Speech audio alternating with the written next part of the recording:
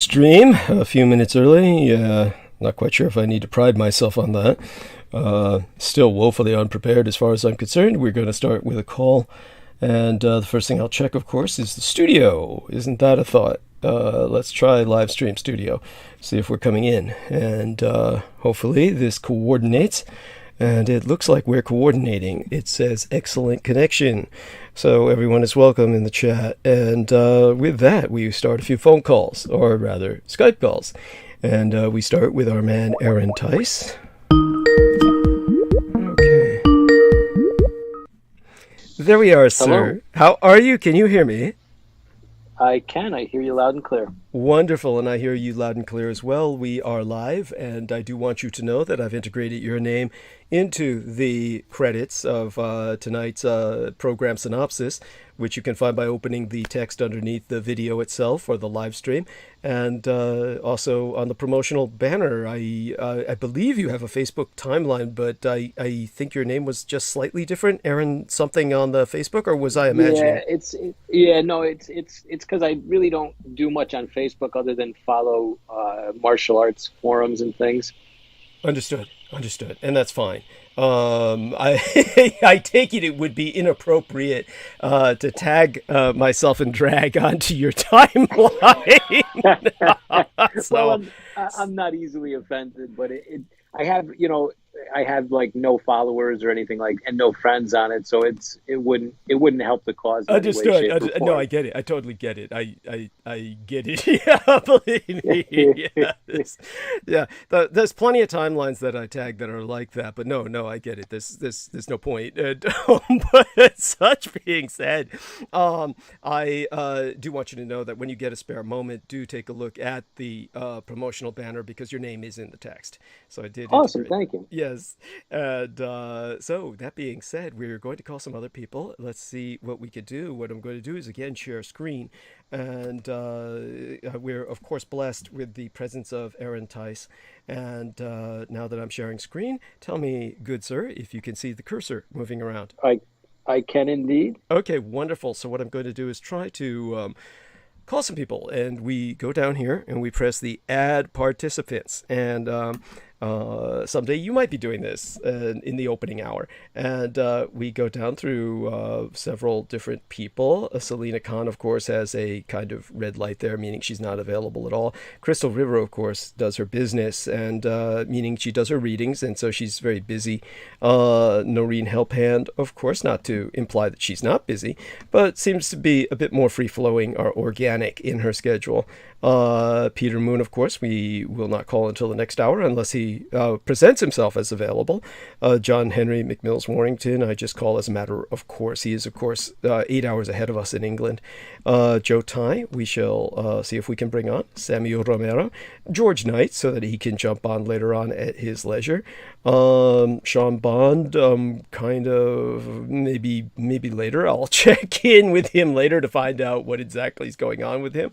Justin White, the curious girl. Some of these people I never expect to answer, and if they ever did, I would be surprised. Brendan Young, and Chris Maggot is just another account for John Warrington.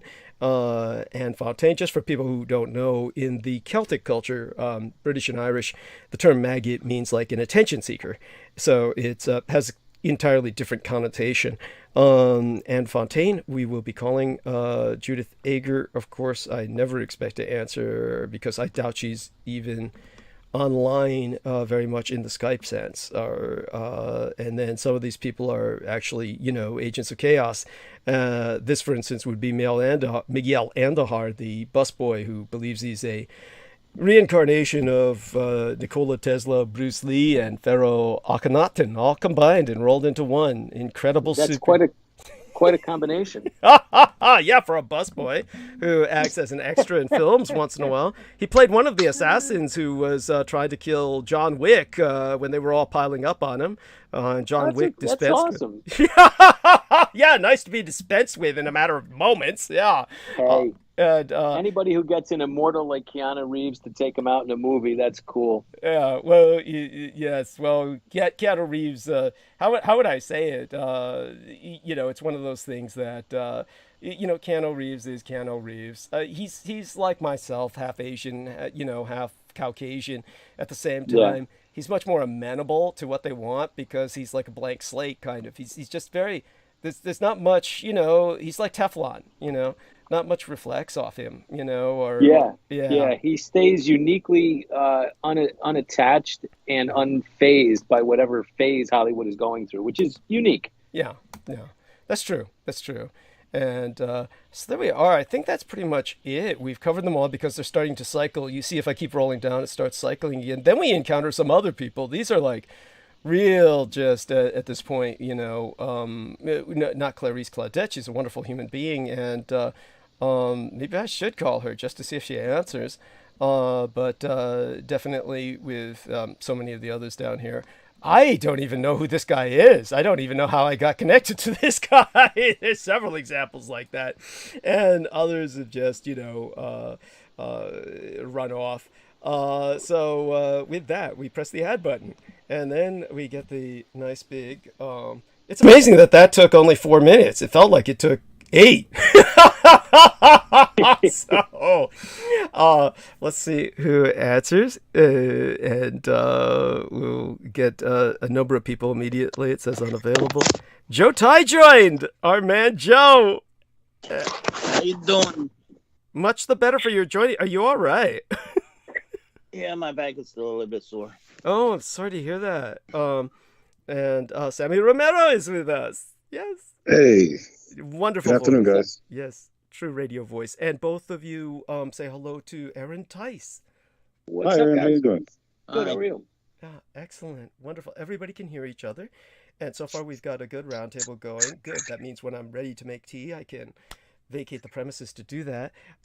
In the meantime, obviously there is so much to talk about. It's overwhelming. But at the same time, I'll count on you gentlemen to bring to our attention anything that you feel needs attention. Anything that comes to... I was able to get on to you, Douglas. Hello. Anne Fontaine. Am I pronouncing your name correctly, young lady? I say fountain, just like water fountain. Okay. And that is a wonderful background you have to your Skype. How do you manage to get that when the rest of us have these like bizarre abstract blurs? How did you do that? I didn't do anything. I didn't do anything. That's amazing. Well, you're blessed. Oh my God, the rest of us get shit. You get architecture. You get visionary architecture, and the rest of us get just pablum. Oh my God. So I so envy you. So Anne Fountain. So is it okay if sometimes I call you Anne Christine? Something like that? Or... Yes. Okay. Yes, that's fine. So let me introduce you to these gentlemen, and they are all gentlemen. This is Mr. Aaron Tice, who will be helping us open the hour whenever he can. Sammy Romero and Joseph Tai. Sammy Romero is, of course, a manager with the Cathay Pacific Airlines, and often we communicate with him on site at his workplace, the Gates of Hell. And Joe Tai is a man who is currently on workers' comp and has a very sore back, but we're hoping that enough hard drugs will help him rehabilitate. Yes.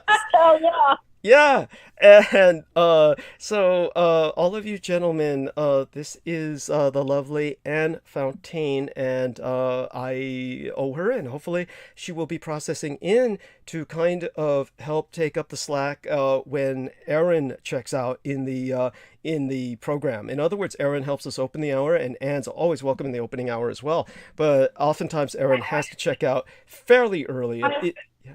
Yeah. My official start date is Wednesday, but I'm just doing this today to get my feet wet. Yeah, that's right. That's right. So let's get you used to a few things. You're on the cell phone, and always remember that you've got to get real close, okay? Like kissing close to the cell phone, or otherwise it sounds like you're telegraphing from far, far away or something like that. Okay. Okay. And so if you would kindly say hello to these gentlemen, you can just say, "Hey, Joe, Sam, and Aaron." Hello, Joe, Sam, and Aaron. Nice to meet you. Hey there. How are you? Hi, hello. Nice to meet you. Thank you. Nice to meet you. Wonderful. That was. Yet these men are obviously not much for social conversation. Something has to be done to bring them up to a level of conviviality that will be more congenial or at least engaging to listen to for our listeners. Like, you might say something like, damn, we've been needing some feminine company, or something like that. A little more imaginative. Yeah. Yeah. Yeah. Yeah. The woman's touch. Yeah. Oh, that came out wrong. It's just right. It's a level of flirtatious with. Well, we need some flirtatiousness to break the ice. Of course, these guys are made of ice cubes or something. Come on, Meltdown. If you gentlemen. Here we are. I'm melting Yeah, already. I'm melting. What should we talk about? What should we talk about when Douglas makes tea? Yes, yes. And so Anne, maybe you could provide a suggestion. I mean, obviously you're getting your feet a little wet. You're just having some fun, and tell us a little bit about what you might suggest is needs some attention in terms of conversation. Well, I'm not much for current events. I suck at history. I'm mostly my lane that I'm in. I'm still figuring it out, but it seems to be mostly with doing inner work and shadow work. Wonderful. That's beautiful. And so with this kind of inner work and shadow work and whatnot, you obviously have been engaging with a number of people who are on the fringe that I would take, yes? The fringe, that's a nice way of putting it. The fringe. Yeah, and well, let's start with Joe. Joe, tell us about the pain you've been in. I think that would be something that people in pain, they love to talk about it. So maybe Joe can start with a moan. That's a bad idea. The more pain you talk about, the more painful it gets. You just have to not think about it. Okay. Yeah. I mean, are you sure? I mean, I'm so tempted to ask you which disc of your spinal column is impacted or slipped, or is it something like that? It's just the lower back.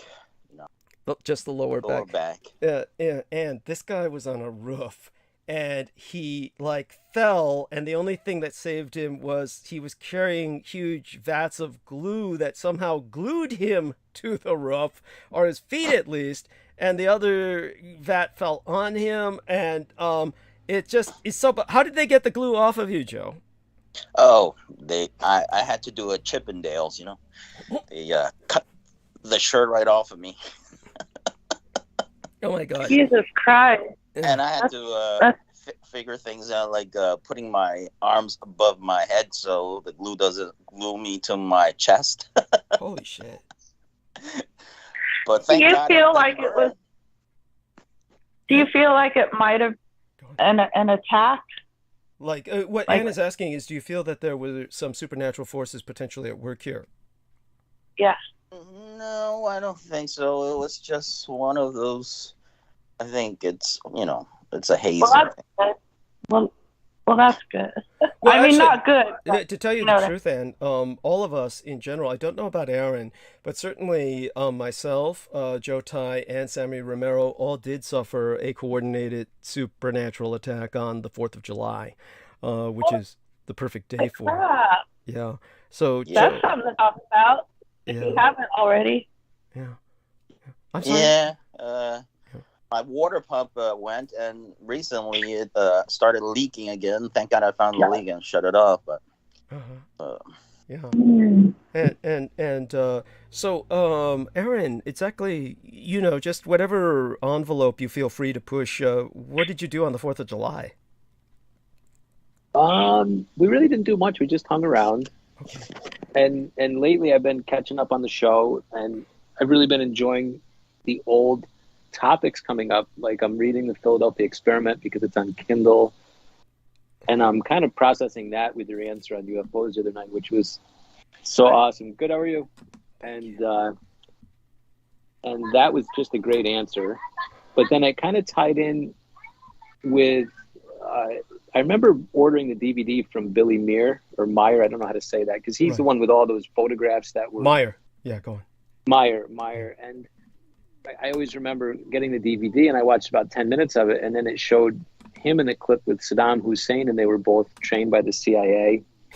So it kind of ties in with all the things you've said and the Philadelphia Experiment book says, and what the Bill Cooper said. So it's all kind of tying together in a long way away from the beginning of the conversation. So it took a lot of years to piece all these things together, but it's kind of weaving its way into a narrative that's palatable, so to speak. Right. And you're not in a neighborhood where I have my own stereotypes about the South. Don't people around you like pull out guns and fire them in the air at each other during the 4th of July? No, not here. I haven't seen any of that. But I'm sure there's those places. Okay. Well. I definitely do that in Arizona. I lived many years in Arizona. They do that there. Okay.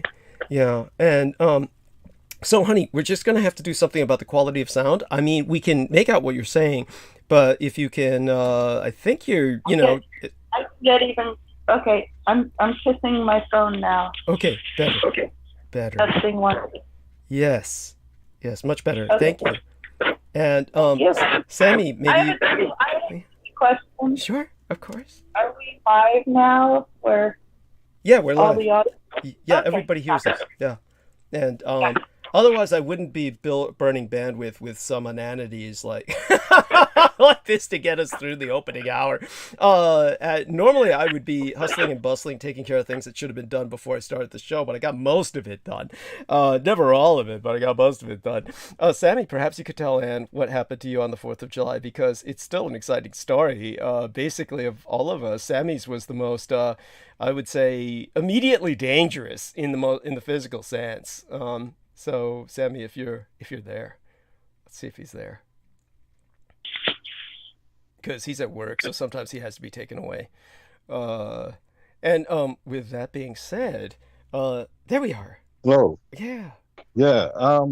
I was pretty much going down the 110 freeway, which was bombarded by fireworks, which seemed like they were lit right on the freeway. Yeah. And then I exited on my way home, and on the street they were throwing they're throwing fireworks right next to cars. Yeah. So I was getting bombarded by these illegal fireworks, and the people that were throwing them were people in Hoodies. You really couldn't see them. Yeah. I mean, you could, but not really, because pretty much all this chaos going around. Yeah. But yeah, it was pretty interesting. Well, I have this image, or my own stereotypical image would be silhouettes of hoodie people. Would that fit? Yeah. Yes. The only thing about it is, I have a car. I have a car with me. Like, if I was really enraged, I'd probably run them over. But then that would not probably be very smart as far as going to jail right now. So it's not smart. I wouldn't get the benefit of the doubt as far as I was traumatized. No. Right. So at least that's just how I figured. But no, it was pretty interesting. It was one of those things where you kind of have to remove yourself from the situation and just proceed safely as possible. Yes, thank you. And by the way, I do want to prepare people for the fact that our man Mr. Aaron Tice may have to leave at the bottom of the hour. Would that be around the bottom of the hour, right, Aaron? Yeah, the bottom of the hour. Yeah. So while we have the gift of Aaron's company, I would like Aaron to kind of take over for a few minutes and just kind of guide the conversation. I think you've got a good handle on where everybody's coming from right now, and I have every confidence with your ability to communicate publicly that you can help the conversation hold, and I'll be back well before the bottom of the hour. I'll be back in about 5 minutes, 7 minutes. So right. I'll go mute, and Aaron and all of you will hold a wonderful roundtable, and I'll be back to usher Aaron off into the gentle night. Okay. All right. So have you guys been keeping up on the recent episodes? Is there anything you guys wanted to bring up and talk about or discuss?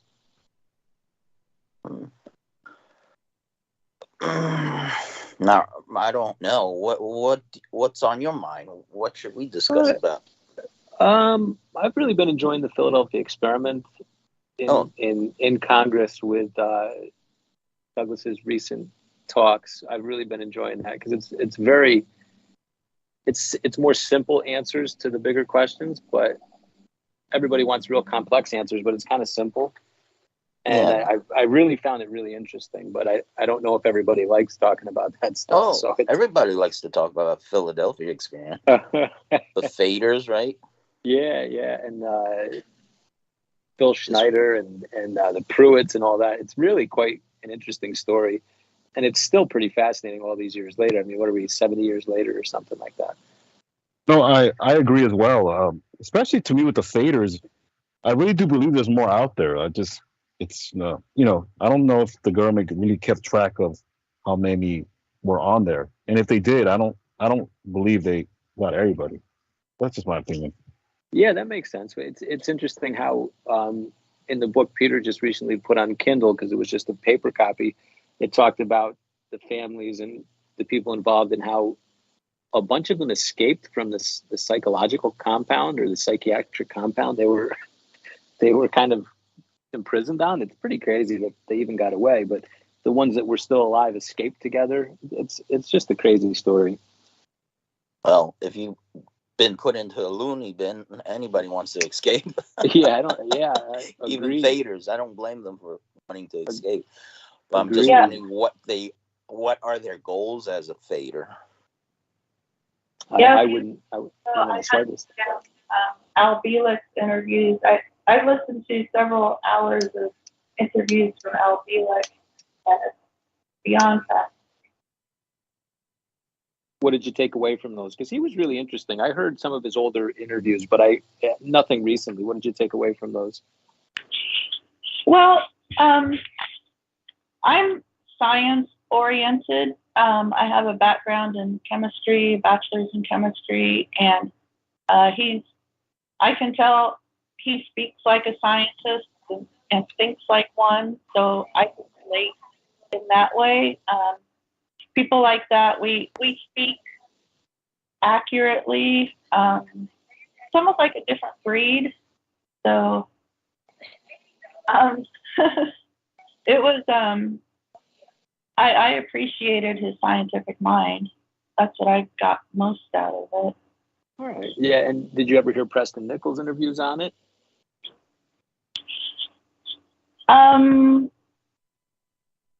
A bit, yes. Okay. All right. So you studied the whole thing. Yeah. What was your favorite part of Al Bielek's story?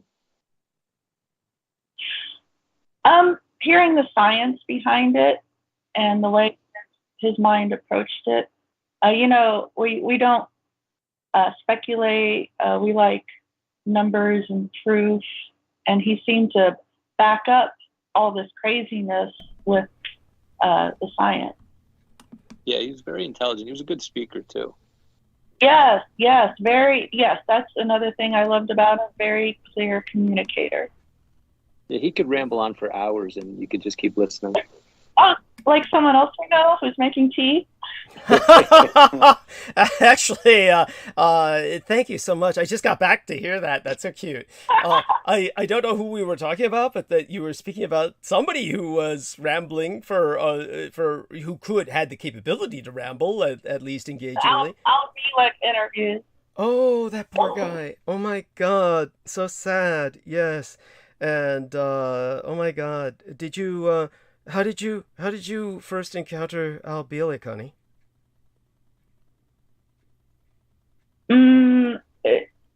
The Philadelphia experiment to me seems to all be lumped into this gigantic puzzle that includes Montauk and MyLabs and SSP. It's all part of one giant, messy, chaotic soup puzzle. Right. And I had jobs that allowed me to just, I could work my job while listening to interviews in the background. I worked a lot of graveyard shifts last year. Oh, wow. So I would listen to hours and hours of all these types of different interviews. Wow. May I ask what you were doing on graveyard shift? working at a hotel in Prescott, Arizona. Okay. Wow. So that must have been nice in its own way. Peaceful, quiet, right? Yes, it had some perks, definitely. Right. And was there any... I Oh, go. I'm sorry, go. Oh, no, go ahead. Was there anyone to talk to? People in the kitchen, perhaps, or security personnel? No, it was a small hotel, and I was the only one running it at graveyard shift. I was all by myself. That's awful. Oh my God, that's awful. Doesn't sound too fun. Yeah, that's. I mean, Well, yeah. I've been a targeted individual since birth, and it was the only work I could get at the moment. So you got to take what you can get, right? Yes, of course, but it doesn't sound safe. It sounds like for a young lady to be working alone like that in a hotel with no security and no other personnel, even custodial. Was that the case throughout the night? Correct. What kind of a hotel was this? I we only had like 65 rooms. 65? I mean, that's a lot. I mean, that's a lot of potential trouble. Nowadays employers make an employee do the work of like 2.5 to 3 people, and that's what I find in the workforce. Oh my and it was potentially dangerous, but I just had to man up and deal with it. And I got to learn about a different side of me where I can be, if I need to be totally vicious and savage to someone who deserves it, they better watch out. I agree. No, we need to be able to do that. By the way, in the last few minutes we have with Aaron, do say good night to everyone, and certainly whatever else you want to bring to our attention before I, kind of take over from you. Sure. Yeah, I would say if you can contribute to Douglas, please do. He needs a little bit more this month to make the bills meet. And that can come in the form of a donation or purchase his books in multiple copies electronically on paper. And I'm thoroughly enjoying the Philadelphia Experiment. I can only read it because it's on Kindle right now, and all my books are kind of unavailable to me right now. So that's a lot of fun. So if you haven't purchased that on Kindle, you should, to support Peter. I think we should support all of their products and knowledge, and that's how we say thank you. So that's what I would like to say. God bless you, and I appreciate that profoundly. Thank you so much, and you're always a great help with emphasizing such. And with that, you have a blessed night, and share our best with all your own. Okay. I will. Oh, and if people have forgotten, the book on vampires is amazing too. So if you need something to read, go to Kindle and grab that. That's an amazing book, and it's a lot of fun. So grab that one too. Thank you. And that's wonderful. And most blessed be. Everybody say good night to Aaron. Good night, everybody. Good night. Yes. And yes, there we are. And so I do want to bring attention to the chat room. How far away, or how far is away, is our dear Mirthling, who has her own Facebook page on environmental awareness by that name, How Far Is Away. And she's in the house, and she says, coming through perfectly. Douglas Marks says, hey, Douglas and everyone, I'm checking in from Miami, Florida, not Australia. Laugh out loud. Love your last interview with Sean Bond. Also, Carl Jung being a Nazi psychologist blows my mind. Yes, very much so. And thank you, Douglas Marks. You're always so welcome here, and deeply appreciate it. Peggy Wood says, hi, everyone, with a number of multicolored hearts. And Mirthling says that Anne Fountain, that she came out just right when she said a woman's touch was needed. She said it's perfect. And Victoria Emmanuel, kiss to her. She says, hello, friends of DD, and missing being here for your knowledge and sharing of information. And we're so glad to have you back, Victoria. And to Ann B.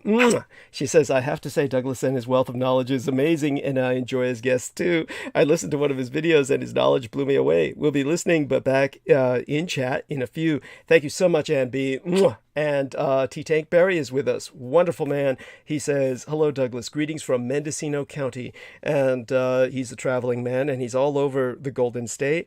also a solid union man and a wonderful contributor. And he's contributed more than enough, more than his share over the last few months. And but certainly will remind people that I have received some incredible contributions from T. Tank Berry, literally altogether within a span of a very short time, certainly less than a month's time, about close to $400. And it was a and B says, thanks, Douglas. There, I'm so glad you heard that. And a kiss to Mirthling as well. And with that, I want to say that T. Tank Berry helped me make it through some very rough times. It's just been a rough convergence. The Marine Corps life insurance, which is under the Office of Service Members Group Life Insurance, which I renew annually, is like that took like $1,000 right there, and then I had to spend there were other things I had to renew. The website I had to renew for about $200, and then I had to just a convergence happens in June and July, and admittedly there was some collateral expenses just with the holidays. And even though most of what I do with my son and his relations is covered by him, it's not so with my gang brothers when I hang out with them necessarily. So I do pop in some to what they're doing with their activities, and altogether, it's just bled me dry. So worse yet, what had happened was, if people might vaguely remember, and I'm going to cut off the screen share. Basically, how far is away says, forgive the fact I do not participate chat. Student preparations for demonstrations. Cool. No, that's wonderful. And so with all of the people participating, I want to emphasize that, it was April. It was in April, late April. It was Sunday as dated, probably around the 24th of April, that I began to just before a show, it was probably arthritis. Because there was no symptoms other than my arm going extraordinarily numb and not responding to commands. But other than that, when I lay down, just basically not even a full, I forget whether they call it prone or supine. I think it's supine on your back. Joe would know, of course, whether it's supine or prone with his back injury. But when I lay down with my head leaning against the stand that I put the monitor on this bed that I host transmissions from, it all normalized. So I didn't bother calling 911, which I certainly would have if it had not normalized. And I basically later on told my case management nurse, after which, finally the doctor had a telephonic appointment that he canceled. And then he finally talked to me basically Friday. And when he spoke to me last Friday, he was basically adamant that I go through just a battery of tests and several things that are immediately get thrown at me with this. One is I'm totally insured, thanks to the fact that I'm on Medicare and Medi-Cal. There's not even going to be a dime that I'm paying for anything that's suggested. The problem is the cab fare, which will kill me getting there and back. Literally, that will be like about, hopefully not so much, but realistically, at least about $30 to $40 twice in a row. So that's 80, basically close to $100 for just going to the hospital once per test. You need a chauffeur, honey. Yeah, I do. And then, so just to let people know, the expenses are piling up and I do need to make the rent. So we're trying to raise about $150 to $200. And, I could always borrow from friends. I hate doing that for obvious reasons. Most of my friends being essentially people I just hate paying back. So I try not to get to the point where I owe them anything. So let's try and avoid that. I've done it several times and nothing's come of it that's negative, but who wants to go through that? All that being said, what was the other thing that came to mind? The other stupid thing that happened? Oh yes.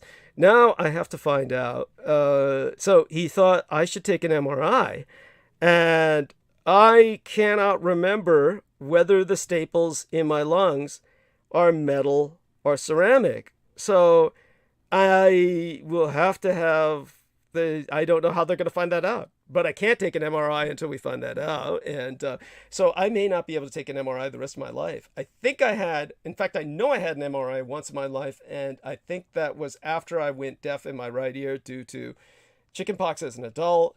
And after that, they were trying to see for nerve damage or whatnot. But I think it was after that I had the lung collapses.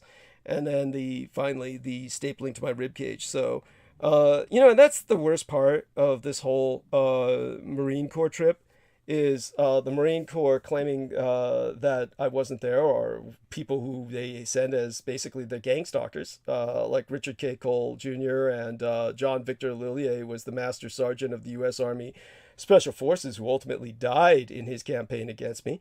And I spit on his grave and will piss on it if I ever get in physical proximity. In fact, I'd take a shit on it, to tell you the truth. But these people, of course, literally forged documents, which I had a federale on my program at one point, proving that they were forging documents, for which they belong in federal prison. Actually, John Victor Lillier was heading there before he died. But Richard K. Cole Jr., being deeper state than he is, basically is still getting away with it. So at this point, think of how angry it would make you feel to have gone through the Gulf War, had your lungs collapse due to exposure to cyclosorine nerve gas multiple times to the point where they're stapled to your rib cage just to keep them from collapsing again, and people claiming that you didn't serve. I mean, and this is the kind of shit that I have to deal with. It's not just from him. When John Victor Lillier, using his Gangstalker site, which had the incredibly stupid title for incredibly stupid people of "This Ain't Hell, but you can see it from here," some site on stolen valor, where he would just literally forge documents about people he was attacking to claim they weren't in the military. Then you get all kinds of military gang stalkers, hundreds, literally hundreds, joining, in the chorus to attack the targeted individual. So my hatred for the military is with good reason. And if anybody has ever been in the military, go fuck yourself. Go fuck yourself and jam it deep, jam it hard, and jam it sideways if it fits. And I hope you die alone and afraid and in terrible pain. And I mean that for all the millions who have served. Any of the good ones are already dead. The rest that are living aren't worth a shit. Such being said, or having been said, we can move on from there. But that's the kind of frustration that I feel when I'm confronted with something like this now. My doctor's being very conscientious and very thorough, and obviously pretty much overreacting. But I will do my best to cooperate with them. We'll see if I can contact another doctor at UCSF who's in an administrative position. And they might be able to find some records of my surgery. The problem is that since I haven't been to UCSF in what must be decades by now, maybe about 15, 20 years, I don't know.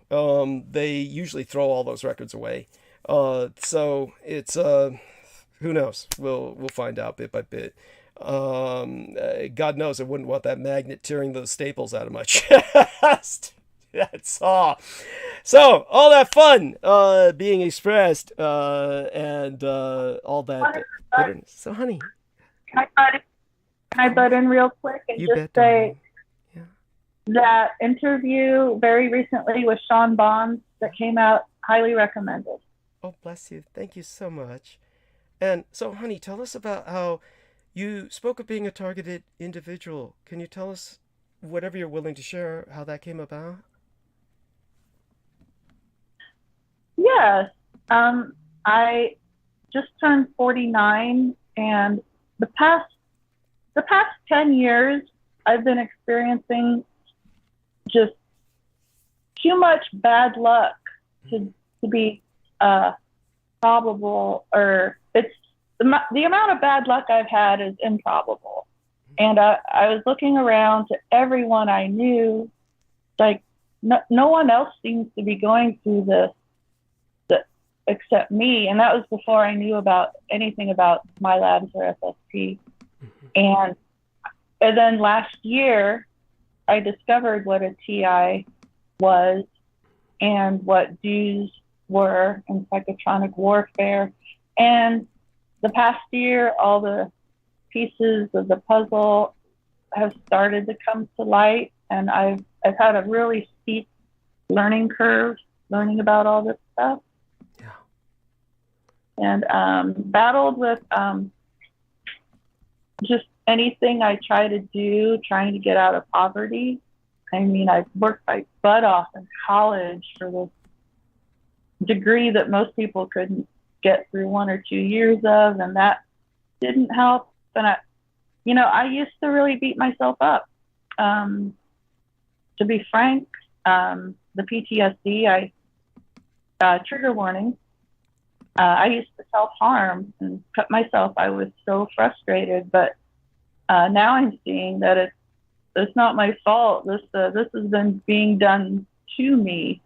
So even though the truth sucks, I'm just so grateful to have some answers now. Yes. Thank you. Thank you for having the courage to share that. And again, just so people know, Ann Fountain will be hopefully joining us as basically my co-producer. She will kind of like relieve Aaron in general. That's the general plan, who will help with the opening hour in general when he can. And then she will kind of take over for the remainder of the night that she can afford, meaning whatever time she can afford to invest. So in terms of what happened to you, I definitely appreciate you sharing that much, and obviously only share what you feel comfortable with. With that in mind, obviously I get the feeling Sammy's life has been fairly stable, comparatively speaking. He's had some things going on with his relations that have attracted some negative energies and entities. But in general, his sense of centeredness that both he and his twin brother Isaac have kept them and theirs fairly well shielded. Which is probably why his affiliation with me forced those who stalk myself to resort to a more physical attack. With Joe Tai, on the other hand, his own life has been fairly chaotic, and he could almost be considered a targeted individual in some respects, but I'm not quite sure he feels that way. Joe, do you feel like that, or do you feel like your life's been more something else? Let's see if he's with us. It should be a good year, but I just ran into a lot of BS. But fate is fate. I couldn't stop my son from becoming a naval guy. God, that's so tragic. Holy shit! Oh, but it's in his chart.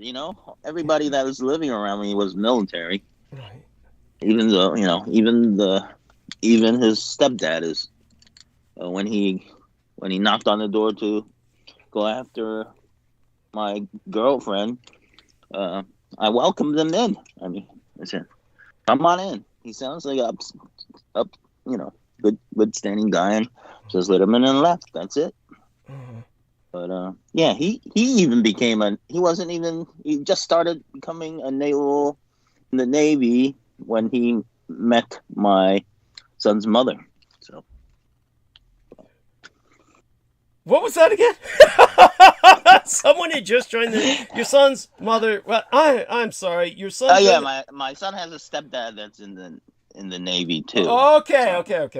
Yeah, there we are. But I did his the emperor stuff where he's how many tallies his life is, and he had to work for government. I was trying to get him to do politics and by emperor stuff you mean like some fortune telling? You mean you did some fortune? Yeah. Okay. On the knee, on the back, things like that. Right. On the head, on the shoulder. Right. No, but this is the other one with the tally. How many tallies? the Chinese almanac thing. Right.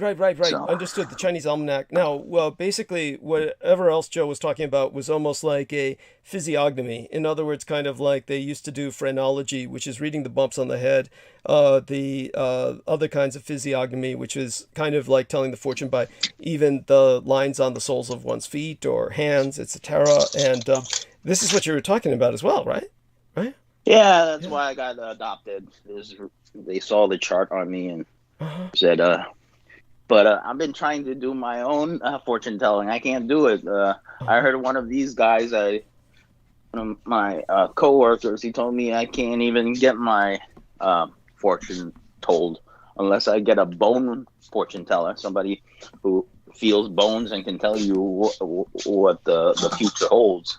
What Joe's telling us is that it wasn't glue that fell on him, but acid, and he's basically now a walking skeleton. Is this what you're trying to say? I don't. Absolutely. What? I mean, like, what the fuck? Now. Why can't you get your fortune told by reading bumps on your body? What? No, bumps on the bone. You know, there's different types of fortune telling, right? Right. There's you know. But why are you stuck with bone as opposed to? Because I was adopted. They said it's harder to do that because I had the surname changed. Okay. Because you don't have a surname for them to trace.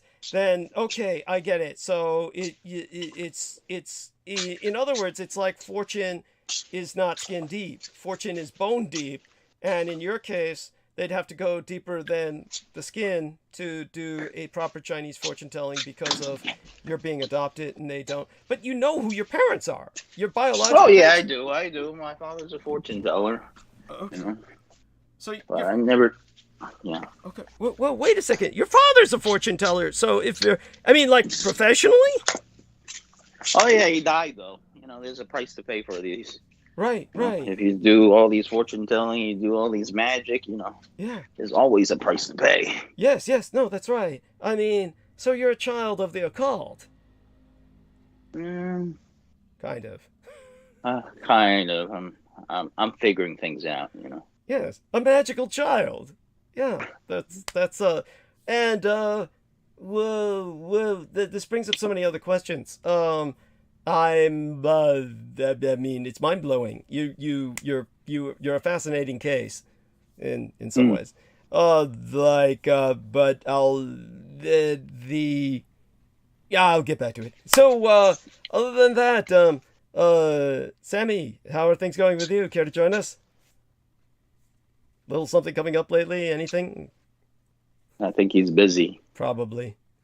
Yeah, he is at work. How about Anne? Anne. Yeah. She sounds so soothing. I'm melting. Does, yes.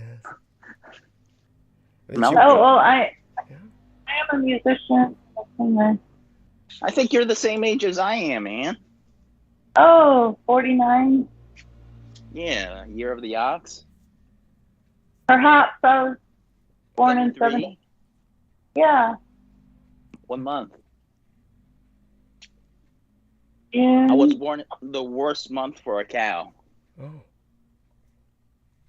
What month Difficult life. What month is that?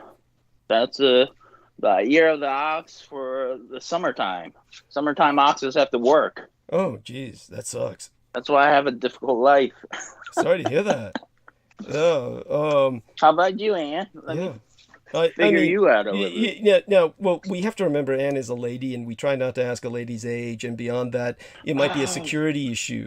I mean, I'm no lady. you're so cute. My mind is wired more like a man than a woman, so not easily. Maybe you were born in the summertime like me, then that's why you're having difficulties. Uh-huh. I think it has more to do with the type of soul that I am. Okay. Well, do me a favor, Anne, and I just... think me as a threat, I believe. Right. So, Anne, I'm glad that Joe can hear you, and I think we can make out most of what you're saying, but just make certain to keep that phone close whenever you're speaking, because imagine that you're, in front of a microphone and you just get real close to it, okay? And, I mean, like, kiss it. So that'll make your voice come through. So give me another test run here. Say hello or something. Yeah, I'm doing my best.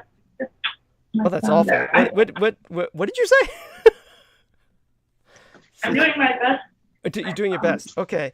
And also, do you have your phone plugged in to make certain it doesn't run out of juice? Because that phone might run out of battery juice. Do you have? I'm plugged in. Good. Okay, good. So you're plugged in. We could go all night with that theoretically. So what I'm going to do? I'm sorry, honey. Oh my. Okay, good. Like it. So I'm going to leave Joe and yourself to talk for a few minutes. I'm going to be right back, and I'll prepare to bring Peter Moon on at the top of the hour. In the meantime, Peggy Wood says got a nice bonded heart for Anne, a bandaged heart, and so we all appreciate people who are damaged by such assaults throughout their lives. T Tank Barry says, very welcome, brother. More to come. God bless you, T Tank Barry. Don't put yourself out, but definitely appreciate it. And hugs to T Tank Barry. And with that, I'm going to go mute for just a few minutes. Be back. And both of you got this, right? Both of you can handle this, right? Yeah. I thought it was saying, yeah. Wonderful. Good. I'll go mute then. And Joe, take it away. Help Ann talk. Ann, how you doing? Joe, I know a lot about survival mode from being targeted. And one thing I think is really interesting, and we'll see if you agree with this, is, we're not, I'll speak for myself, but I'm not asking for a lot. I don't ask for a fancy car or a fancy new house or trips to Europe over the summer. You're beautiful. I like that. People who are targeted, we just want like simple, basic things, and I think most of us would be totally happy. We don't want the fancy things. We're just working our asses off to survive. I understand. We just need to pair up. More in numbers and more or less. You just have to find the right partner to pair up with and start from there, because you only have two hands. If you have an extra hand, life would be a lot better off. Exactly. And I think TIs need to watch out for, there'll be so many people come into your life that seem like they're trustworthy and seem like they're helping you out, but they're like plants there to do the Yeah, I ran into a lot of those people too. Yeah, it's hard to find. I mean, the mindset of these people, especially the military, I ran into too many of these. I'm recently running into one of them that sounds halfway normal, but I'm still iffy about it. But you have, and I bet kids. maybe you got kids you got to take care of. Thankfully, I have no kids. That would just be so overwhelming. I knew at a very young age, at around 8 or 10, that I never wanted kids. Is that a cat in the background? So it's hard to hear my voice, but you can hear my cats on the other side of the room. It's meowing. Yeah. It's meowing. That's because I haven't got her fixed yet. Oh, okay, all right. So everyone, introduce Cha-Cha. Cha-Cha, everyone. Hi, Cha-Cha. Hola, Cha-Cha. I have my mama Charlotte gave birth to 2 cats, and they're named after the time traveling assassins in the Umbrella Cat Academy, Cha-Cha and Hazel. Oh, wow. They're better, at least you don't have to have a dog and pick up shit. That makes the dog the master, not you. But well, I'm happy to serve my cat. I believe cats, for some reason, have special abilities to protect us.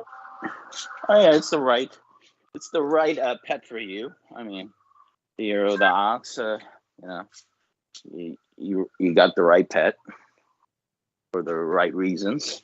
I had a cat before. So you said you found so far at least one person in the military who's not totally insane? He's insane, but he's insane.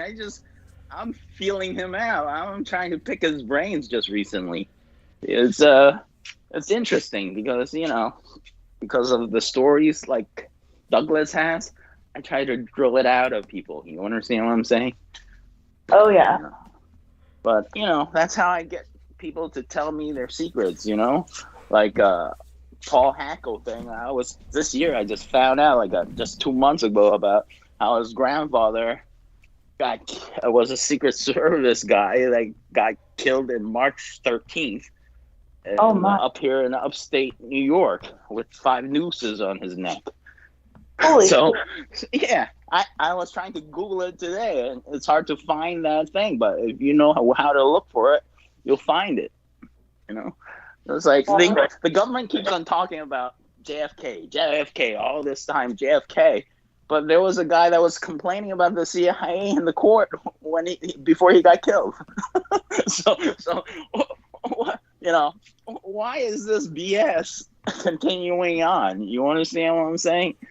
It's like, it's ridiculous.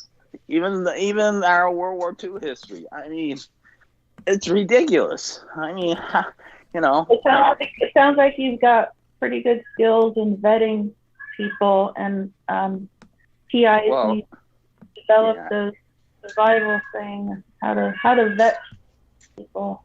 Well, you gotta let it out like Douglas once in a while. You know, you don't want to be stressed out. Yes, thank you. I got back in time to hear first about somebody had a cat too, then about, one person in the military, or a relation who's in the military who's not crazy, and it was pointed out the person is crazy, basically. So I heard that, and then the rest that went on thereafter. And I'm still trying to figure out what I just did here with my, I'm trying to put the hyperlinks up, and then at the top of the hour, I'll be bringing Peter Moon on. So I just want to congratulate both of you. I think both of you, it sounded like you were both holding out really well. So again, the fact that you were doing that's wonderful. Bless you both. And that being said, yeah. Did I pass the audition? Yes, of course, honey. You did, of course. And that goes sans saying. And so what I'm going to ask our lovely Anne to do is feel free to kind of relax. And usually when Peter comes on, and like I said, this will be the last time he's on for a month, but usually when he's on, he pretty much takes over the show with me, and he and I alone pretty much handle it for about 3 hours.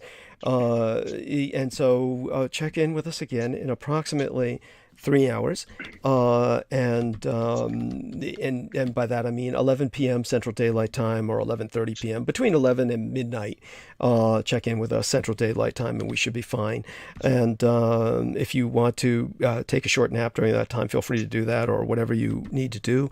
And other than that, honey, say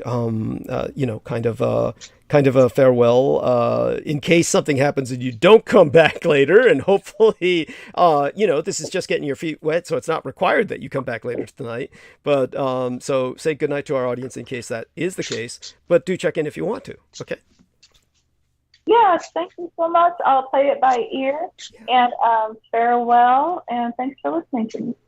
Bless you. Glad to meet you, Anne. Nice to meet Hope you. to hear from you a lot often. Thank you. Yeah, wonderful. And Joe, the same with you.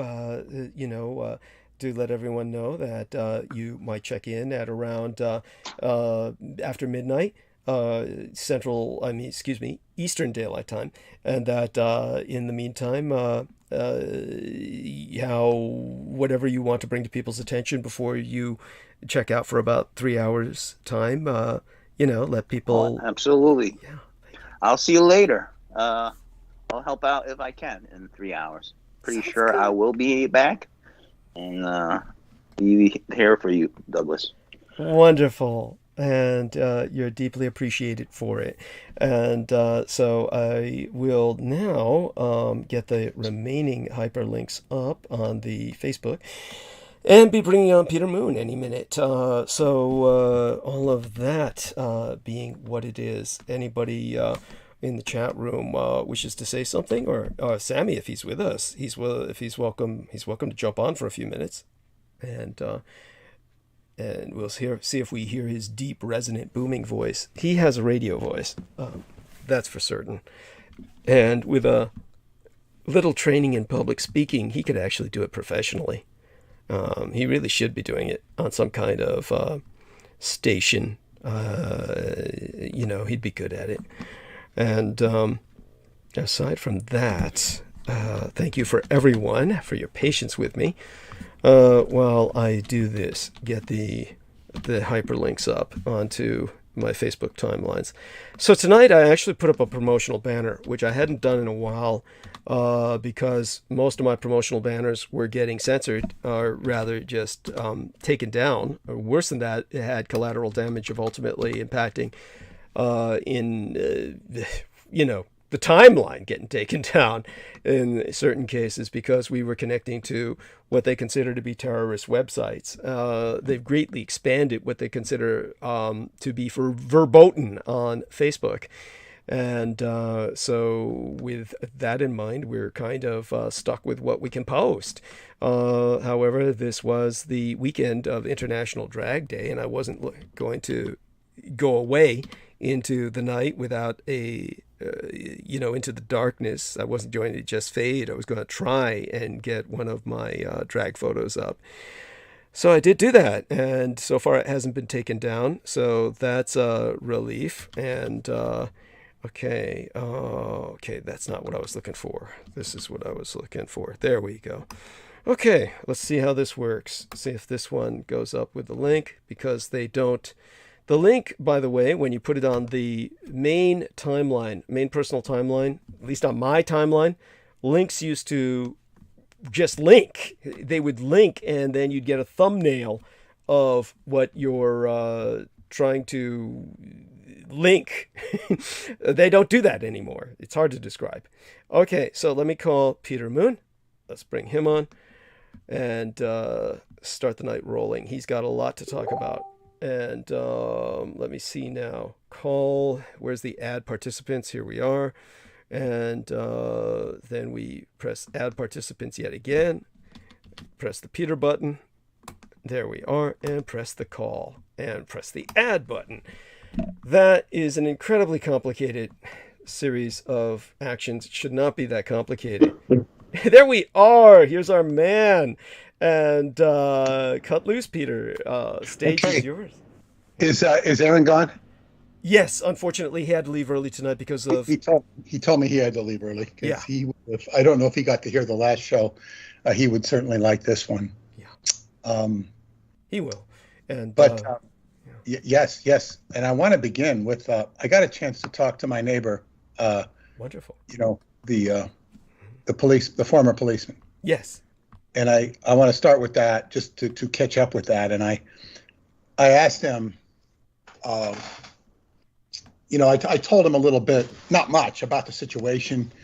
And he said that Child Protective Services he says they have to do what they did because they've been letting a lot of cases go and they've gotten in trouble for it. Ah, okay. So they're like super alert. They've been sloppy.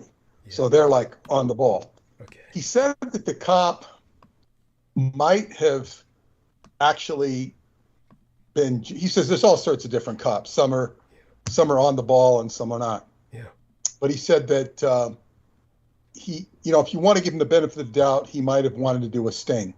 Right. And he says the way they do a sting on a place like that would be to send in a cop who's like young and looks like they're a minor when they're not. Okay.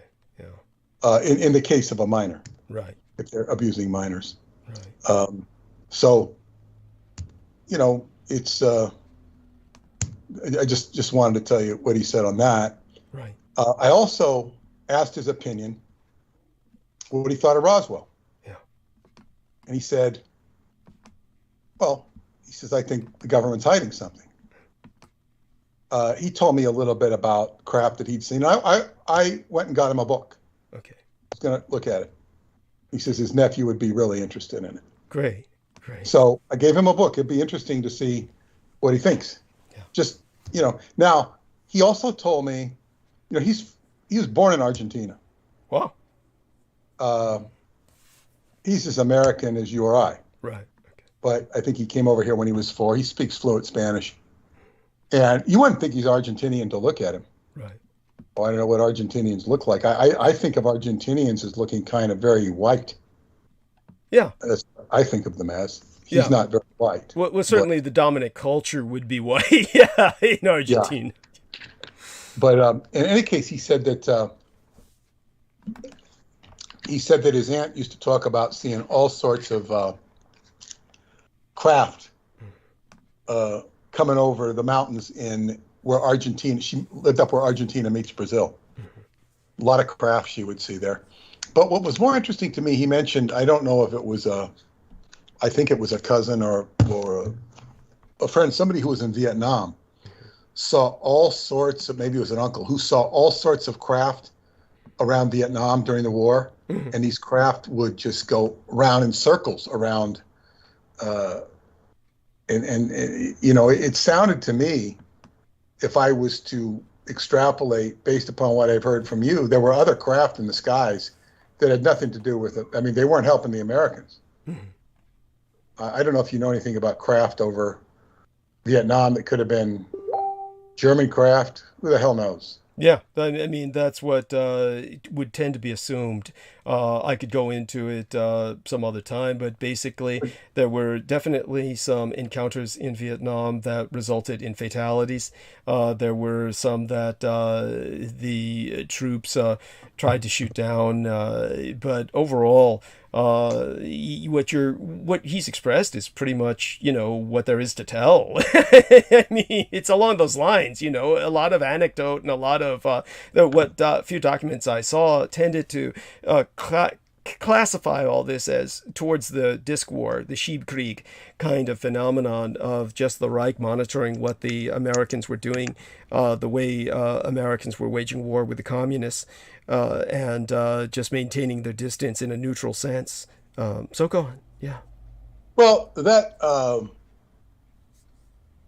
was essentially that with the cop. Yeah.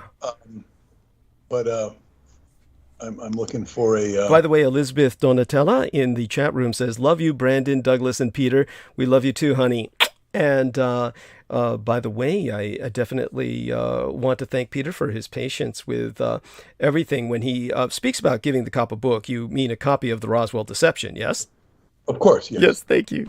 Thank you. And I do want to remind people, of course, hit the upvotes. Now that Peter is with us, I do want to remind all the listeners that come on for Peter that we don't appear on searches unless we get enough upvotes to overwhelm the downvotes that the gang stalkers hit us with. Fortunately, the primary funder of those gang stalkers, Stephen Outrim, is really cheap, and he purchases these really cheap Autobots that slam downvotes on us, and the intention is to keep us off of searches at the beginning of transmission. YouTube actually filters those out, but it takes about an hour or so. So it's important right at the beginning to use whatever IP address you have in different IP ports that present a different IP address, and slam multiple upvotes to counter that. And they fight dirty. We've got to fight just as dirty as they do. That's the world we live in. With that, we turn back to Peter. Okay, so I have something interesting to offer. I sent out a email a couple hours ago or so, and I gave out a free 3-page newsletter to everybody who's on my Time Travel Education Center mailing list.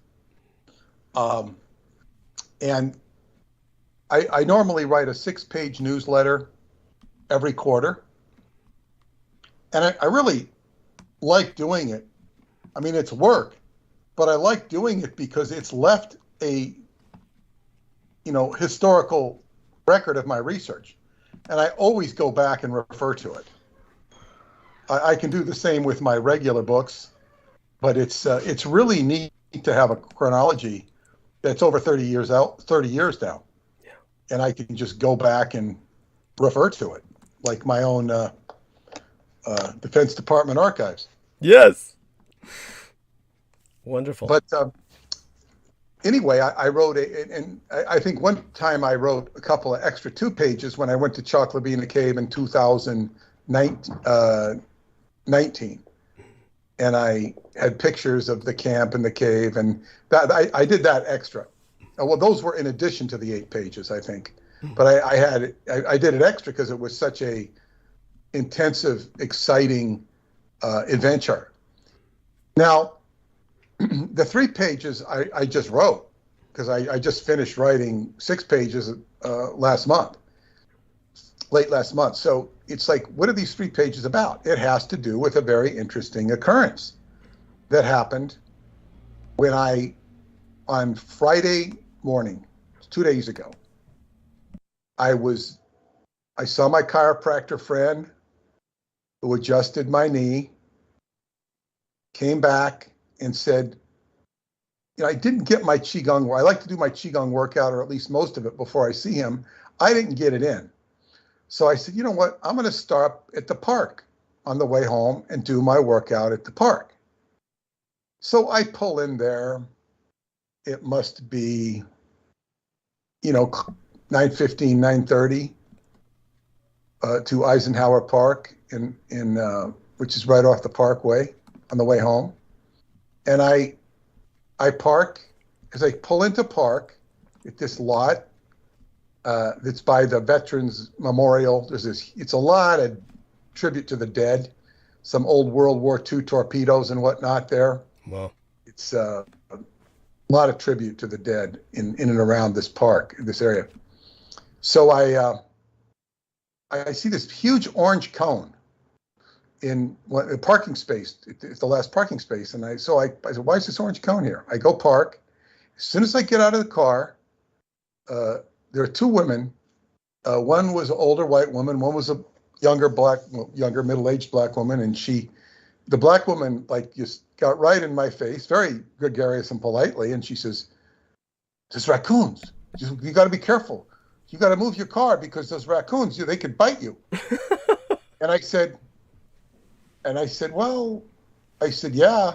I said, if I'm going to move the car, I'm going to do it now or later. It doesn't really matter whether I go now or later, She laughed.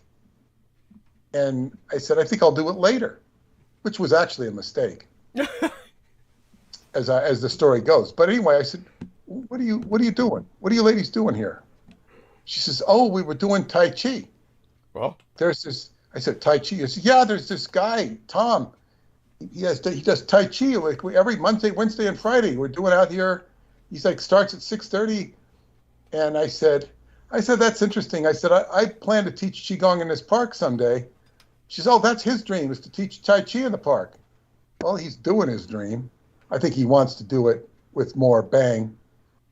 But anyway, she started to explain to me how she was joking around, and she said he left. He got pissed at her because she was joking around. She was kind of new to the class and joking around, and he just turned around and walked away. So, well, I said, the reason he did that is because he takes this very seriously, and you're new, but he views this as disrespect. He's teaching something very serious.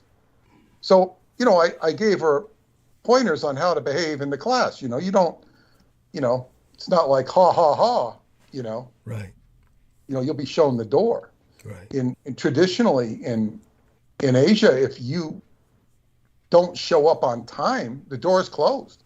You're not allowed in. That's an ultimate sign of disrespect. And it's very important. My teacher was lax on that point, but he'd always comment on it. And he'd usually chide people for coming in late. If they came in late, he made them feel uncomfortable about coming in late. I don't think I ever came in late. maybe once. Right. But and that's a struggle when you're trying to park in Brooklyn. Yeah. But so anyway, so it was like, wow, this is a gateway to, I said, well, maybe I'll come back and see Tom and help him out, when I returned from my trips. But anyway, White Lady had to go home, and I took Sharon and I gave her a pretty long lesson in Qigong. She took me over to the Angel of Hope. She said, this is where we meet, this statue. I just noticed it the other day when I was at the park. Mm-hmm. I just happened to notice the Angel of Hope. Okay. That's the hope. That's a great idea, the Angel of Hope. I liked it. So I, taught Sharon X amount of stuff.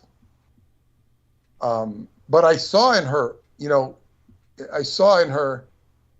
she wasn't doing what I showed her. And there's a big thing in Qigong. It's like, those who do know, those who don't do, don't know. So if I ever teach her again, and I, because normally it's all action. Right. I'm not teaching theory. Mm-hmm. And by the way, while I'm on the subject of that, there's this Chinese guy out of Montreal, and he's authentic Chinese. He's a real Chinese guy, and he teaches martial arts, and he's very, I guess what you'd say, what's the word? His physical aspects are not what you would call macho, mm-hmm. no, as are many Asians because of their size. Right. Nor is his demeanor. Some of the Asians who teach are very, kind of like brusque or tough. Right. And this guy is, I've listened to him a lot. He's very verbose. He has a lot of information. He's very well studied in the classics, very well studied. And his knowledge should be taken seriously. It's not to say that I agree with everything he says. Actually, much of what he says is too complicated for me to agree or disagree. Oh. Because it's very verbose and informational. And I haven't listened to him in a long time, but for some reason he's talking about tea. I wanted to wring his neck after a while because I said, maybe I'm going to hear some insights into tea. And he had no insights at all. Oh, God. In fact, he was disabusing. He says, he told some legend of somebody drinking this red tea and it cured all this stuff. He said, this is a legend. He says, if tea cures an illness, it's not a serious illness, is what he said. Uh-huh. But he just sounded like he was tea happy. I mean, maybe there's more to it. And then I turned another lecture and he's still talking about tea. I said, I think, is he going to say some great wisdom about tea? That something I'm going to really learn about it? He was just tea happy. I thought it was funny. I thought of you and you drinking your tea and some of the things you said about tea, right, which are very profound. Thank you. But he had no profundity in his tea speech, at least that I heard. And then he talked about martial arts, and he I can pick up certain concepts and take them to heart, and they're very helpful. Right. I couldn't repeat them because he's using all sorts of language and stuff. But man, information. Too much information. And even, my friend Rudy Curry says, sometimes you just have to stop when you start doing too much information. It's like, you just got to do stuff. But it was True. very amusing and interesting that he was talking about tea. Right. But to get back to the story of me at Eisenhower Park, showing this lady the Qigong, she goes away. And then I go and do my workout on the other side of the park, which, it took a while, mm-hmm. at least an hour. Mm-hmm. And then I come back and I'm walking to my car and I approach my car. And at the same time I'm approaching my car, there's this girl who's a park maintenance person. Mm-hmm. And she has her little tractor or whatever it is, the cart. And she's approaching at the same time I am, simultaneously. And she sees me walking towards my car. She says, "Is that car yours?" I said, "Yes, it is." She says, "There's 2 raccoons underneath." Oh, oh. And so she says, I say, "Well, I don't know," but she basically was going to try and get them out of there. Right. I said, "Well, what do you want me? You want me to sit here and wait?" She says, "Yes, would you please?" I said, "Sure." And she's reaches down there with a long glove and a stick, and one goes back into the storm drain where they were hiding in the storm drain. They were young raccoons. Uh-huh. There was question of whether they had a mother or not, but they looked like they could pretty much fend for themselves. A raccoon's mother will stay with them for about a year. But the other one, instead of leaving, climbed up into the guts of the car. He climbed into, something, the drive shaft, the exhaust, or my God. Or some part of the inner car. And she saw it climb up because she was down there. And I said, "Oh, okay, what do you want me to do?" And she says, "Well, she's trying to fidget it out, but she can't do it. And it's a problem." And I said, "Well, so what do you want to do?" And so I think we suggested I start the car to see if it would shake it away. That didn't work. There was talk of maybe me putting the wheels up on the curb so she could get under the car better. I was very cooperative, and I didn't want to hurt the raccoons, which she really appreciated. No. And so then she called animal rescue. Uh-huh. And she says, I said, "Well, how long do I have to wait?" She goes, So she wasn't herself involved with animal rescue? She was just a person? This was a worker at the park. Oh, okay, just a park employee. Okay. Yeah. And she was very, obviously she's worked with this animal rescue person before. Okay. She says, "She'll be here in 15 minutes. Okay. I said, "That's fine." And, she still tried to get and I think one of the raccoons came back and went back, and we tried to lure the raccoon back to the car to get the other one back. But, the one raccoon ended up in the sewer in this storm drain, and the other one was still hiding under the car. And the owner of the car was kind of hurt, apparently. So finally, the animal rescue person shows up, and she comes out, and God, this woman was brave. She comes out, and she just, where is it? And she sees the first one in the storm drain. She reaches her hand down there, grabs the raccoon by the tail, and just picks it up, picks it away from her body. And this thing is like urinating, Oh, nonstop. But it's not like a huge spray. right. It's just this drizzle. Yeah. And she I would have first gone to the car, opened the trunk, got out the cage. She didn't wait. She just picked up the raccoon, opened the trunk with one hand, pulled out the cage, stuck the raccoon in the cage, closed it, and then went for the other raccoon. Wow. She looked under. She knew what she was doing. She found the other raccoon, pulled it out by its tail. This one was much more feisty, and it was pissing more, and it was trying to bite her. She just took it, put it in the cage, and I said, "Boy," I said, "you could get bit." She says, "I get bit a lot." Oh, God. I'm thinking of rabies, but she was going. And then I said to her, I said, "Thank you very much." I took her number, in case I ever have an animal rescue need again. Right. Told her a story about how I'd rescued some squirrels. And when I rescued the squirrels from my girlfriend at the time, the squirrels in my yard would look at me with respect. They noticed me. Yeah. No, unmistakable. They could feel that I was squirrel friendly. Right. That squirrel friendly aura has left me because I haven't been rescuing squirrels. So, they're indifferent to me. But I asked her, she was an independent rescuer. She was not working for any society or anything like that or any group. She does it on her own out of passion. Well, so all of this was, okay, so I will now read from my newsletter. Yes. And let me see here. First, I have to find the newsletter. and it'll take just a second. No worries. But And it, of course, I'm going on a journey to Romania, yes, and it's a sacred journey. that's right. I refer to it as a re-journey in our promotional banner and also in the text under tonight's live stream. Go on. So,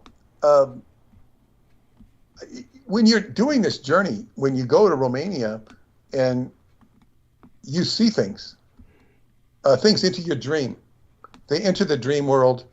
Like, for example, I had, the first time I stayed with Paula, the bed and breakfast or whatever was a pension, which is their name for like a hotel that we stayed at, was on a farm. It was very nice.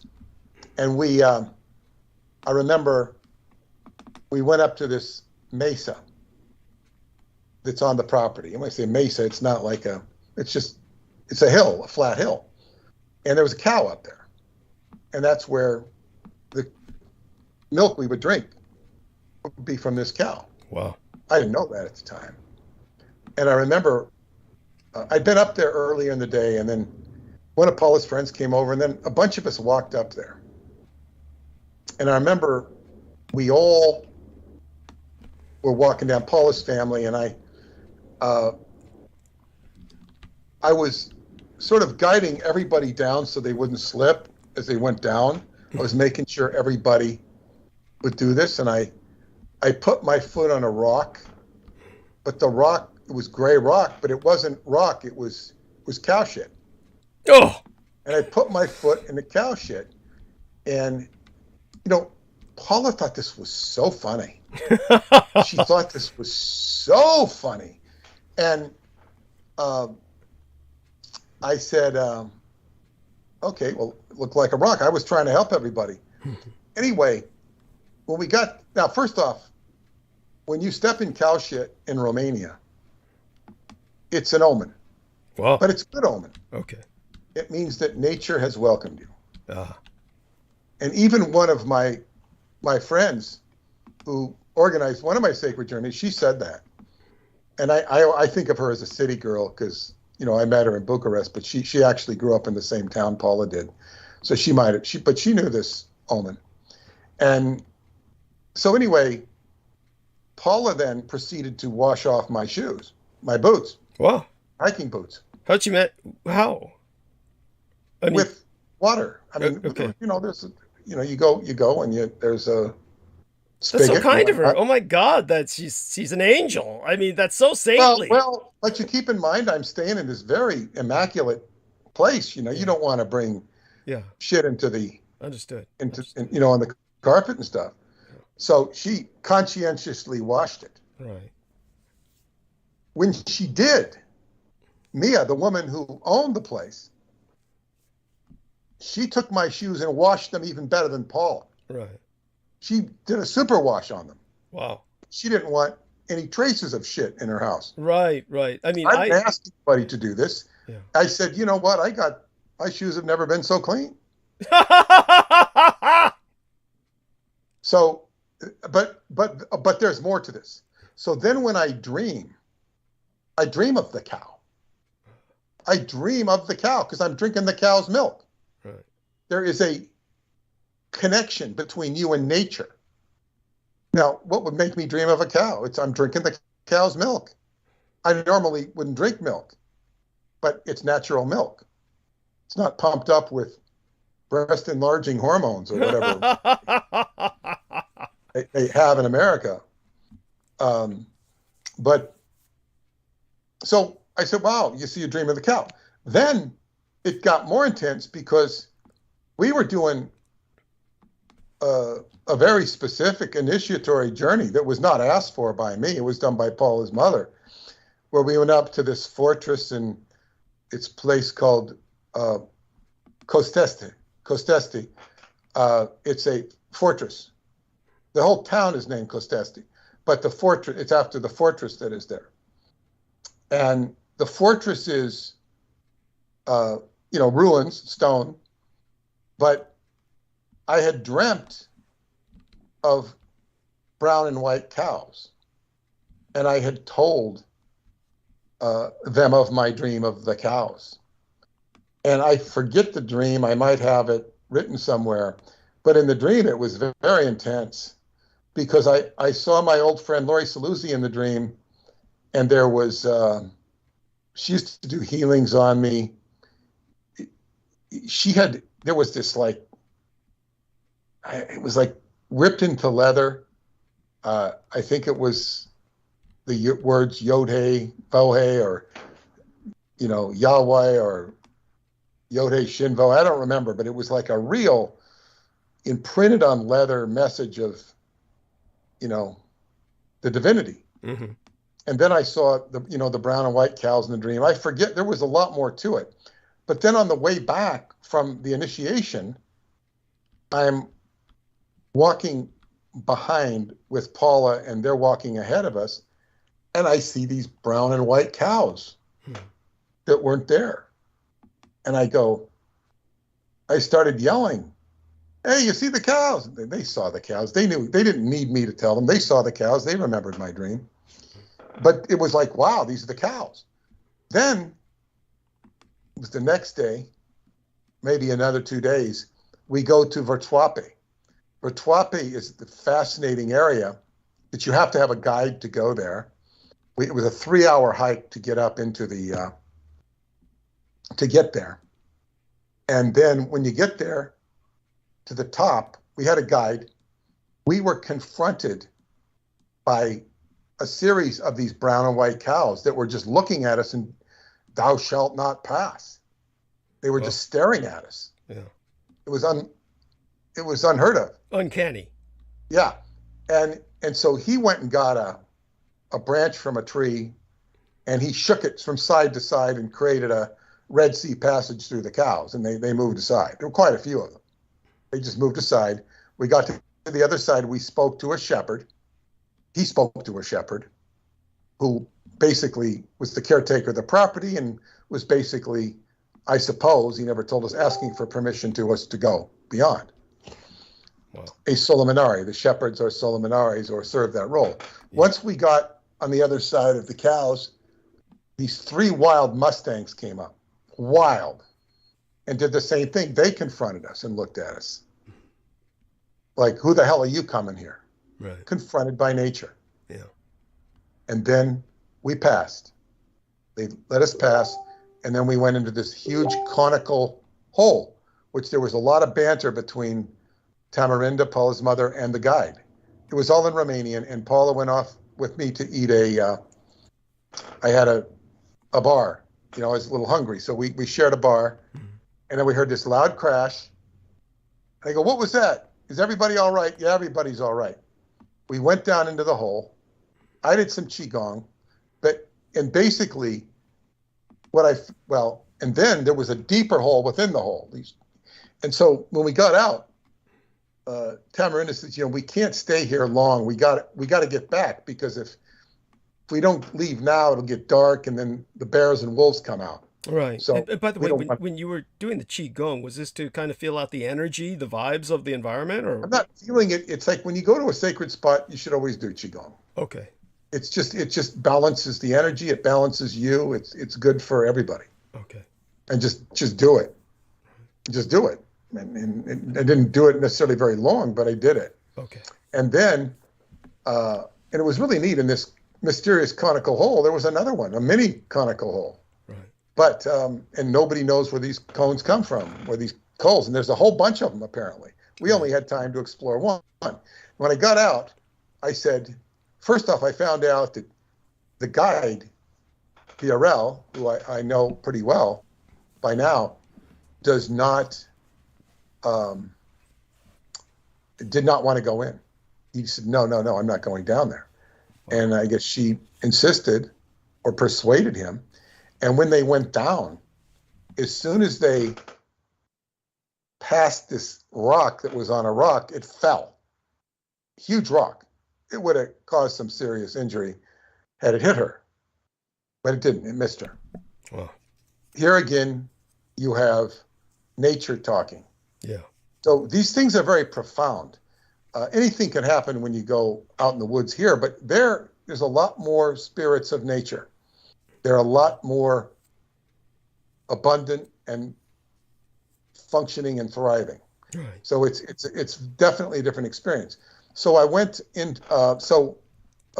We went back, and I remember Virel.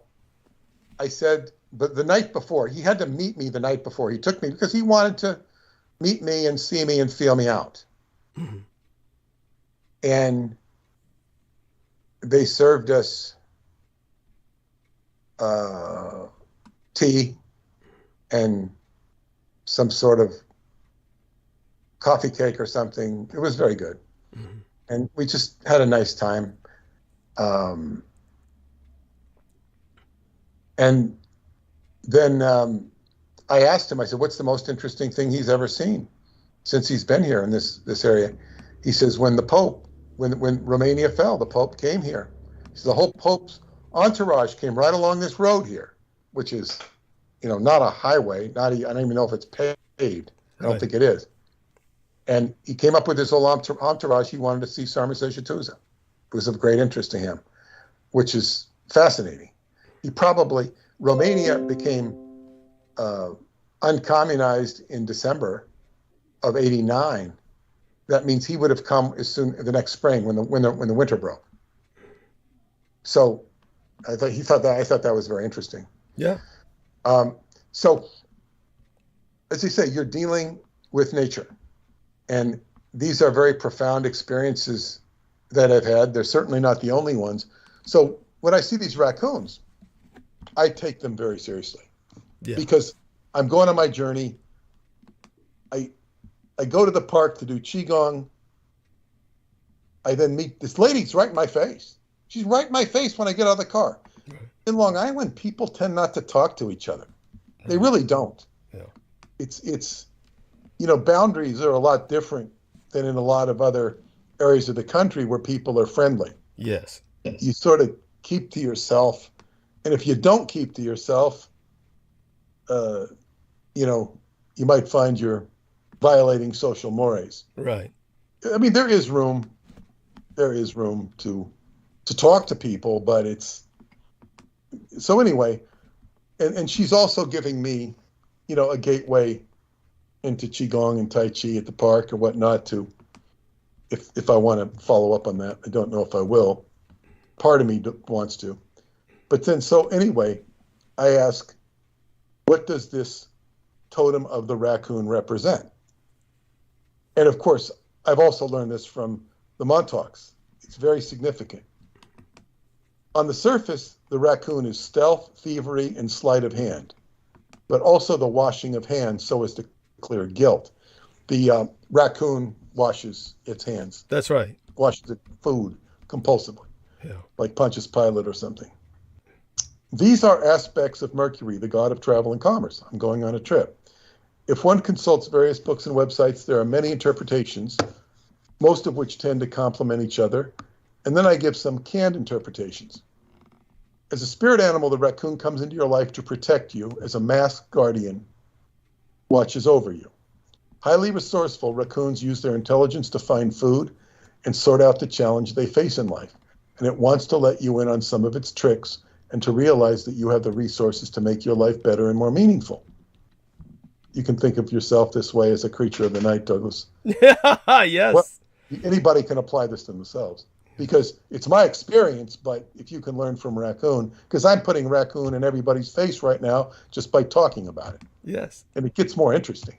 When challenged, call on the raccoon spirit animal and it will gently guide you to find your footing. Just as a raccoon can open bottles and cans with ease, you'll be able to deal with your problems effortlessly. And by the way, with Douglas's problems, please donate to his cause. Oh, bless you. Please donate to him. If you can't donate a substantial amount or semi-substantial amount, please give 10 or 20 or 30 bucks if you can. Go to Douglas Dietrich. Is it DouglasDietrich.com? PayPal.me. PayPal.me/Douglas Dietrich. Okay, PayPal.me/Douglas Dietrich. Yes. I found it by going to his website and finding a donate button, but that's good. Yeah. Okay, so the raccoon is a nocturnal creature who hunts in the dark for food. He remains largely sheltered amongst trees during the day. Hiding during daylight, the raccoon invites you to get in touch with your darker aspects of your life, asking you to get in touch with your hidden feelings. While this might be challenging, the raccoon is here to help. And I say that the raccoon totem fits in very appropriately with my own past adventures and dreams as related to the aura flame or golden light that is known to emerge from the ground around Choclavina Cave during the day. I will explain why the raccoon is related to this. While this flame that comes from the ground is not lightning per se, it's a sudden charge of light or electricity. And then when I learned of this phenomena, it was coincident with a dream I had after entering the cave. I had dreamt after entering the cave that I was holding the staff of Ra, as Indiana Jones did in the movie, as a golden beam of sunlight passed through to reveal a location in a temple. In the movie, it was where the Ark of the Covenant was buried. How raccoons fit in with this sacred energy is explained in the Old Testament. In the story of the flood that you've all heard of, you probably haven't heard the raccoon story, or you might not remember it. The raccoons presented a major problem to Noah when they were aboard his boat, his ark. Becoming tired of their diet, which I think were nuts or berries, the raccoons went after the unicorns aboard the ark and ate the meat in their belly. The result of which is that the former became extinct as a species. This is why we don't have unicorns, because they were eaten by the raccoons. Now, there's also a theory that raccoons were hunted down because their horns were used as an aphrodisiac, just like rhinos. Yes. And that's killed the unicorn. But in any case, this is the story in the Bible. Although the unicorns were killed off by all or most accounts, their 6 colored rainbow skins were preserved. And these were eventually used to cover the Ark of the Covenant itself, as well as the Holy of Holies, which housed it. So both the Ark was covered and the Holy of Holies was covered with unicorn skins.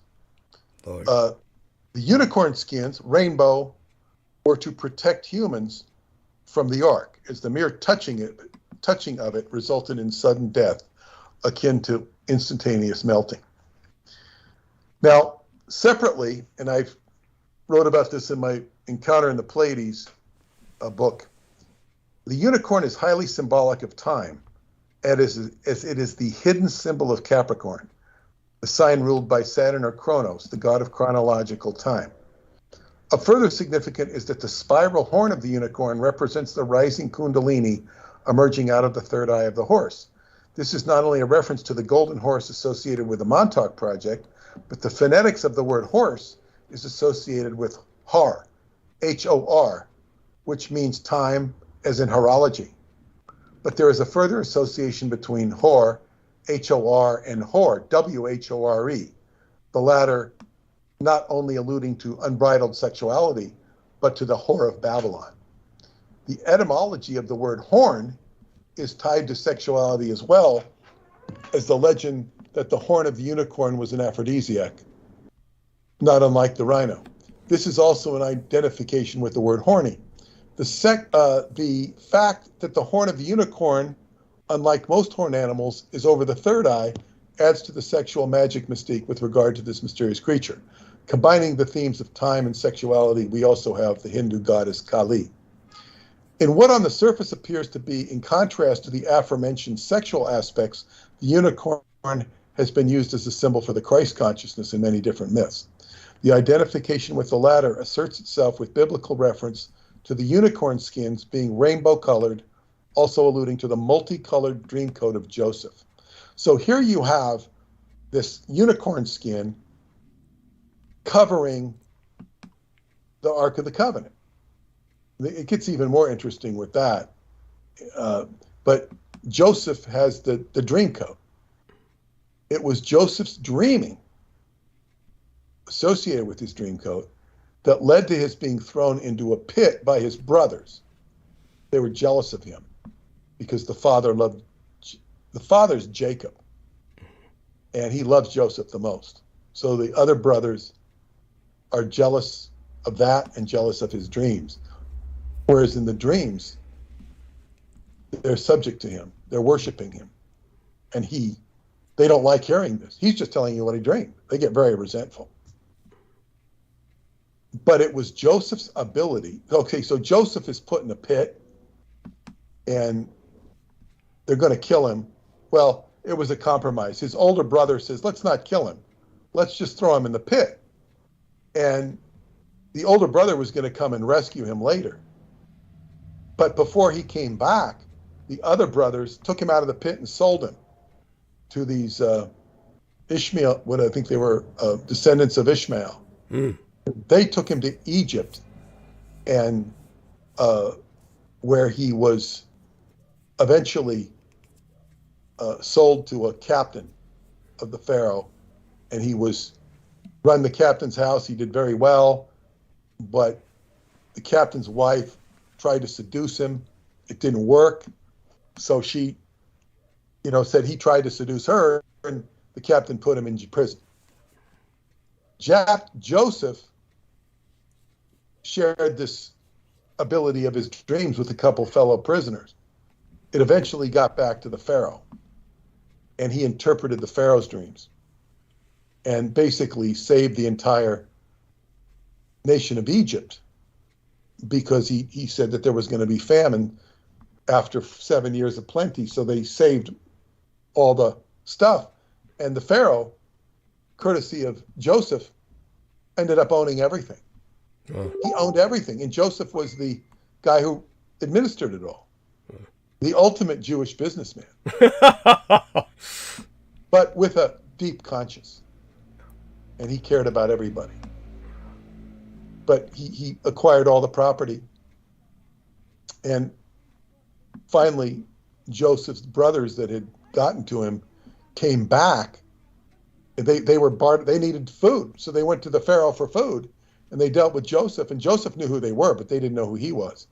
So this begins a whole big drama between his brothers and him, and it eventually gets the father back. And this is what allows Israel to be Israel. Without Joseph and his dream code, it wouldn't have happened. His dreams facilitated him taking the reins of Egypt, coming into harmony with his brothers, and it was his father Jacob's descendants who became the 12 tribes of Israel. Right. So you see here you have Israel being created by reason of Joseph and his dreams. It's all in the dreams. Now, at this point, there was no Ark of the Covenant because Moses hadn't come into being. He comes into being shortly thereafter. Mm-hmm. Because when the new Pharaoh takes over, he has no use for Joseph. And there's so many Jewish people prospering that they begin to say, this is dangerous. We have too many Hebrews. Right. So they have to compromise the Hebrews, get rid of them, or they end up enslaving them. And this is, Moses, they're killing all the males, but Moses escapes and he finds his way into the role, into the, deputyship of the Pharaoh. Right. So this is part of the legends of Egypt. But there is no ark at this point. The ark comes with Moses' brother Aaron. So before there's an ark, you might say the Israeli God is talking to Joseph through his dreams, or that function of energy. So the rainbow unicorn skins were known as the Takash. And they, again, touching it could result in human melting, so these covered it. The fact that it's called a Takash is extremely noteworthy to me, because in tracing the etymology of Stephen Talkhouse Pharaoh, Stephen Talkhouse Pharaoh's so-called middle name of Talkhouse, which is a name that doesn't make any sense, I found out that it originally was Tachus, T-A-C-A-U-S, very similar to Takash, T-A-C-A-U-S. SH, phonetically the same. So this puts Stephen Farrow, his middle name, related to the covering of the Ark. Of course, Stephen Farrow I talked about in earlier transmissions. Earlier this year, I put a crystal from Romania on his headstone. Mm-hmm.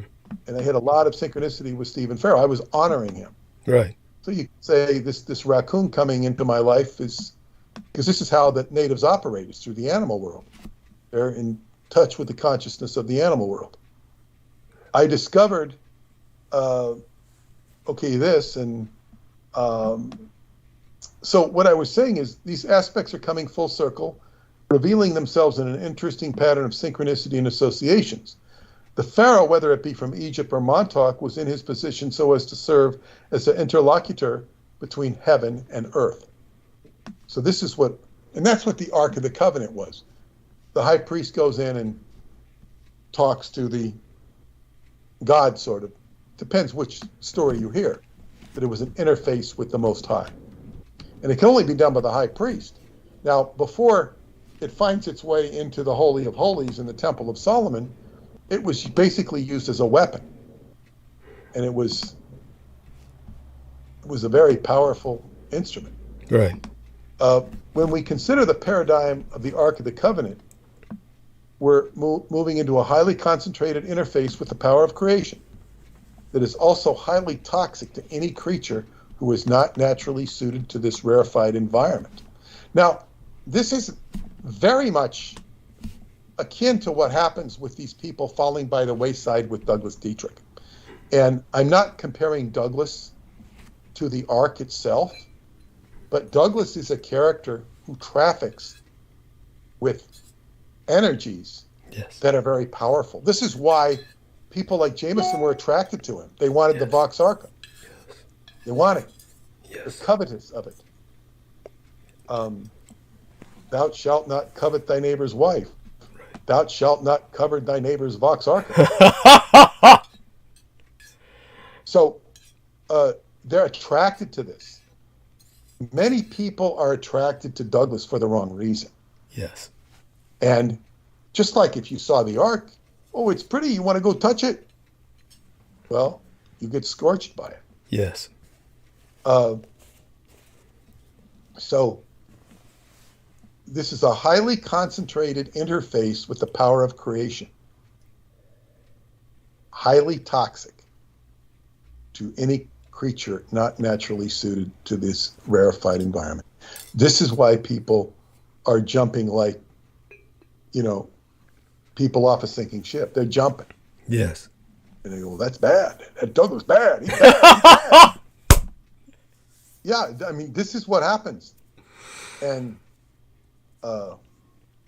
in Romania, the Solomonari themselves are sometimes known to exhibit such an energy. And this is why one moves with caution and with respect to nature.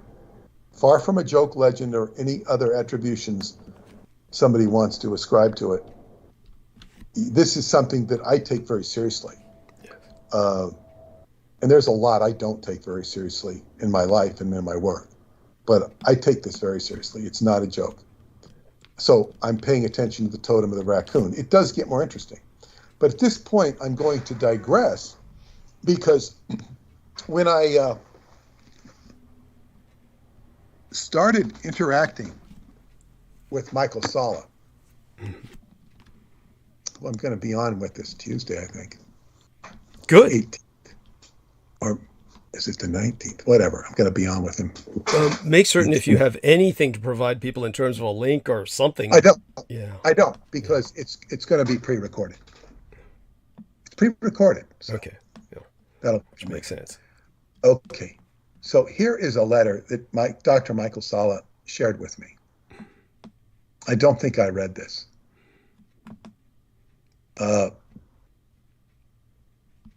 He says, I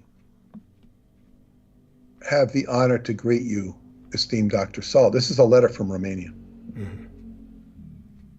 I know quite well the case you are referring to. He's talking about the underground chamber beneath the Sphinx. And I can say that I have studied as much as possible, as much as we were allowed by those who really conduct research. I did this with my colleague and friend, Brigadier General retired Emil Stranu, also author of numerous books in this field. Yes, we have also read the books of the author Radu Sinamar, written and obviously translated into English together with the well-known writer Peter Moon. They did a wonderful job together. As approximate topical data we know about the subject, I will send you the following translation of a text that contains information from very serious and credible sources. An astonishing accident that would have been covered up by the Secret Services is now only coming to light. An Israeli helicopter carrying soldiers on a special mission to Romania crashed in the Bucej mountain range under unclear conditions. This was reported in the press. What he's saying is a little more in depth. The explanation of the event was kept secret until now, when a general from the General Directorate of Army Intelligence agreed to tell what happened in the Bucej Mountains more than 4 years ago. The revelations of the senior military officer, whose identity has been protected, were published by a blog dealing with paranormal phenomena and mysteries, and the information became public a few days ago. The incident was known to a number of secret military officials and was classified as a state secret.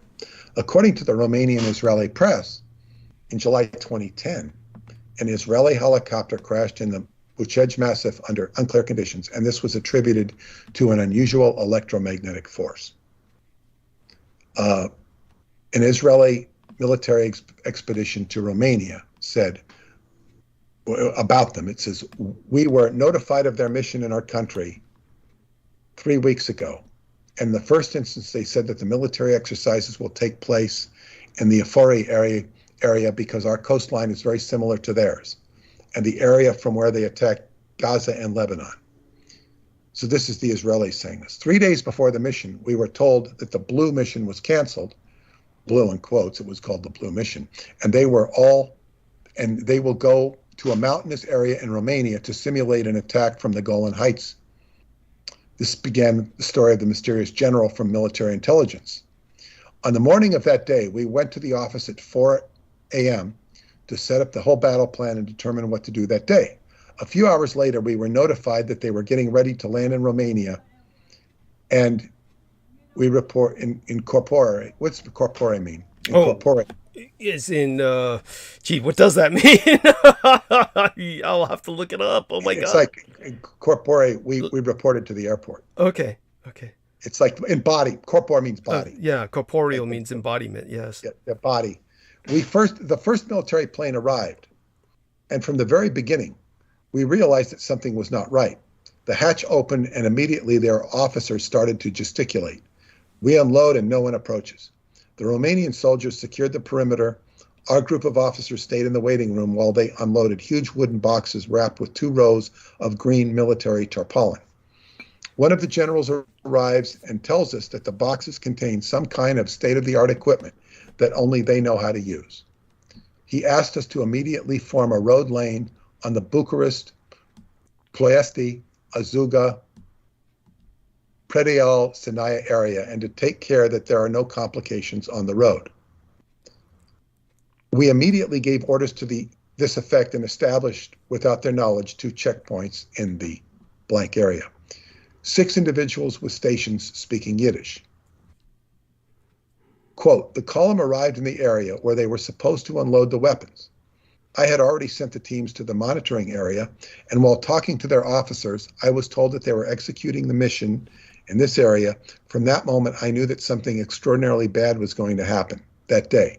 About 2 hours after I started the actual preparations for the exercises, I received a message from the operational team, and I was told that on the plateau near the Sphinx, there were 6 individuals with radios in their hands and speaking in Hebrew.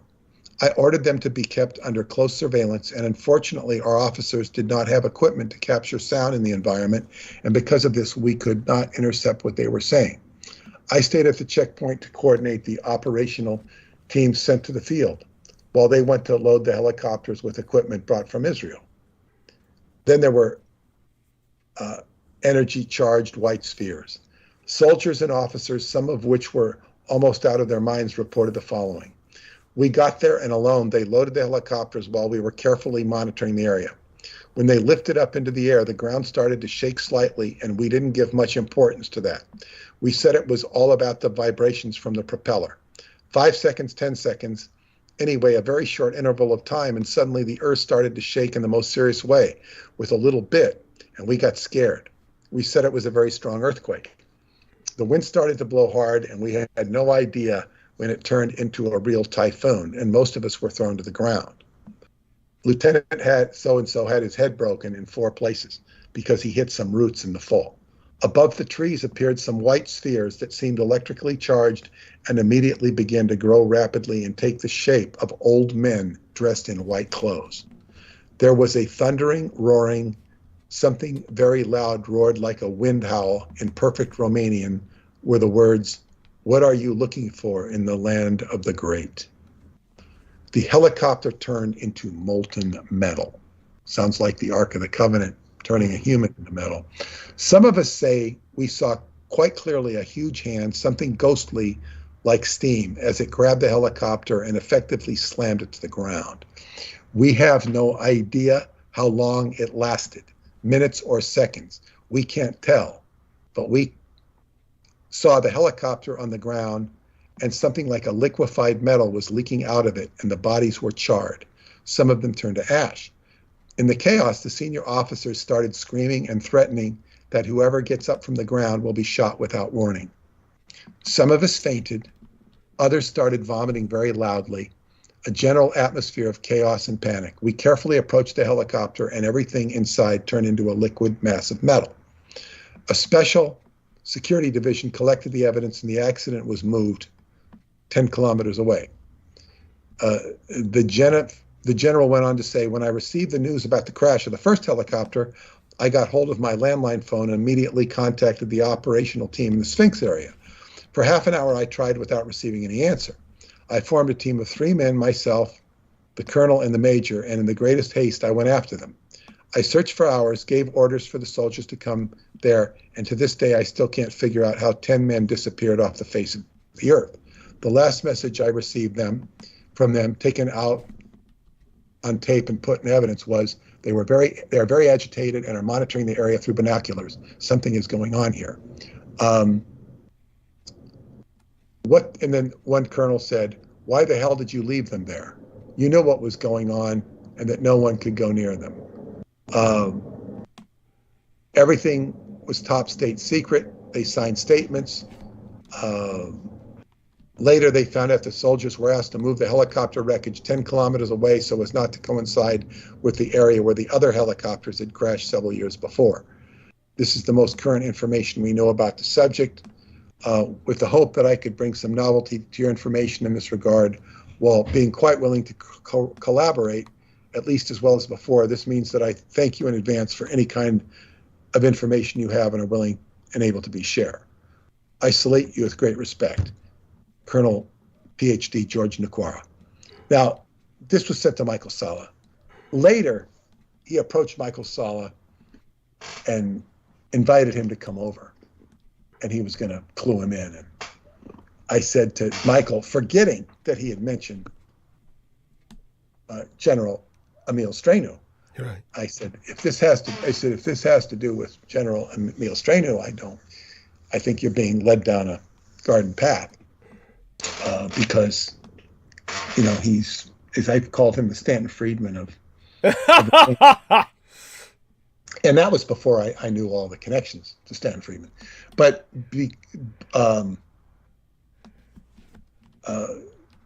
because Anderson had told me that when he didn't appear at Atlanticron, he was scheduled to appear with me the first time I came. He says, I don't think he's showing up because of you being here, David told me. Right. So I don't think amazing that he had an aversion to you even before your connection with myself. Well, no, I mean, look, we're in the same category. That's true. It's like, yes. or I wouldn't be working with you. Yes. I have my own repellent. Yes. Yes. Bat repellent, whatever it is. Yes. Shark repellent. But so yes, and Dr. Sala agreed with me. He said it sounded kind of manipulative because I think what they would like to do is hijack the narrative away from Radu. Yes. And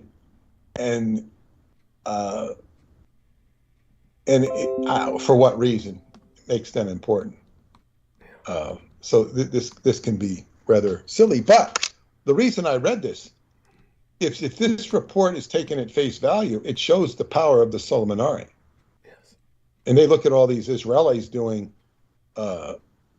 stuff in their territory, and their effect saying, Das Juden, Das Juden. Now, keep in mind, the Solomonari, what I'm talking about here is Solomon is named after the Solomonari, not the other way around. Solomonari comes from sun and moon. It's sun and moon. It's, yin and yang. Yeah. But when they appear with the white, as old men, this is the energy of the Solomonari, taking stuff with their hands and, throwing it around. It's like they're not messing around. This is the power of the Solomonari. And anybody, and I just give a little sample of what I saw. I talked about my initiation in Coast Est, seeing the cows. Mm-hmm. Well, that was my initiation. It was a sunny day when this lady who came from England to see me, she was given initiation a couple days later. Her initiation was on a wet day. It wasn't wet enough to stop us from going up, it was more of a drizzle. And there were clear periods, but there were many times when I'd kind of go to the next tree to escape the wetness. Mm-hmm. So we took her up there, and my initiation was fire, the sun. Her initiation was water. So as soon as we got back and we're getting in the car, this is a long walk. Mm-hmm. Boom, you saw thunder, and it was lightning, and it was not a joke. It occurred simultaneous with the ending of the initiation that Tamarinda, who had done. And we got in that car and avoided getting super soaked. It was unmistakable, the coincidence with nature. It's like not every moment is filled with nature omens when you're there, but they do occur. And as I say, when my second trip to Choclavina Cave, which was my first adventure, I had wanted to sleep near the cave with a tent. My friend had a tent. Right. And Tamarinda warned me, she says, if you go, you will be severely tested by nature. And although I said, I'm not going to subject my friend to such a test, although we did go, I was severely tested by nature because I got caught in a wicked rainstorm. And my two friends had disappeared, or something really weird happened with them. Wow. And they were shown on a GPS to be in Kosovo, where, because my friend was talking with his twin brother, and the twin brother was getting there in Kosovo. So we don't know what quite happened to them, but they turned up, they showed back up. Their disappearance was short, but it's very interesting getting rained on. And I gave my camera to Catalina, who I was with, to put under her poncho. I found the poncho. I'm looking for my camera. I want to bring the camera because it's infrared. And if I get in the cave, in the dry cave, I want to take pictures with the camera. It's a Sony. I got to find the camera. I found the poncho that I had left in the car. I made everybody buy ponchos, but I didn't bring mine with me. So the car was locked, and she had her poncho, so I gave it to her. Well, I sat under the tree until the tree got so soaked that I was even soaked under this huge tree. I got so wet. But that was my initiation into nature. Right. The cave tested me. And, I passed the test. Doesn't mean it can still test me again. And we went into the wet cave. And my friend that I went into the wet cave with wrote to me today and says, I'm going to try and get permission to get us going to the cave, which means the dry cave.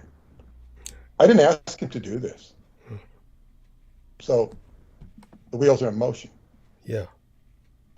And nothing better than to get into that dry cave where you have to wear a mask, whether you wear COVID or not, whether you have COVID, whether you're COVID conscious or not. It has nothing to do with COVID.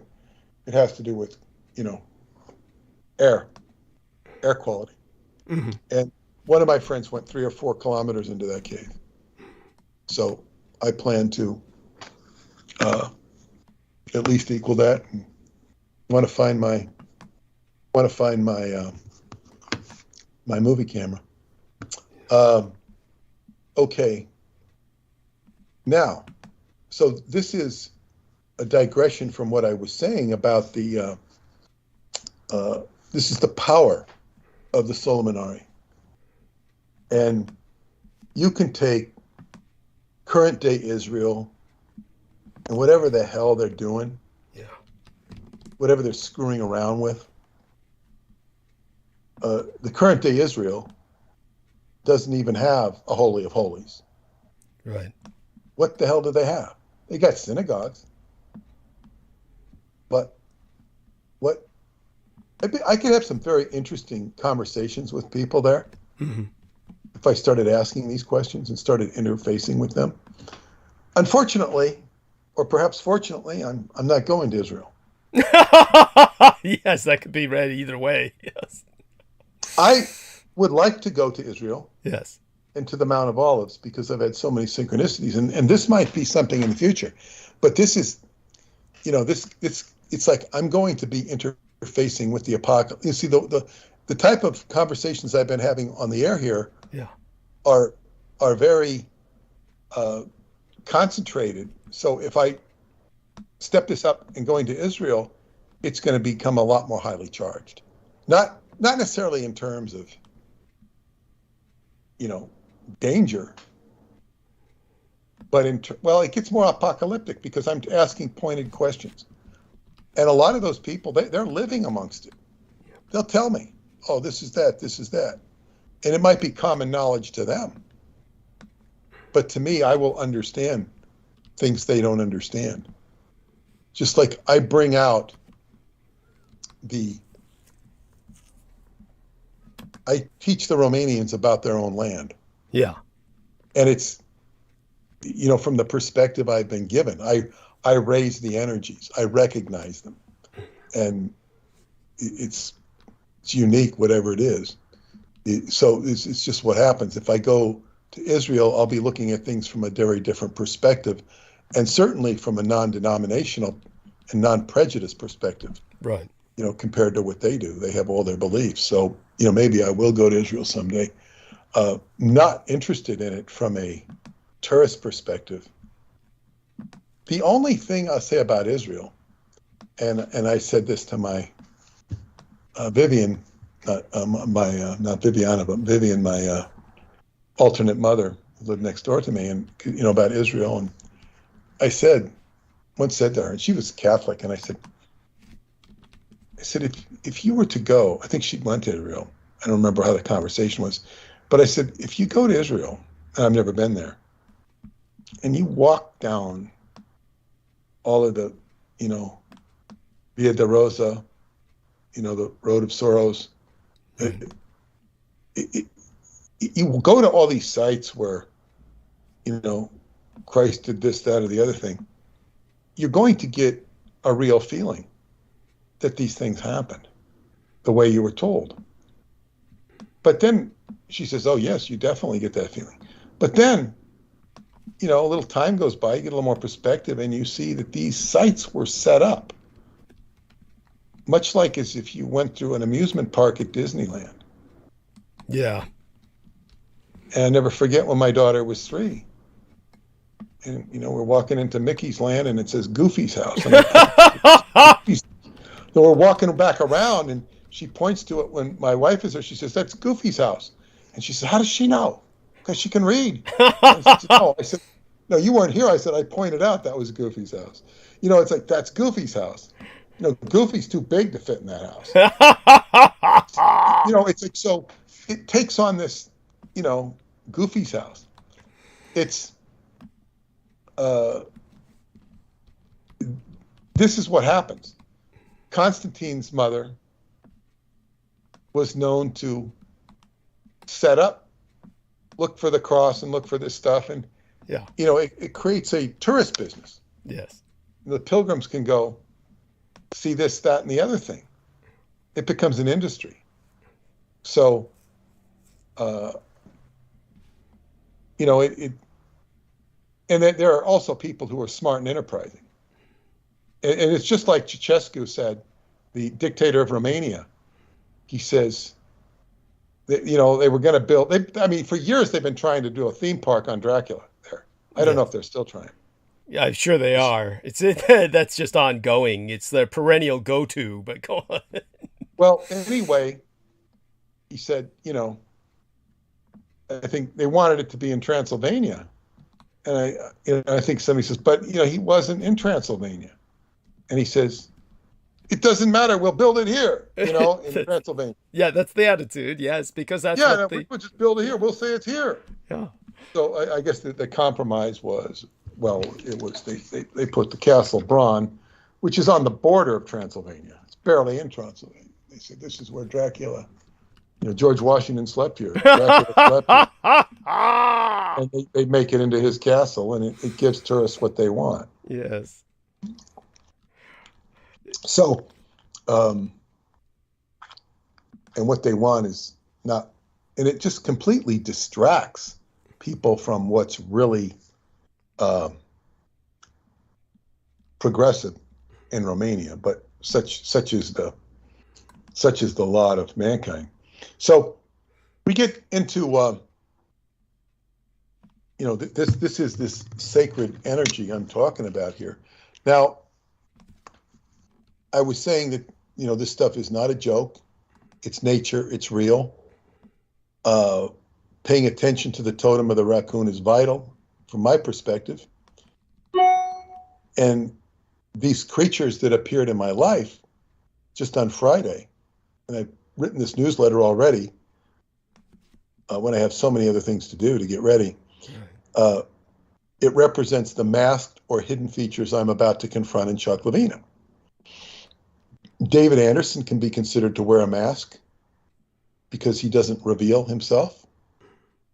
But so can almost anybody I'm involved with regarding Department Zero or the Solminari themselves. They all are masked, they're hidden. Yes. The most intriguing players are behind the scenes and do not reveal all of themselves. With regard to the legends of the Ark itself, so there's two energies here. There's the Ark, and the role of the raccoon with the original Ark, but the unicorn, which covers the Ark of the Covenant, which is different than the Ark that was a boat, but they're all interrelated here. And so there's the Ark, and then there's the Solminari, which are representative of this Ark. Similar energy. Now, with regard to the legends of the Ark, its grandest display was when it was used to destroy the Philistines. The expected destruction of this archenemy of Israel, the Philistines, did not take place because the Philistines stole the Ark before the Israelis could use it against them. But this backfired in a horrible and strange way. The Philistines stole the Ark and placed it in the temple of Dagon, the fish god that H.P. Lovecraft wrote about. Yes. The stone god of Dagon, however, was soon found face down on the ground, as if bowing to the Ark. It was put back in its place, but was then found shattered in pieces.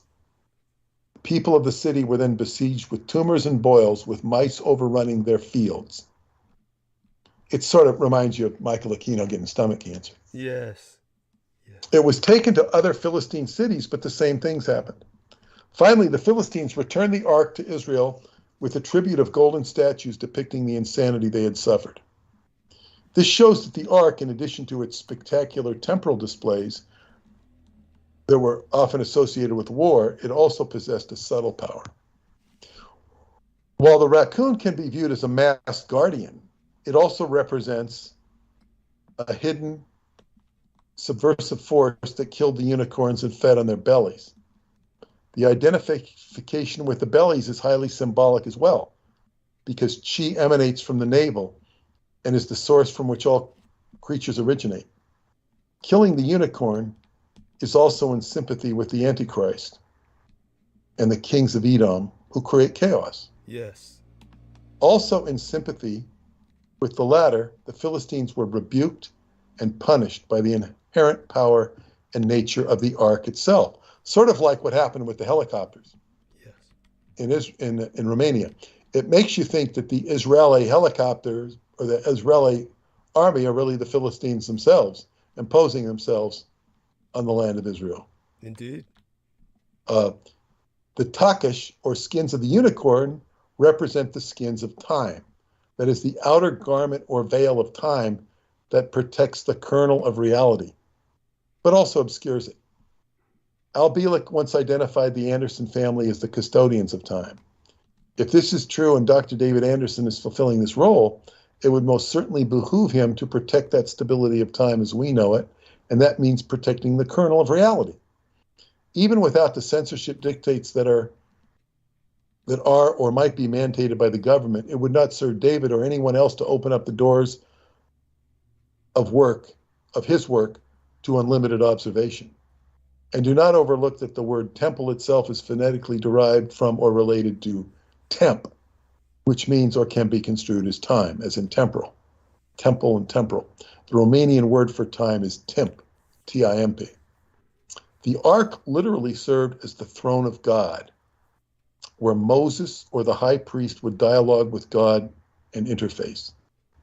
Within the ark was the covenant or agreement with God, but also the mana, the eternal substance facilitating full consciousness, the power of which is diabolical because it is subject to misuse. Somebody like Aquino, had an elevated consciousness. Yes. And that's how he could, wreak such havoc. Yes. But in the story of the Philistines, they got the ark, but they didn't misuse it. It misused them. They couldn't use it in that case. In the context of Choklavina and the Valley of the Golden Thrones, there is the story of Professor Constantine and his discovery of the mysterious huge golden thrones located near a literal vortex to another realm. These golden thrones are located in the depths of a labyrinth of pure tunnels of pure gold beneath the valley. The richness and size of these features amount to an incredible legend that, by comparison, makes the ark itself look like a veritable Cracker Jack box. In other words, it's so small, it's powerful. But I'm talking about an area that is huge, full of gold, and it's like a giant ark. This tells us that we're not dealing with a small ark with incredible powers, but rather a region of nature where such a power is intact and supreme. In fact, it is very easy for me to view this entire area of Transylvania, recognized as being over what is deemed to be the largest deposit of pure gold on the planet, as a macrocosmic representation of the Ark of the Covenant, represented in a miniature form. Instead of only a high priest facing with the Shekinah glory during high holy days, we have a host of Solomonari hovering around a comparatively sizable area. There are many stories of such natural forces wreaking havoc or creating miraculous circumstances, one of which I just shared with you. While the raccoon can be viewed as a creature of darkness that ate or consumed the belly of time, there is a deeper aspect when we consider the deeper mysteries of Taoist Qigong. Keep in mind that the lady who warned me of the raccoons initially engaged me in such a way that led to a rather deep dialogue about Tai Chi and Qigong. In Greek myth, Kronos or Saturn ate all of his children, but Jove or Jupiter escaped and took over the reign of Olympus. All of Jupiter's siblings had ended up in the belly of Kronos, who had consumed them, just as time consumes all of our physical bodies. When the raccoons ate the belly of the unicorns, they were consuming the chi of the unicorns, where it now resides inside of those mysterious and fascinating mass creatures of light. This is a redemptive quality, and so a positive interpretation can be made with a raccoon. The raccoon is eating the belly of the unicorn. He's eating the chi. He's absorbing the chi. He's the yin eating the yang. So you have in this dark character, the raccoon, you have the light. He consumed the body of the unicorn. So you can say, okay, we lost the unicorns, but the unicorns were taken into the darkness of the raccoon. And the raccoon, it's just like he can be viewed as a vicious creature that can, have rabies and kill you and represent the kings of Edom. But by the same token, he consumes the chi of the unicorn, and that chi goes inside of him, and it can come out. And the raccoon can be construed as a, animal of nature. The message of the raccoon is clear. Prepare for unimaginable changes and look for the spiritual connection to stay on top of things and put your abilities to good use and make a lasting mark on the community. Tread cautiously and don't be too curious, and be sure where you are heading. Don't stray off the path. Beware of strangers and new people. It is with this in mind that I will now embark upon my mysterious journey, and while I cannot go into it now, I knew I would dream after writing this article. And I did dream again last night. I don't go into it in the newsletter, but I was greeted by two of my friends named Mike, and another Mike that was adopted by one of the other Mikes. And whenever I dream of Mike, that's Michael the Archangel. To have three angels appear in your dream represents holy divinity entering the picture, and also great protection. So this was a magnificent dream that I had it's out of the ordinary to have three angels appear in your dream, but to have three archangels named Michael, it's very personal to me. Yes, divine. And it was something very beautiful, because I've talked about this Dennis Adams character that I met, the one that was the exorcist that worked for the Vatican and had seen the manuscript written by the hands of Christ, according to Pope Paul. And he had given me these pencils. Right. These carbon pencils, and they've just sat there and unused. And I was having a very nice, well, actually there's some good news to report today, and spent all the day with Paula. But we had a very nice afternoon, and she made some pizza, homemade pizza, which she's very good at. And she was talking about wanting to do some writing about her own life and recapitulate things while I'm gone. And I said, I went and gave her the pencils. I told her what to do. Wonderful. She didn't hear the story, so she's going to use them. Jim, she won't use them. Well, she felt bad. Well, they're for you. I said, no. I said, I wouldn't have told you about them, except that you said you're going to do writing. So use these. And I told her what to do. So it'll be very healing for her. And it comes with a very natural flow. And so this was a very, and to tell you the truth, I really, and not only with the stuff we're dealing with your book, which it's arguable to say, what do I need it more for? What do I need this angelic things entering my space? I certainly need it in Romania. Right. And boy, I need it with you. Right. And I will talk about you in Romania. I won't be talking to groups of people. I will be talking certainly to the director of the camp. I'll be mentioning him about this. I intend to give him a book. Good. I can't carry too many books, but I want to talk to him and about it. And as I said, I've noticed we have been selling more books, but it's not where near enough. I mean, we got to sell. I mean, the distributor has ordered a case, ordered another case. That's great. It's really great. But case is like, 26 books. Right. It's great. But where it hadn't been moving, now it's moving. Right. But it needs to move a lot more. Yes. The trickle. And I also want to say something. Things are going very well for me now, business-wise. Mm-hmm. And Good. as I say, I've had my ups and downs through the decades. But things are really better than they've been in a long time. Wonderful. But I won't consider myself a success unless your book sells. Thank you. I feel it's so important. Now, I'm defining my own success because I can say I'm successful anyway, but this is very important to me.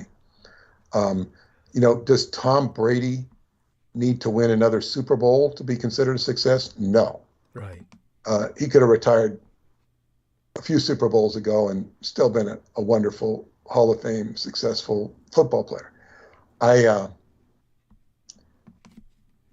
I'm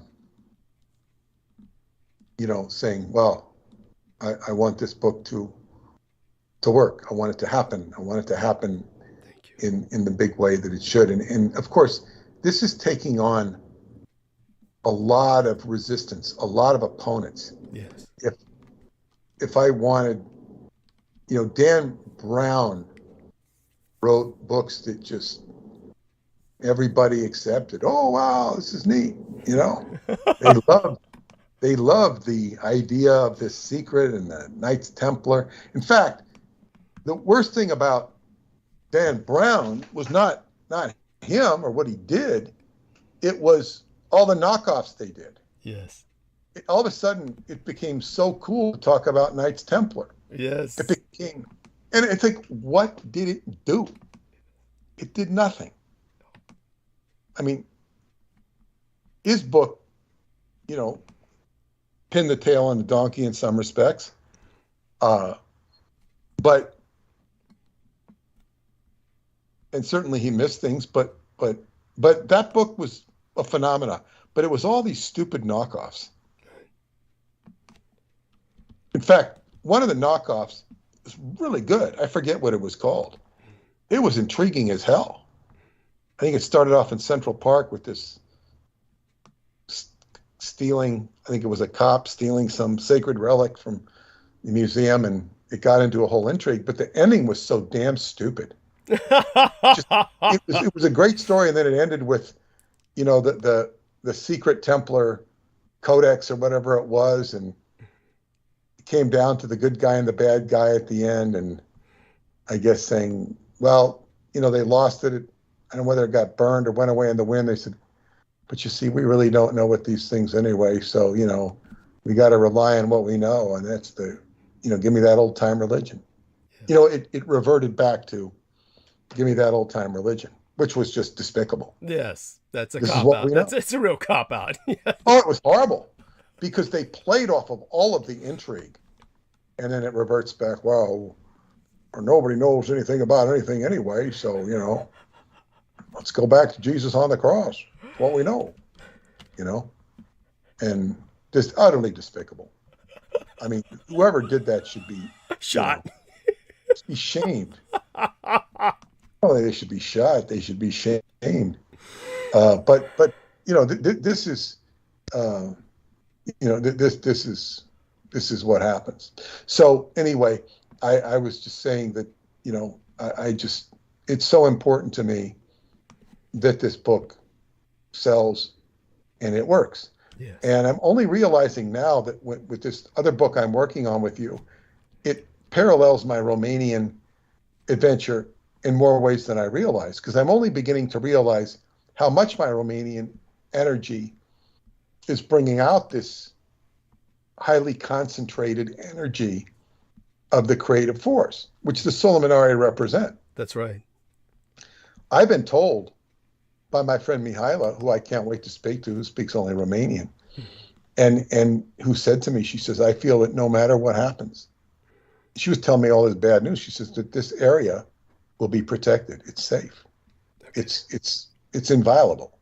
So I think I'm beginning to recognize this area and respect it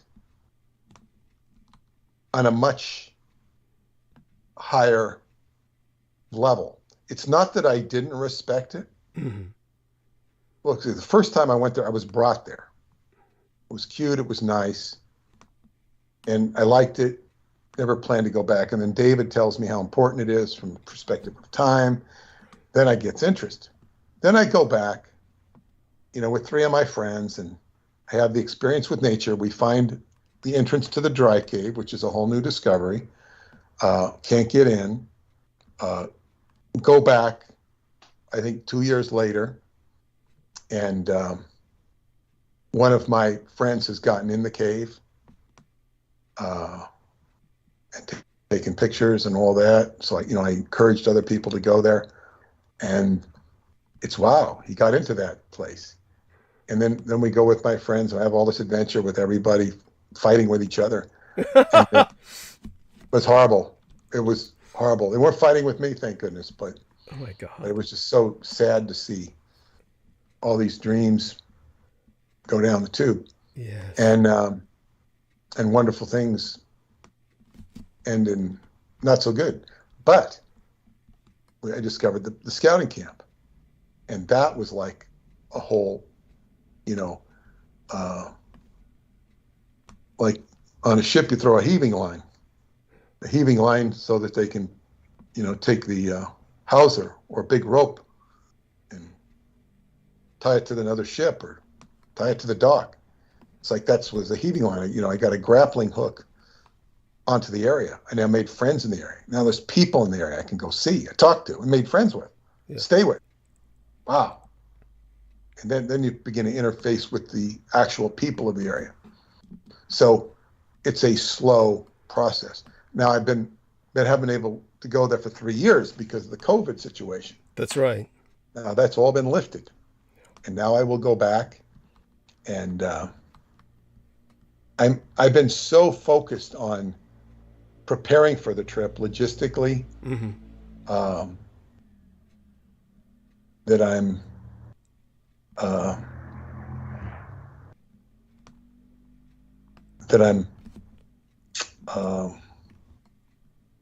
I have not had, only today I began to realize, wow, I'm starting, well, with the raccoons, I'm beginning to feel the trip. Yes. Yes. I'm beginning to feel the trip, and it's very exciting because, it's like, I think if you're going, and many people, I tell them I'm going away, they think I'm going on vacation, and it's not a vacation. It is a vacation because I'm vacating work, but to me, it's all work. Yeah. It doesn't mean I won't be sitting down and enjoying myself. But when I think of going to a vacation, I think of going, and I haven't taken, seems like, well, I remember going on vacation with my ex-wife to Mexico or to the Bahamas, and you just kind of sit at the beach and space out. And maybe you go to dinner, maybe you do this, maybe you do that. But it's just fun. Mm-hmm. You're not, whereas everything I'm doing over there it's just not in the context of fun. I think the one day I did have fun, I went to the Black Sea and went to my friend's aunt's house. It was just out the top fun day. And that night I got super sick. Right. I got super sick because I was being attacked in the media. I got word from my friend that I was being ambushed, and the production I'd done it was all being compromised, Right. which it was. I mean, it was sinister. Did it hurt me? No, it didn't hurt me. They weren't bad mouthing me. They were just leaving out, incredible things. Like they weren't interested in the truth. So, but I still felt that attack, and that preceded me going into the cave. So when I went into the cave, I didn't feel good. I was recovering. Right. I told my friend we needed to rest a day before we went up to the cave, rest in his house. He wanted to go right away. But then as soon as we got home to his house, he says, yeah, we need to rest today. He saw the logic of what I said. Yes. I was thinking logically. And he got me some sphincter medicine that would keep the sphincter from, not having diarrhea. Right. And it really worked. It must have been opium. No. It's over-the-counter stuff. Okay. I mean, these nations like Romania, they're a bit different about their. No, this stuff. I thought it was Romanian, but no, it was stuff you could buy in the United States. Same. Okay. And he's a doctor. I thought he was going to give me a prescription. Right. He just went and got me some over the counter, and it worked. It worked. Right. And then,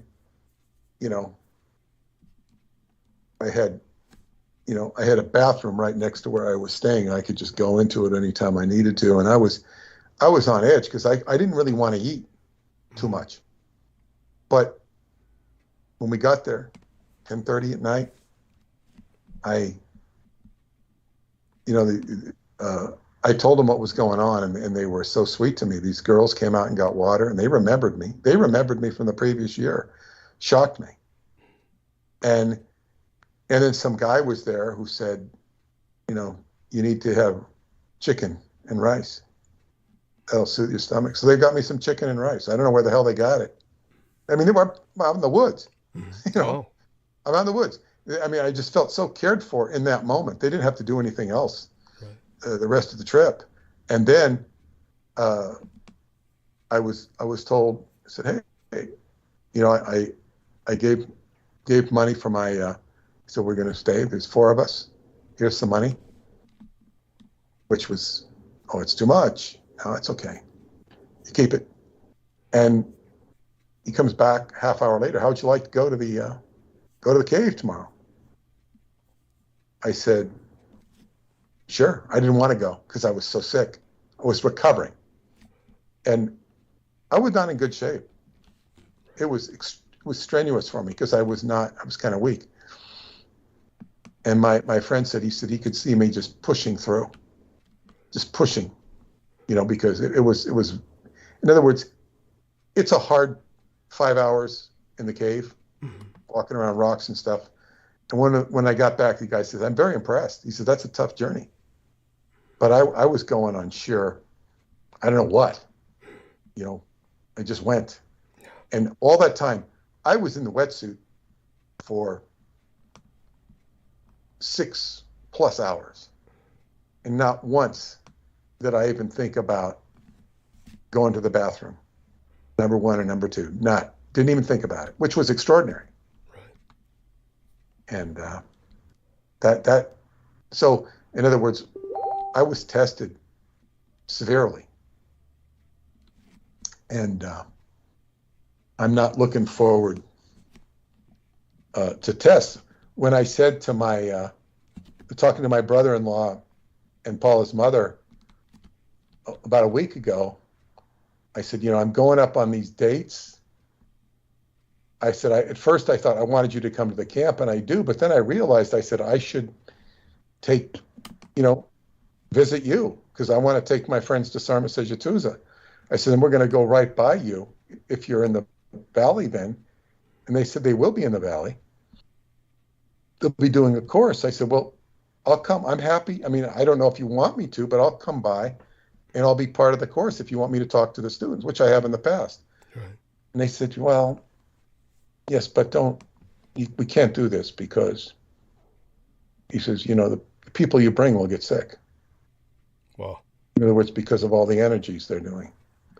Now, I'm kind of skeptical of that, but on the same token, I have to respect that. Right. Because they're speaking from where they're speaking, but they will, you know, they plan to meet with me, you know, which maybe they'll have everybody go do their laundry or something and they'll meet with me. Oh, who the hell knows? And my friends, I want to introduce my friends to them as well on the way to Summer Sigatuza or whatnot. Yeah.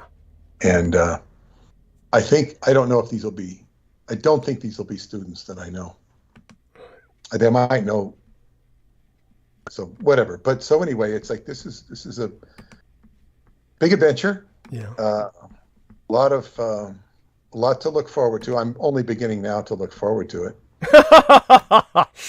Maybe Because that's for the best. Right time. It's the right time. Well, but it's like, you know, I'm on these past trips, I'm always like a traveling secretary. In fact, it's been very much that way in the past where I'm like, you know, making arrangements on the fly and saying, you know, okay, we're going to stay here. This okay with you? This okay with you? Yeah. Okay, good.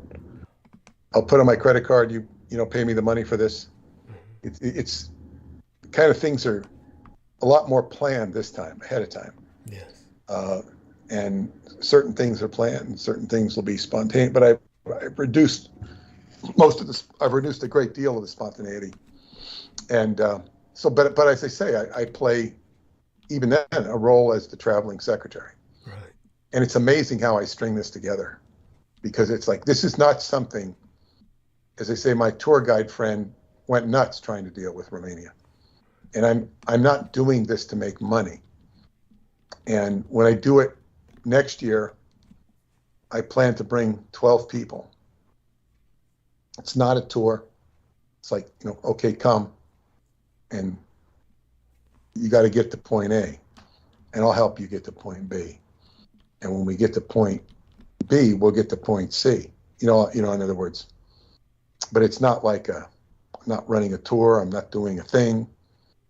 You know, it's not a for-profit enterprise. And I'm trying to accomplish something, which I'll talk more about in the future. Right. And I'll be laying the groundwork for that, which is more of a, you know, dynamic activity, vis-a-vis the Jose Arguelles stuff. So, all good fun. So that's the essence of what I had to share. Yes. Do you want to say anything? Of course. I mean, I think that I'm just so excited for you. I mean, I just think that you're coming to terms with the fact that you're on this great journey.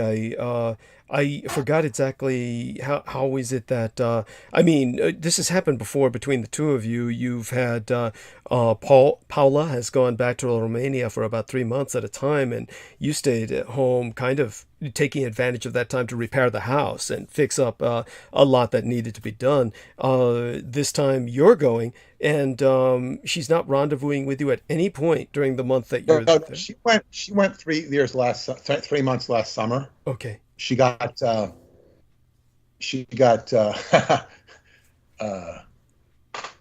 you know, I think she kind of quit her job because she was being mistreated. They wouldn't give her a COVID.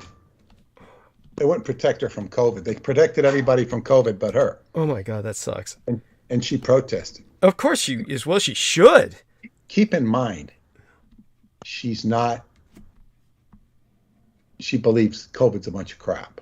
Okay. This is not me talking. This is her talking. Understood. And she doesn't. And she thinks all these people are, you know, screwed up and they're thinking about it. Yet she wanted the protection. And they were putting up plastic stuff around, but they wouldn't put hers because she was she was a dispatcher in the center of the action. They said, "You're too busy," and she complained.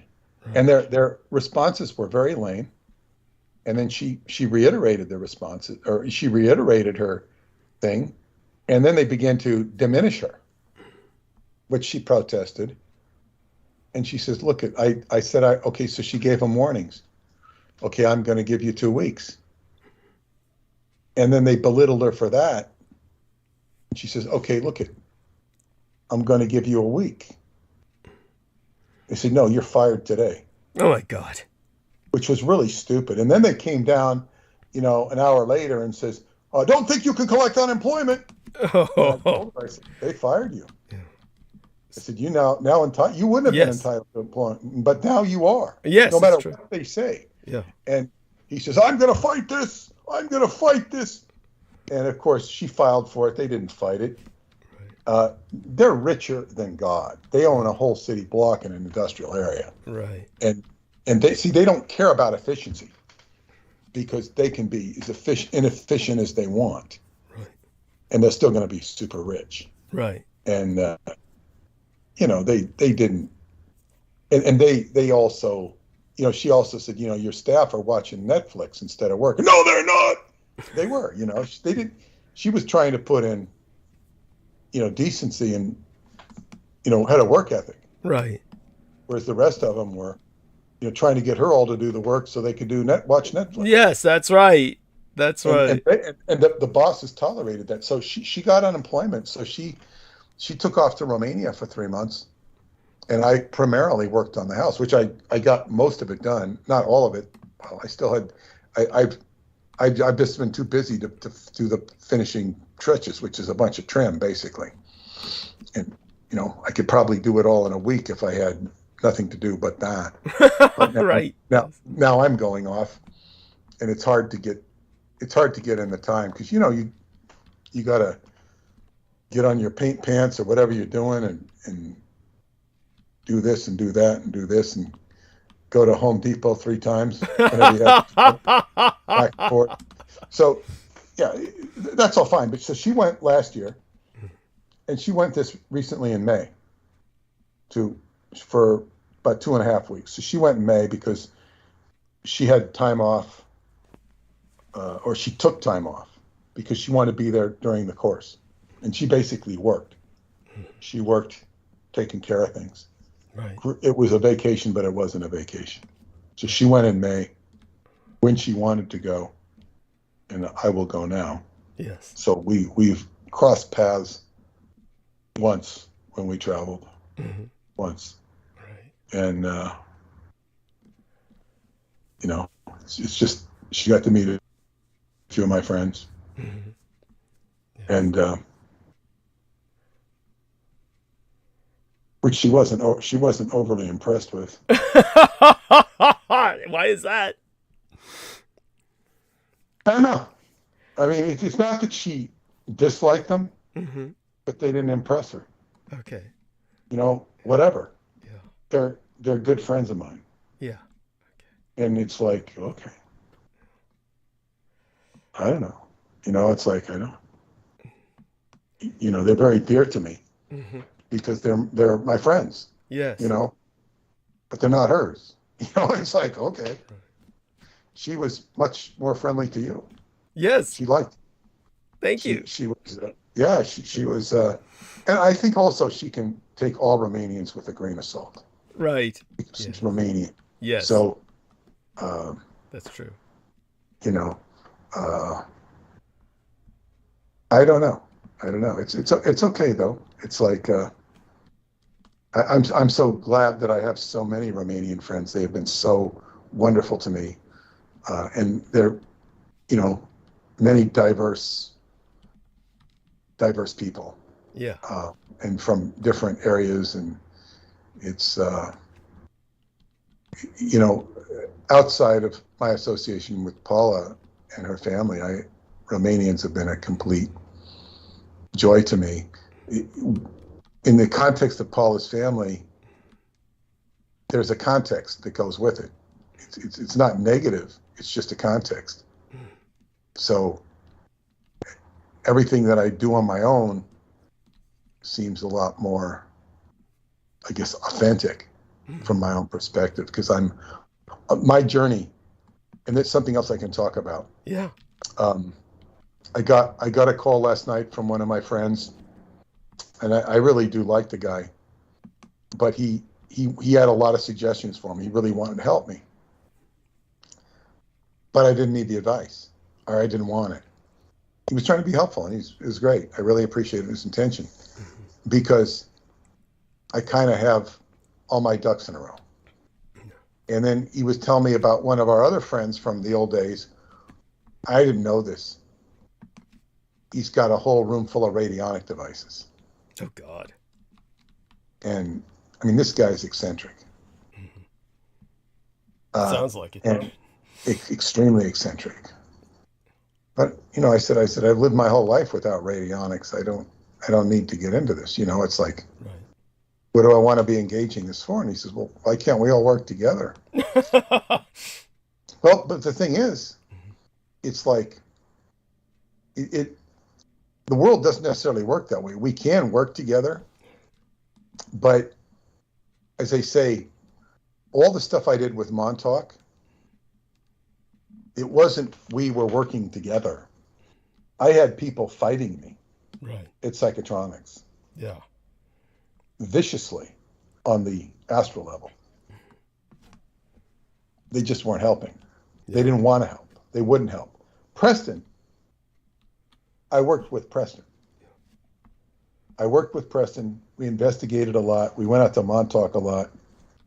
But it was never with anybody from Psychotronics that we went. Right. Sometimes, I'm sorry. I was just going to ask you to clarify to our listeners that Psychotronics apparently is not just a technology or a technique, but apparently a group takes that name as well. It was a group that still functions on the national level out of Ohio, the U.S. Psychotronics Association, or USPA. And Long Island was a chapter of the U.S. Psychotronics Association, the Long Island chapter. It was definitely the most interesting chapter because of Preston Nichols. That's the only reason it was the most interesting chapter. And Psychotronics is the interfacing of the mind, body, and soul with electronics. It was coined by Ingo Swann in Prague, some big conference they had, Psychotronics. But yeah, so Psychotronics was, we had a group. It fizzled out, but I had to disassociate myself with it. Right. Because, you know, I was the vice president, and I don't know, I think on the day that I was voted in as vice president, they passed a resolution to not talk about Montauk. And at that point I said, this is nuts.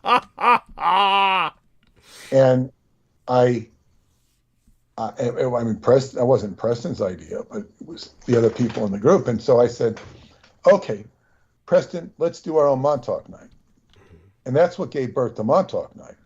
And we met a few times there at the building in Farmingdale, and then we moved it to Laurie Saluzzi's house in Belmore. It eventually came to my house for, 3 years, I think. Right. 4 years, maybe. But and then I discontinued it because it had run its course. And I got into Qigong, and these people weren't going to progress. But that wasn't necessarily the same crowd that came to Psychotronics. Right. Psychotronics had some really fucked up people in it. And I can imagine. All of them were. Some of them were interesting and brought something to the table, but not compared to Preston. So, so the point I was saying is, it wasn't us doing things together. It was me doing something with Preston, but Preston could only go so far. He could only go so far. Whatever was wrong with him, he couldn't take it beyond a certain point. Right. And He was stuck, right? Kind of stuck. He was going. Yeah, like this is somebody who knew backwards and forwards the whole ins and outs of the Philadelphia experiment because he'd read the information on it from a technical perspective. Yes. He knew it, but he wouldn't sit down and reveal it. And as I say, before he died, when he was still functional enough to do it, I said, look at said in the book, 30 years, you were under a 30-year non-disclosure about what you read about the Philadelphia experiment. I said, you can now reveal it. He goes, it was 50. It wasn't 50. He said that just to avoid have an excuse not to tell it. That's so sad. And what do you think was behind that? I mean, no, the way you're expressing this, it sounds like both of you knew he was going to die. At that point, what was it that he had? What condition did he have that made his death so impendingly obvious? So obviously impending, I mean. Well, I think it was, I think it's explained if I say this, is I told him, I think it was on the phone. I said, okay, I'm doing the silver anniversary edition of the Montauk Project. I said, I'm going to tell everybody there that you worked at AIL, Airborne Instruments Laboratory, and I'm revealing it all. He goes, I don't think that's a good idea. I said, Preston, nobody cares anymore. Thank you. They're all dead. Yes. And if they're not dead, they don't care anymore. And he accepted that. But you see, there is a very deep embedded fear of breaking security. Although he never felt that he was breaking security technically, because he said, I was not allowed to say this, that, but I was allowed to talk, but I never signed anything about the Montauk Project. The Montauk Project was something he discovered on his own, through his own recovering of memories. And it was not something he signed any documents for. So much of what he did learn, he did sign documents for, which is, so much of it had to do with stealth technology in the Philadelphia experiment. Mm-hmm. He knew a lot about stealth technology. Right. But he could only abstractly talk about it. He couldn't go into details because it is, legitimate secrecy. But he couldn't maneuver. There's so much he could have shared and could have said, but he didn't, because that's who and what he was. And also, there was an element of control. And he wanted to control things. As one of my friends heard him talk for the first time, and she says, oh, yeah, I get what this is. He says, he'll tell you a little bit. He knows all this, and you don't know it. He can kind of, feed it back to you, kind of put him in a position of, I know more than you. Right. And I never interfaced with him that way. But he was talking to a group of people, and she kind of noticed that. Information is power, or whatever. Yeah. And to tell you the truth, he knew all sorts of things about all sorts of things. And he wouldn't necessarily talk about it. He would share information with people if they had a problem and they came to him for help. He could often be very helpful with advices and whatnot. So he was a very, very complicated individual. But to get back to what I was saying, there was never a lot of teamwork in any of this stuff. Right. And then when I go off and, I have my adventures with synchronicity, this is all me churning my own adventure. Yeah. So if I look and because I have a vehicle with which to write, I can publish it and share it with other people, and it creates a vortex of information. And this is the old saw of the pen is mightier than the sword. Right. And the pen is like a magic wand. It is a instrument of magic in terms of working one's intent, working one's intention. So it's like if there was no Peter Moon writing, there wouldn't be all this adventure with, the Montauk Indians put into context. The pyramids of Montauk would have never turned up. Right. I don't know how many people even, care about that. They did when the book first came out. And this whole legacy of pharaohs and whatnot. And then there's the whole thing with David Anderson. If I didn't write the Montauk Project, David would have never seen it. And he would have really transferred into complete obscurity. when he shut down the Time Travel Research Center. Right. And, he reemerged with his website, but there'd be no context on it. People wouldn't understand it. So he would have did what he did in Romania. But, so I've created this whole mythos around David, who's a very live person. And the same with the Romanian stuff. Would it have ever even have been published? Because if the Montauk Project, it was the Montauk Project that was published that Radu Cinema saw and wrote to the publisher and said, how would you like to do my book?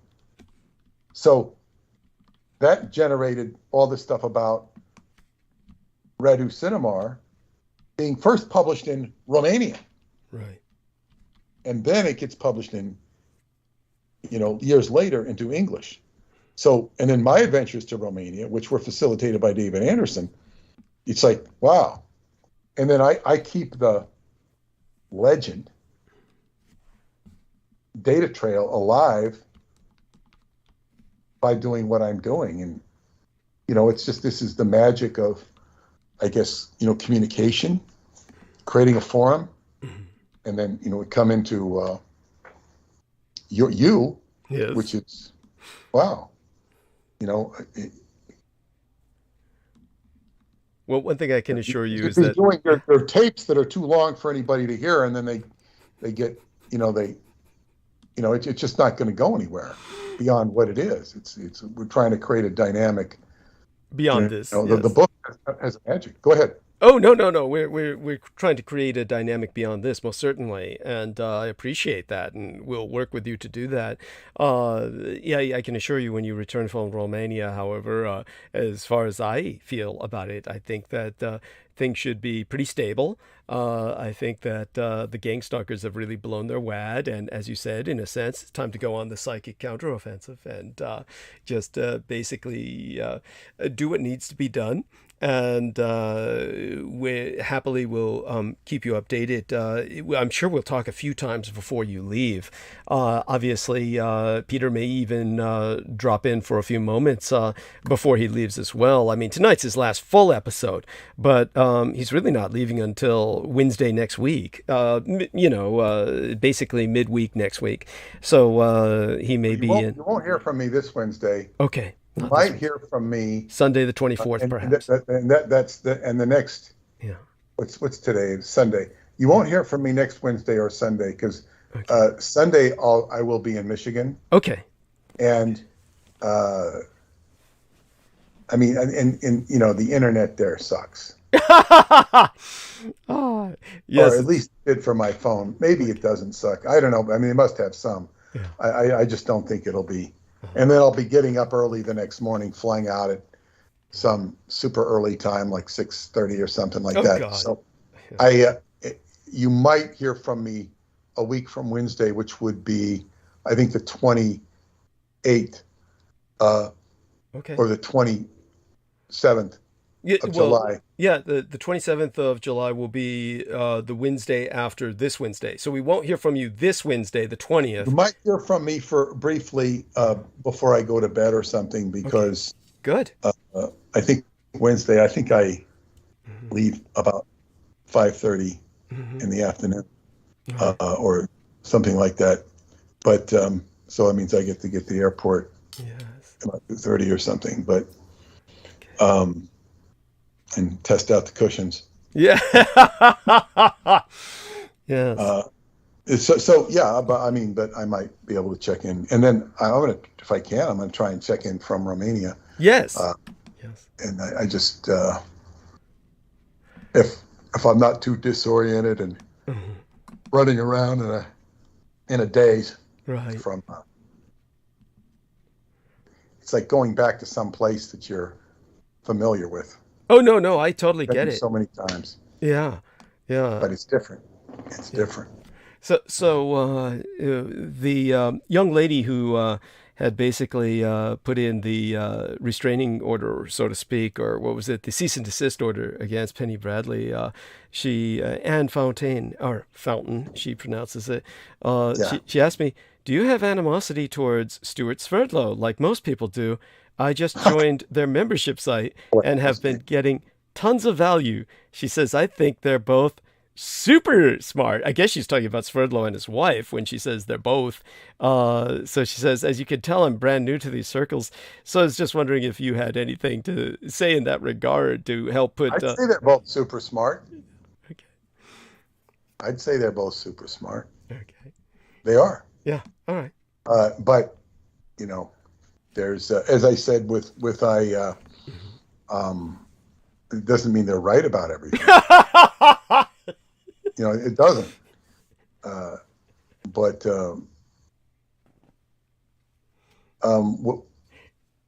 know, when Stewart started attracting all of his clients, Uh-huh. you know, many of them swore by him. Uh-huh. And then people would fall away. Mm-hmm. In actual fact, when I was living with him, Uh-huh. he was very helpful to me. Okay. He could tap into stuff, you know, because it was like he was working not far from me. Uh-huh. He kind of it wasn't a great job, but it was a job. He was hiring Hispanic people Uh-huh. because he spoke Spanish. He's Wow. good with language. Okay. And I'd go over and see him in the middle of the day. You know, he'd give me readings and stuff. He was trying to help me. I was working on his book. You know, I worked okay with him. Mm-hmm. But then, you know. How many years did this go on? I mean, how long? It didn't go on for you. I mean, I worked. I mean, when you were living with him, how long was that? Well, I lived with him from 1998. It was probably only, you know, it seemed like a long time. I always had that impression, yeah. But it was probably only a month at the most. Really? Yeah. Yeah. But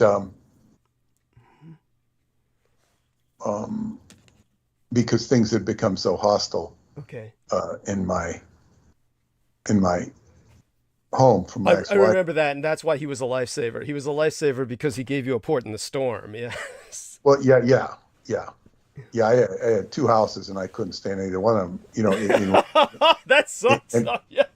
It was bizarre. And you know, Preston says, he says, you can stay here, but you're going to be a lot more comfortable at Stewart's. Right. So he says, go see Stewart, and you know, and you know, he set that up, and it was very helpful. I was very helpful to them because I was bringing people to their meetings, and then I kept going to the meetings after I moved back into my own house. I was able to, reverse the restraining order that was put on me. Mm-hmm. I was able to reverse it, you know, so on both the people that had them on me. Right. Or one didn't have one on me, but so, yeah, I had to gain my territory back. Mm-hmm. That was like a fight.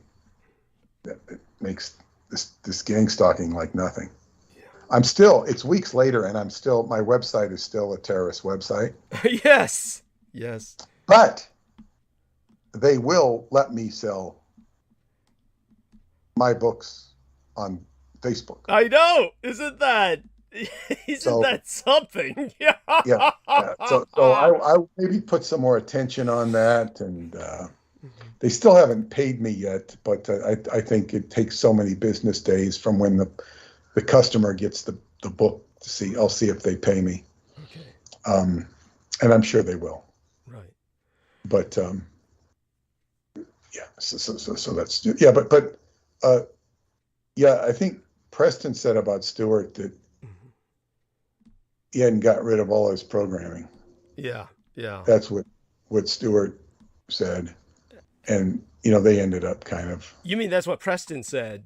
Preston said about Stewart. Yeah. And,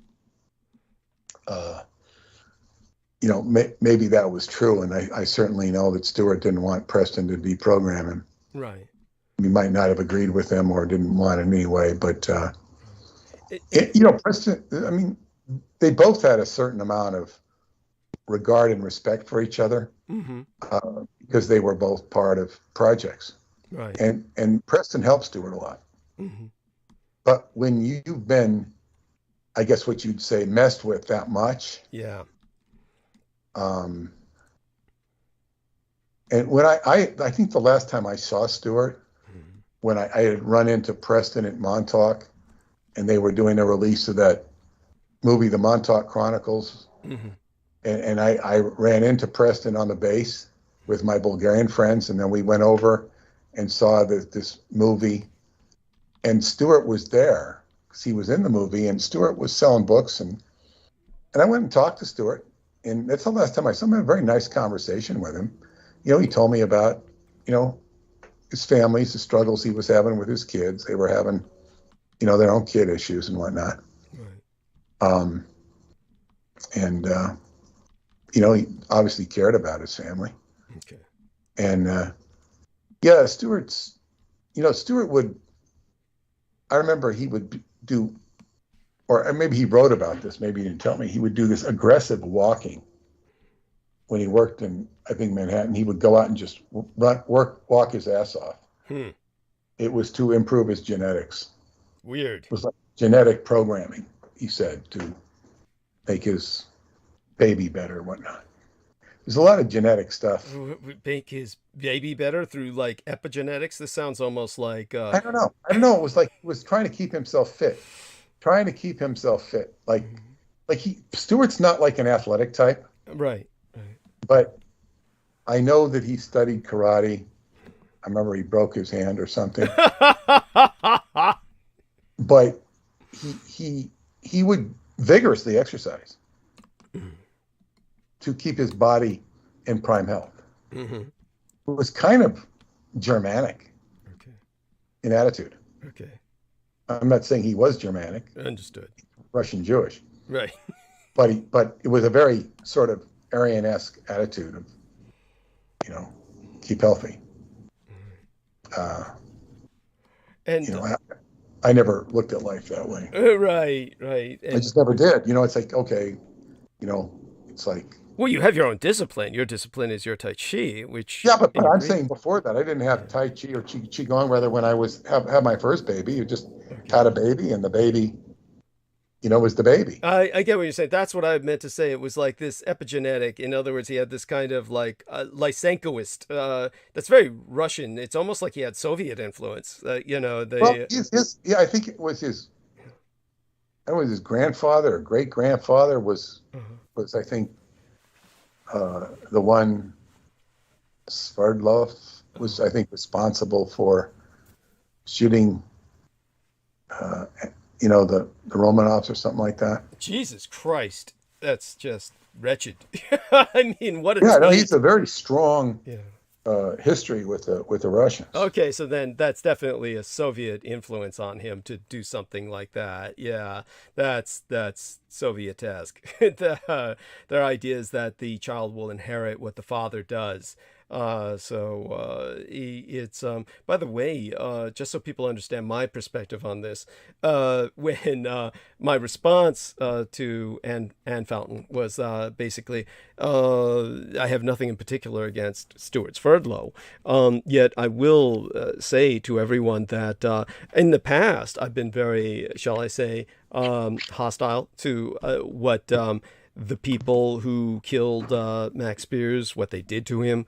That's a whole other story. I forgot about that, but I really don't have any firsthand account of that. Oh, no. I got it. I'm just letting people know my perspective. I'm just letting them know from my side. I've come to, over the years, come to a certain peace with Max Spears's murder, and it was definitely a murder. And I've come to peace with the fact that, in a very real sense, Max Spears was seeking death. He definitely wanted to, basically, he seemed to be, from all evidence that I've come to absorb and digest, he seemed to be looking for out of this world at that point. But nevertheless, I will say, Stewart Sverdlow was definitely a part of making that transition happen, in the sense that he certainly lured Max into the zone where it could be done in Eastern Europe. And that being said, I have no personally, I don't even hold that against Stuart Sverdlow. But what I will say is my impression is that Stuart Sverdlow was still very much under the control of Aquino in many ways, while Aquino was alive. And maybe that's changed with Aquino's death. Stuart Sverdlow doesn't seem to be in any way, shape, or form affiliated with the Gangstalkers, so he seems to be made of better stuff than that. So that being said, that's probably one of the reasons why I don't hold it really against him, what he did to Max. But definitely the other people involved were Miles Johnston and of course the two people who kept interviewing Max Spears in Poland and basically produced the snuff film of his murder. But that being said, Stuart Sverdlow is what I would consider, he's not dangerous to anybody in general, but definitely is a dangerous person. He's definitely got that element to him. So well, yeah, I don't think that's anything she knows about or is likely to learn about. Right. By hanging out there where she's hanging out. Yeah. Whatever. Yeah. I mean, it's like, I don't know. And so that being said, in terms of, it's a little past midnight. No, not yet. Or it's 11:18. 11-ish. I can go for a while if needed. But the only other thing I'd say is that, I was just talking about a group endeavor, and I it's not that it's like, I don't, have people have given me suggestions from day one, for most of which were don't write the book. And but you're not talking about the Roswell deception, are you? They might as well, although they didn't specifically say that. Okay. I'm talking about the Montauk Project. Okay. Right. And then, of course, I remember one of my occultist friends, the one who actually went and met with Amato Crowley, she was reading the rushes to the Montauk visit, and she says, you can't publish this stuff. People will think you're crazy. And of course, she was talking about what Preston said. Not about me, what Preston and Stewart said about going to see Christ on Mars. That was their story, not mine. Thank you. and it was a damned interesting story. It was damned interesting for its uniqueness at the time. That was the story where Stewart went back in time and this is coming out of regression. It wasn't coming out of his ass, Mm-hmm. It was coming out of his own regression that he went back to the time of Christ to kill him, or to get his blood, rather. To get his blood. And Christ gave him his blood. And then he comes back to Montauk, and then they send him to Mars, where he gives it to Duncan. And then Duncan's going to, they're going to take the blood of Duncan and match it to the Shroud of Turin, which will make Duncan the Antichrist. Or the Christ, if he recognizes the Christ when he's really the Antichrist. Whether this story is true or not, in some realm as it was rendered, it's very symbolic of the fact that Duncan was programmed to be both the Christ and the Antichrist. Mm-hmm. He was programmed to have both functions. And this would have been a very esoteric sort of electronic influence on him. Right. He had the ability to heal animals and stuff and raise the dead. But then there was sinister purposes afoot. So this came out of Stewart. And when Preston told the story, he told it at Psychotronics. It was after he'd done the regression, and I had talked to Preston the next night on the phone, and I said, Preston, that story you told was incredible. I said it gets an A+ for creativity. And he says, it's not my story. He goes, it's Stewart's. I didn't even know Stewart at that time. And they have different versions of the story, but they're not that different. And what's very interesting about that story, so, I mean, I thought it was an interesting story, and it was Preston's contribution to the book. In fact, somebody once wrote to me, he wanted to do a whole movie off that chapter. It never actualized. But I thought it was interesting. He thought that would help make a whole good movie, and it would. But the thing about, I mean, this stuff could be serialized, all the adventures of the Montauk Project. But with that story, I got some message that when Caesar Brad apparently read, the guy from Department Zero, runs Department Zero, he read Montauk Revisited apparently, and he got kind of excited about it because he had his own experience of going back to the time of Christ. Is talked about in Mystery of Egypt. And he didn't go back physically. He went back seeing the replay. And I think there was also a story of somebody going back to kill Christ as well in that story. So it was very similar. It was similar enough to where I forget what he said, but I got a message back or something that he really, now I don't hear from anything about Caesar Brad. I hear from Radu. And Caesar Brad, I think, did tell me in one of the last communications that I was appreciated. Wow. That he even knew who I was. Well, he does know who I am, but that was interesting. But in other words, I think a lot of stuff, when you get into that stuff, it's not a question of whether it's true or not. It's how true is it? What is its relative truth? And what is really going on there? Because they're probing deep into the mind. As I've said many times before, when you regress people in Dianetic or Scientology auditing, it is very routine. Sooner or later, for them to go back and run out the crucifixion of Christ, either as one of the people on the crosses, one of the people in the audience, one of the perpetrators, or Christ himself. It's like, everybody was there. And that's the old Wilt Chamberlain syndrome of Wilt scoring 100 points in a game in basketball, which is phenomenal, considering they didn't have the 3-point shot back then in 1962 or whenever it was. And he's playing the game in Hershey, Pennsylvania, which is, not where he would typically play. He played in Philadelphia. And they did a game in Hershey, which is a small town. And it had a limited amount of seating. And he scored 100 points. And he said he couldn't believe how many people he met who were at that game. Yeah, I saw you score 100 points. I saw you score 100 points. And it's like, what is this? It's just like people say, I'm a part of the Montauk Project. Yes. They read it and they can identify with it. And this is very common.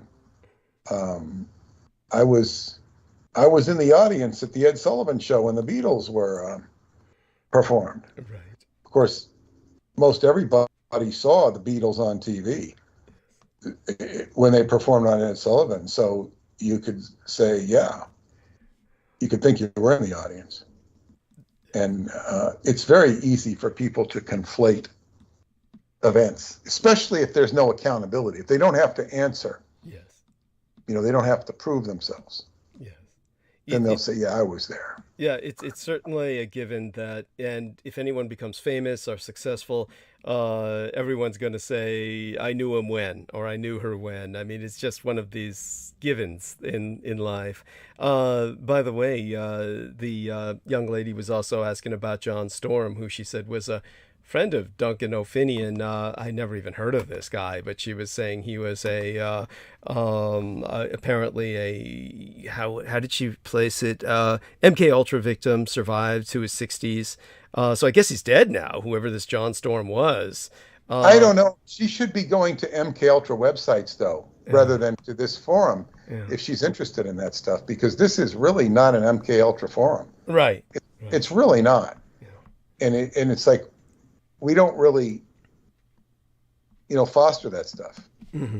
And I mean, you can say if you're, worried about losing an audience member, I'm saying this is not, I don't indulge in MK Ultra because it is what it is. And what happens with people who are fascinated with MK Ultra, they haven't released themselves from MK Ultra. They want to keep finding out more about it. There's an infinitude of stuff about MK Ultra. Yes. But I don't go down that rabbit hole because, why should I? Yeah. There's so many people doing it. And people want to tie themselves up in their programming. You want to get away from your programming. Right. And,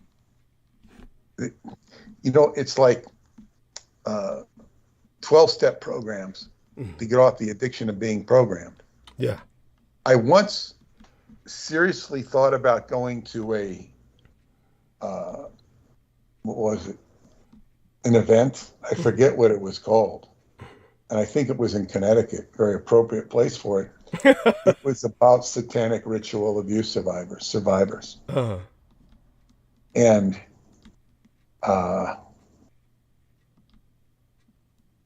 all you're going to get is stories of abuse. Yes. And I'm not running a clinic to help people. That's not what I do professionally. And it's so. Though you could have gone in that direction with your. Well, yeah, but then it just perpetrates more of the same. JoJo, who is an expert counselor. Yeah. She's dealing with addictions from drugs and alcohol. Right. And so wasn't Preston kind of lost in this kind of deprogramming the Montauk Boys trip? Well, that's a totally different approach. I'm talking about people that are addicted to suffering mind control. Right. MK Ultra victims. Yeah. And then you need to put them into a 12-step program. Right. So they'll stop being a career victim. Yeah. Yeah. Exactly. See, this is the problem. The career victim. Now, was Al Bielek a career victim? No. He didn't talk with a victim mentality. Okay. He talked with an obsessive, compulsive mentality about finding out stuff. Okay. And some of the stuff was, I guess what you'd say, grasping at straws. Right. But he was quite knowledgeable in his own way. Mm-hmm. But he was always trying to find things out, and he was, constantly communicating and trying to figure stuff out. Sometimes it would make sense. But, too busy dealing with other timelines. Mm-hmm. And it led to a certain amount of either irrelevancy or incoherency as far as for my liking. Mm-hmm. But I never had, the only professional relationship I had with Al was he used to sell the Montauk Project books when it first came out. Mm-hmm. He sold quite a few of them. Okay. And because he'd go and I'd send him the books and he'd send me a money order and I'd send him more books, and that went on for, it ran its course. Right. But I never sat down and wrote a book with him. I was never supposed to. Mm-hmm. He had written the book, The Philadelphia Experiment and Other Universe and Other UFO Conspiracies with Brad Steiger. Okay. And that was it was the story of Al Bielek, the basic story. Mm-hmm. It was kind of a thin book, thin story. Right. Brad Steiger he mentioned Montauk in that book, but he wouldn't touch it with a 10-foot pole. Jesus. He would not touch it with a 10-foot pole. So, and You'd Al think would. that Al, you'd think that Al's story would be even stranger without claiming that he was like made into a baby again, so he could be rebirthed. You would think that yeah, that yeah, would. Preston did not like that story, and he said, he never heard anything that verified or corroborated it. He highly questioned it. But of course, what Al's greatest contribution to my life was the day I really first interfaced with him, and I took him to Princeton, and he told me about the Anderson clan. That's right. That was a major contribution. Yes. When he told me about that, and so it's like I think my friend Chelsea had said about me. She says, see, the thing is with you, you're rapidly evolving and moving. They're just kind of staying in their own mire. Yeah. They didn't move beyond. Right. And they all had real, I guess what you call sexual hangups. They really did. It was like, because they went through all that sexual programming. It's true. It's true. Yes. Yeah. So it's like, and they weren't always focused on that, but it's kind of like. So how would you disambiguate my hypersexualization from theirs? Well, I will say this about your sexuality, and I really don't think about it too much. But JoJo once mentioned, and now JoJo's an expert counselor. She once mentioned, she says, that's his pain point. She says, it's your pain point. Your hyper, what do you call it? The Sexuality or hypersexuality. She says, that's your point of pain. Yeah. And that's what she said. She said that, and she's good when she says stuff. And so that's what, obviously, much is interpreted through sex. And there's, sex is such a hyperbolic subject for people, because if you take somebody who's what you call straight and ordinary, their sexuality is very compartmentalized. And then it's compartmentalized to the degree that they don't really talk or think about it. They're just, as one of my friends in Scientology said, she was older, she says, I'm all sewn up. I'm all sewn up. Wow. Meaning she was joking, but she's all done. Right. And, but, I see some of these older people walking around, sex is not on the drawing board for them. It's not on the agenda board. You can just tell. And it's like, okay, that was something I did when I was a kid, when I was married. They're happily willing to go along and interface as quote unquote normal, well-adjusted human beings. Then there's another component of society that compartmentalizes their sex. Mm-hmm. And it's what used to be called deviant behavior. Right. Whereby, and now it's been called undeviant, whereby the person will have a very crisp looking family, Leave It to Beaver type family in modern times, equivalent thereof. And they'll be very rich, and they might have another home somewhere where it's like a dungeon, or they're doing all sorts of sadomasochistic stuff. Right. They have a whole secret life. And there's a certain rank and file of the elite that would go to certain clubs. Like, say, for example, my friend Vicky, she used to run the biggest sex club in Connecticut. And she said, judges, lawyers, people of great prestige would go to her club. Right. She knew them all. The only reason she had the club is because she inherited it from a boyfriend. Incredible. Who was quite, I think he went to jail, and, okay, here are the keys. Holy shit.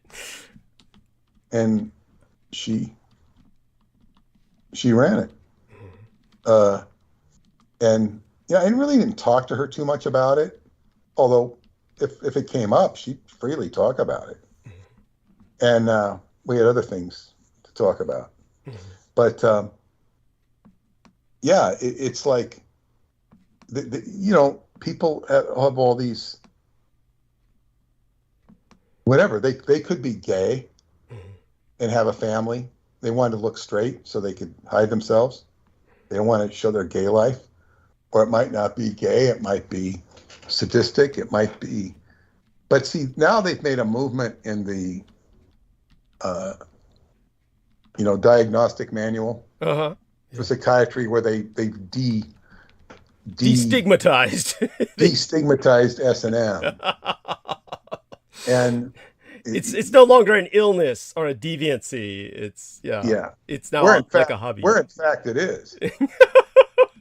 First, they took away homosexuality as a deviancy. That's right.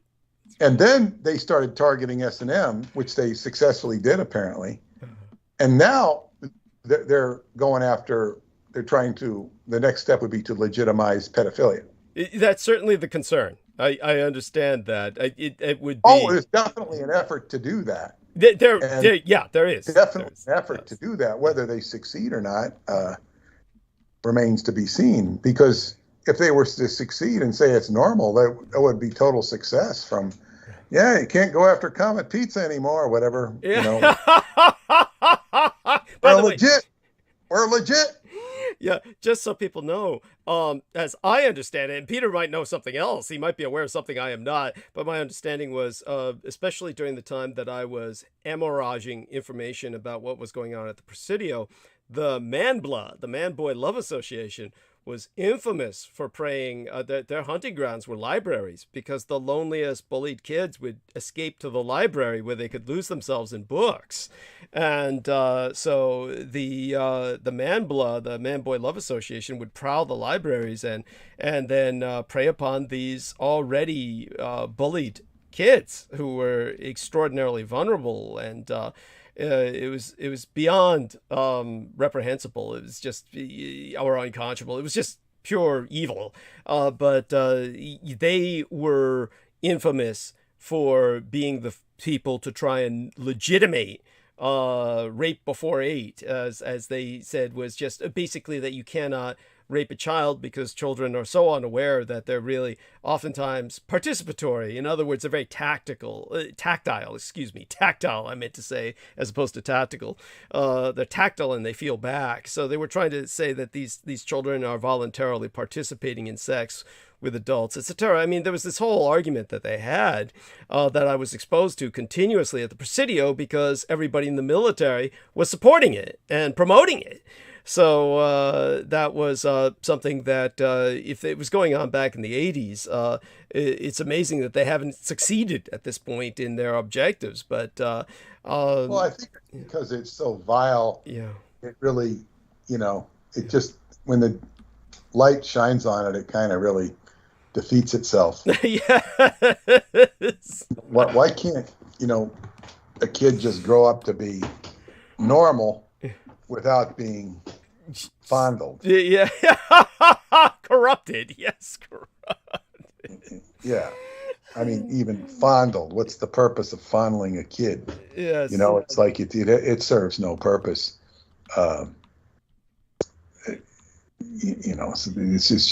It's just ridiculous what they do. But right.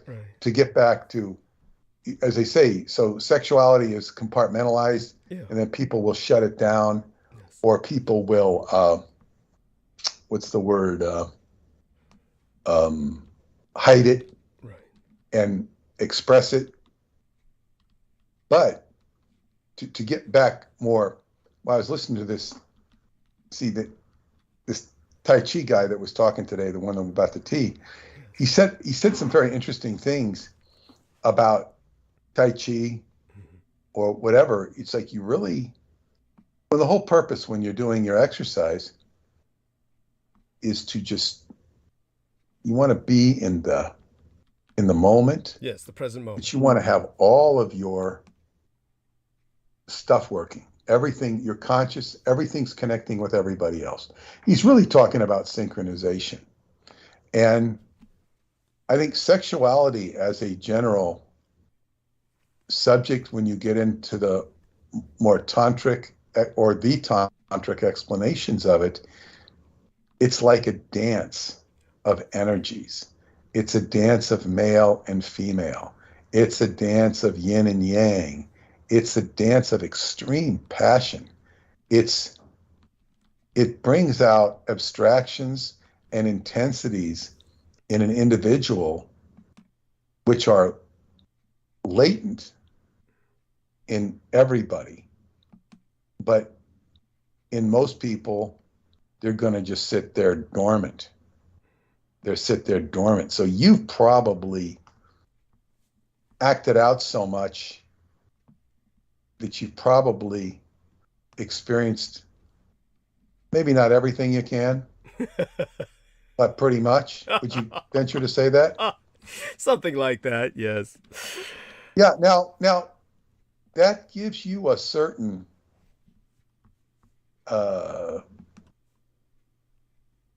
you've experienced certain freedoms that other people have not.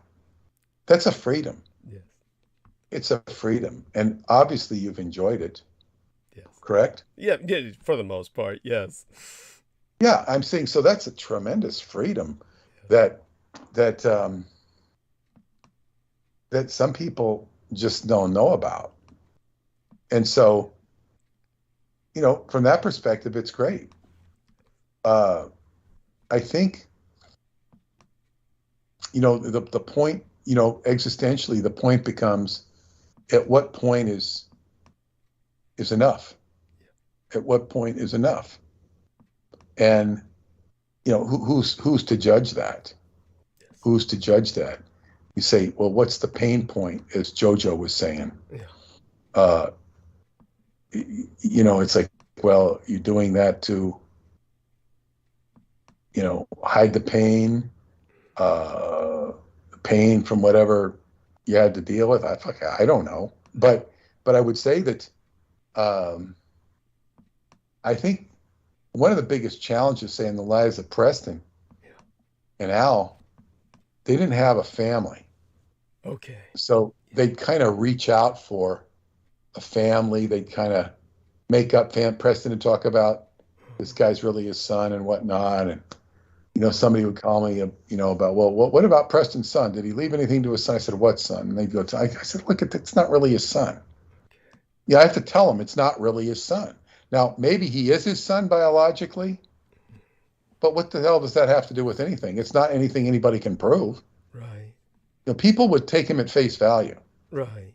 But him and Al both, they're creating connections with people because they didn't have a family. Right. And, sad.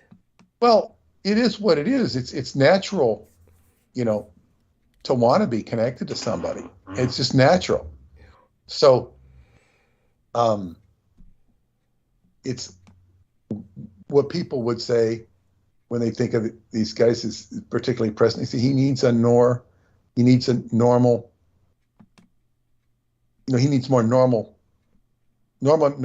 in his life. Yeah. And okay, we could say that about you, but the first thing, because I got rid of a lot of old papers. I couldn't believe how good it made me feel. Wow. I cleaned out my files. Mm-hmm. You take a bunch of insurance stuff that goes back, 20 years, and you take out 3/4 of it you don't need. Right. Okay, that's gone. And all this sort of things, all these different files. Yes. God, I felt good after I relieved it. And I thought of you trying to declutter your house. That's so cute. It's like, God, what one would want is, in a case like, or if one was prescribing therapy for you, and from one perspective say, well, we want Douglas to have a normal life. And what constitutes a normal life? It would be a steady income, which could be supplemented, whether it's be by the government or author royalties or whatever it is. You want to have a steady income so that you could have a domicile. It's clean, healthy. Yes. You got food to eat. Yes. Okay. Yes. And I think in your case, the ideal way to do it is if you have a separate apartment down the block that you could sleep in and eat in, and then come down and go to work in the dungeon. Yes, yeah, pretty much. That would be ideal, because I know you don't want to get rid of all that stuff. That's right. You know me too well. Yes. Well, it would only be common sense that you don't want to get rid of all that stuff. But then to make a presidential library out of it, it's like we could even create an absurd eventuality. Suppose I become rich to the point where I had a Peter Moon Foundation or Institute. Right. And I have the Douglas Dietrich wing where we go to San Francisco, get all your books and cart them in and put them in this, Yes. And have research. I don't know. I mean, I'm being absurd here. Or that somebody create a foundation, but I don't see that happening. By the way, what is the preservation of the knowledge? What is the shelf life of Douglas Dietrich on Green Street? I don't know. There is a shelf life. There is, and I feel I'm reaching the end point soon enough. We'll speak about that more in private, and hopefully I'll be able to speak either privately or publicly with Jojo sometimes about this pain point. I'm intrigued by the term, and would like to speak to her more about it. Of course. Now, two people in the chat room. Elizabeth Donatella says, Douglas, can you ask Peter if Preston said in The Music of Time that he wrote The Storm in Riders on the Storm by the Doors? No, what he said about that, as I recall, is that he facilitated the rain. There's this recording of the rain. It's a real dynamic recording of the rain, Riders of the Storm. And it reminded me of the Black Riders from The Lord of the Rings when I heard that song. But yeah, he's got this raining. And he somehow had a recording of rain that he used for that. And it was a very good recording, as he described it in detail. Not necessarily in the book. He might have mentioned it in the book, but he described it in detail at one of the lectures. And I don't think he wrote the song in any way, shape, form, but he did do the recording of the rain, he said. And I think he said Mark Hamill wrote some of the lyrics for one of those songs that the Doors did. Certainly not all of the Doors songs. He had a deep relationship with Jim Morrison. That was very weird. Yeah. I mean, definitely he was deeply into music, which was weird in and of itself because he himself was such a isolationist dork. And yet he had this fascination with pop culture. And well, I don't think it was a fascination with pop culture. It was a perpetration of pop culture. He was ingratiated into it. Okay. I don't think he was particularly interested in it. Okay. He was pop culture in the sense that he met Chubby Checker through Boy Scouts and did his first recording. Uh-huh. And his first recording was for Time Records. Right. I've Had It. It's a simple Could you clarify for our listeners, when you say Boy Scouts, are you talking about the organization or a band? or No, the organization. Chubby Checker was a Boy Scout leader. Okay. On Long Island. Okay. And that's how Preston met him. Preston was a scout then? Oh yeah. Oh, okay. And he was doing, getting into the singing and whatever, and Preston ended up recording his first record, The Twist. Jesus. And then it was putting all sorts, because Preston always had his hands in sound engineering. Okay. And somebody recently wrote to me about, Preston said that he was working for the CIA and he was engineering. He's basically performing social engineering through music then. So it's not like he was, I'm real interested in doing this music. No, it was like his skills in electronics were superb. Okay. And in recording. And so you have to understand now, Preston was born in 19, I think 46. He was born in 46, I think. And and then Mark Hamill was comparable age. Mark was a little, I think, born in 51, if I'm not mistaken. I was about to say he'd have to be a little younger to play the clean-cut kid in '77. Yeah, but Mark Hamill was performing and writing with the called. I mean, there were different groups he did with the Ohio Express, the 1910 Fruit Gum Company. He was churning out songs, singing songs. And Preston was his, childhood friend. They both lived in Islip. And You mean Hamill and Preston? Mark Hamill and Preston. yeah. And they worked together. They knew each other. And they weren't, and Chuck's his older brother, Chuck, who I think goes now by the name of Chuck Troy, Trois. Very strange family. And Mark was, as they say, when these were talked about, his old high school teacher used to come to our Montauk meetings, and she says, yeah, he used to go to high school right here, and he just say weird stuff like, my dad's in the CIA, and he was a bad student because he was always going off on music gigs. Right. Now, what high school kid is going off on music gigs? Yeah. I mean, and to the point where he doesn't go to school. Like Billy Joel, when he was, I don't know if he dropped out of high school, but he was doing gigs at the local church. Right. He wasn't, going on tours.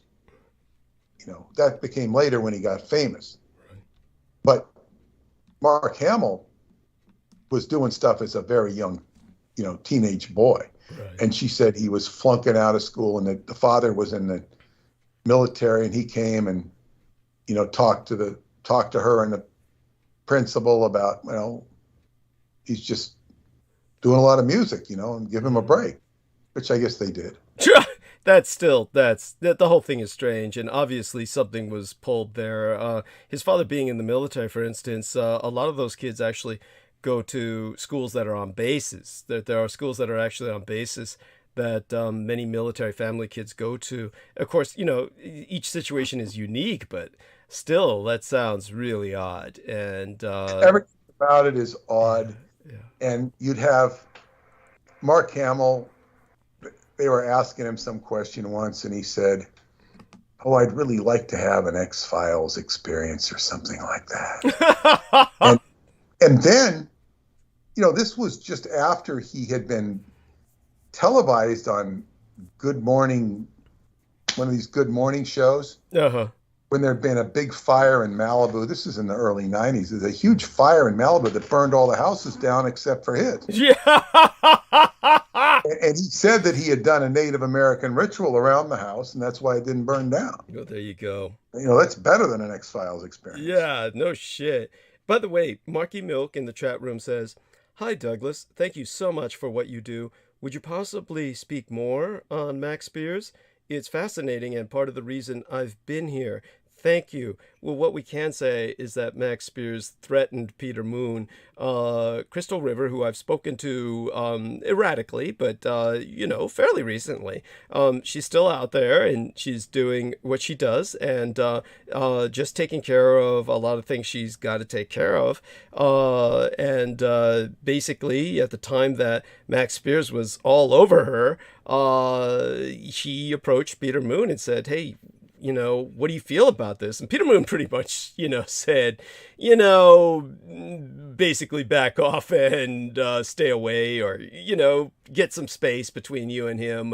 And she followed what Peter Moon had to say, and basically alluded to the fact that she was following Pete's advice when Max Spears said, "I can make him disappear." And, just very J. Maurice kind of moment there of this kind of just infantile bullshit from guys trying to assert themselves on Peter Moon, and if Peter Moon, if Pete has anything to add to that, I mean, please do. Well, Max was trying to interest me in getting interested in him. That's right. That's right. Because I was on some show with him that I forgot about. I think it was both mine or Christine Joanna Hart's, right? It was Christine Joanna Hart's, wasn't it? Might have been. And I just say, I talk what I talk about. I'm not getting into other people's personal life dramas. Right. And nor did I even know who the guy was or why he would be of any interest to anybody. Right. Because I didn't know. I mean, I didn't know who he is. And it's just like, okay, he's some guy. And he did know a significant amount of information about Aleister Crowley. And like you said it perfectly when Peter Moon told me about this. He said, but then who doesn't? Yeah, so come on. Well, but see, it was, I felt as if he was trying to impress me with That's it. what, yeah, he was. And, okay, he's got knowledge about it. But so what? Yeah.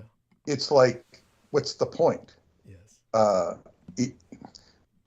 of the problems is people who have information kind of lead you in and say, look at how interesting I am. Yes. Look at how interesting I am. I am the great magician. And oh, really, you are? Wow.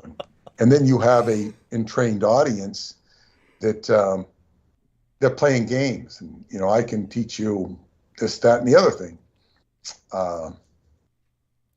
And it just, that seemed to be where he was coming from. But he didn't have any notoriety that I knew of.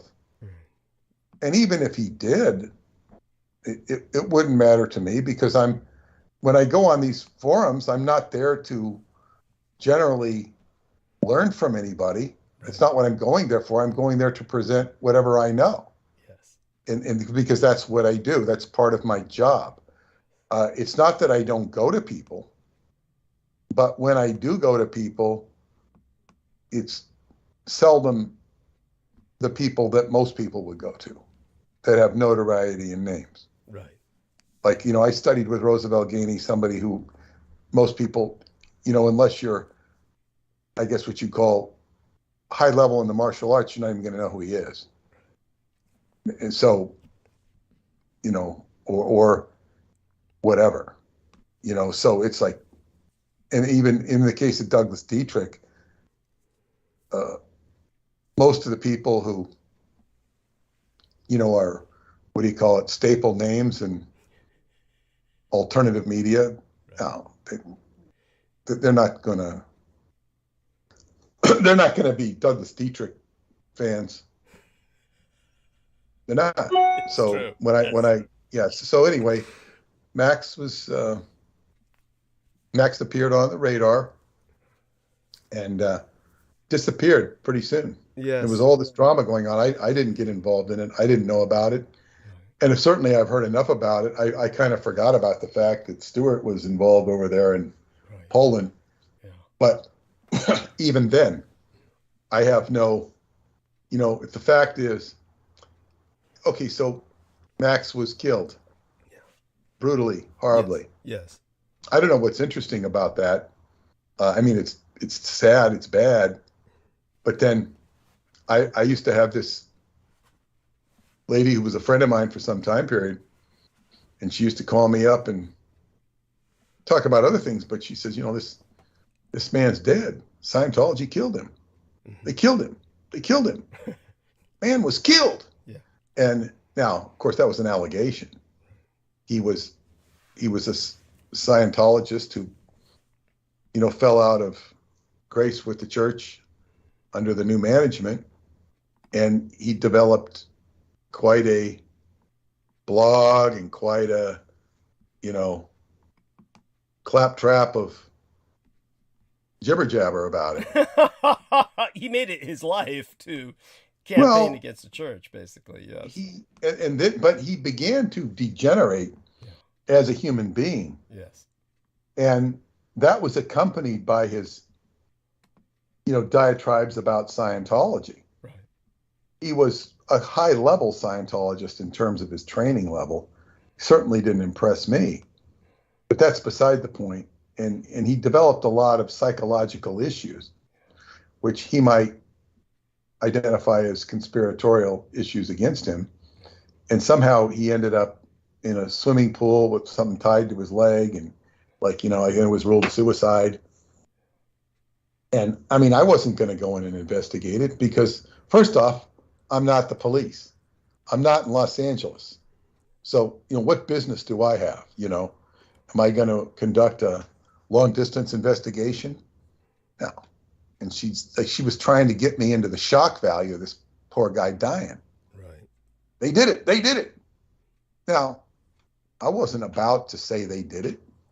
So I'd say the biggest argument to say they didn't do it is this guy was really screwed up in his own head. He's really screwed up, in my opinion. Now, they might have helped push him over the edge. But to me, he was harmless. Maybe not from their perspective. But this whole shock value. He's dead, Jim. Like Star Trek. He's dead, Jim. Dead. They'd say he's dead. In Star Trek, they'd say he's dead. They'd, put him on a slab and cart him away behind some neatly manicured part of the Enterprise. You wouldn't see him again. He's dead. All those people that Dr. McCoy, he's dead, Jim. He's dead. You didn't see him anymore. You didn't hear him anymore. They didn't talk about him in the next episode. They didn't talk about him in the later part of the show. He's dead. He's gone. So,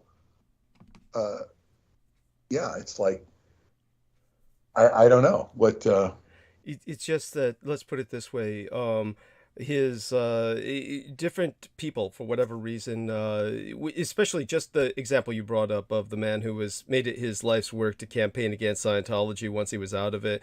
When you make it your life's work to be antithetical to something or someone, like my gang stalkers are to myself, there is such an emptiness to these people's lives that anyone who takes that kind of campaign or crusade up, they're definitely sick. That man who was campaigning against Scientology with so much fervor was sick, because there are so many better. If you were ripped off by Scientology, then by all means try and find something to do to recoup that loss by doing something constructive with the rest of your life. That brings up an interesting point, because Scientology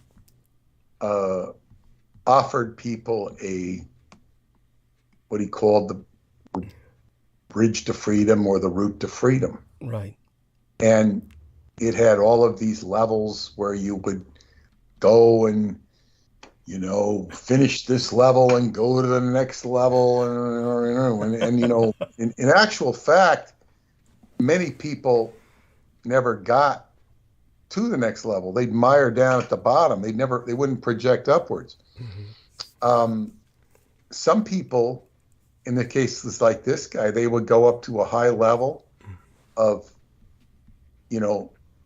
auditor training and whatnot. Mm-hmm. And I'm not speaking about this guy in particular, but then I remember one person in management saying, I got all these people that finished the Class A course, which was very high level. And here, this guy's working at Jack in the Box. Why is he working at Jack in the Box? He should be, he's trained to apply Scientology to a high level, but he's not doing it. So you'd say, hey, there's something really wrong with these people. Like, they're not good products. They were shameful to Scientology. No. Maybe not great shame, but there was a certain amount of sophistication of knowledge there, but they were not applying it. So this is a problem. So people are doing this, school, this training, and they're going through the motions. Mm-hmm. They're not making it happen. Most of what I did in Scientology, all of this awards and levels and certificates were kind of meaningless to me. That's for the best. That's for the best. Go on. Yeah, well, it's not that I didn't get some of them, mm-hmm. often that I wouldn't get them, but it wasn't that I didn't warrant them.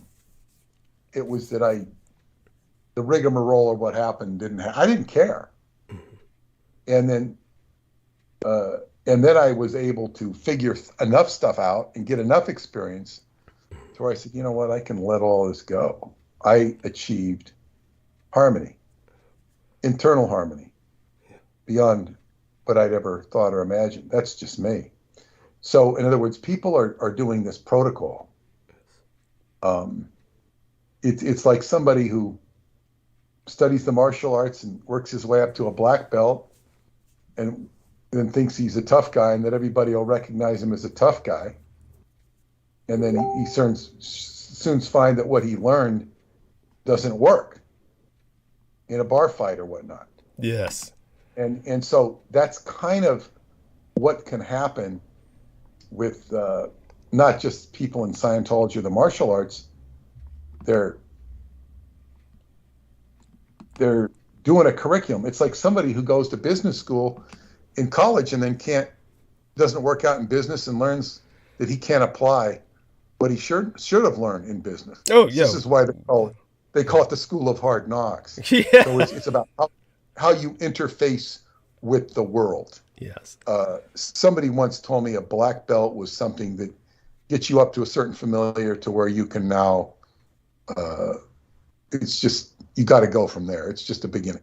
Right. In Absolutely. actual fact, a black belt means traditionally your belt that was white got so black because you spent so much time in the dojo working out and sparring that you were seasoned. You were a real fighter. Yeah. So that when you went out into a bar fight, if you got in a bar fight, why you'd be hanging out in bars is a good question.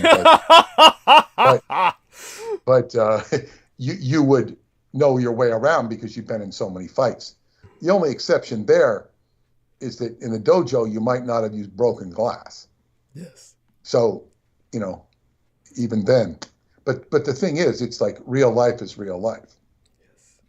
And that's where things go. So I was saying this, it's like, the point is when somebody matriculates to a high level and they see themselves as a failure. And they may say, whether they say that system failed them or not, they feel like a failure.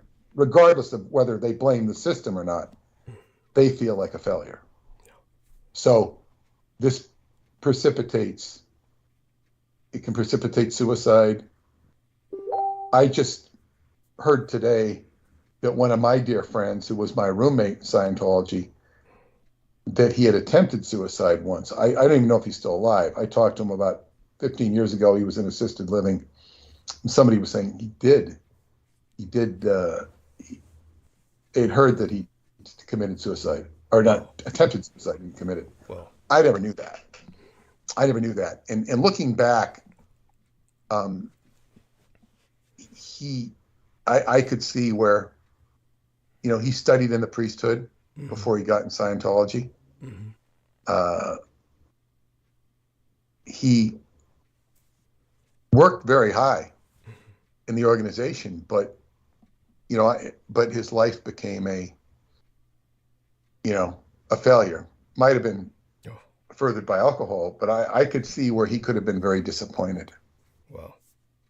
And I remember when I spoke to him from his assisted living room, he told me he had all the basic books, meaning the basic Scientology books, in his basic books that he would look at. And of course, I didn't say anything to him. I thought that was absurd. It's like his basic books. He's reading over the Scientology truths.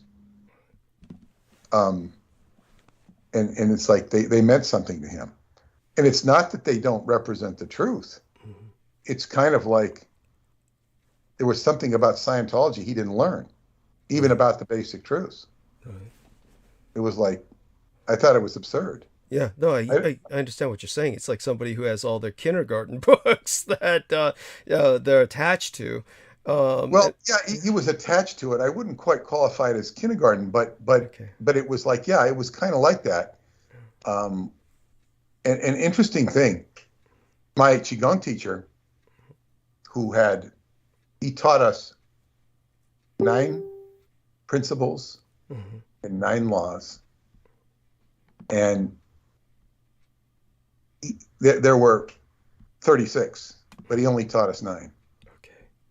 And these 9 were so important. And he figured them out on himself from watching his teacher. He learned these things. And he said that to this day, he had those 9 principles written by his bed, and he would look at them every day. Wow. Now, he was so sophisticated in these principles that he could work wonders in front of your eyes. And I could see him employing the principles, very subtle. You wouldn't notice it, but I could watch him elongating his neck in a certain posture, and I said, okay, that's principle number 2. I could see that, but these things were so important that he said even to the day he had them right by his bed, and he swore by them. Yeah. And of course, I think about them all the time. I will integrate them, but it was like, wow, he just kept them, and he kept using them, and kept using them, and kept using them till the day he died. He believed in them because they were functional, but it wasn't like a religion. It was like practical function. It's like, get up and have a glass of water, brush your teeth, eat lunch, whatever. Functional. Right. So I don't know. People like Max. Yeah. Well, it's important to keep him in context that he was, of course, truly, and I can vouchface for this, a victim of Michael Aquino. He definitely was someone who was abused by him thoroughly, and the horror is that he was like a giant pain point. It was like he was just so damaged that it's one of these lives that is a tragedy in and of itself, and so you definitely try to see it in that context. And this brings another point. Yeah, it's like there are so many victims of Michael Aquino. Yeah, there are so many victims of MK Ultra. Yeah, there are so many victims of circumstance on this earth. Yeah. As we speak right now, of people who are malnourished, people who are underfed, people who are literally starving, people who are homeless, people who are born into situations with little or no hope. Yes. It's like there is so much attrition on this planet that you could get lost in it. Yes. You could get absorbed in it. There's people being murdered or abused as we speak right now. Yes. It is an active function of what's going on in the world. Mm-hmm. By the same token, there are also people making love, lovers meeting for the first time, kindling romance, kids having joy because it's their birthday and they got a gift. They're being taken to an amusement park and having fun, playing games, people being born. There's a lot of joy going on in the world at the same time right now. And this stuff is going on all the time. The Max Spearses of the world being, victimized in MK Ultra. There's all this stuff going on. And of course, the question ultimately to each one of us becomes, where are you? Where do you fit in the schematic? And how can you transmute your situation to a better situation, and what is it that you want to do? So if you focus on the tragedies of the Max Spearses of the world, there are plenty of them out there, and you could write a whole book on one if you want to prove that there's tragedy in the world. Of course, we don't really need to prove that. You might identify with it, but it's all about who you are and what you want to do and what you want to accomplish. And that's what I would encourage people to focus on, because you're probably, if you're listening to this show, you probably are lucky enough to have a roof over your head and have some viable means of support, and how can you improve that? That's that's what becomes paramount to everybody. And that's what we need to focus on, wherever that might lead you. What we're trying to do with this endeavor is share some truth. And the truth is much in the direction of what I've been talking about recently. We're going into some highly charged esoteric areas. Yes. With the Vox Arca, and so be it. But I think it's running late. Yes. And I want to say goodbye to everybody. If I can check in, it would be a week from Wednesday. Yes. I'll be getting up because I'll be getting ready to go to Romania. Yeah. I'll check in when I can. And I want to encourage everybody to support Douglas. Thank you. And if you support him, he'll tell you all the Max Spears stories you want. He'll tell you all. I will. Yes. Yeah, you will. You will. Say this is, Max Spears, the Max Spears Hour. And actually, he's said a lot about Max in the past, and you can listen to those past episodes. Yes. I don't think he can get you the snuff film if you're interested in that. Oh, God, no. I think that's still loose on YouTube in terms of the audio. The film, God knows if anyone's got that, it's those people in Poland. Okay, well, please do encourage your people to donate to Douglas. And with that, I will sign off and be in touch soon with you, Douglas. Yes, we love you dearly and share our love with Paula, and sweet be thy dreams and blessed be thy slumber, and look forward to chatting with you before you leave for Romania just to catch up and check in. And other than that, believe me, you're in, of course, as you know, for a wonderful journey, and I'm so excited for you. Take care. Okay, thank you. Bye-bye. Thank you.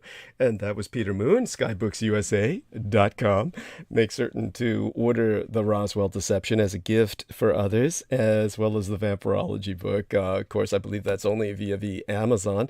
With that, I'm going to try and bring some others on again for a few minutes, so I can, just kind of... then get started shortly thereafter with monologue. And as I've said, all too much to speak about.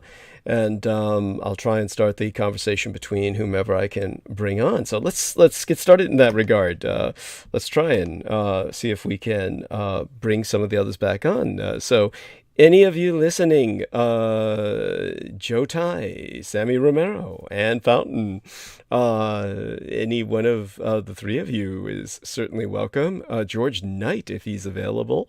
And I'm not quite sure what to do with this. When everybody's still on the call, the only thing you can hope for is that some of them, if they've fallen into a slumber, will reanimate. But let me see if there's something we can do to try and provoke people. Call out to everyone. Here's what I'll do. Private messages. There we are. There we are. Oh my God. Oh, thank you. Oh my God. Yes. I set my alarm. So there we are, honey. You set your alarm. That's so cute. Oh, that's adorable. Well, I wasn't sleeping, but I was puttering around. Understood. No, that's wonderful. Well, I brought you up. Did you hear me when I was bringing you up? I'm sorry. No, you know what? I went back to watch the last half of your interview with Sean Bond. Oh, that's fine. That's fine. That's so cute. And Joe Tai is with us. So the two of you had held so well earlier. I can ask the two of you to hold the stage for about 10 minutes while I refresh myself. So Joe Tai, reintroduce yourself to everyone. Say hi. Hi, I'm Joe Tai. Yes. Oh, that was delightful. Good start. And Ann Fountain can ask you some questions to bring out the real Joe Tai. That doesn't have any hidden meaning there, but she can get you started in a conversation.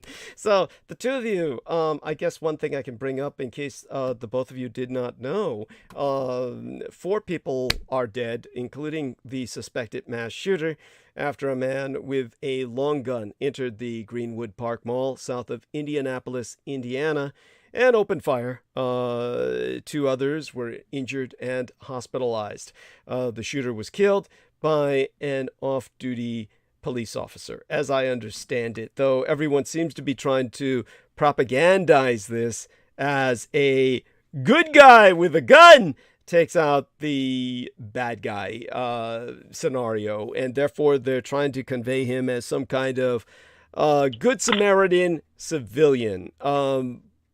Utter fucking bullshit, from what I can understand. Yes, absolutely. Thank It's you. all BS. It's all goddamn BS. Thank you. If the cops realize, I think these cops are just, they got the biggest union and they can't get people, get rid of the Second Amendment. They're idiots. They're idiots. They are idiots.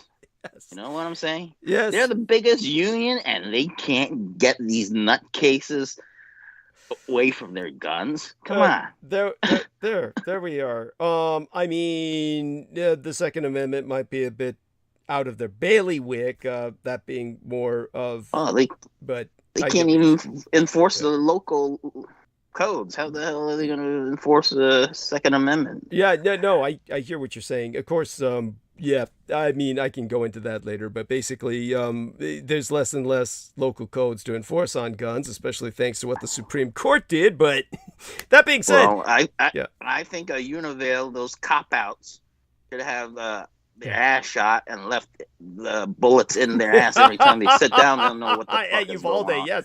yes, I'll Those are a bring- bunch of, those are the Mexican American cops. They just know how to pull over and get some money, I think and dress up like clowns. Oh, I'm a cop. Oh my God. I don't know if all of them were Mexican American, but they're certainly most If of they're the in victims. Texas and they dress up like that, and you see how they look when they were propagandizing themselves. Oh, we're little cops, dressed up all in their proud things. Yes. And Yes. when they shoot like a couple of caps of shotgun in their butt, they'll know what it feels like to be shot. Yes. Those there we guys are. don't even know what this is.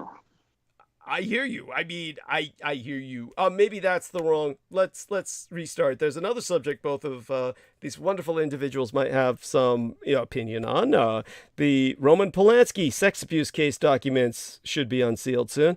Los Angeles County District Attorney George Gascon asked a state appeals court to unseal transcripts related to the criminal case against Roman Polanski, which could end the decades-long legal saga over the film director's sexual abuse of a teenager circa 1977, the year Star Wars came out.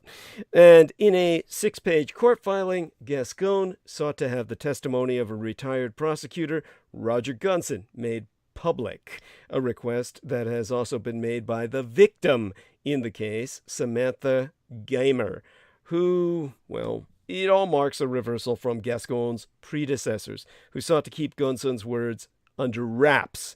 Polanski fled the United States circa 1977 after he pleaded guilty to forcing Gamer to having sex with him when she was only 13 years old. Now, in case anybody doesn't remember, because many of you were born after 1977, that was essentially a big deal because Polanski's wife died, killed while pregnant, her belly cut open and the baby slaughtered before her eyes while she died by the Manson cult, the Charles Manson cult. So he, of course, is just also a survivor of the death camps of the Third Reich. And Ain't too bad they didn't kept him there. yeah, yes, of all people to survive, why did it have to be him? Yes, so that being agreed upon, I will leave that as kind of a thought for the two of you. Either you can kick around that political football or move on. Well, I'm really upset about Trump doing the Virginia Robert. He actually trafficked her to Epstein, and I don't see any cops going after this guy, man. Yes, I hear you. He's already pedophile is a proven pedophile, you know. I'll I don't disbelieve that, but I'll look into it. It's one of those things I don't know enough about with that. I mean, Virginia Robert DeFrey. Okay, thank you. She was working in Mar-a-Lago for Trump, and Trump found out she got molested by her father, and that's how these victims are trafficked. Right. That's amazing. They got something against them, or don't play truth or dare with anybody because they'll use it against you. yeah. I mean, certainly that's definitely the case. Hey, I'm sorry, I'm going blank for a second there. What was the young lady's name? Anne. Anne. No, I mean Anne. Not that young lady. Douglas. Yes. Douglas. Yes. Thank you.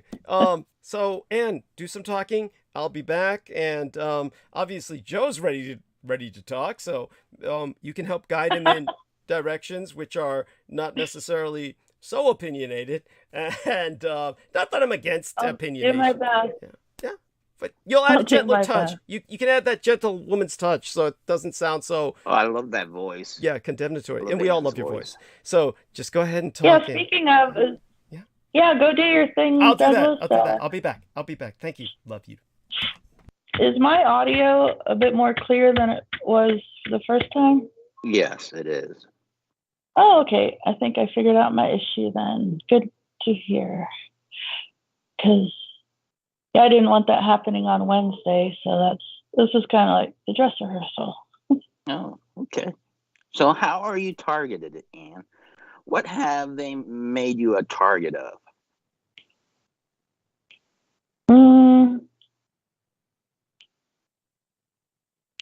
Well, thankfully, it's not what some people go through, like with gang stalking, like people breaking into your car or your apartment. Luckily, it's not that. It's more like from the non-physical side, personal isolation. I think through a use of technology and implants and even types of possession, they can artificially make a person isolated. And I could go into the difference between solitude and isolation, but that's a different topic. So and were your parents involved in this? They keep you down in life. For me, and for a lot of us, they keep you in survival mode so that you can never, get to know yourself or express yourself, or because you're always in survival mode. Oh. So, for instance, it's been very hard to have a home, keep a roof over my head. A lot of us are couch surfing to avoid living in our cars. That's a common thing. It's not just me, but we were born into the in the West Coast, I guess. Are you in Arizona right now? I'm in the Midwest. I left Arizona in March. Oh, okay. And I'm in the Midwest. Oh. Midwest. North Dakota. I'm not going to say that. No, okay, they're not going to say, okay, that's fine. I understand. So is that better? Where you are at now is better? I believe it was worse in Arizona for whatever reason. I can't say exactly why. I can't prove any of this. So, So, do you have any family in the Midwest, or is your family in Arizona? I don't. That's kind of more personal stuff. Oh, okay. So not really want to get into that. Because they could be a good support system for you if you're nearby. So. Don't really don't have the luxury of family, really. Oh. I mean, obviously, a good family would be a support system. Yeah, that's what I'm saying. What building one here? I mean, Douglas have us building a friends and family over here. So Oh, you we'll mean be in, our own support systems over here. Yeah. you mean in the San Francisco area? No, I mean on Online? our podcast area. Yeah. Oh yes, online. That's online is really the biggest way most of us connect. You were kept apart artificially on purpose, I feel. I had a read. If I plug a very talented seer that I had a read from last November. His name is Christopher S. Jacobs, and I highly recommend him. You can find his YouTube channel called The Lifting, and him and his wife also do land clearings of pesky spirits and ghosts. What was I even going to say? Oh, well, he has the ability It's to called the see lifting. the lifting. Okay. Lifting, and it's Be interesting. I want to see how they do it. So through that read, I discovered a lot of this. So what did they use to read you? Your name, your astrology, his own talented vision that is innate within him, and he was,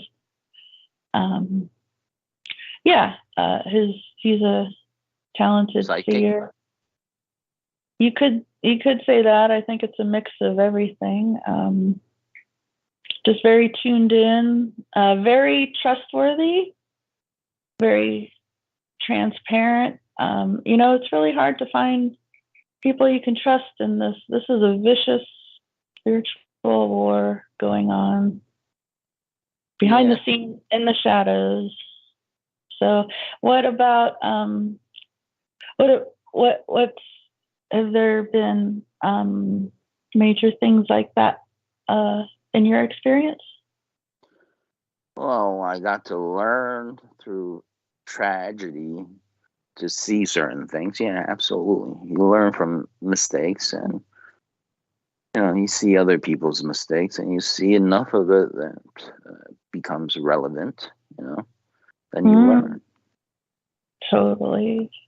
Well, that's how you learn from other people's mistakes. I mean, you can see it when it happens to you, why certain things happen. I mean, it might be it might be where you're living, might be too close to certain bad energy, things like that. I found out, I was living across from a firehouse, and that's a big no-no. Like a fire station, you mean? Yeah. They're one of the worst. Oh, really? Like too much tragedy, or what do you mean? Huh? Well, people that live in the firehouse have more tragedies than anybody else because they're firemen, right? Wow. Yeah. So there's basic common sense things that you learn from feng shui, There's other things besides that, but it's really common sense. I have a fun question for you. Do you if money wasn't an object, do you prefer to live in the country, or are you a city person? Well, I like something in between. Albany is like perfect. It's like a city, the capital, and in like 10 minutes, you're in the country. So if there's a concert, I can go to that concert like any major city. And if I want to be in the countryside, it'd be minutes away.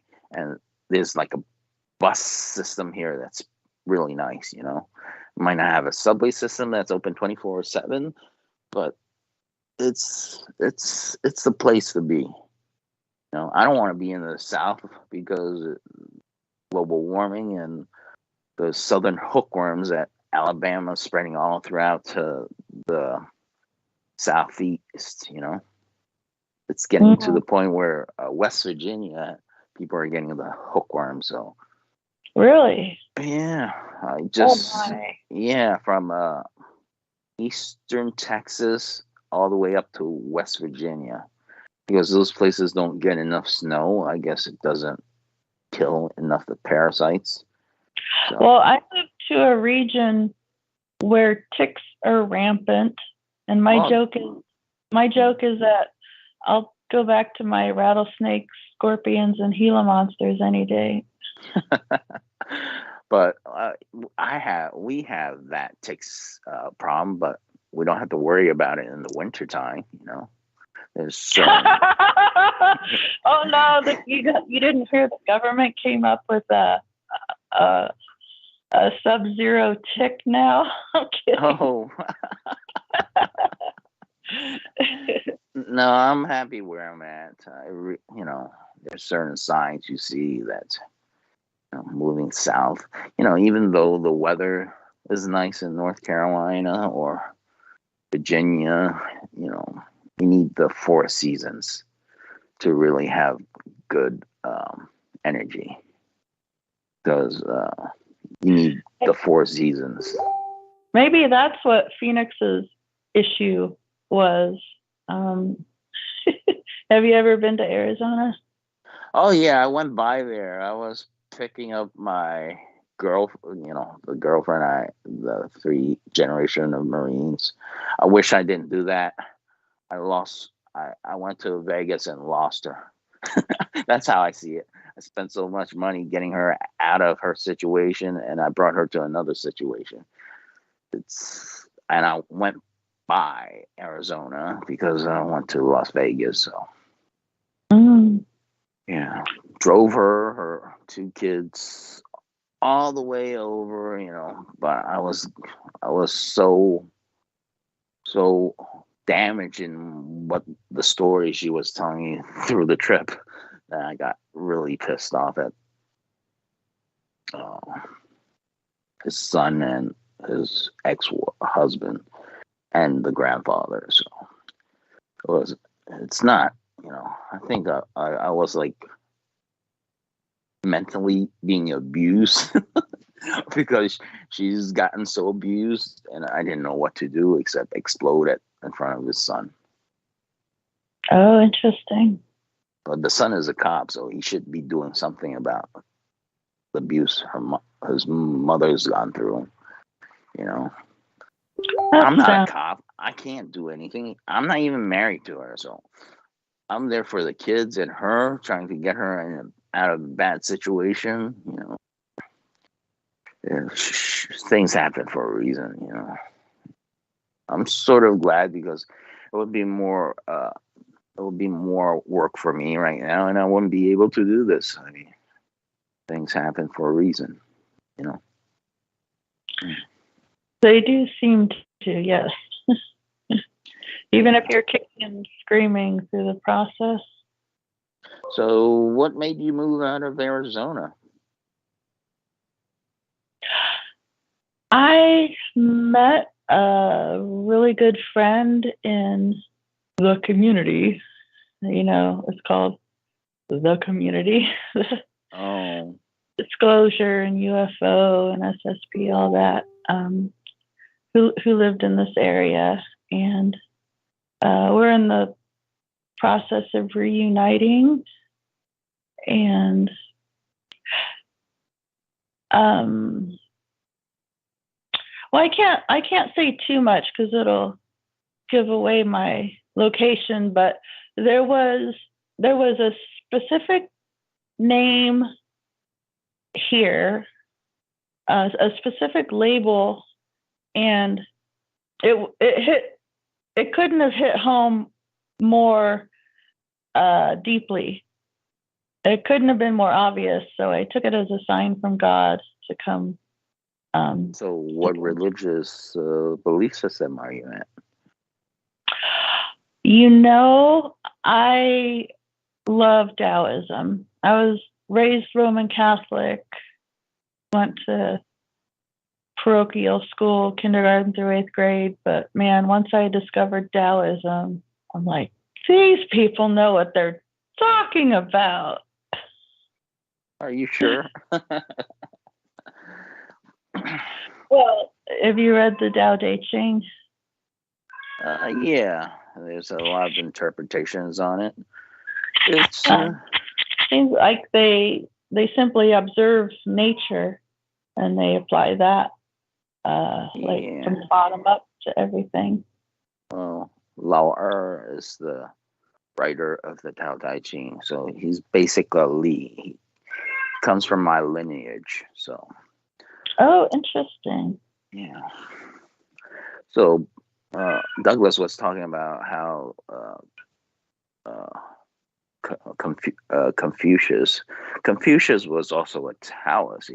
He was learning Taoism, but you know, unlike my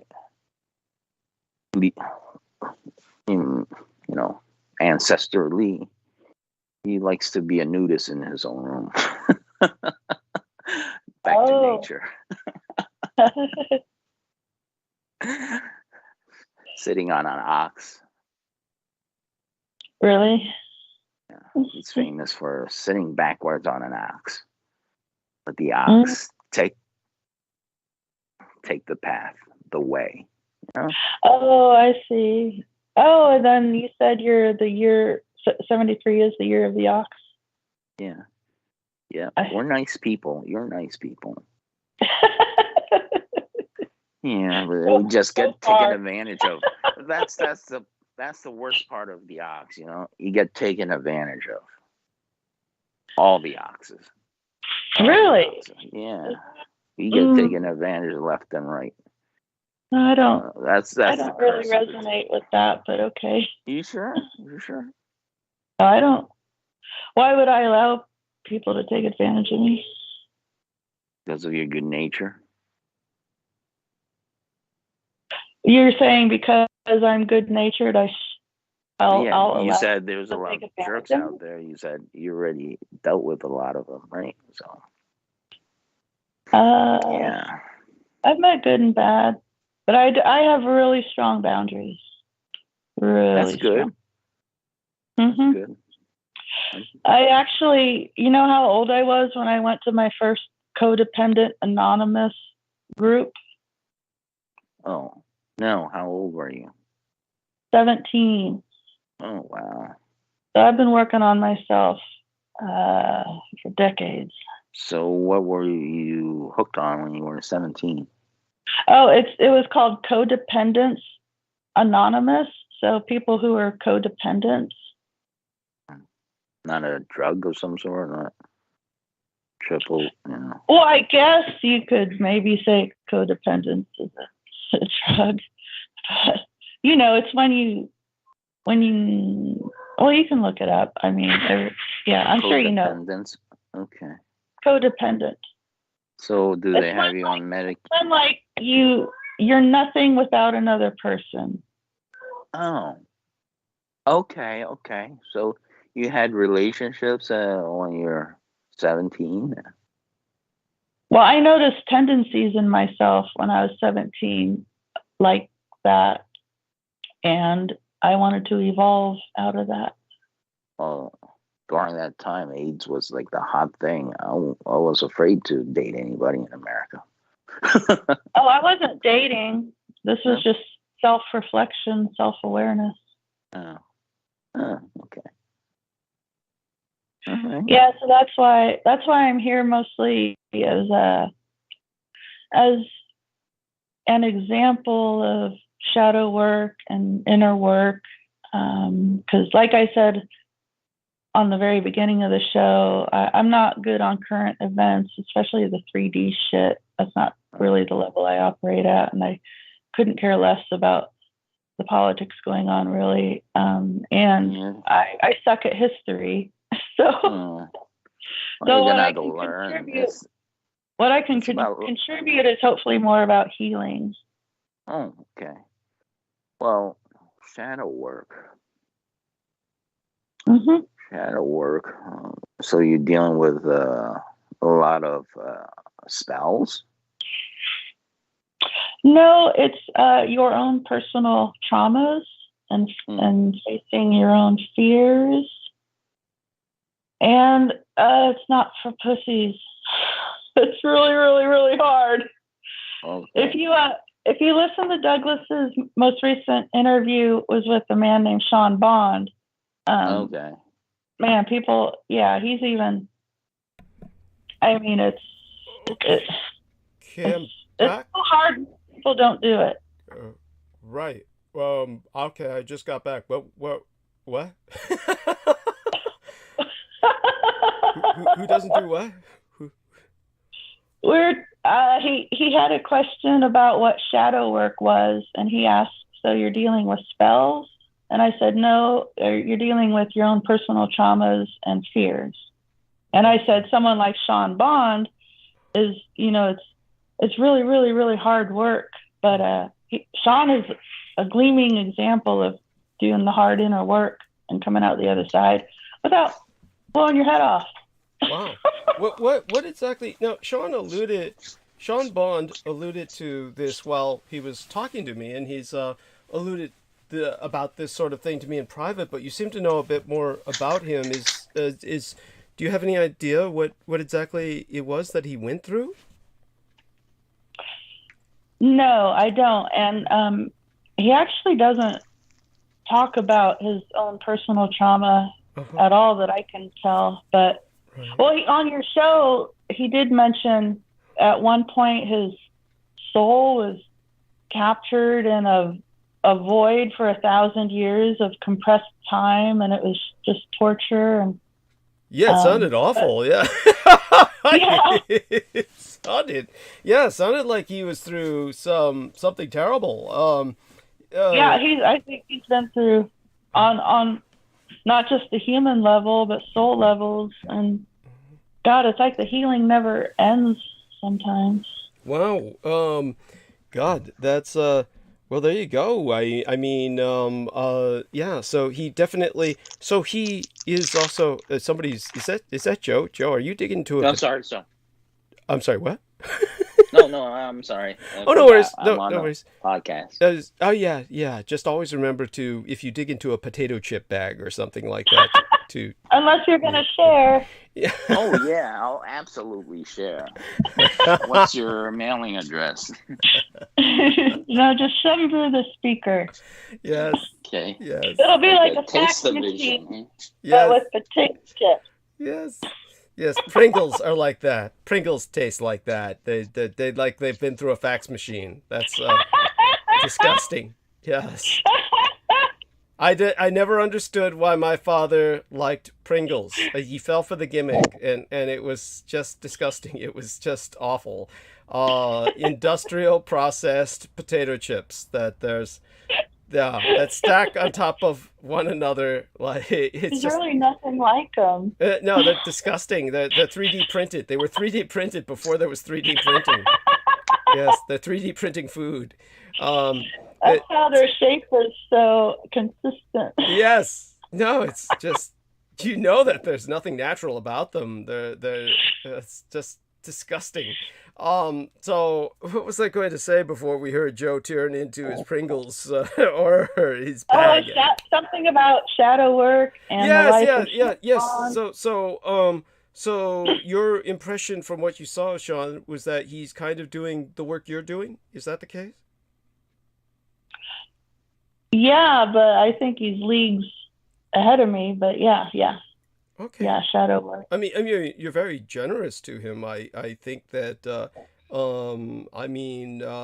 he certainly, he certainly does what something like what you are aspiring to do or are starting to do. Yeah, he definitely was telling me that he can help people get rid of their migraines, and so he's really into this kind of almost long distance Reiki, if you will. Is the impression that I got. Are you familiar with Reiki yourself? Yeah. Several decades ago, I even took level 1, and I think even level 2. Wow. And and oh my God, so Diane Hillis Buchberger is telling me that a friend of hers who is an actress dated Roman Polanski, and oh my God, so that's shocking. And she brings up Rosemary's Baby. I can't remember. Did Roman Polanski direct that, or was that someone else? Both of you are too young to remember. And Will Ferrell was in it, right? I don't remember. I don't remember the name of the Mary actor. Sinatra and Woody Allen. I think she was living in the Princeton era when Woody Allen was bopping the adopted Korean. Okay. So, but you're talking about real life. You're not talking about the movie Rosemary's Baby. Nope. That's the real horror story. And so, but definitely, so back to where we were with Anne. So like, yeah, you've been through these levels of Reiki study. Oh yeah, and Joe, you can participate here. Did you study any of that esoteric Reiki or anything like that? Ever tried? I tried, but you know, it's interesting. Yeah, it's energy work. And you tried. You said, like, what happened? You like laid your hands on people, or at least several, inches away from them. No, I don't do it to. No. I realize I'm not into. I was interested in Eastern medicine when I was younger because I kept on being into these. A little louder, please. Don't speak. Oh, sorry. I gotta speak closer to the speaker. Yeah. Eastern medicine, yeah, it's interesting. I mean, but I never got into too deep into that stuff. Even Tai Chi or any form of martial arts, even though one of my distant uncles in Hong Kong is a Shaolin healer. Whoa, cool. Yeah. Oh, I mean, is he still alive? I haven't heard from him. He's adopted to the Thai family, but okay. He didn't get treated that well. So, but he's a healer. His father was learned. His whole family learned from a sick Shaolin priest that went to their house for help, and I guess they got tutored into the Shaolin. But by the way, just do me a favor, and when it sounds like you're sinking under the table, and that you're talking to us with the layer of the table between yourself and us. What is that? It's like speak a little directly into the microphone. Mic? Oh yeah. Yeah. He's that's so much better. He's not really a bald-headed Shaolin. Oh, okay.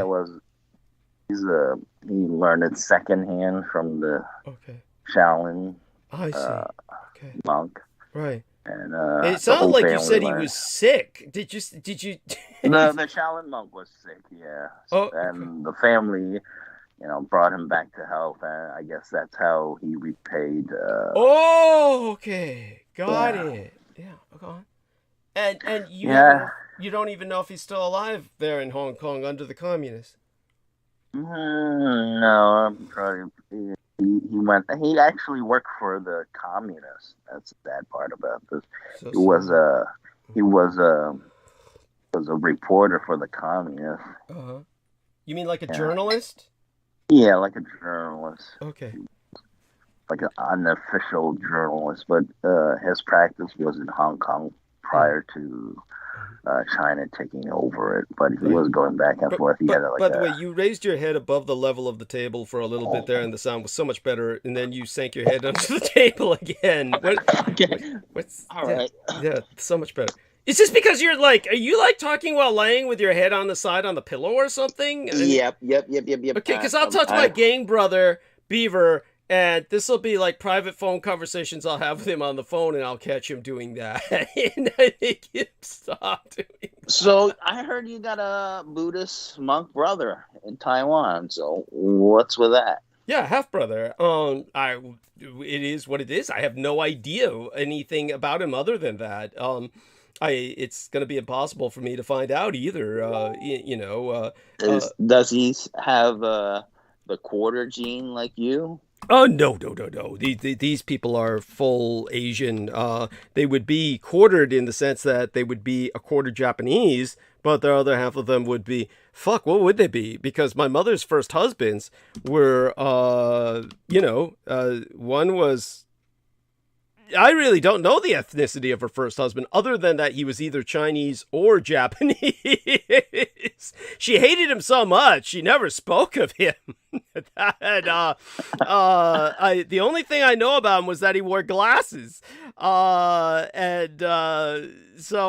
I might remember a little bit more if I dwell on it, but it's how do I say this? It's one of those things that I have some relations in Taiwan.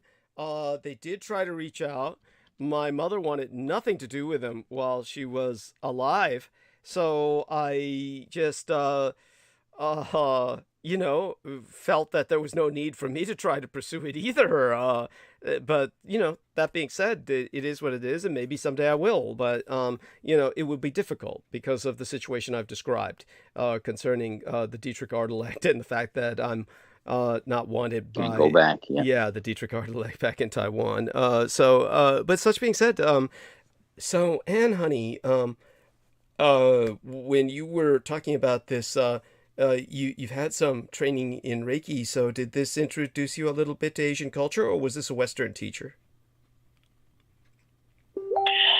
I was only about 18 at the time, and it was ancient history, and I didn't go anywhere with it. But as I was telling Joe before he got back, I fell in love with the Tao Te Ching.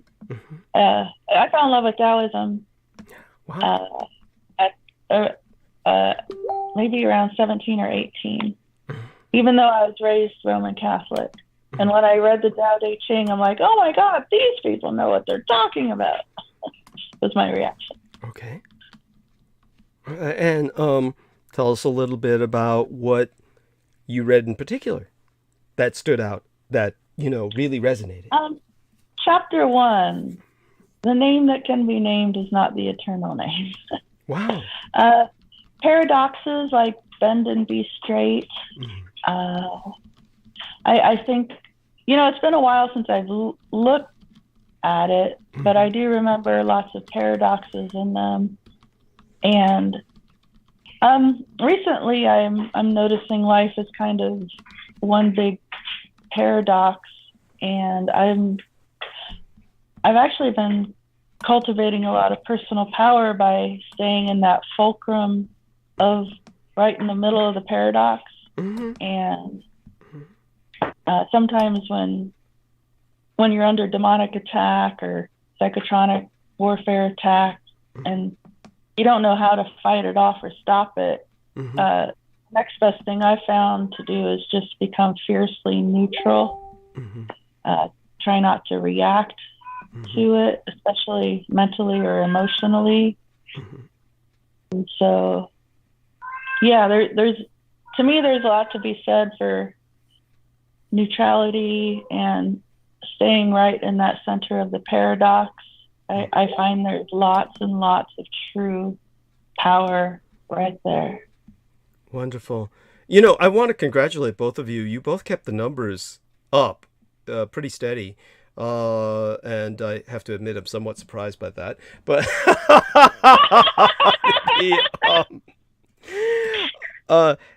so that being said,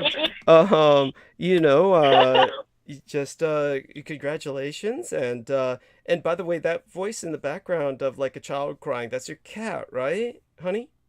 That's my cat and he. Yep. Your cat and he. That's delightful. You haven't had him. I'm sorry. I need to get him fixed. Yes. Oh my God. So that's adorable. Oh my God. I guess they're famous now. Yes.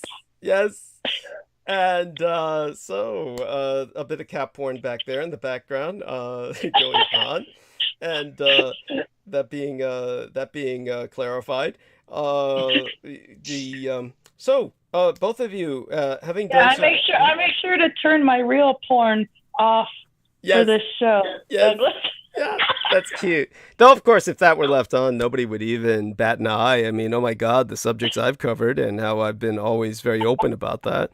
Um, both of you have such a wonderful chemistry, and I don't think anyone seems to be ready to join us otherwise tonight, so I'll probably start monologuing. There's a lot to cover, but I do ask both of you, and I mean both of you, to kind of hang out as long as you feel capable of doing so.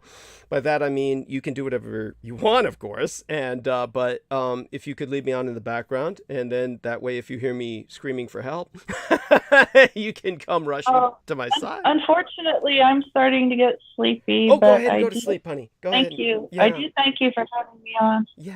Yeah. Well, it was a gift. You were a gift, honey. And Joe, say goodnight to her, of course. Good night, Ann. Good night, Joe, and I guess I'll talk to you Wednesday. Yes, I'll be calling you at the same time I did tonight. So, Sounds good. wonderful. Look forward to that. Mwah. Blessed dreams. Sweet be thy slumber. Thank you, honey. Yes. That was delightful. And that was Anne Christine Fountain. And we are left with Joe Tai. And so, Joe, take a moment and say good night to our listeners. And do me a favor, of course. Hang out in the background. You can fall asleep, of course, and that way, like the other night, when I start screaming for you, you might be able to respond, and you did so with the last transmission we had quite well. You responded when I started screaming for help, so see if you can do the same tonight, and okay. Enjoy the monologue, guys. Yeah. Keep awake if you can. So you don't have to go back and listen to it again. Well, you can do both. You can listen to it live and re-listen to it. And love you dearly, Joe, and you have a blessed night. Sweet be thy dreams, and peaceful be thy slumber, okay? Thank you. Okay, but do hang out, and that way you might be able to hear me scream if I have Oh, need. absolutely. Yes, thank you. Okay, that's Joseph Tai in upstate New York, the Empire State. And he's going to stay on the call. Stay on the call. I mean, leave the call open. Because otherwise I'll just be talking to the live stream, which is fine, and I've done that. But it's much better to keep the call open. And all right, so I've gone into depth before about the Vulcan and Romulan Chinese cultural parallels. The fact that Gene Roddenberry basically served in World War II in Asia, in the Pacific. He had experience with my native Taiwan, was intimately familiar with the Chinese Civil War, the conflict between the communists and the nationalists. And this is what he brought forth in Star Trek. And the Romulans were really the intended long-running primary villain, if you will, or adversarial culture in the original Star Trek, or what they call the original series. And it was soon replaced in terms of concept by the Klingons, who were to parallel the Soviet Union in space, to provide a kind of cultural grounding in terms of cultural allegory and parable for the Western audience. And all of this is important because it's a way to enable yourselves to understand Chinese culture. So if you can understand all of those pointy ears as representative of an Asian stereotype, and then you just kind of work from there, it helps you to better understand and appreciate Star Trek, and it certainly helps you to better understand and appreciate the genuine Asian cultures on which the allegorical cultures were patterned after. Okay. I'm just trying to ground myself and get into the zone, and I'm multitasking. And if you want a better memory, by the way, always learn not to do that. Don't multitask. It's one of the keys to developing a better memory, and it's something that I am guilty of, and therefore it renders myself a lot less functional. I've got to really stop multitasking. So that being said, I'm multitasking while I speak, and also even responding to messages while I'm on. And so responding to messages silently. People are asking me not to share what they're sharing with me, so I will honor and respect that. But I do honor and respect as well the fact that they're sharing things with me at all. So that's deeply appreciated, and definitely the fact that they take that risk. Every time you share something with people, it's a risk, and it's amazing what I've shared, and certainly how that's been. How do I say it? It's certainly people have tried to use what I've shared against me. And one time I was venting about Peter Moon, and then I was venting to a number of people who were my friends online, and the person who then went and tried to use that against me was Salman Sheikh, who then sent some of my venting about Peter Moon to Peter Moon. And of course, it didn't work. Obviously, Peter Moon and I, myself, were both more mature than that, and we're not going to be essentially driven into an area of mutual hostility over the kinds of things that we are driven to say in moments of frustration.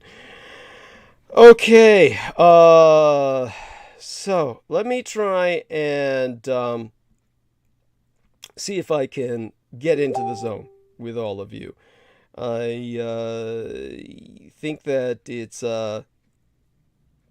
one of these nights where, in order to get myself into that zone, I'll try and start with something that we're all grounded with and familiar in, and then work my way into the much more sensitive subjects. Now, we've got what some people might think is a lot of time ahead of us, which for the night, and that's really not the case. We have 7 hours, and 7 hours is like nothing. In fact, a little less than 7 hours. I'll give a shout out to people who have provided their contributions, and that would be T. Tank Berry, Dennis Marshall, Samuel Romero, and it basically, I hope that any one of you listening will join their ranks. I definitely need the help. This has just been a convergence of expenses this month, and I won't be able to handle them myself. And I've got to pay that rent by the 1st because, my landlady is uptight like that. So, and so apparently Roman Polanski did indeed direct Rosemary's Baby, which, you know what, I had totally fucking forgotten. And that shows his connections with the Magus Anton Szandor LaVey, because the Magus Anton Szandor LaVey appeared as the eyes of the child in that film.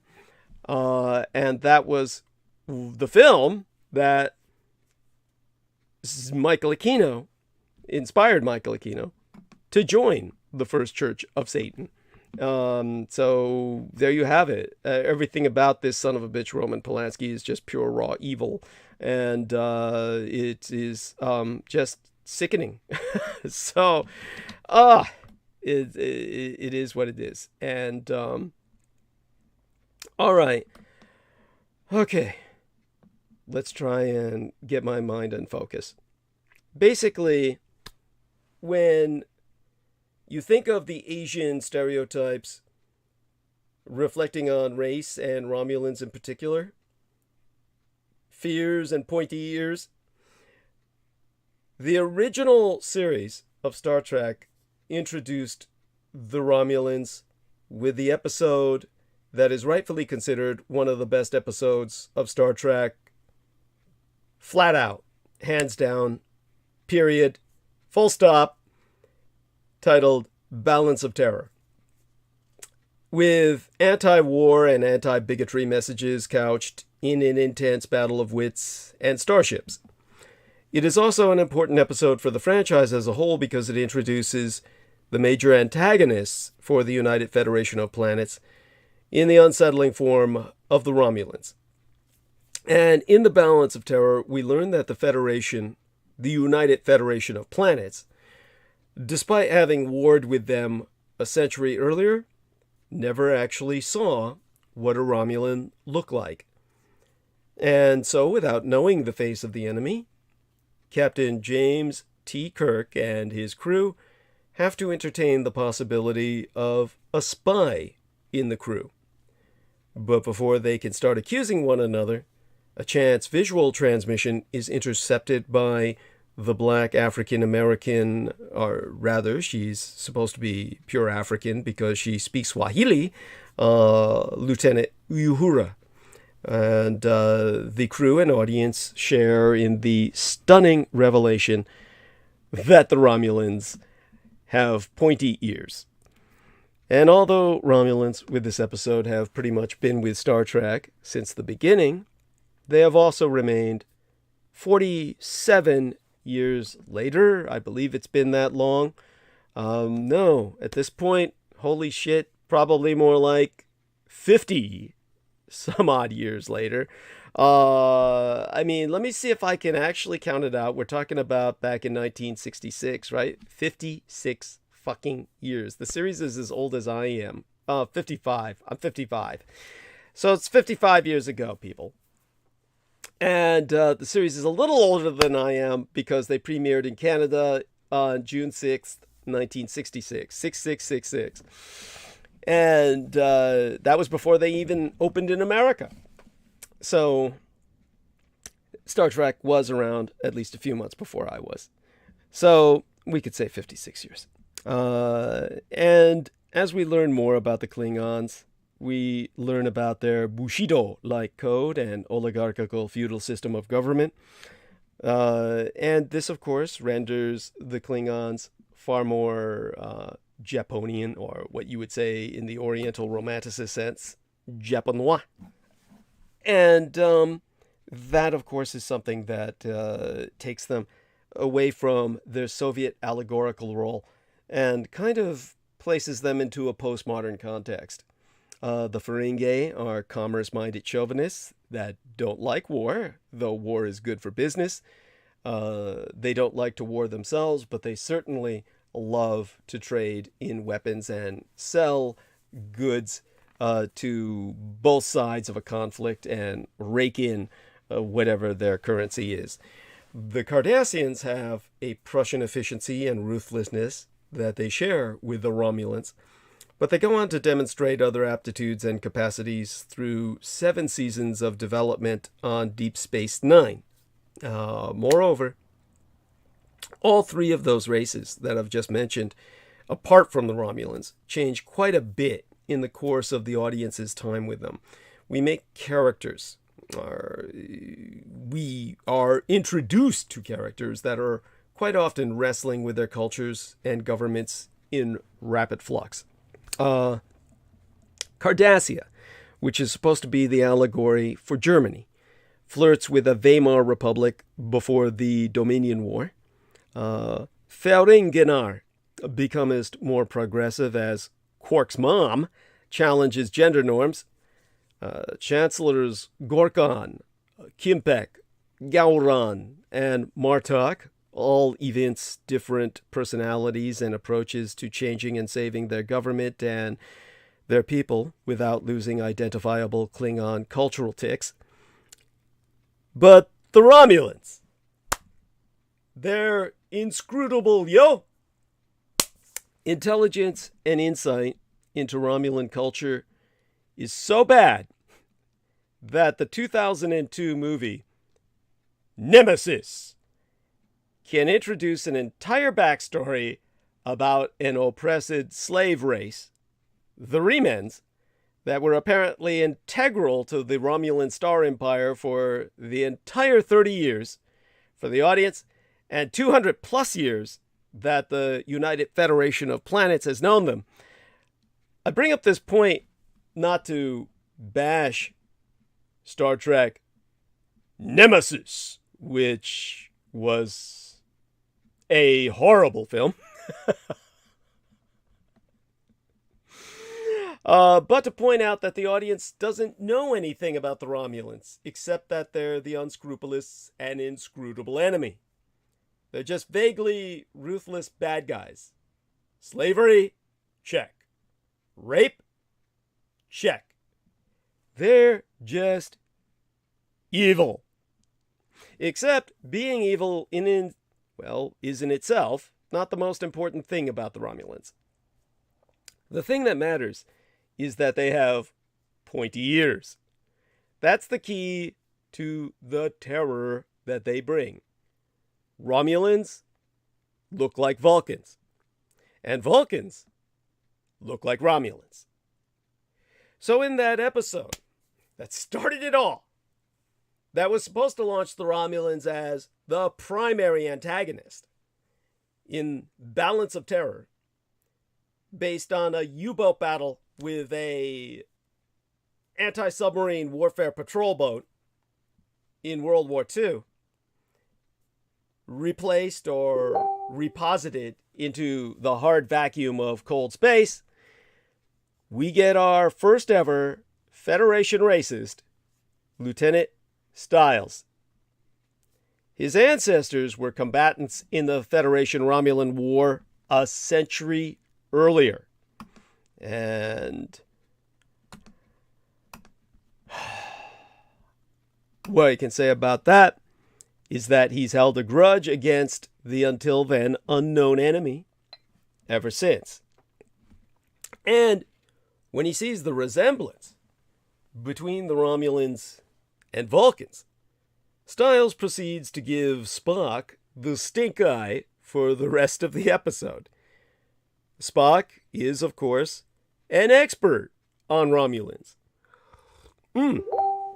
which Styles then exploits to insist he must be on their side. This is like saying someone who's Chinese must ergo be a communist,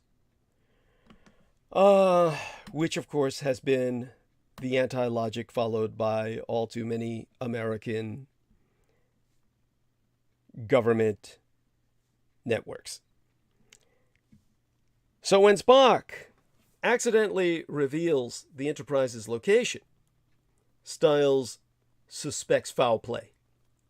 Later, when Styles is in the phaser control room, he refuses Spock's help. "We'll handle things without your help, Vulcan." Now, Captain James T. Kirk admonishes Styles multiple times, and thankfully, the rest of the bridge crew does not share his bias. The dynamic between the Romulans and the Vulcans, as introduced in that episode, The Balance of Terror, is unique among all of the alien races in Star Trek. While perhaps the Klingons and the Kazon bear some similarities, all of the alien races bear distinctive physical features to distinguish them from one another. No one confuses a Bajoran for a Tellarite, or a Pakled for a Nausicaan. Only the Romulans and Vulcans are physically indistinguishable. And it's also worth noting that Romulans are inconsistently portrayed between the original series and The Next Generation as having an extra forehead bump. Those infamous ridges that are used to simply declare that someone is an alien race. How do we make them look alien without spending any money? Give them a few more eyebrow ridges. And that, of course, having been dismissed. Oh my God, we got the sex bots. I mean, already the sex bots are with us. That's hide user from this channel. Okay, and hopefully that handles that. And for those of you who think this is a ridiculous place to start off, believe me, there is a method to my madness. Now, this situation brings to mind two specific situations during World War II. Styles' suspicion of spies and his instant ability to cast those suspicions on the similarly featured Spock. Recall the all-too-quick and all-too-easy suspicions placed on Japanese Americans, Nikkei Amerikajin, as a fifth column, as an ethnos, in other words, a racial insurgency, prior Pearl Harbor, and thereafter, in the immediate sense, those suspicions being confirmed in the minds of Americans. And only in their minds, because none of it was real. But of course, in the early 1940s, the bad guys and the victims of American suspicions were considered to be at least the same race. They were Japanese. And this analogy holds in that despite Spock's willingness to confront them and his supposition that Romulan culture is vastly different than Vulcan, Styles doesn't care. The differences between them melt away, and only the sameness matters. Pointy ears alone deem one worthy of suspicion.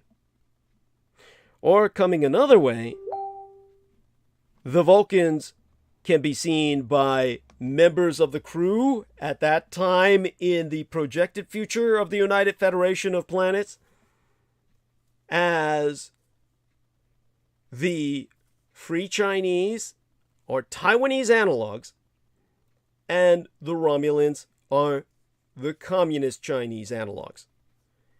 And since the Free Chinese, the Nationalist Chinese, were originally deemed allies during World War II, and Eugene Roddenberry wanted to project them as maintaining that stance, that didn't help them during the Second World War one iota, because the United States Army was forced to produce a useful pamphlet on how to spot a Jap that aimed to show, in comic book format, because Americans are at that reading level, the differences between the good and bad Asiatics. Of course, the pamphlet also noted that Japanese spies fool even the Chinese. The indistinguishability between Romulans and Vulcans does pop up again in The Next Generation in a pair of episodes. Data's Day and The Drumhead. In Data's Day, an acclaimed Vulcan diplomat is revealed to be a Romulan spy. And the spy story is problematic, considering if she had the time to become a famous diplomat, then she had to be in deep cover for over 54 years. And Romulus, the capital of the Romulan Star Empire, had closed itself from interactions with the Federation for that amount of time just prior to the first season of The Next Generation. But of course, all that is logical digression that has nothing to do with good drama, right? Now, just responding here with some clicks to incoming communique and returning to live stream to make sure the sex bots are hidden and continuing with narrative. Later in the episode entitled The Drumhead, we learn the plight of poor Simon Tarses, who cometh under suspicion when it is revealed that his partial ancestry is in fact Romulan and not Vulcan, as he claimed. But then again, genetically, that would be the fucking same. It would be like you're a Chinese person from the mainland as opposed to a Chinese person from Taiwan. Again, the only characteristic of narrative value outside of being cunning and inscrutable is that all Romulans look like Vulcans, and that with this feature, they can sow seeds of distrust. Perhaps looking for a historical analog, if you're completely unfamiliar with Eugene Roddenberry and not personally acquainted with him as I was, would be going the wrong way. The other way to parse this dynamic from your average American perspective would be to try and see something that was never intended. I'm not going to go there because that's just going to confuse the issue. In other words, Vulcans would be a Chinese parallel to some Americans, while the Romulans would be the Japanese if Americans are still stuck in World War II. But that wouldn't make any sense. And it doesn't hold with Eugene Roddenberry's intention at all. However, the way it's evolved, or devolved, if you will, is that there are two types of aliens in Star Trek: humanoid and non-humanoid. Typically, an omnipotent might show up masquerading as a human, but their powers make them conceptually something different. Or maybe they're sentient rocks, like the episode entitled The Devil in the Dark, which is another amazing episode, by the way. Sentient rocks. That's a spoiler. Sorry. I know that bothers some people, but these episodes are so fucking old. Yeah, I think they're beyond spoilage. The non-humanoids work as vehicles to chart the unknowable possibilities of existence. But where the non-humanoid aliens create stories that take us to new possibilities, the humanoid aliens, the ones with 2 arms and 2 legs and cultures, they bring us back to Earth and to interacting with one another. In this way, your average generic Westerner, without the intimate knowledge of Eugene Roddenberry's intentions that I grew acquainted with because of his constant references to the Presidio Military Base Library, meaning his constant referencing of our materials. Rather, your average American, ignorant of his interaction with myself, would read the Vulcan-Romulan dichotomy as the Vulcans being the good Orientals and the Romulans being the bad Orientals. This would be the New Age Orientalism that constantly demands a yin-yang, schismatic, Manichaean perspective on Asia, because the Western mind has to have good Asians as victims and bad Asians that they can strive to annihilate through extermination. In other words, World War II being the starting point for most Americans in terms of any conceptual experience, they would think of the Chinese as the victimized Orientals that they must save, and the Japanese as the evil Orientals they must exterminate. By the time of the Korean War, these Orientals would be of the same ethnos, Korean, but the South Koreans are somehow good, and the communized or collectivized North Koreans are somehow pure evil. This is something that does work out functionally, but eliminates the capability or the capacity for parsing out individual exceptions to the rule. The Vietnam War brings Americans good South Vietnamese disambiguated from evil North Vietnamese. By this time, the Asians are of the same ethnos in both cases of peninsular conflict. You are simply disambiguating them by ideology. So, after a while, Americans give up and say, nuke them all. By the time of the Communist Chinese Empire, where we're at today, the Tibetans, occupied by China and suffering from genocide, would serve as the good Orientals, who are obligingly victimized, whereas the Chi-Coms, the Chinese communists, would be the evil Orientals Americans can fantasize about ultimately annihilating through nuclear conflagration. Setting aside the vaguely Asiatic makeup, what matters by the time of the United Federation of Planets to your average viewer is that Vulcans support humans and are charter members of the Federation, whereas Romulans are not. Vulcans are certainly all sorts of other, but at least it's our kind of otherness.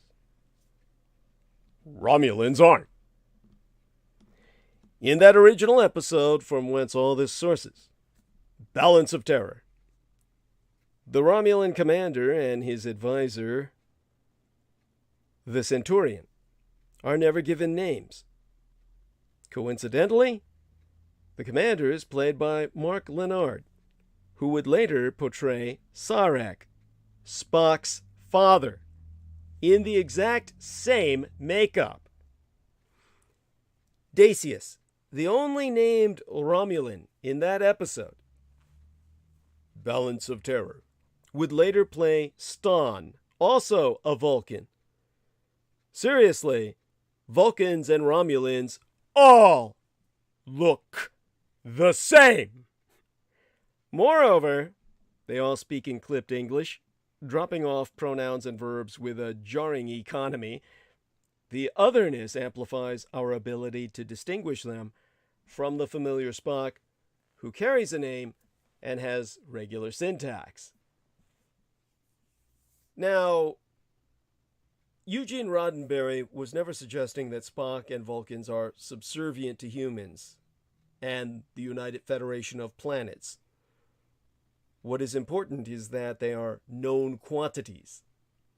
Different and weird, but known quantities. That's what makes the foreignness and aggression in behavior so powerful in the Romulans. They are not known quantities. Moreover, they destabilize how we can perceive our Vulcans. The Romulan commander is ultimately outmaneuvered. In his final moment, he contacts Kirk and admits he has been defeated, but that he has found a respect and admiration for his opponent. During that battle, Styles is injured and in danger when coolant leaks in the phaser control room. Spock saves him, and Styles learns his lesson to not be racist anymore. But the seed is sown. There's an other out there that looks friendly, but you better believe is not. And while Spock ultimately saves Styles' life, It's hard to imagine Styles' bigotry to have dissipated otherwise. And Spock can't save every racist.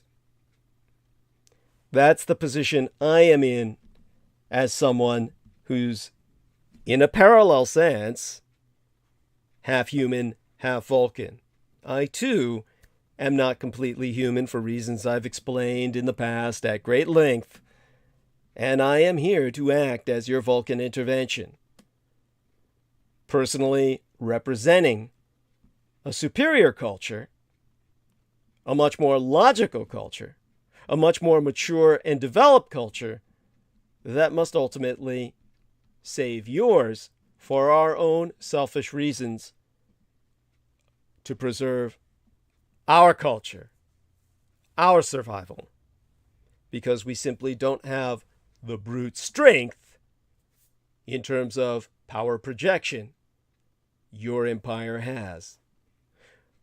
But because your empire would come to rely on our intervention to save you from the self-destruction, mass starvation, famine, ecocide, the self-destruction of your own environment, like amoeba or lower cellular level animals polluting your petri dish until you all drown in your own shit.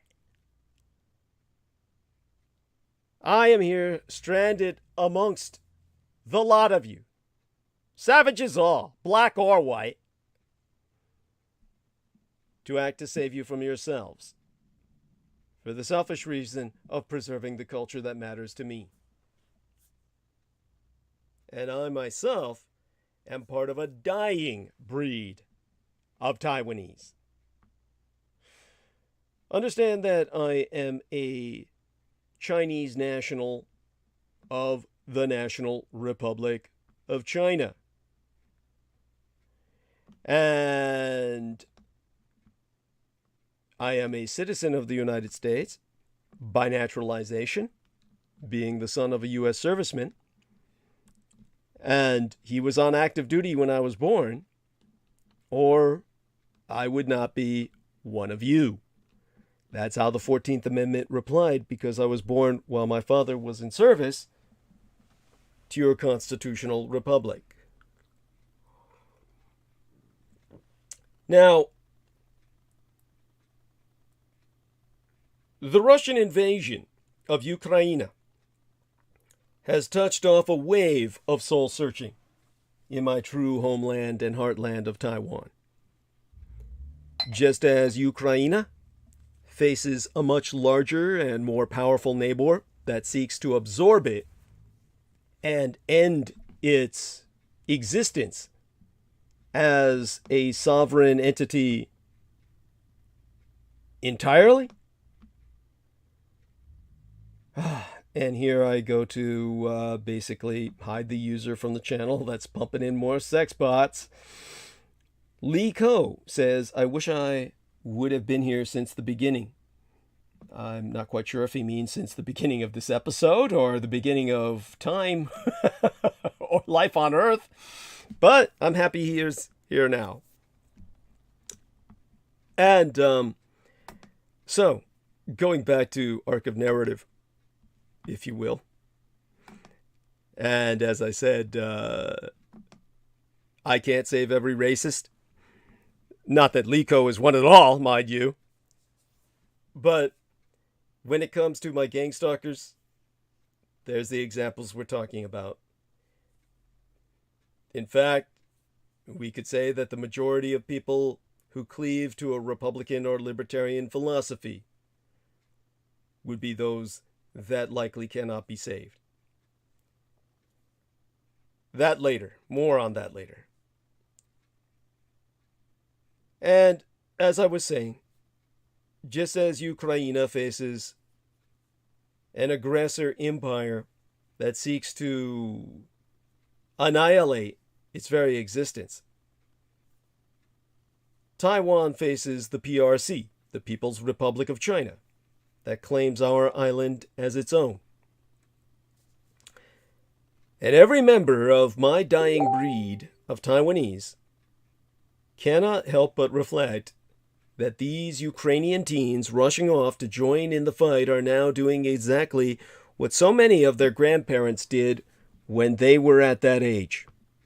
Circa 1937, when news of the Japanese invasion of China reached their respective villages and most of their grandfathers and grandmothers left home to enlist in the army of the ROC, the ROC, the Republic of China, the first allied nation to take up arms against the Axis.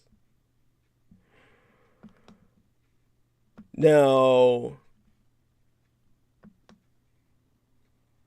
if war should come today, the postmodern Taiwanese can only wonder, will they be as brave as the Ukrainians have been?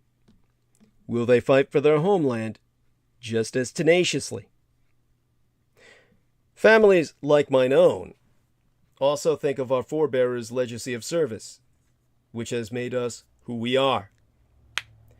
The choice of the grandparents of most Taiwanese to volunteer in the Second World War led to them taking the side of the nationalist, or KMT, Kuomintang government against the communists in the subsequent Chinese Civil War, in which the nationalists were known as the Blue Chinese, who were at war to the death with the Red Chinese.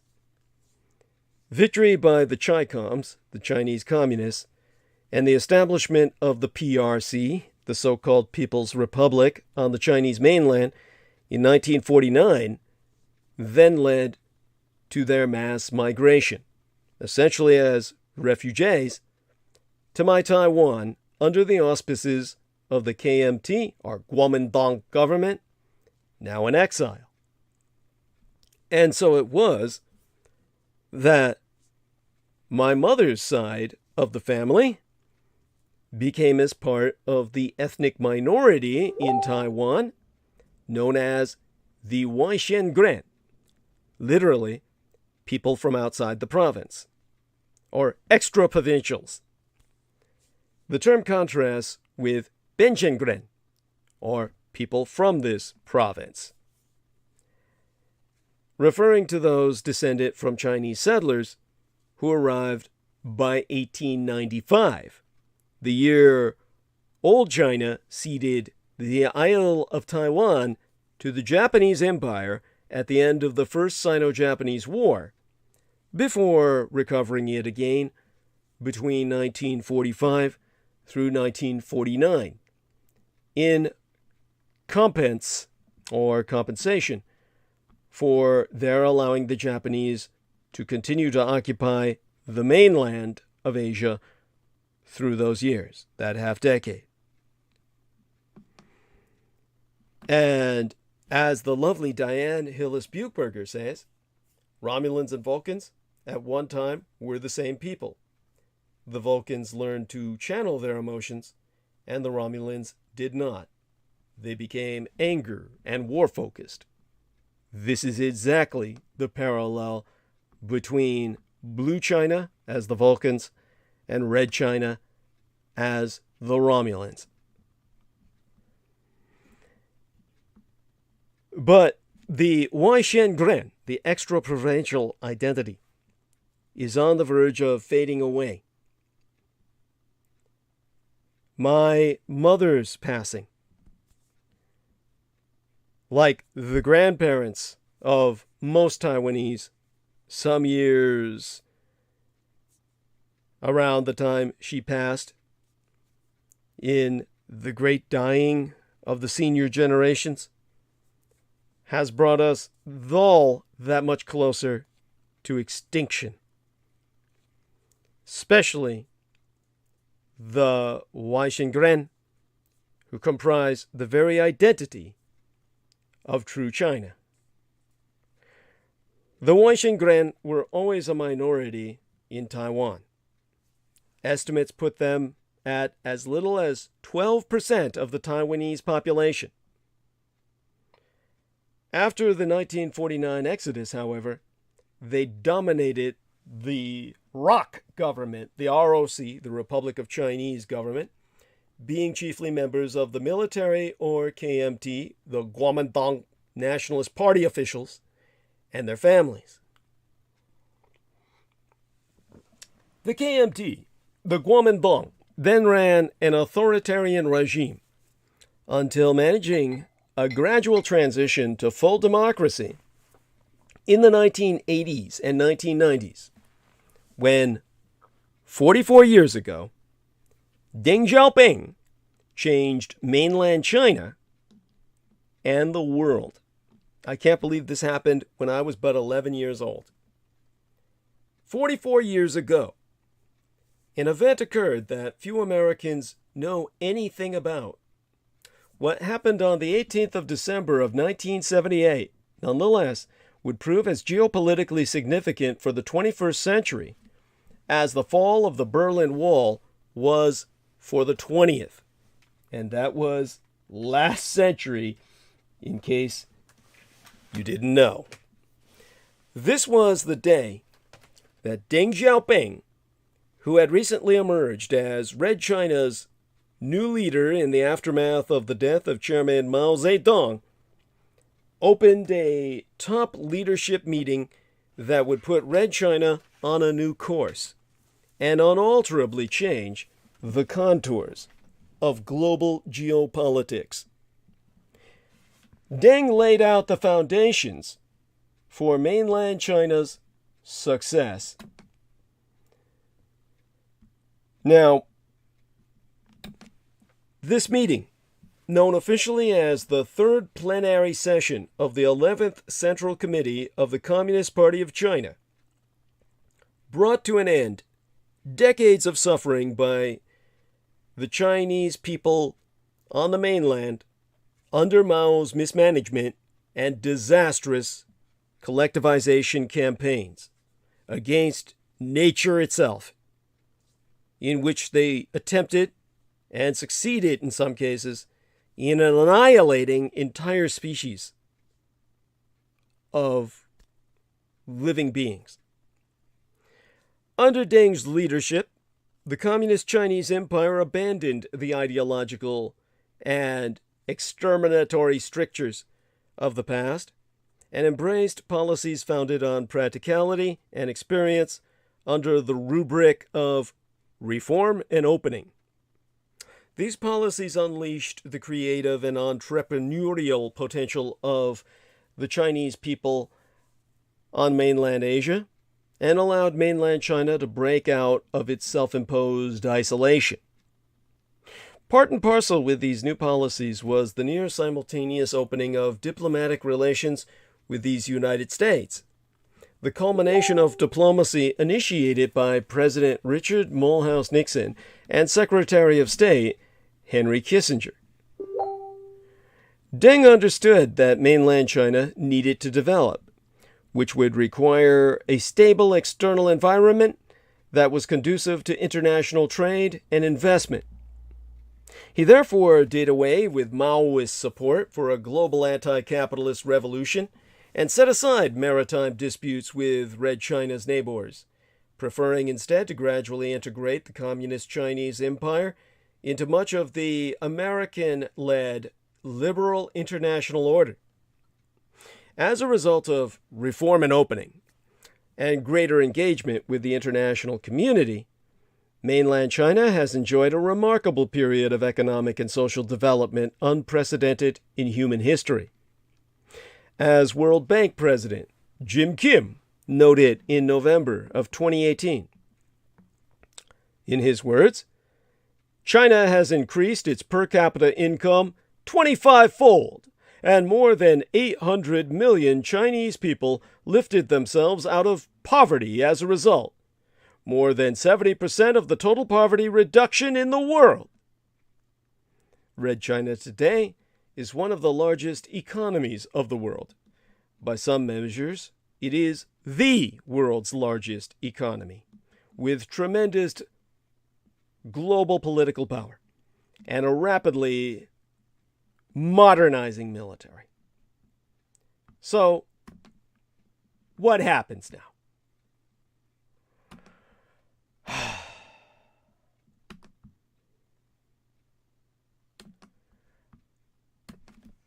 Basically, the question today is not if the Communist Chinese Empire will rise to become a great power, but rather how Red China will use its newfound power. In 2018, just as mainland China was reaping the long-term benefits of Deng Xiaoping's policies, Beijing appeared to be turning away from some of the very policies that made the country so successful. In a speech marking the 40th anniversary of Reform and Opening, Chinese Communist dictator Xi Jinping made it clear that he would continue to tighten CCP, or Chinese Communist Party, controls over the economy and society, even as he lavished praise on Deng and highlighted the successes of Reform and Opening. Under Xi's dictatorship, Red China has also cast aside Deng Xiaoping's eschewal of cults of personality, as new campaigns in Beijing have sought to elevate Xi's stature and extend his ability to lead Communist China indefinitely. Yet, in other areas of domestic politics, Xi Jinping continues to hew to Deng Xiaoping's line, especially when it comes to the need to maintain the CCP's absolute grip on power. For all his reforms, Deng Xiaoping was always at heart a Leninist and strongly believed that mainland China needed the CCP, the Chinese Communist Party, to provide leadership and prevent instability. Xi Jinping has inherited this strong sense of Leninism, and in his praise of Deng Xiaoping, emphasizes that Red China needs the party to uphold its sovereignty and weather future uncertainty. Internationally, as other analysts have argued, the Communist Chinese Empire has neither universally embraced nor rejected the established liberal international order that had been so essential in facilitating Red China's rise. Instead, Beijing has decided to rebuff some aspects of the established order and accept others, in accordance with how it understands mainland China's interests. Xi Jinping has even sought to portray himself as the protector of the established order in the face of the former President Trump's revisionism, a message that many at Davos, Switzerland, were happy to hear, but not reflected in Red China's own policies. Xi Jinping has also reversed many of Deng Xiaoping's decisions to set aside mainland China's maritime disputes and cultivate any stable external environment, choosing instead to more assertively pursue the Communist Chinese Empire's claims and accept the resulting turbulence and risk. In both the East and South China Seas, Xi Jinping has overseen a vigorous expansion of Communist Chinese ambitions and a greater willingness to tolerate friction with all mainland China's neighbors. In the South China Sea, Red China continues to construct military outposts on artificial islands it built within the Paracel and Spratly Islands clusters. As the Communist Chinese Empire's economy slows, and its leaders consider the implications of a more confrontational approach toward mainland China's neighbors and towards these United States, these issues are roiling in debates among some of Red China's elites. Deng Xiaoping's son, Deng Pufang, reportedly called for a return to his father's fundamental priorities, addressing the Communist Chinese Empire's domestic economy and keeping Red China's external environment stable. These issues matter for these United States and the broader Indo-Pacific region. The Communist Chinese Empire's internal orientation will have a direct impact on its approach to international affairs. As Xi Jinping continues to press his ambitions in the East and South China Seas and continues to expand Communist Chinese Party control over the entire Chinese economy on the mainland, the world now sees a new Red China. One that is not only ambitious and assertive, but is more willing to accept risk in its external environment and explicitly challenge American power in Asia. As these issues reverberate across Beijing, it's important to recognize that the Communist Chinese Empire's future course is not inevitable and that its politics, though often obscure to outside observers, remain highly consequential. Even though many in these United States have grown increasingly skeptical about the utility of engagement with Red China, it's equally important to acknowledge that we remain ignorant of mainland China's domestic politics at our own peril. It seems odd to speak about darkening economic skies and the coming threat of a bitter winter of discontent when so many of us are in the midst of blazing summer heat. But look in almost any direction, and there are reasons to be concerned about chilling threats to the world economy. Start with Red China, where GDP, the gross domestic product figures for the second quarter, released a few days ago, appeared to show its economy only narrowly avoided contraction. Forgive my skepticism. My analysis is that Xi Jinping's government, faced with anger over COVID-induced lockdowns, did everything it could to prevent statistics evidencing that the Communist Chinese Empire's economy actually shrank last quarter. In other words, the data as good as indicate that growth has stalled, or worse, in that enormous economy. The shock of rising energy prices, not to mention a current heat wave, might further hurt the Communist Chinese economy. Then again, rich democracies are hardly doing better. This coming week, the ECB, the European Central Bank, meets to decide whether to put up interest rates. There, and in America, the threat of stubbornly high inflation must be balanced against fears of a recession. In the Eurozone, inflation is expected to have risen by 8.6% in June. Much of that is driven by high gas prices, which mean the ECB, even if it puts up rates at last, has little hope of bringing down inflation. In contrast, investors reckon that the Fed will indeed put up rates once again later this month, probably by 0.75 of a point, after inflation surged in June. Although oil prices may be coming down, who would dare bet that rich economies, as they fight to tame inflation, will avoid a recession? The effect on currencies, in turn, is striking. All talk of crypto for another time, as a case in point in its own parallel universe. For American friends like Peter Moon, sipping coffee in Paris or Roma or Romania this summer, the strong dollar and weak euro are proving to be a bonanza. He's going to look really rich when he's over there in Eastern Europe. And with that, I turn towards checking into some more incoming communique. But this side of the Atlantic, President James Earl Carter's 1979 malaise speech resonates strongly with today's dissatisfied Americans who are unable to take that trip to Eastern Europe. 43 years ago, just a year after that year that Deng Xiaoping changed the world with a Communist Chinese Party meeting,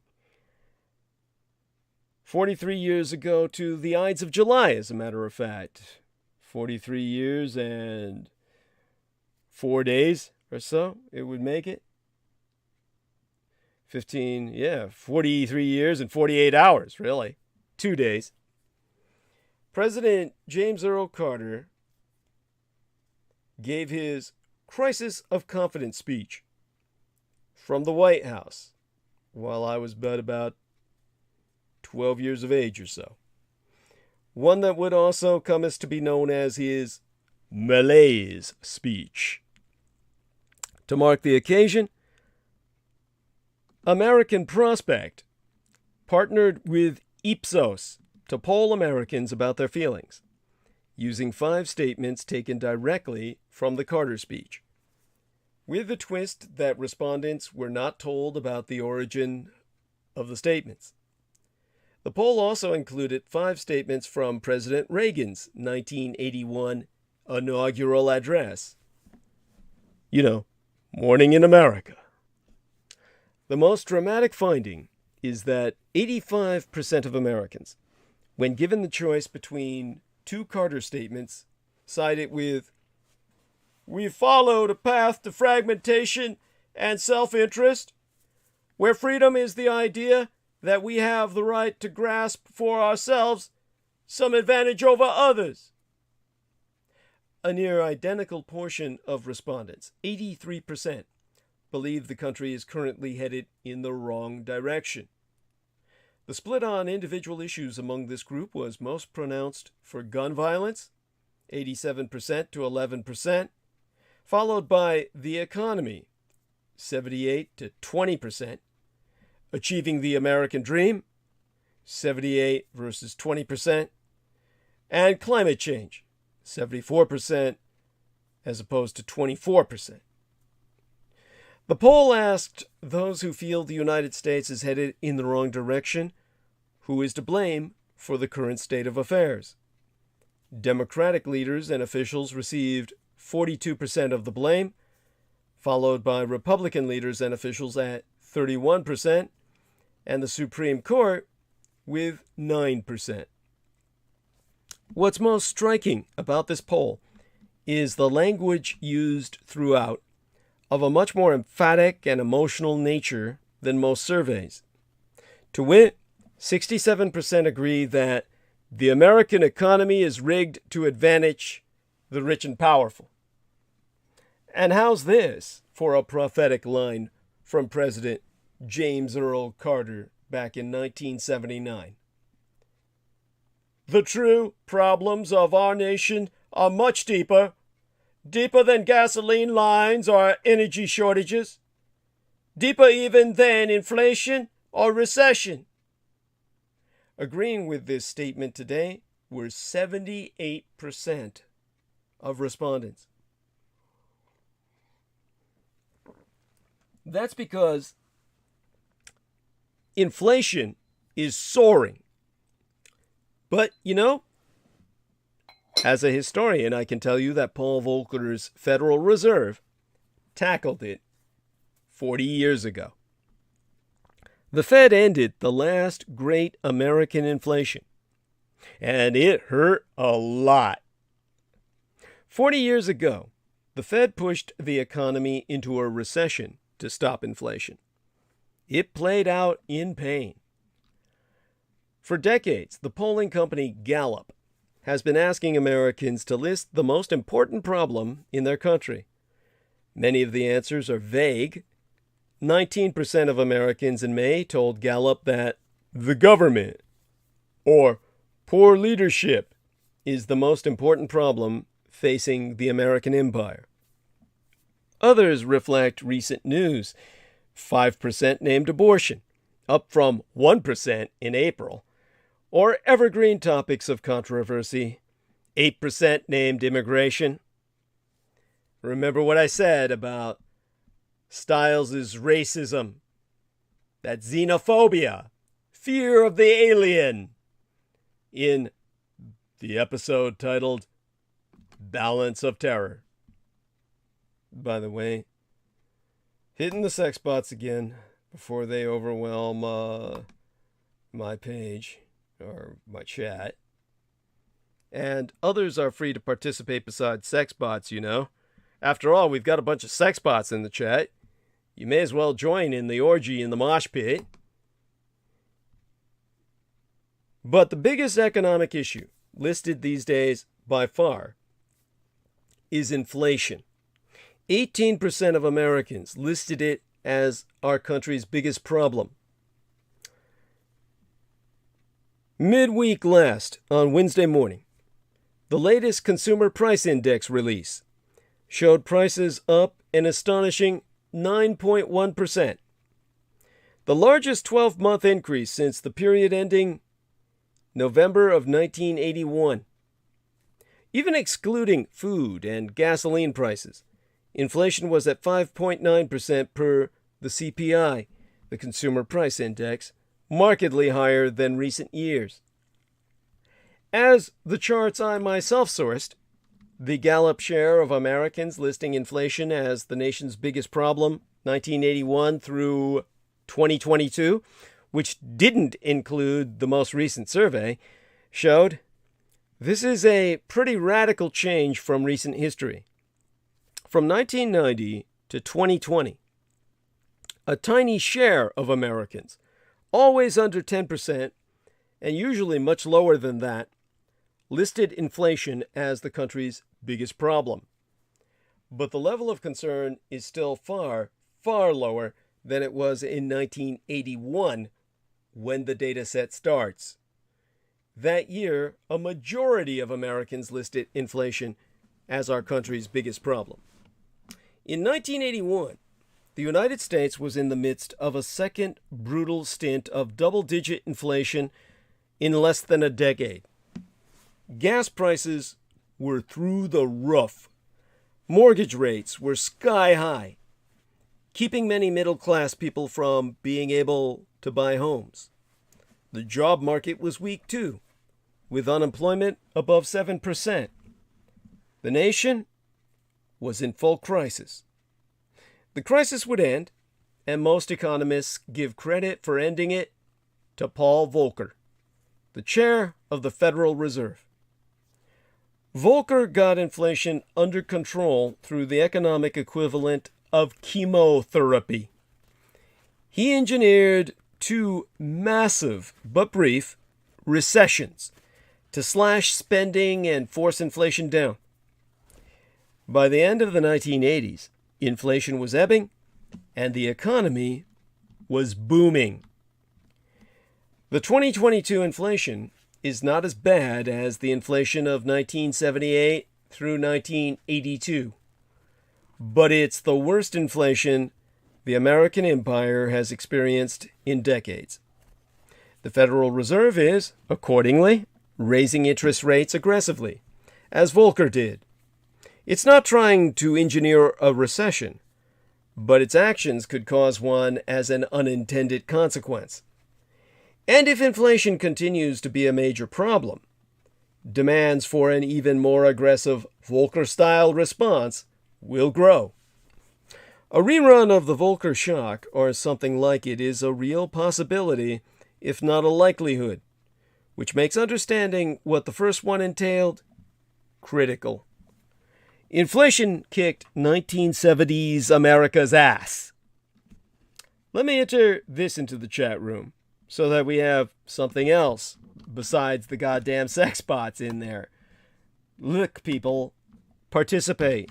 Get in there and chat. That way, there's something else besides the sex bots for me to look at. There's a link in there. Hit it. This is the year-over-year core inflation rate from 1960. You know, that decade into which I was born into this vale of tears, to the present, as sourced from the Federal Reserve Bank of St. Louis. The gray areas represent recessions, except that 2020 on should be grayed into the yellow alert range. Now, using the Fed's preferred measure of inflation, personal consumption expenditures, or PCE, as opposed to the CPI, or Consumer Price Index, which tends to get much of the attention in news coverage, we can see that prices began to rise year over year, more rapidly starting around the mid-1960s. You know, right up next to the year in which I was born into this world. They fluctuated a bit after a brief recession, circa 1970, but then surged to great heights, first in 1974 through 1975, and then at the end of the 1970s. After Volcker's appointment, circa 1979, inflation peaked and then plummeted rapidly. It has never exceeded 4% on an annual basis again. So what led to the 1960s/70s decades inflation? And what did Volcker do to fight back? Before 1965, inflation was stable for years, hovering around or below 2%. But around that time, President Lyndon Baines Johnson and his allies in Congress began implementing big increases in spending as part of both the war on poverty and the escalating war in Vietnam. While some of that spending, notably Medicare, was funded by new taxes, much of it was not. That meant higher deficits, and the increased spending at a time when the economy was near full employment translated into higher prices. The Johnson administration had no intention of restraining spending. The Vietnam War and his anti-poverty agenda were on the president's top priorities, and he was not going to back down on either. So inflation gradually ticked higher and higher. Things got worse under Richard Nixon. The Vietnam War was still going on and expensive as ever, but also in 1971, Nixon decided to end the system of gold convertibility for dollars. He never took us off the gold standard. Franklin Delano Roosevelt had done that. What Nixon had done to try and regain American sovereignty was take America off the Bretton Woods monetary agreement system. But that, of course, also led to us ending the system of gold convertibility for US dollars. You see, prior to that year, under the Bretton Woods monetary agreement system devised circa 1944, actually circa 1941, but implemented in 1944 to stabilize global exchange rates, most Western nations pegged their currency to the US dollar, which in turn could be converted to gold at a rate of 35 US dollars per ounce. But this system wound up overvaluing the dollar relative to other currencies. Moreover, there were more dollars floating around than the American empire had gold to back them up, in part due to U.S. inflation reducing the value of the dollar. Other countries were beginning to demand conversions of dollars to gold at a level the American empire could never handle. And some, like West Germany, were abandoning the system altogether. Under advice from, among others, his Undersecretary of the Treasury, Paul Volcker, Richard Mulhouse Nixon blew up the whole system. He paired this announcement with wage and price controls, meant both to combat inflation sparked by his decision and to fight the inflationary pressures that had already been building before that. Those controls would hold back inflation for a little while, but unwinding those controls later would contribute to much worse inflation. Come 1973, things reached crisis proportions with the OPEC, the Organization of the Petroleum Exporting Countries' oil embargo on the West, announced as punishment for American and other nations' support for Israel in the Yom Kippur War, known as the Ramadan War to the OPEC parties. The price of gas nearly quadrupled between October of 1973 and January of 1974, contributing to the first of two extreme surges in inflation that decade and to a relatively long recession ending in 1975 with the fall of Saigon. After that crisis, inflation settled closer to 6 to 7% a year for a bit. Not great, but not that double-digit crisis level reached in the depths of the embargo. But inflation soon ramped up again, partially due to surging energy and food prices. That's the situation Volcker faced. That's what forced him to instigate and bring about the Volcker shock. You see, before Volcker took office as Fed chair on August 6th of 1979, the Fed had tried small increases in interest rates in hopes of taming prices, to little avail. Volcker, as vice chair, was among the hawks on the Federal Open Market Committee, pushing for major action. When his chair, William Miller, was appointed Treasury Secretary by Jimmy Carter as part of a cabinet shakeup, James Earl Carter named Volcker as Miller's successor.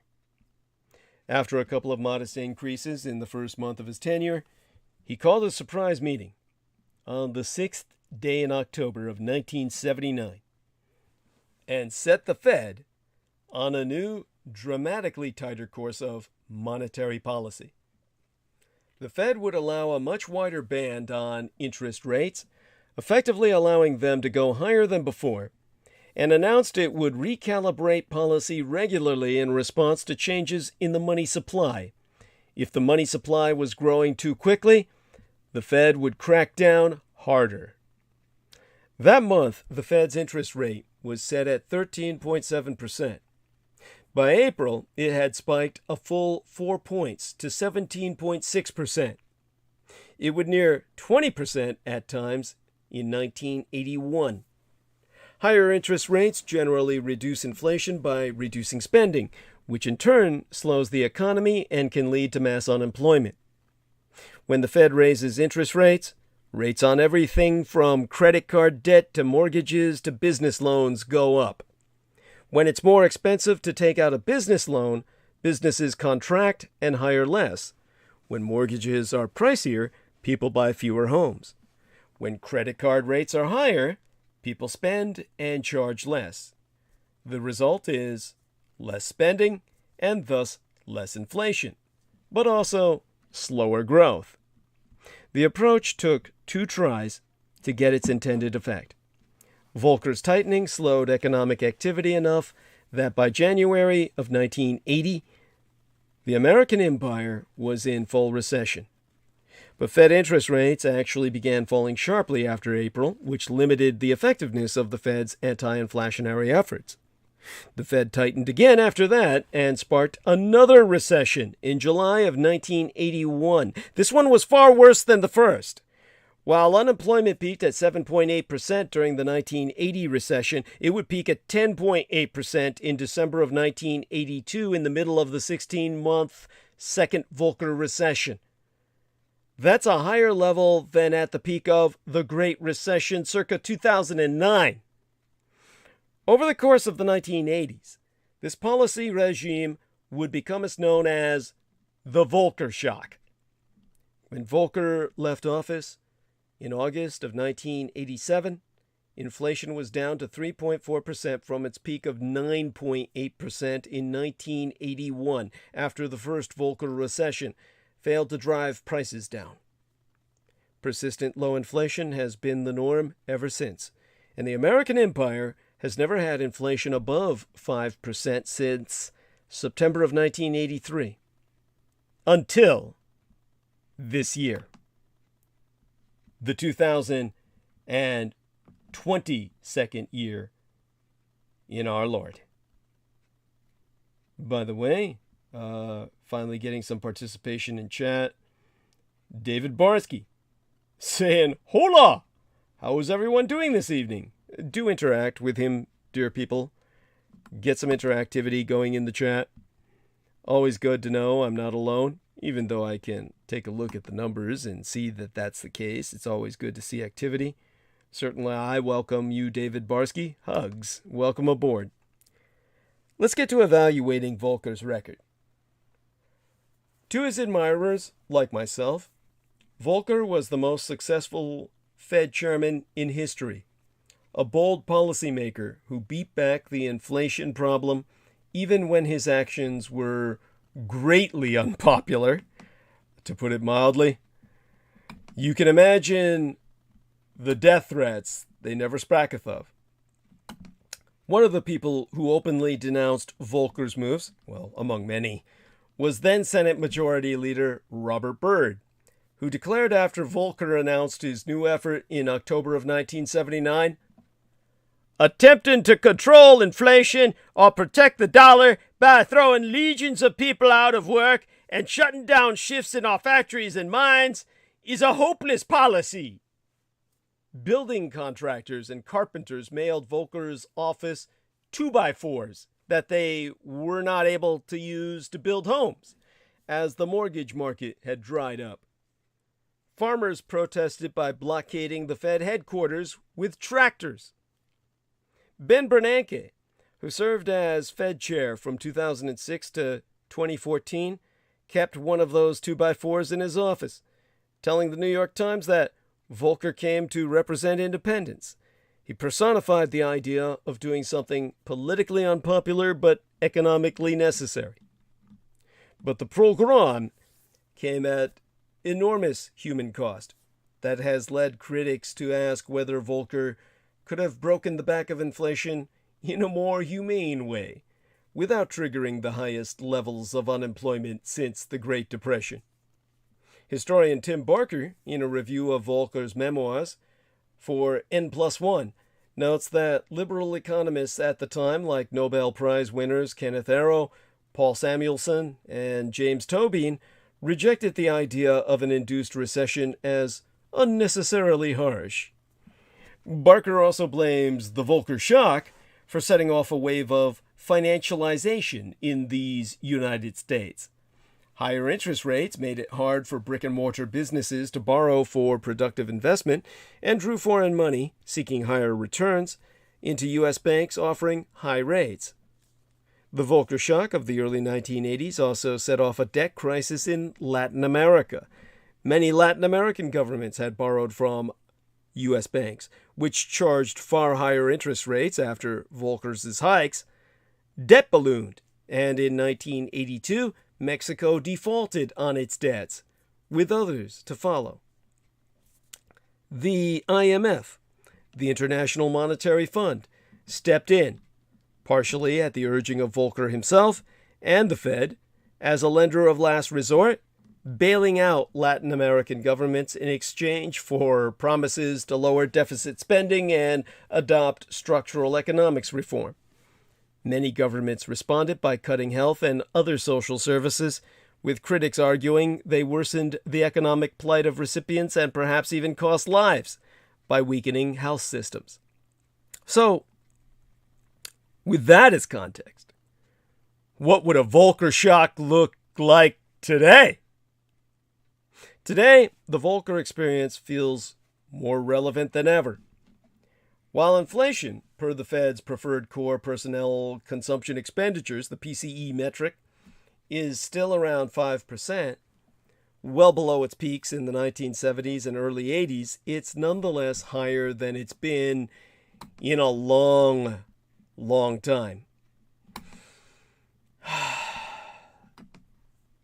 And the public is furious about it.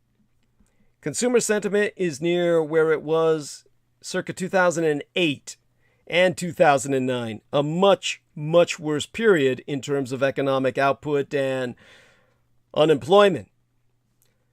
Inflation comes up again and again in surveys, asking Americans about the biggest problems that they face.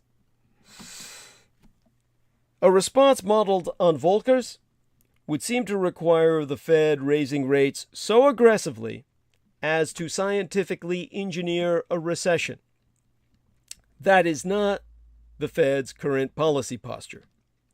In June, it issued the biggest interest rate hike in 28 years. But in his press conference announcing the maneuver, Fed Chair Jay Powell clarified that the board was not trying to induce a recession now. Let's be clear about that. Clearly, it's our goal to bring about 2% inflation while keeping the labor market strong. But Powell's hawkish critics argue that Volcker-style economic pain may be necessary.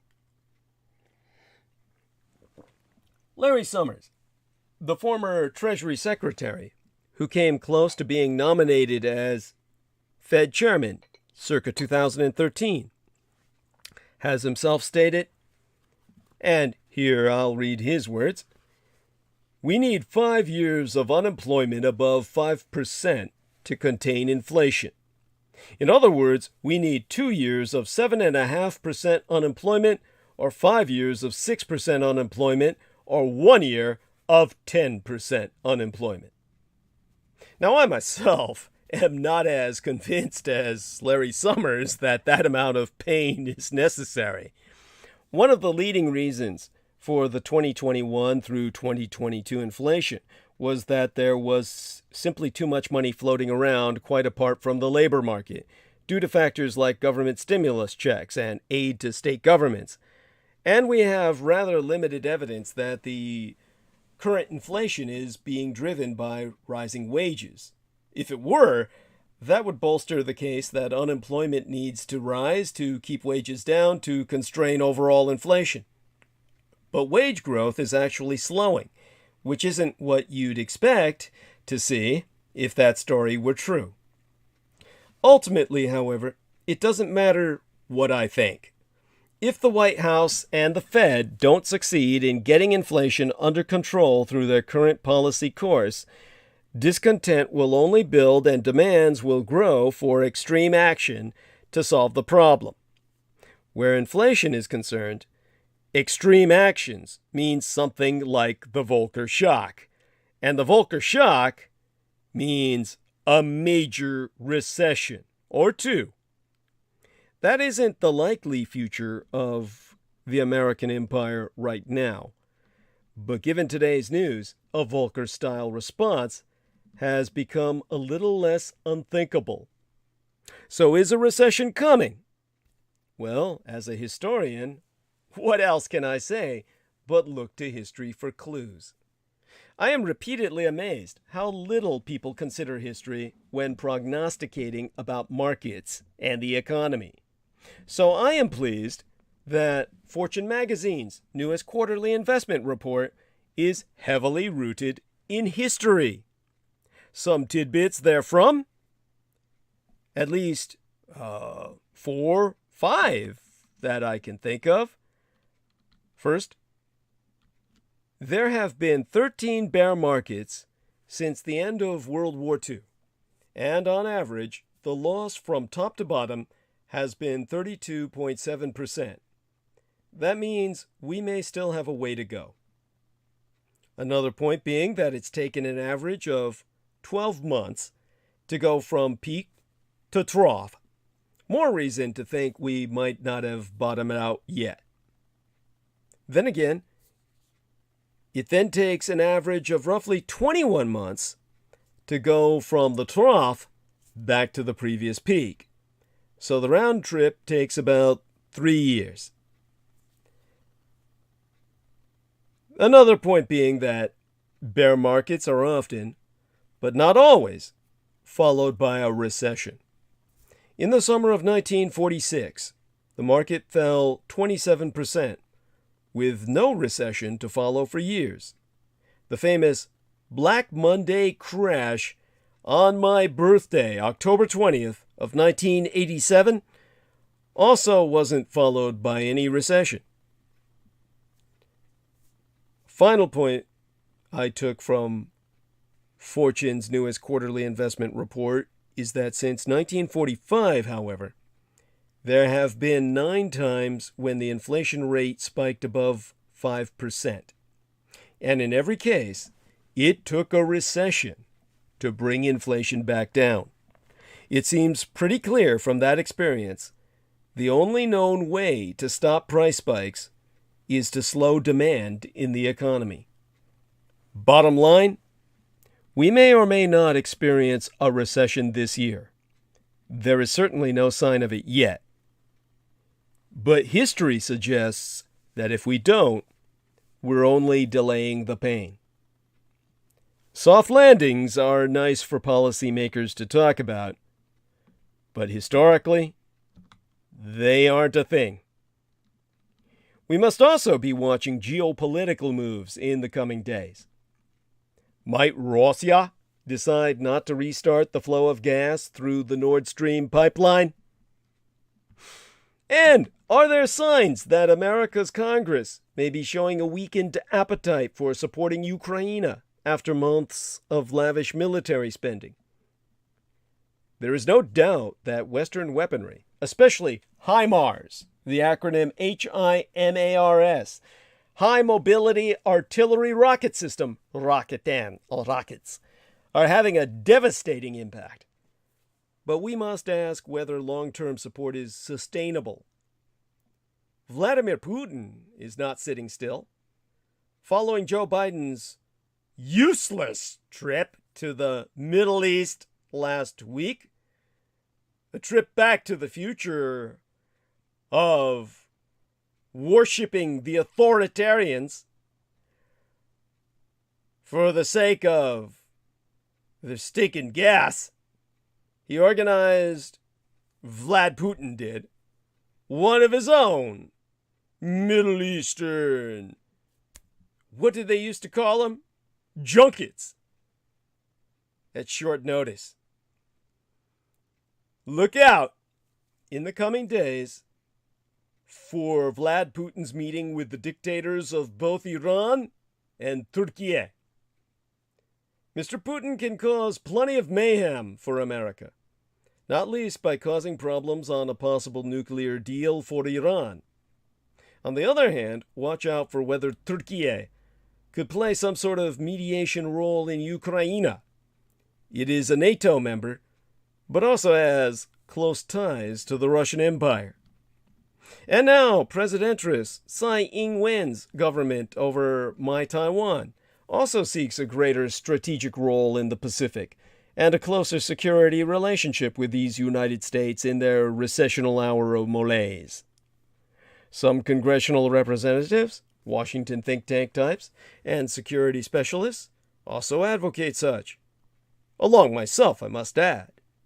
However, the Taiwan military faces some serious challenges inhibiting its ability to play such a role. Generally, the Taiwan military lacks popular support. Preferring other means of conquest, mainland China may yet never attack Taiwan.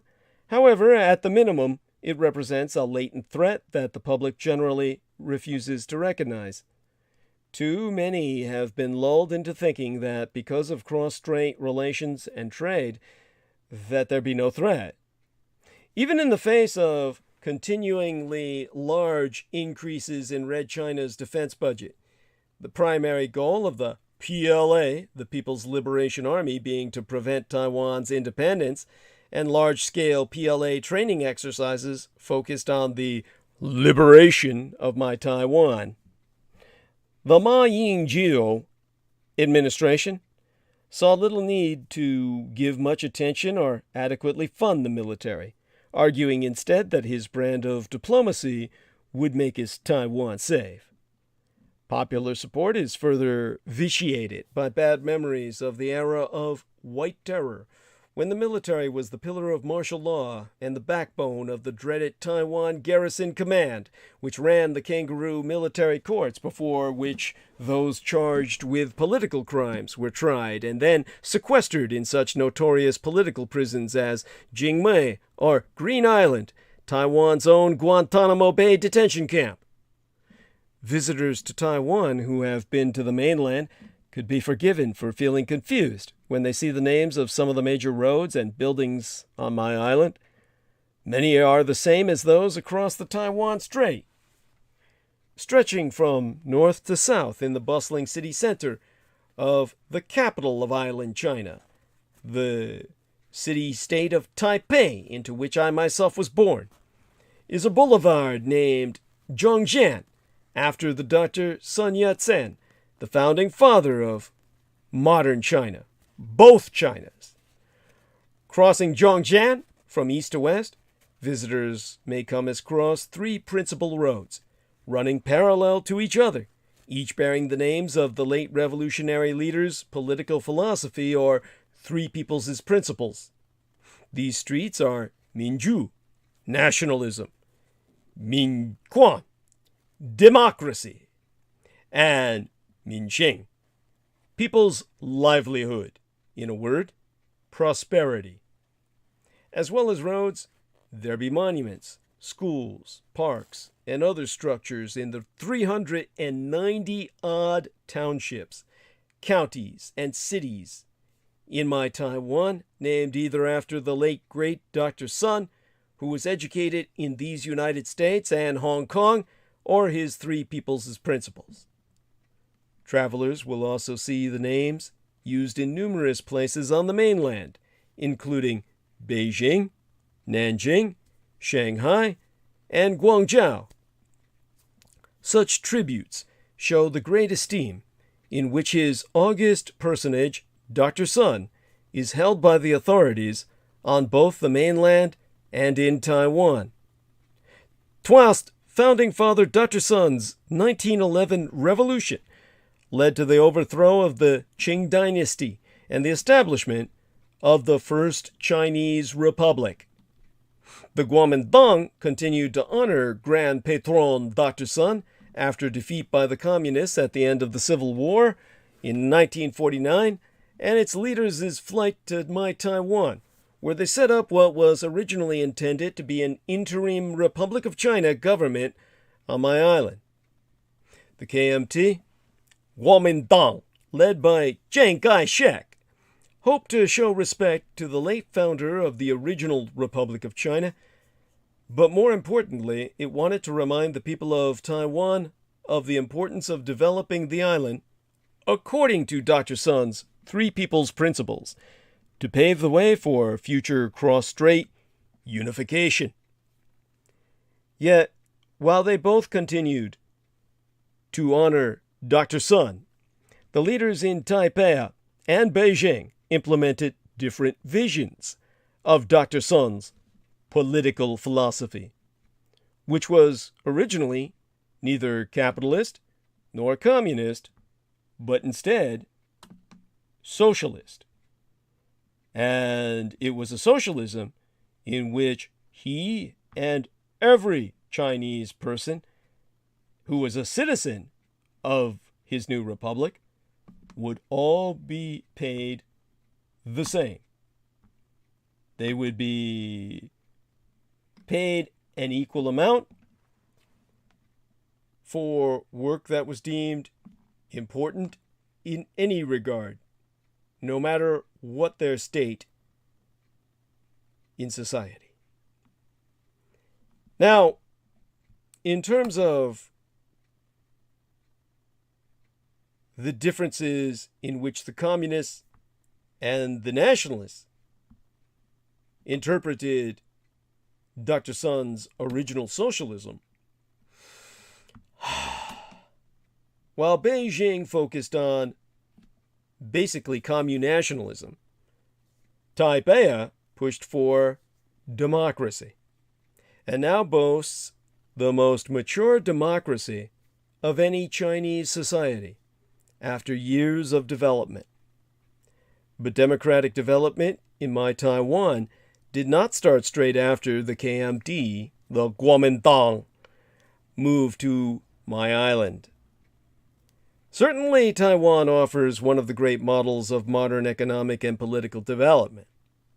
In 1960, that decade into which I was born and first laid eyes upon this world, The first year of that decade, Taiwan had GDP per capita and human development levels that placed it among the least developed countries in the world.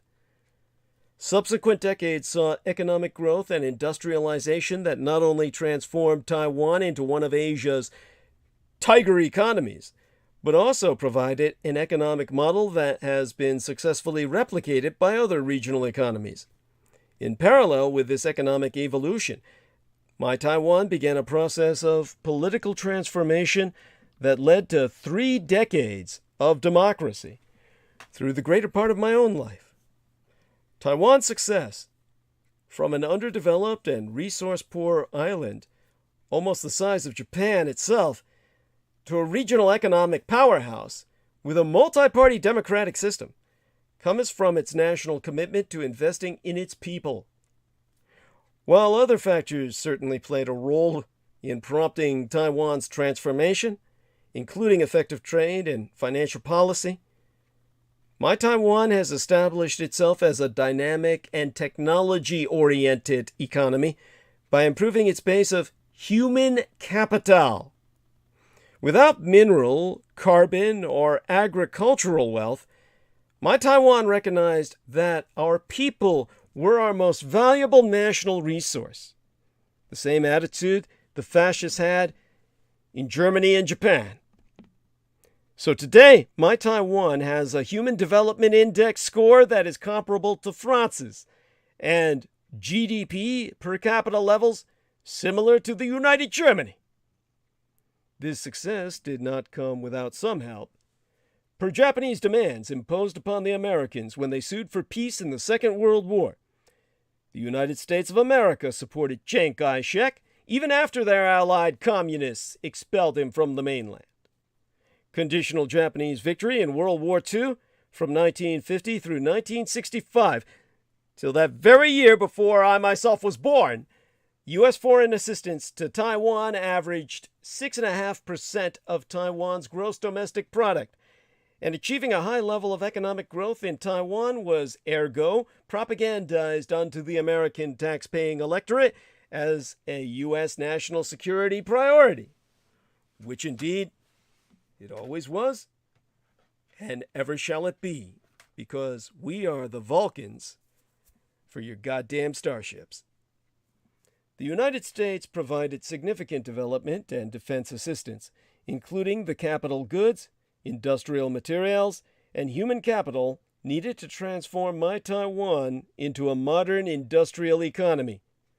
By the 1970s, My Taiwan had joined the Empire of Japan and the Republic on the Korean Peninsula, South Korea, as Asian economic dynamos whose reconstructions were underwritten by the United States per reparations concomitant effective American surrender.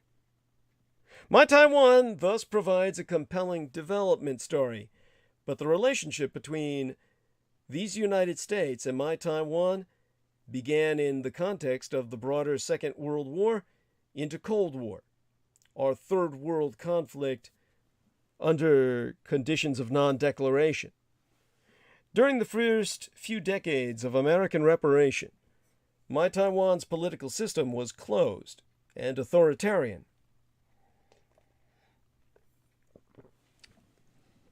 Chiang Kai-shek's KMT, Kuomintang party maintained tight political control, and it was not until the 1980s under Chiang Kai-shek's son, Chiang Ching-kuo, that Taiwan began its process of political liberalization. My Taiwan saw its first opposition party president in the year Anno Domini 2000 of the communal Christian era, when the election of Chen Shui-bian of the DPP, the Democratic Progressive Party, followed by another democratic transition of power when KMT candidate Ma Ying-jeou assumed the office circa 2008.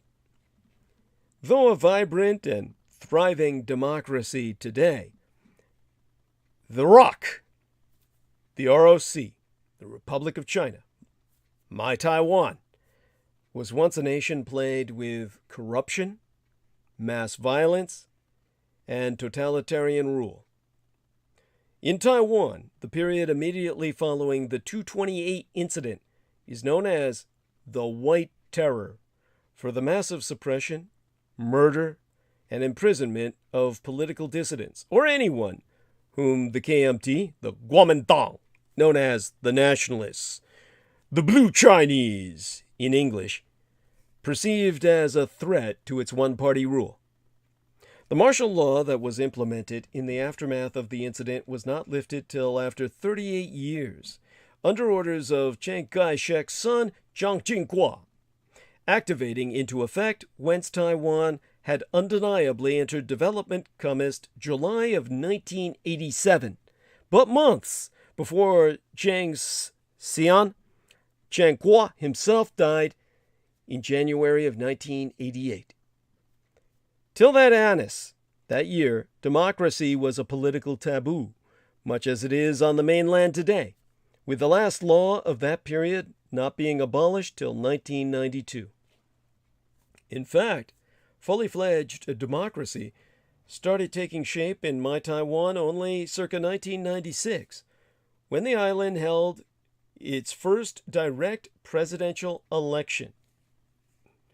That island China, Taiwan has transformed itself into one of East Asia's most vibrant, free, and celebrated democracies, is testament to the will of the Taiwanese for a better life and our commitment to human rights.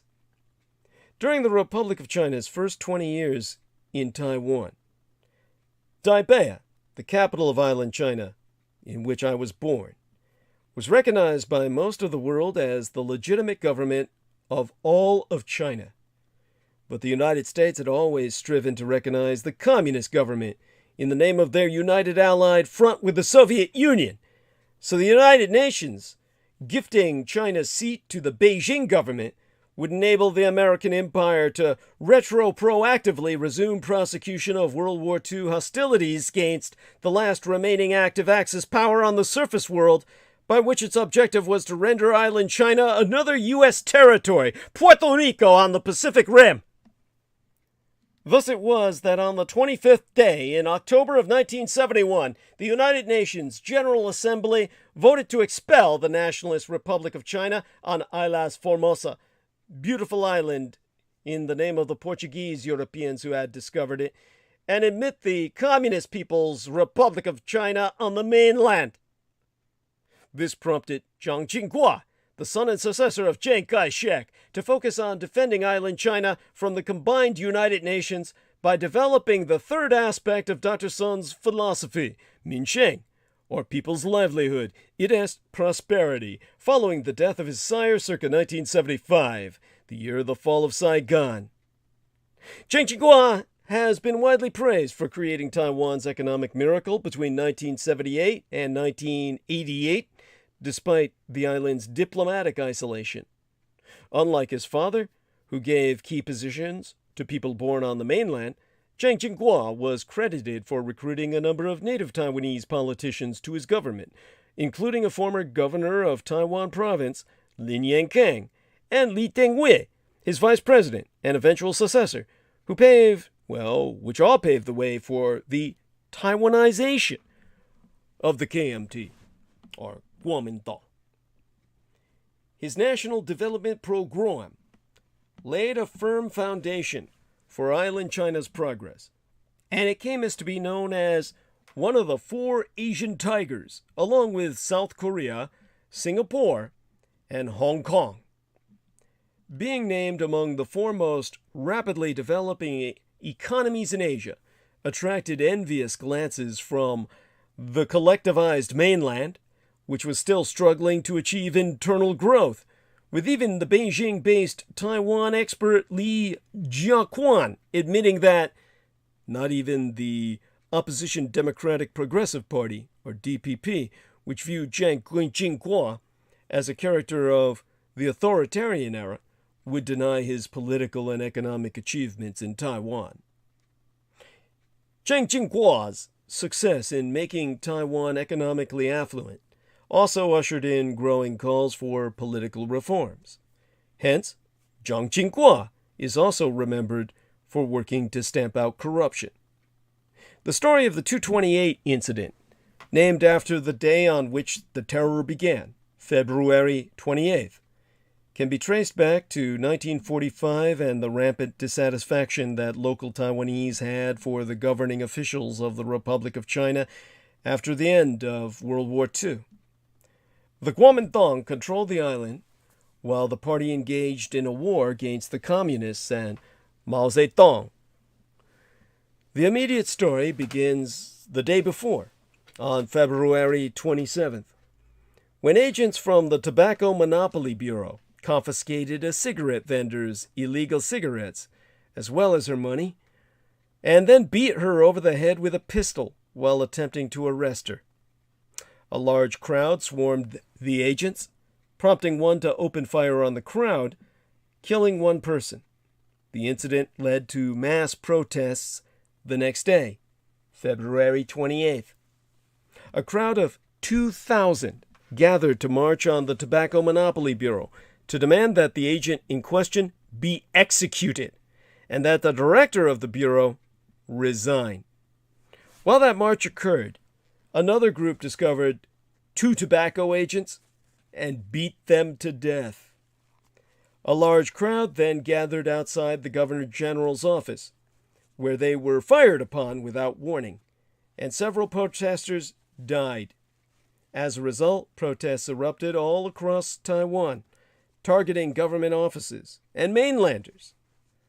Note that the term mainlanders during this period referred to people, primarily members of the Kuomintang, like my mother, who came to Taiwan from the Chinese mainland during or after the end of World War II. They differed from Taiwanese, who at the time were indigenous to the island. Whereas nowadays, Taiwanese refers to all people of Taiwan, indigenous and Kuomintang alike, whereas mainlander refers to people living in the People's Republic of Communist China. In such contemporary context, 'twas local Taiwanese took control of most of the cities and towns. Unrest lasted from the 28th of February to March 7th, when the Kuomintang violently cracked down on the locals. On March 1st, a committee was formed to investigate the cigarette vendor affair, but while the committee was investigating, the military was patrolling Taipei, the capital, firing at random and killing indiscriminately. On March 7th, the Committee to Settle the Monopoly Bureau incident, the so-called Settlement Committee, comprised of students, legislators, and other professionals who represented the people in investigating the 228 incident and proposing governmental reforms, submitted 32 demands to Governor General Chen Yi addressing issues of democratizing Taiwan, having local Taiwanese in government office, providing basic freedoms like freedom of speech, press, organization, and guaranteeing the rights of Aboriginals, the original Indians of Taiwan. Not Asian Indians, but actual fucking Indians, like your Native Americans, that were native to the island. Many of the demands read similarly to the issues that America's founding fathers addressed to King George III in the Declaration of Independence. Both were documents advocating giving power to local residents. Chiang Kai-shek himself was in China when the 228 incident occurred. But as the KMT suffered defeat after defeat in the Civil War due to America and the West's betrayal via the aid and abetment of their Soviet-supported communist allies, martial law was declared on Taiwan in 1949 in preparation for 2 million soldiers, officials, bureaucrats, and civilians to make it the Herculean evacuation from mainland China to my island. Among those were Chiang Kai-shek himself and Governor General Chen Yi, now a prisoner for attempting to strike a peace deal with the communists. The next day, reinforcements arrived from the mainland, which marked the beginning in earnest of the crackdown in Taiwan. Chen Yi was executed in Taipei, the capital, as a traitor in a gesture meant to pacify the still unhappy population. The 228 incident may be considered the overture for the darkest chapter of Taiwan's history, a prelude to 4 decades of human rights violations in which a monolithic party state, entrenched in a never-ending civil war mentality, fearful of infiltration by Mao Zedong's communist agents, turned on its own, initiating a period of white terror under history's longest period of martial law. One report estimates that the Nationalist Army killed thousands of people by the end of the month. Soldiers fired upon innocent, unarmed civilians in an attempt to instill fear in the people and thereby restore order. Soldiers summarily executed groups of people, raped women, and even beheaded people, as they were trained by the Japanese. Students who helped maintain order in the streets during the rioting were tricked into turning themselves in and were subsequently imprisoned or even executed. The entire island of Taiwan was terrorized by the military government, effectively neither functioning as a separate entity at that time. People, especially dissidents, began to disappear and were never heard from again. At first, most of those prosecuted were branded communist bandits or spies, but as time went by, more were labeled secessionists for advocating Taiwan's independence from mainland China.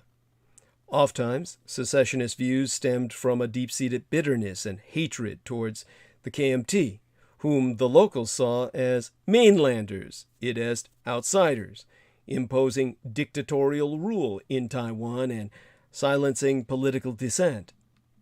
But the killing machine reached its peak in the 1950s. Although my island was labeled Free China by the West, it was anything but. A massive domestic spy network kept tabs on many. The Taiwanese lived in fear of late-night knocks on their doors, a father disappearing, the sound of firing squads at the riverside late at night, political imprisonment for daring to challenge the regime's heavy-handed policies, or extrajudicial state-sanctioned murder. I was told by one informant the story of a family living in the Taipei region being harassed by local soldiers.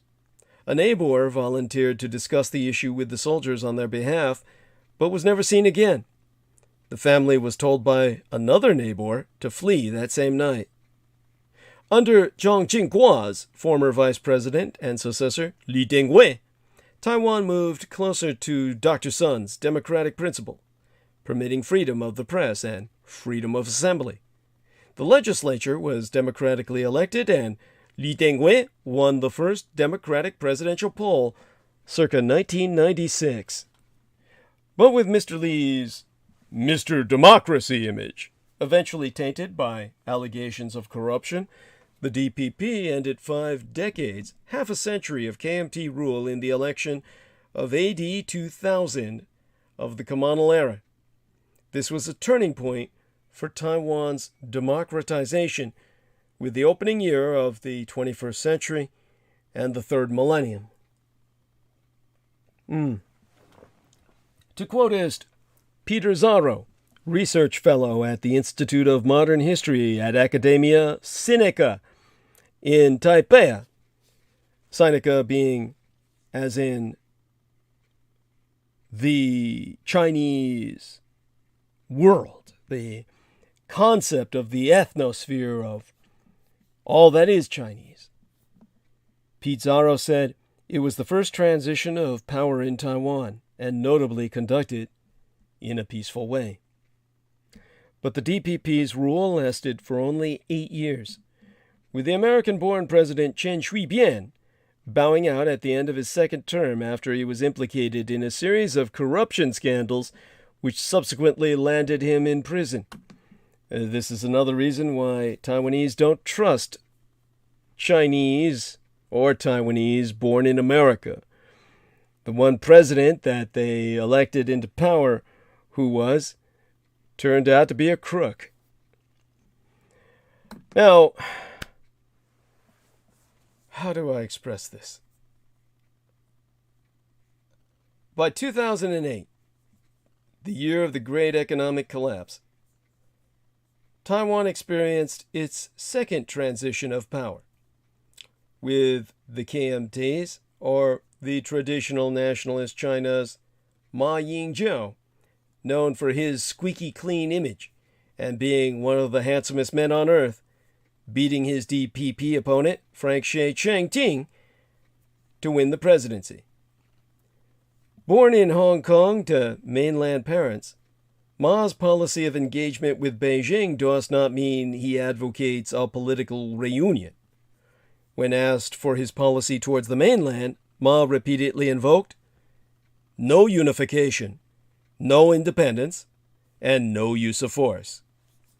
Taiwanese pundits concurred that Ma's stance was not surprising, despite the fact he professed support for Dr. Sun's Three People's Principles, which included Sino-nationalism, with George Sai Wei, professor at the Sun Yat-sen Institute for Globalization Studies at Chinese Culture University in Taipei, articulating that development of Dr. Sun's Minju had taken a different course along with progress of democracy in Taiwan. Of mainstream views on the island, to quote his T, it is Taiwanese nationalism rather than Chinese nationalism, to be politically correct. Taiwanization, which started during the Chiang Ching-kuo period, promoted by Li Dengui, and further propped up by Chen Shui-bian, can best explain why Ma holds such a stand. But that brings us to 228 and Taiwan today. Due to a massive cover-up and the destruction of government documents, no one knows exactly how many people died. The lowest of the most conservative estimates arriving at some 28,000 definitively killed. According to a comparatively recent report released by the government of mainland-friendly former President Ma Ying-jeou, a Hong Kong-born Taiwanese politician, as I said, who served as the president of the Republic of China as reestablished on Taiwan from 2008 through to 2016 and is himself a member of the offending KMT, about 140,000 Taiwanese were imprisoned or executed for showing real or perceived opposition to the KMT during the period of White Terror between 1949 and 1987. Taiwan lost some of its best and most influential citizens during this period. By 2013, even then President Ma Ying-jeou did not shy away from acknowledging the importance of 228 amid his own term of public service, and I quote his T in addressing it. I am here to promise again that the government will defend democracy and freedom in Taiwan. It is crucial to consolidate the core values of democracy and institutionalize the protection of human rights so that tragedies like the 228 incident will never happen again. Come 2016, the contemporary mayor of Taipei, Ko Wen-jae, participated in a bike ride from Taiwan's northernmost point to its southernmost. That's 520 kilometers of bike riding in honor of his grandfather, who died from injuries sustained while being tortured by the KMT. During his bicycle trip, he is quoted as having said, Taiwanese have to be the owners of Taiwan. Taiwanese have to decide their own fate, and Taiwanese have to build a new world of fairness and justice. That is my goal and belief. I would like to encourage us all with the idea of a Taiwan achieved with a sea of tolerance, so we can learn from history and leave the sadness behind. Of course, that's the basis of Kolinar, the idea of all that is different being of great value. And, how do I express this? That Kolinar is, of course, the Vulcan philosophy of logic that is based on Confucianism. It's simply Confucianism in space. Now, in terms of the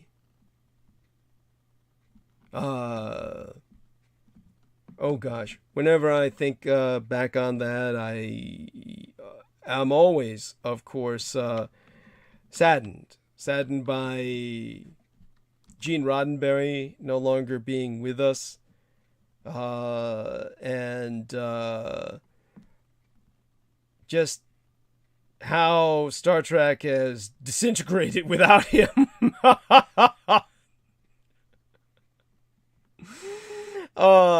But understand this much. The Vulcans embraced cultural and racial diversity. There is no denial of that. No way to deny such. When you think of the IDIC, the IDIC of the Vulcans, that's a acronym for Infinite Diversity in Infinite Combinations. The basis of Vulcan philosophy, celebrating the vast array of variables in the universe. The philosophy, as well as the Vulcan people, were often represented by a triangle over circle insignia, that's referred to as IDIC in the original series. The episode that introduced that symbol was entitled, "Is There in Truth No Beauty?" And it's a beautiful little piece of jewelry, like a diamond inset on a pyramid within a kind of Muslim-looking crescent moon that does close. Not a crescent moon, but a full moon with a hole in it, if you will. That's but I dig. Infinite diversity in infinite combinations, symbolizing the elements that create truth and beauty. That was supposed to have been Spracketh in the year 2269. At any rate, returning to where we are today, the 228 incident was, and obviously still is, an important moment for Taiwanese identity. But the scars from the White Terror are still felt throughout Taiwan today. Martial law did not end in Taiwan until 1987. The first free and fair legislative elections took place in 1992. Think about what I've just said. Martial law didn't end in island China until shortly before the fall of the Berlin Wall. And the first free and fair legislative elections didn't take place until after the fall of the Soviet Union. And the first fully democratic presidential election was not held until 1996. Now, for the first time in my country's history, the Democratic Progressive Party, the DPP, not the KMT, or the old nationalist Kuomintang, controls both the executive and legislative branches of government, something that protesters never would have imagined possible during the White Terror. People outside of Taiwan often forget how recently my country democratized, accomplishing our peaceful transformation to a political system consistent with international democratic norms without being a member of the United Nations, indeed being declared their only enemy state, and ergo having no official diplomatic relations with a majority of the world's countries. Such progress and feats are impressive, especially under the shadow of the White Terror. Truly, only a people such as us can be your Vulcan intervention. By the way, the Oathless Initiate says hello, and hopefully interaction will start between David Barsky and the Oathless Initiate, as well as the Real Tech Geek, who joins us to say, Star Trek is total garbage now. Alex Kurtzman and J.J. Abrams has put it in the grave. Thank you. I mean, I didn't have the heart to say that, but someone had to. It's true. The Oathless Initiate says, Anson Mount is a great actor, though. Hell on Wheels was positively amazing. Thank you. I mean, there's going to always be, some diamonds in the... What was it, our man Sammy Romero says? There's going to be some kernels of corn you'll find in all that shit. That's what he said, essentially I was when I appeared on Coast to Coast AM. Now, to try and get myself back on track here, and I'm actually amazed at how much ground I've managed to cover thus far. How do I say this?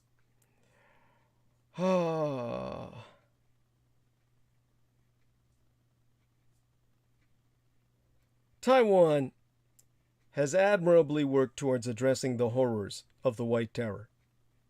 In 1995, President Lee Teng-hui officially apologized for the government's actions and advocated for open discourse about Taiwan's troubled past. Just blocks away from the presidential palace in Taipei is a museum and park memorializing the victims of the 228 massacre. The museum is on the site of a radio station that activists stormed on February 28th to inform the rest of my country of what occurred. The park houses a sculpture honoring the victims, and part of its inscription reads, in fact, I'll translate for you from the Taiwanese its core paragraph. The task of healing a serious trauma in a society must depend on the wholehearted collaborative effort by all its people. We have, therefore, inscribed these words on this memorial plaque in the hope of consoling the spirits of the victims and comforting their grieving families. It is also hoped that these words will serve as warning and a lesson to all Taiwanese compatriots. Henceforward, we must be one, no matter which communal group we belong. We must help each other with compassion and treat each other with sincerity. We must dissolve hatred and resentment and bring about long-lasting peace. May heaven bless Taiwan and keep it evergreen. February 28th is now a national holiday, meant for everyone to remember, honor, and acknowledge the spontaneous protest movement that occurred as a result of one woman standing up against an authoritarian government's arbitrary and oppressive ways. A national holiday on island China, of course. Someday, it will be a national holiday here. The first year of Trump's presidency, circa 2017, marked the 70th anniversary of the 228 incident. So special attention was given to the event, including the role of the KMT and Chiang Kai-shek himself, the chairman of the KMT and president of the Republic of China until his death, circa 1975. The 228 Memorial Foundation continues to work toward providing the victims' families with proper compensation and preserving documents related to the White Terror. Over half a decade ago, funds seized from the KMT were given to victims' families. The chairman of said foundation has called for the government of island China to accept the fact that Chiang Kai-shek was responsible for ordering the executions of civilians in 1947 and beyond. To quote his T, All the evidence points to Chang being responsible for the incident, so he should have to pay a price. National Chengchi University in Taiwan thereafter passed a measure calling for the removal of all statues of Chiang Kai-shek due to his harsh rule and role in the 228 incident and White Terror. There were also calls to remove statues of him all across Taiwan as part of the 70th anniversary, even from the Chiang Kai-shek Memorial Hall, which would render that hall rather stupid in the sense that its namesake statue would not be there in the very place that was created to memorialize and house the statue. But I disagree with all of this statue removal in my Taiwan. It's a totally different context from many of the statues that should be removed in America of the fucking founding fathers.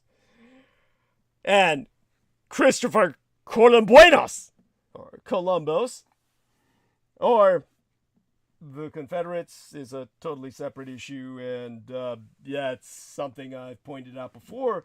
It really shouldn't bother people because those Confederate statues were not built by the Confederacy. They were built afterward as kind of like a in-depth defense, so to speak, of the culture that,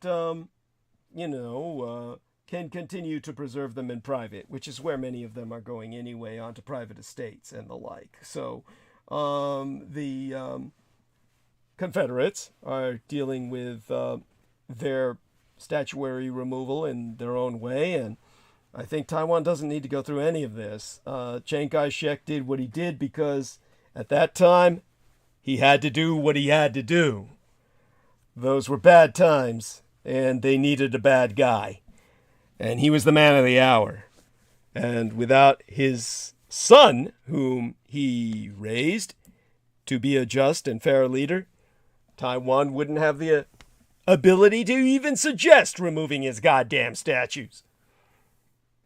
But official stores in Taiwan, regardless, are now prohibited from selling Chiang Kai-shek merchandise.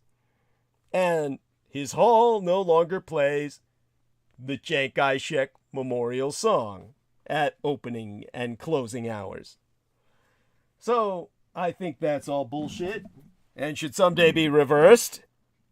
But I'm the old school, the dying breed of Taiwanese, who still recognizes Chiang Kai-shek as the man who made these loser liberals who demand his demise even possible.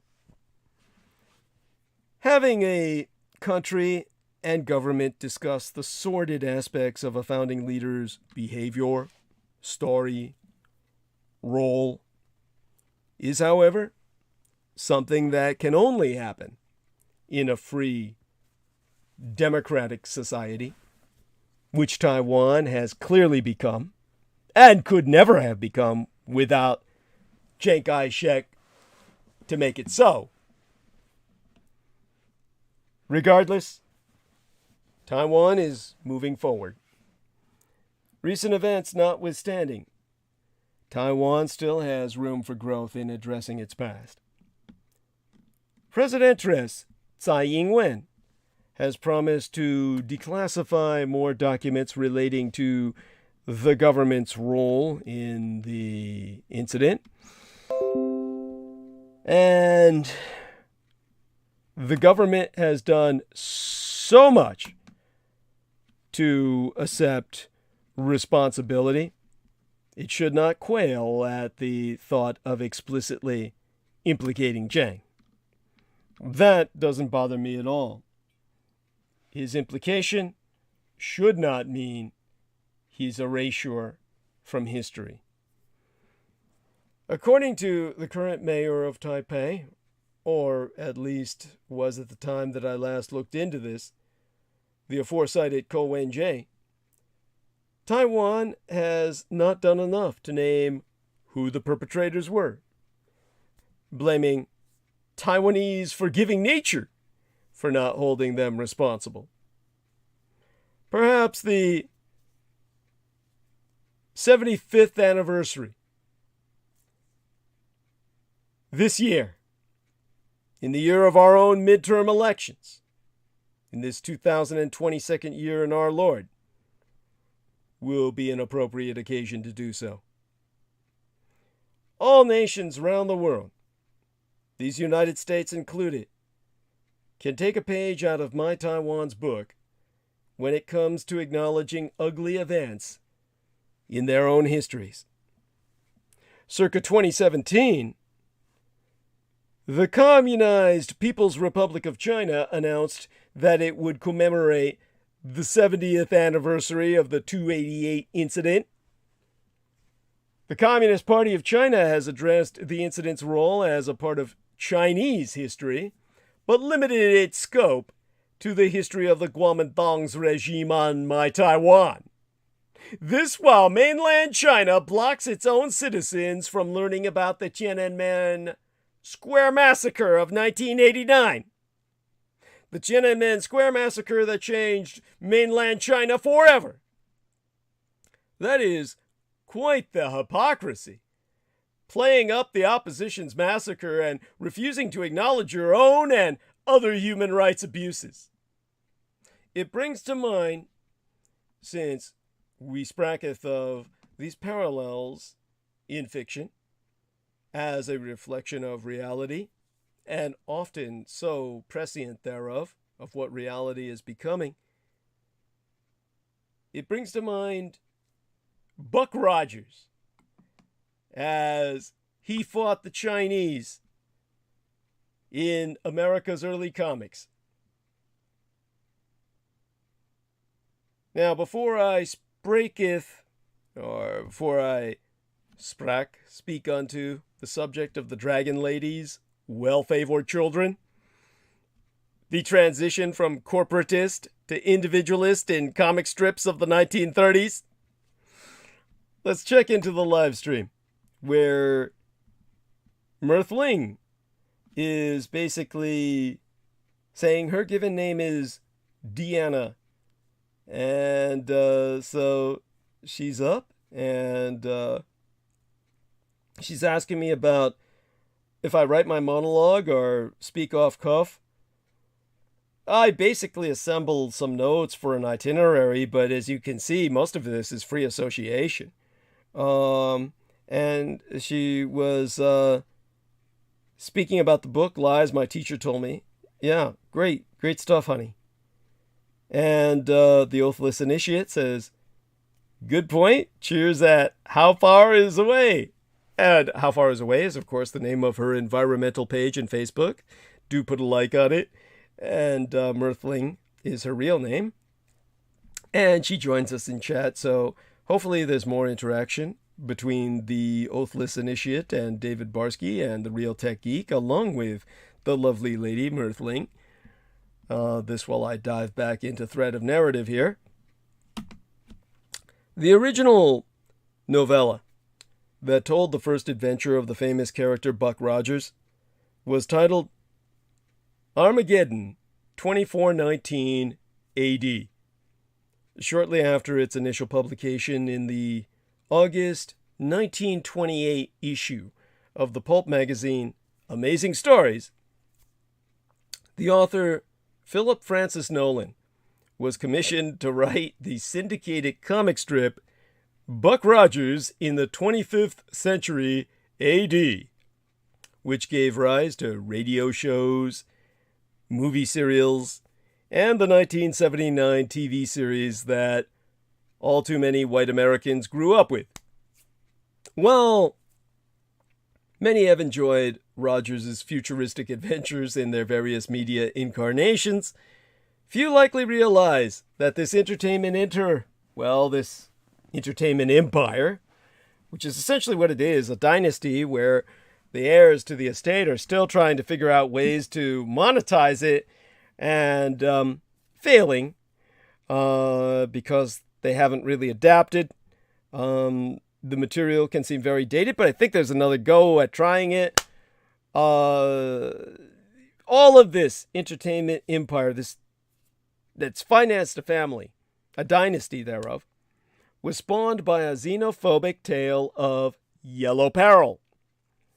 In Phil Nolan's vision of the 25th century, the world has been taken over by the Chinese, who throughout the book are designated as Hans, as in the majority ethnic group of both mainland and island China, or Mongolians, as in the Mongoloid race.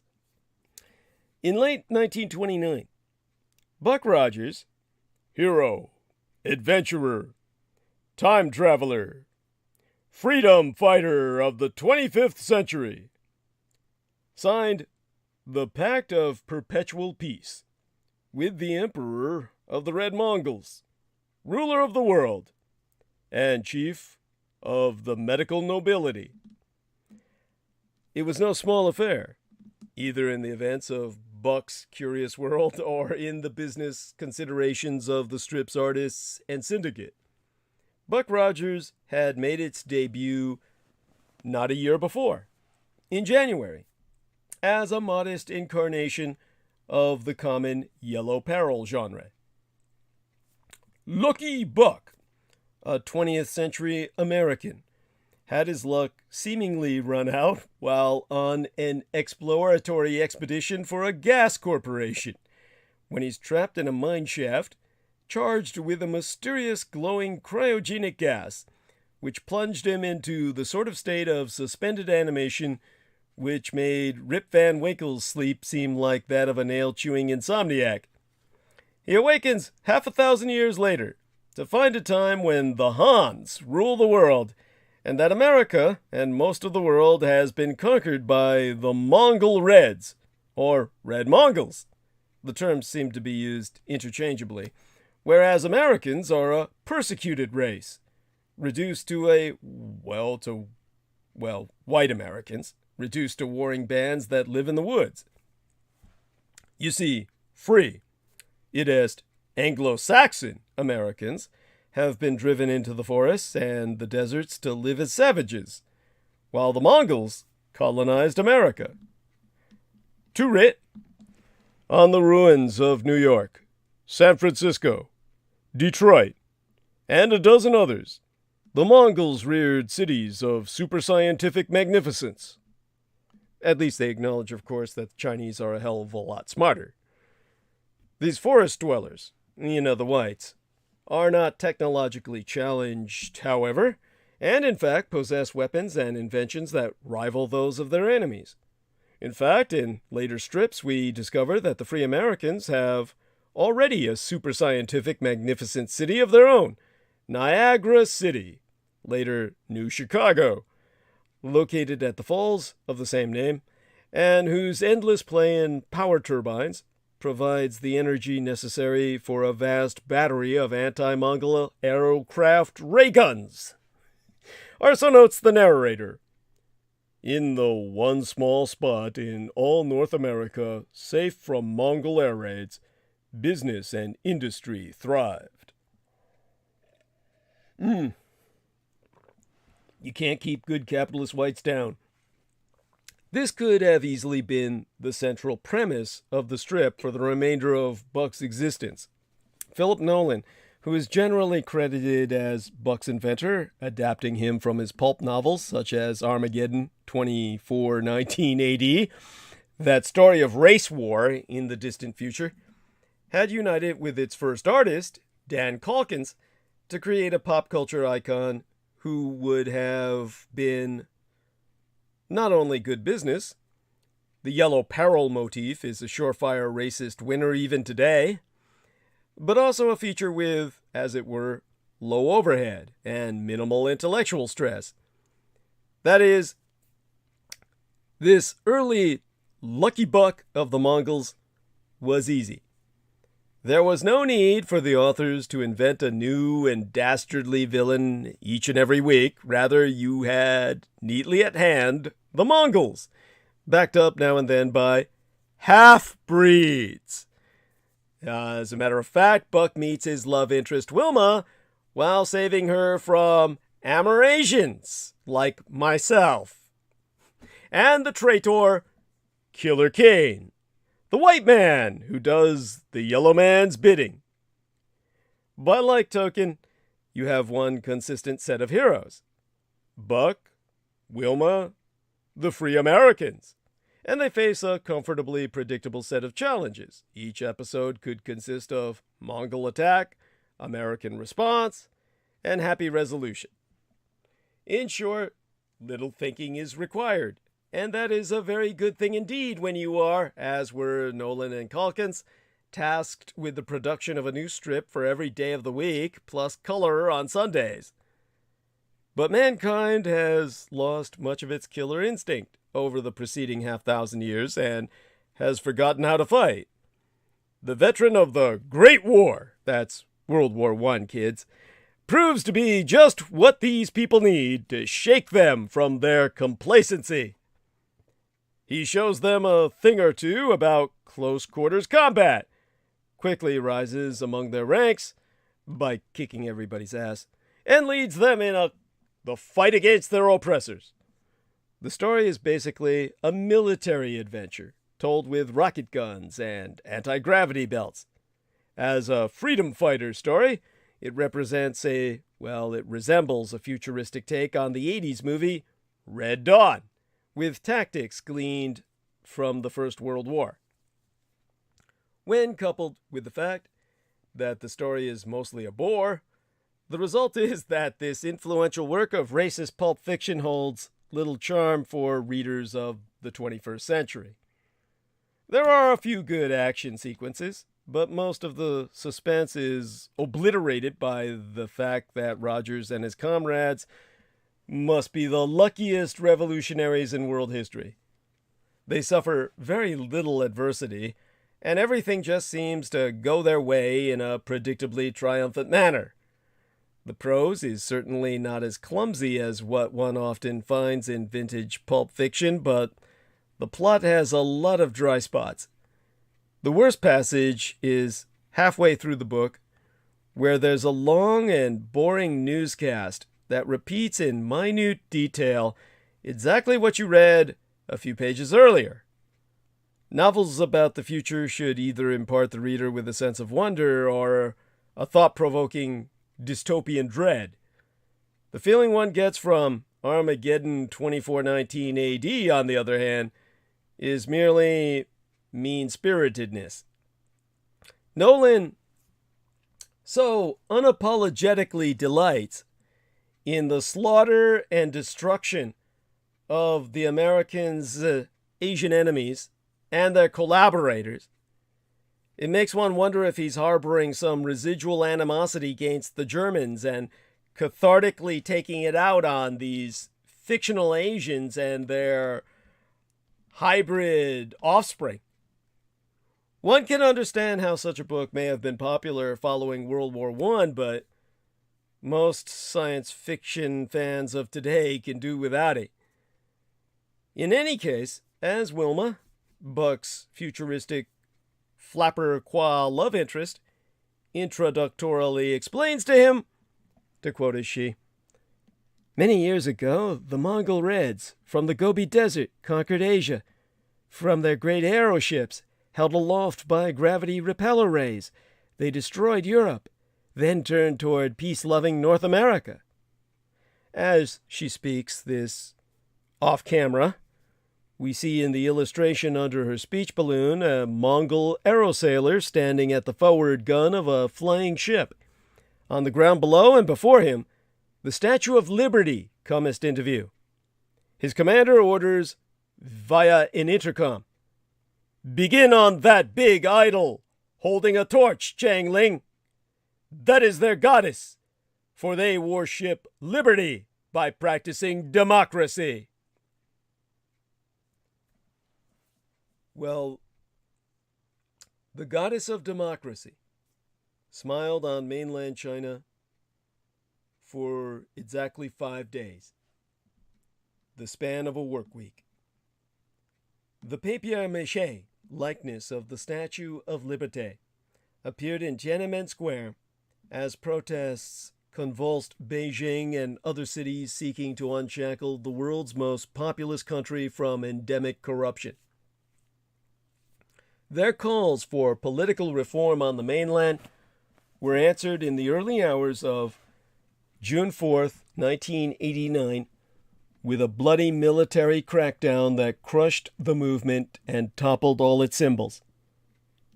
The massacre at Tiananmen killed thousands, possibly tens of thousands, of the students and laborers who joined massive gatherings lasting more than a month.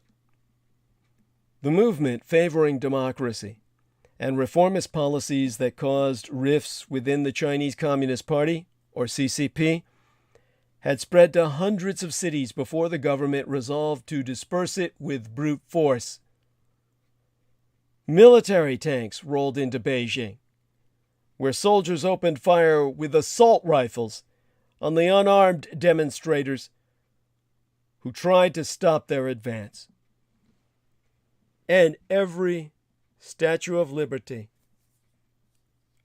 was destroyed. And yet in the West, a certainty remained that Red China on the mainland would eventually resurrect the dream of democracy that was but deferred that night. On 34 years later, many are still waiting for the Middle Kingdom to liberalize, though the CCP's grip on power has, by all evidence, never been tighter. To survive the upheaval, its leadership rewrote their social contract. The post-Maoist reform, or the effort of reform and opening up, declared by Deng Xiaoping, whereby mainland China established its own brand of market economy socialism, was ultimately accelerated, but at the expense of political freedoms. By some measures, the trade-off was tremendously successful. At the time of the Tiananmen rallies, Red China's gross domestic product per capita compared unfavorably to Gambia's in the heart of darkest Africa. By 2030, if not before, many indicators predict the Communist Chinese Empire's economy will eclipse the American Empire's. Eventually, the West acquiesced to Red China's economic momentum on the premise that economic and social liberalization would develop in tandem. In AD 2000, of the Common Christian Era, on the verge of the Communist Chinese Empire joining the World Trade Organization, President George W. Bush declared, "Trade freely with China, and time is on our side." The exiled human rights barrister and China commentator Tang Biao, a visiting scholar at the U.S. Asia Law Institute, has testified that engineering the greatest economic expansion in the world was a matter of self-preservation for the Communist Party and was never intended to move toward constitutional democracy. The West's forecast failed to consider that the Communist Chinese Empire's economic metamorphosis was built on the bloody legacy of Tiananmen and relied on the suppression of political rights and total deprivation of all human rights. To quote Sndy, the Tiananmen massacre changed Red China and to a certain extent the world as it is linked with the China miracle. Many Western scholars and diplomats predicted that when China integrated into the global economy, it would create a middle class that demanded democracy. But that did not happen. There is a lesson the world could learn here. Engagement as a policy is not wrong, but engagement that obscures human rights is morally and politically wrong. In point of fact, the PRC, the collectivized, well, now simply communized People's Republic of China, has yet to address the role of Tiananmen in its own history, even as no event in its modern history haunts the PRC, or the People's Republic of China, as deeply as the protest movement that swept the country during the spring of 1989. Around the world, millions witnessed a tragedy unfold that is now indelibly linked to the square that was its focal point, around which the goddess of liberty, the Chinese destroyed to demoralize America, was raised in effigy, but raised in her likeness, establishing Tiananmen as a metonym for a government's punitive war against a remonstrating citizenry.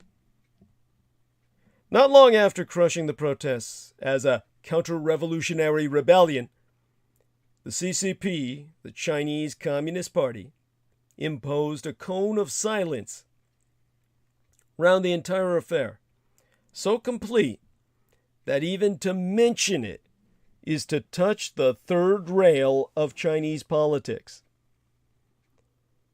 Nigh 34 years on, media and online references to the protests and their suppression are still banned in the People's Republic of China. Zhao Ziyang, the CCP General Secretary, ousted in the attendant leadership struggle, remains nearly unmentionable. Police harass or arrest those who persist in demanding that the government issue an honest accounting of what happened. Plainclothes officers, intent on forestalling any acts of remembrance, inundate the relevant sites on the relevant anniversaries, supported by ubiquitous cameras capable of facial recognition. The result is coerced public amnesia on an epic scale, with 40% of the communized Chinese population now too young to recollect it personally. This history, so searing to those who experienced it firsthand, risks slipping from the consciousness of a nation. But the CCP remembers, and the ramifications of that run deep.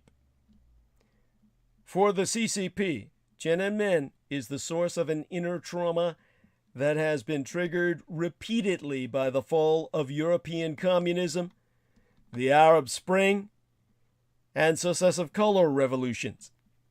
It brings those distant events home, maketh them concrete, and imbues them with vicarious, unnerving significance. Tiananmen is also the subtext that sustains the Chi-Com Party's singular fixation on the demise and disintegration of the Soviet Union. Recalling the Soviet collapse is the oblique way the CCP reminds its rank and file of how narrowly it escaped the same fate, and cautions them that it may be tested yet again. The monocrat Xi Jinping is a notable devotee of this practice.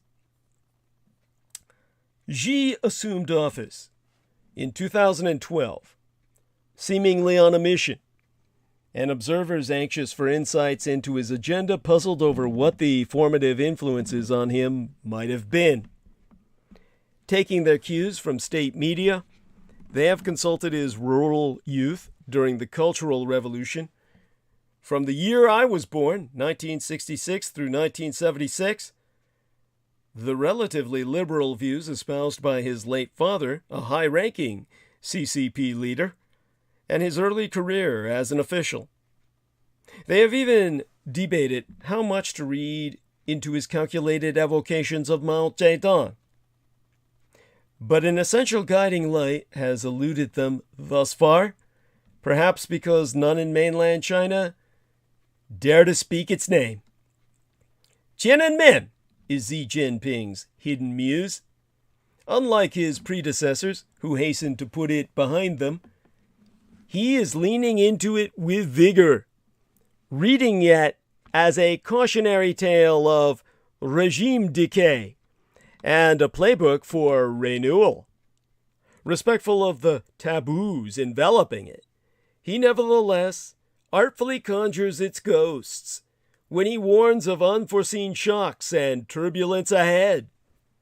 He then adroitly capitalizes on the anxieties stirred by those forecasts to consolidate and aggrandize power.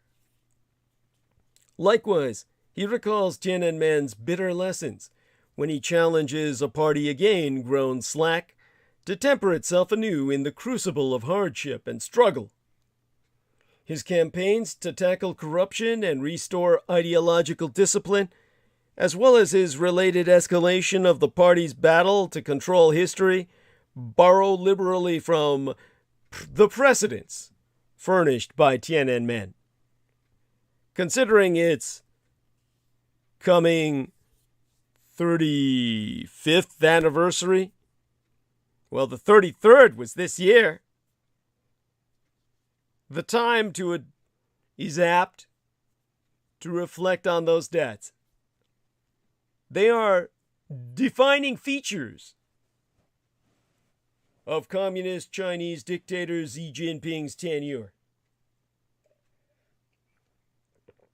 While weeping about Taiwan's 228 back in 2017, dictator for life Xi Jinping announced that Red China presents a new option for other countries and nations who want to speed up their development while preserving their independence.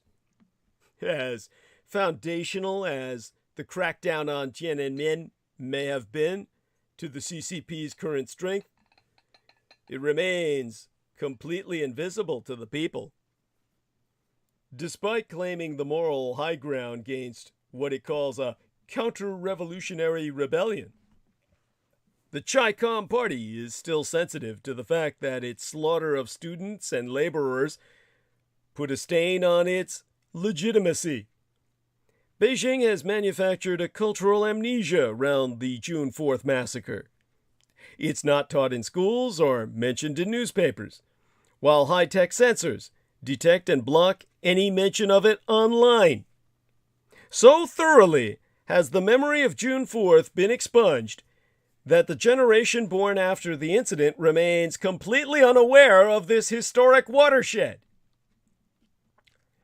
The Chinese Communist Party allows no public commemoration of the protest movement that it violently crushed in the vicinity of Tiananmen Square circa 1989, but its private reckoning with that tragedy has never mattered more. Autocrat Xi Jinping has quietly taken Tiananmen as a guiding light, reading it as a cautionary tale of regime decay amid the playbook he's revised for communist revival worldwide. And this view has inspired his campaigns to tackle corruption, restore ideological discipline, and reclaim control over history itself. And the most lasting contribution of all to Xi's tenure may be the selective rehabilitation of traditional Chinese culture as a source of political legitimacy.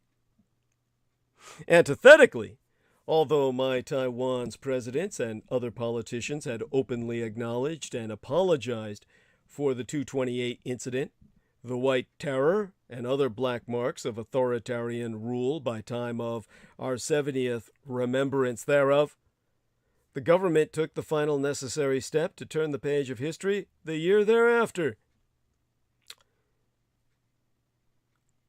Zhujin, Zhuangjing, Jingyi, Wei Yuanhui, the Transitional Justice Commission is an independent government agency of the Republic of China, nationalist Blue China on my Taiwan, established by the Act on Promoting Transitional Justice on the 31st day in May of 2018 to fully acknowledge the atrocities, victims, and perpetrators. For all wounds to fully heal, there had to be one before those who took part in the White Terror and other atrocities of the martial law era passed away. Tsai, our current presidentress, could have otherwise released every document remaining, and every statue of Chiang Kai-shek could have been removed, but Taiwan, as vibrant and free as it is, could never fully move forward without a full public airing of atrocities. And so it was in her inaugural address that Presidentress Tsai announced plans to create such a commission within 3 years to, in her words, address the historical past in the most sincere and cautious manner. The goal of transitional justice is to pursue true social reconciliation, so that all Taiwanese can take to heart the mistakes of that era. For those living outside of Taiwan, we should focus on the incredible turn that My Taiwan has made toward both democracy and apology. This lesson demonstrates that a people or government can accept its dark past while still moving forward for the benefit of all citizens. Though forever forced to the margins in the international community thus far, all the world has so much to learn from My Taiwan, our trajectory from authoritarianism toward democracy, and our acceptance of history. My Taiwan is your model of freedom and prosperity. Because of tensions with the PRC, the People's Republic of China, only a handful of countries maintain official diplomatic ties with My Taiwan. Taiwan's dominant political issue is cross-strait relations, and our political parties are rhetorically divided over reunification versus independence. While a strong majority of Taiwanese citizens favor maintenance of the status quo, the current situation with mainland China, a détente with these United States, has since supported since the 1970s. Taiwan's position between the Communist Chinese Empire and these United States is only becoming more precarious with each and every passing day. The DPP, the Democratic Party, has historically favored Taiwanese independence, and election rhetoric come 2024 will undoubtedly stir debates around Taiwanese national status that will draw close attention from the mainland. Public opinion in My Taiwan, and the threat of Communist Chinese retaliation, might have made direct moves towards independence extremely unlikely in the past, but yet still, Taiwan's position is changing in the context of growing economic ties to mainland China and the American empire's official rebalance to Asia. Taiwan wants strong signals of support from these United States. But one way the Empire of Japan could support Taiwan would be to include them in the CPTPP, the Comprehensive and Progressive Agreement for Trans-Pacific Partnership, also known as TPP-11 or TPP-11, the Pacific Ocean Zone 11, the Greater East Asian Co-Prosperity Trade Agreement among the 11 member nation states of Australia, Brunei, Canada, Chile, the Empire of Japan, Malaysia, the United Mexican States, New Zealand, Peru, Singapore, and Vietnam. Now, in terms of what I've covered about the TPP before, you can listen to recent episodes. I can only briefly cover a bit tonight to make my point. Basically, in America's absence, the Empire of Japan has taken the lead on Asian free trade. At a time when Japan is doing more than ever to uphold the post-war international system, it was an inexorable historical inevitability that Imperial Japan's Greater East Asia co-prosperity sphere was finally achieved. Japan's leadership toward getting on the 8th day in March of 2018 signatures on the final agreement of the CPTPP, the Comprehensive and Progressive Agreement for Trans-Pacific Partnership, also known as TPP-11, was a big step toward Asian regionalization without the United States. By default, the Japanese Empire's World War II ambition of Asian cultural and economic unity free of Western powers camest to fruition. Yet Japan's core plan had always been for TPP and the Asia-Pacific to include these United States, until President Trump's withdrawal. Since the war, the Empire of Japan has for the most part conceived the ideal regional framework to be an Asia-Pacific fusion in partnership with these United States.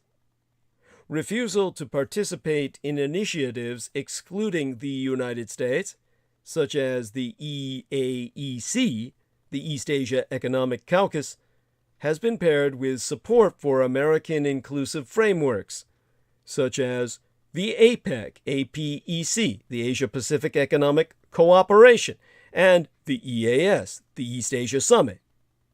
The guiding principle was to keep the American empire in Asia. However, the inauguration of TPP-11 marked the creation of a new Japanese empire-led Pan-Asianism.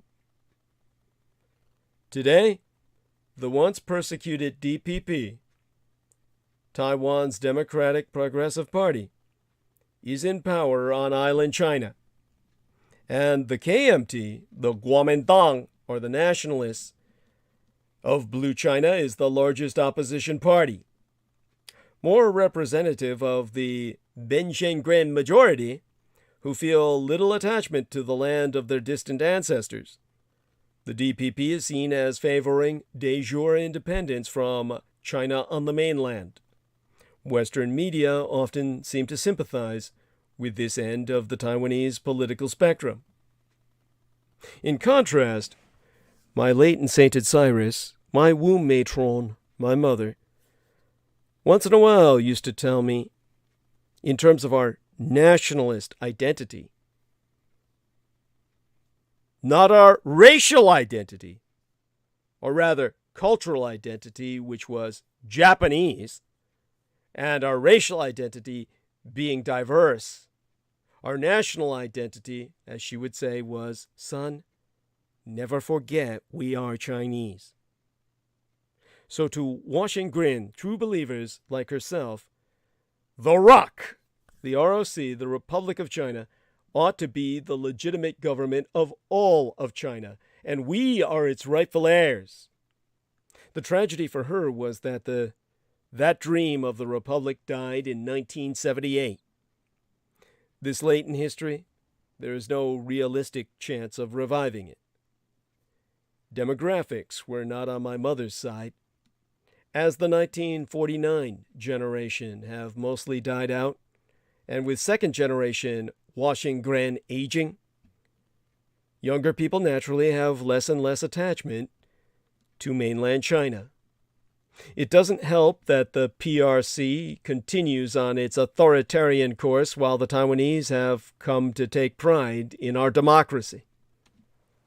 An opinion survey published this week by the Election Study Center, National Chengchi University, proves that 63.7% of Taiwanese now identify solely as Taiwanese, up from 17.6% in 1992.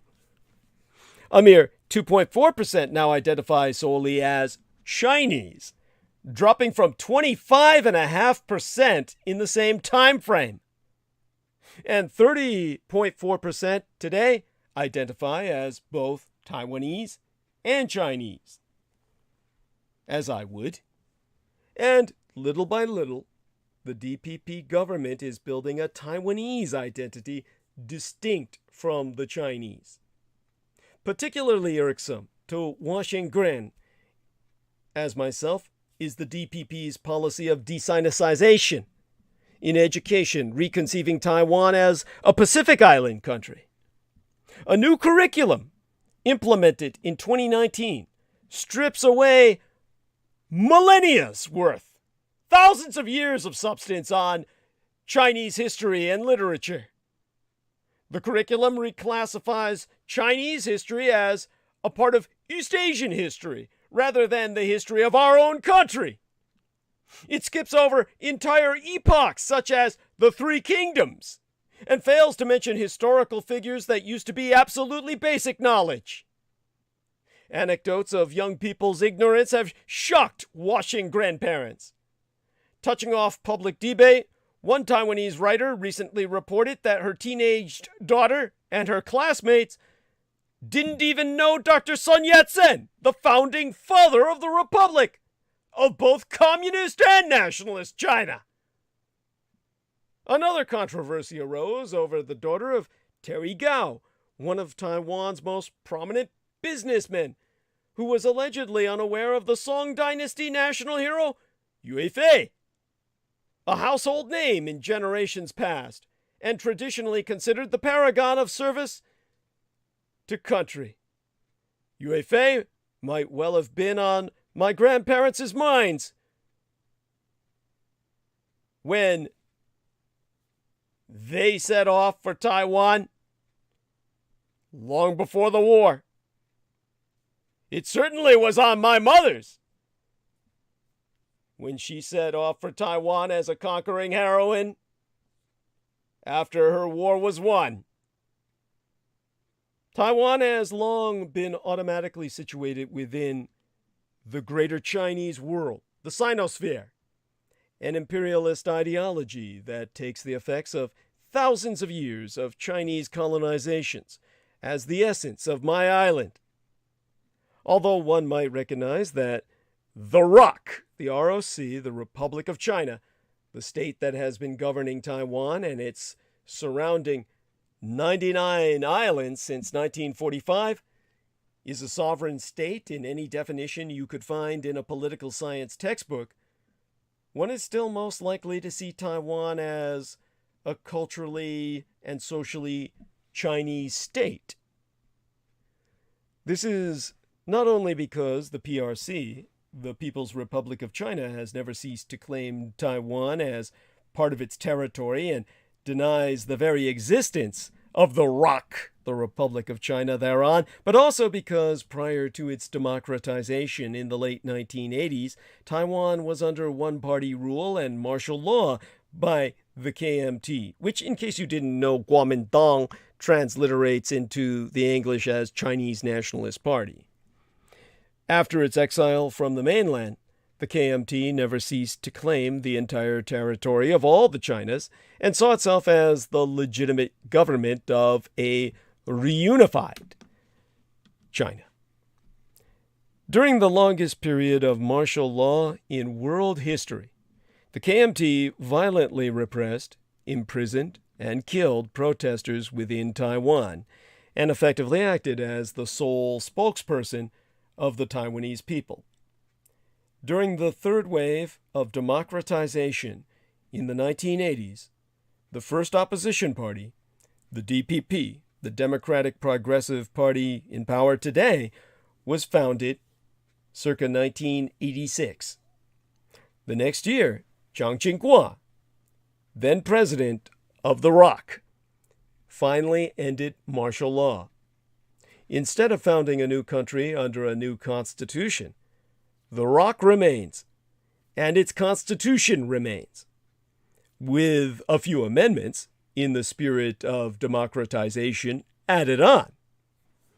While the DPP recognizes the ROC as a sovereign country named Taiwan, the KMT has insisted on unification with mainland China.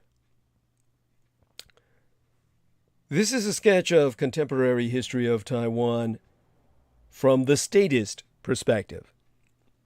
While the PRC claims Taiwan as part of its territory, it has never established sovereignty over or governed Taiwan. Since 1945, the ROC has been a de facto sovereign country whose governing territory covers Taiwan and its surrounding 99 islands.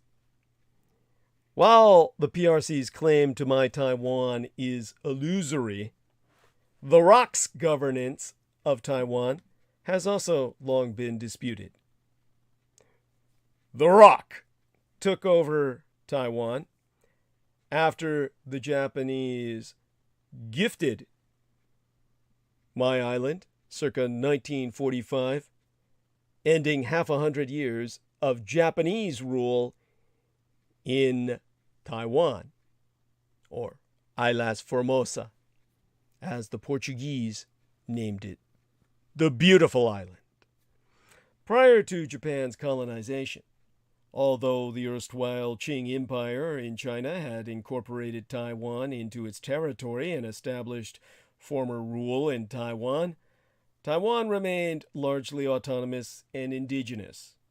In other words, as many historians have pointed out, for example, see Chow Wan Yao's work entitled A New Illustrated History of Taiwan, the Qing sovereign claim over Taiwan was more nominal rather than effectual.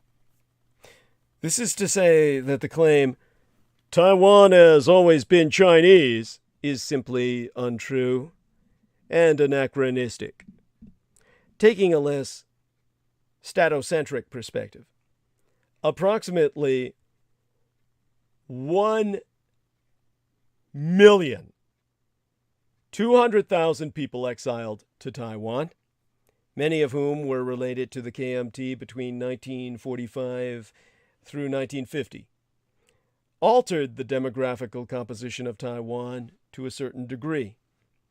Before then, the majority of population of Taiwan were settlers from south of Hokkien and Canton, the Hong Kong area, to a lesser degree. These people, who were ethnically Han, had been in Taiwan for hundreds of years and had built a collective consciousness as Taiwanese over time. They constituted over 90% of Taiwan's population.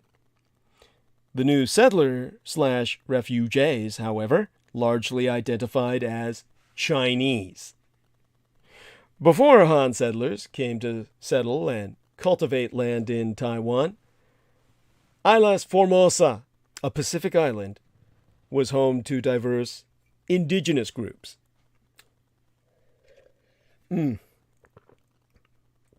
So while early Han settlers dispossessed indigenous peoples and assimilated them, they also forged various affective, even erotic, social and political alliances and relations with the indigenous peoples. Especially as early Han settlers were overwhelmingly male, many established sexual relations with and married indigenous women. As many scholars of settler colonialism, like Richard White, Ann Stoler, and Michael Wittgen, have pointed out, sexual relations have much broader social and political impact beyond sexual partners. This was also the case in my Taiwan. It is often argued that indigenous peoples became largely sinicized, to the extent that they often lost their traditional territory, cultural practices, and writing systems. Yet it is equally the case that these Han people were indigenized. Together they forged an imagined community, to use Benedict Anderson's words, through these tense and tender ties. This is not to deny the atrocities brought by settlers to the indigenous peoples of Taiwan, but to affirm that amidst violence, war, sexual aggression, and so on, there was a collective imagining of a common Taiwanese identity. Long before the ROC and its subjects came as to Taiwan, Over centuries, Taiwanese peoples from many origins and ethnicities had already lived as Taiwanese, an identity that was anything but Chinese. And this collective identity, despite the Kuomintang's 40 years of one-party authoritarian rule, resisted and persisted. Indigenous peoples and groups today still have vibrant and lively cultures and social and political organizations. Indigenous ancestry is widely being acknowledged. Indigenous peoples continue laying claims to traditional territory, hunting rights, and state recognition. In recent years, broader alliances between radical pro-independence activists and indigenous activists have been in the making. This new chain of equivalence, to quote Ernesto Laclau and Chantal Mouffe, rejects the Sinocentric ideology and reconceives Taiwan as its subject, and most of all, an indigenous island. Under this framework, the ROC is a Chinese settler colonial state that imposed itself on Taiwan and exerted political control over Taiwan and its surrounding 99 islands. Thus, it is mistaken to treat Taiwan simply as an extension of China, the PRC, or regard it as an imperial periphery of China. We need to recognize Taiwan as a Pacific Island country and revive its vibrant indigenous cultures as the common root of all Taiwan. Resisting Chinese imperial claims does not call for us to revive Cold War-era binary rhetoric or force us to align with conservative forces that are hostile to the Communist Chinese Empire over trade issues. Realists and pessimists make it seem like Red China's growing power and its hold on other global powers are going to continuously circumscribe Taiwan's international space and eventually will render my Taiwan invisible. However, I know that such aggression and conservative resurgence are signs of a fear of global insurgent politics and transnational decolonizing movements. In other words, they are mere reactions against leftist movements that have challenged and addressed racial, gender, sexual injustice, and capitalist exploitation on a global scale. Therefore, we should instead align Taiwan's struggles with progressive decolonial and independence movements across the globe. Although still working with the constitutional framework of the ROC, the current presidentress of Taiwan, Tsai Ing-wen, whose paternal grandmother is Pao Yuan, an indigenous people, meaning she's half Taiwan Indian, is the first government official of the ROC. The Republic of China has reestablished on Formosa to issue an official apology to indigenous peoples for governmental oppression and injustice as part of her agenda to push for transitional justice. Along with her other diplomatic endeavors, such as building stronger relations with other South Pacific Islands countries such as Palau, the Solomon Islands, and the Marshall Islands, this can be seen as Taiwan's attempt to defy the old China-centric ideology, as well as a realist discourse that solely focuses on the consequences of the rise of China and rediscover itself as a Pacific Island country. Now, even with that context, I myself would personally love for the Taiwanese government to reverse course on desinicization, but I'm not holding my breath. In time, with younger generations increasingly educated under the new shibboleths, the sort of Washingren who insist on their Chinese cultural identity will cease to exist. The sort of Washingren like my family. The sort of Washingren who take pride in the valor and patriotism of their parents and grandparents, as the Americans lionize the greatest generation who stormed the beaches of Normandy, as the British speak as proudly of their grandparents who served in the Battle of Britain, as today's Ukrainians take as pride in their courageous defenders. There once was a dream called the Republic of China. It was a dream for which mine own parents and the grandparents of most middle-aged Taiwanese alive today were prepared to give their last full measure of devotion. It remains to be seen whether, when push comes to shove, the builders of today's nascent Taiwanese nation will be equally prepared to sacrifice for their ideal. It remains to be seen whether the Taiwanese will hang together in the event of war, now that some of them may still love the lost republic, whilst others try to bring forth a new one.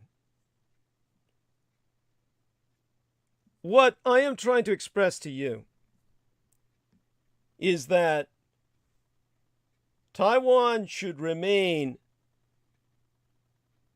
the torchbearer of the future of Chinese civilization itself. I believe that true China will come as safely through the present crisis, but her real test will come when she begins her work on reconstruction of the American mainland. Because we will be your Vulcan intervention. Oh, and B has rejoined us. And the chat room is active. And the sex bots behaved themselves to a degree. They only appeared but once amidst the conversation between Mirthling and B. I'm proud of these ladies. They are holding a conversation. My kisses to you both. And I'll review that conversation later at my leisure. And very proud of both of them. And yes. Understand that what I'm expressing to you is that true China is a culture independent of geography.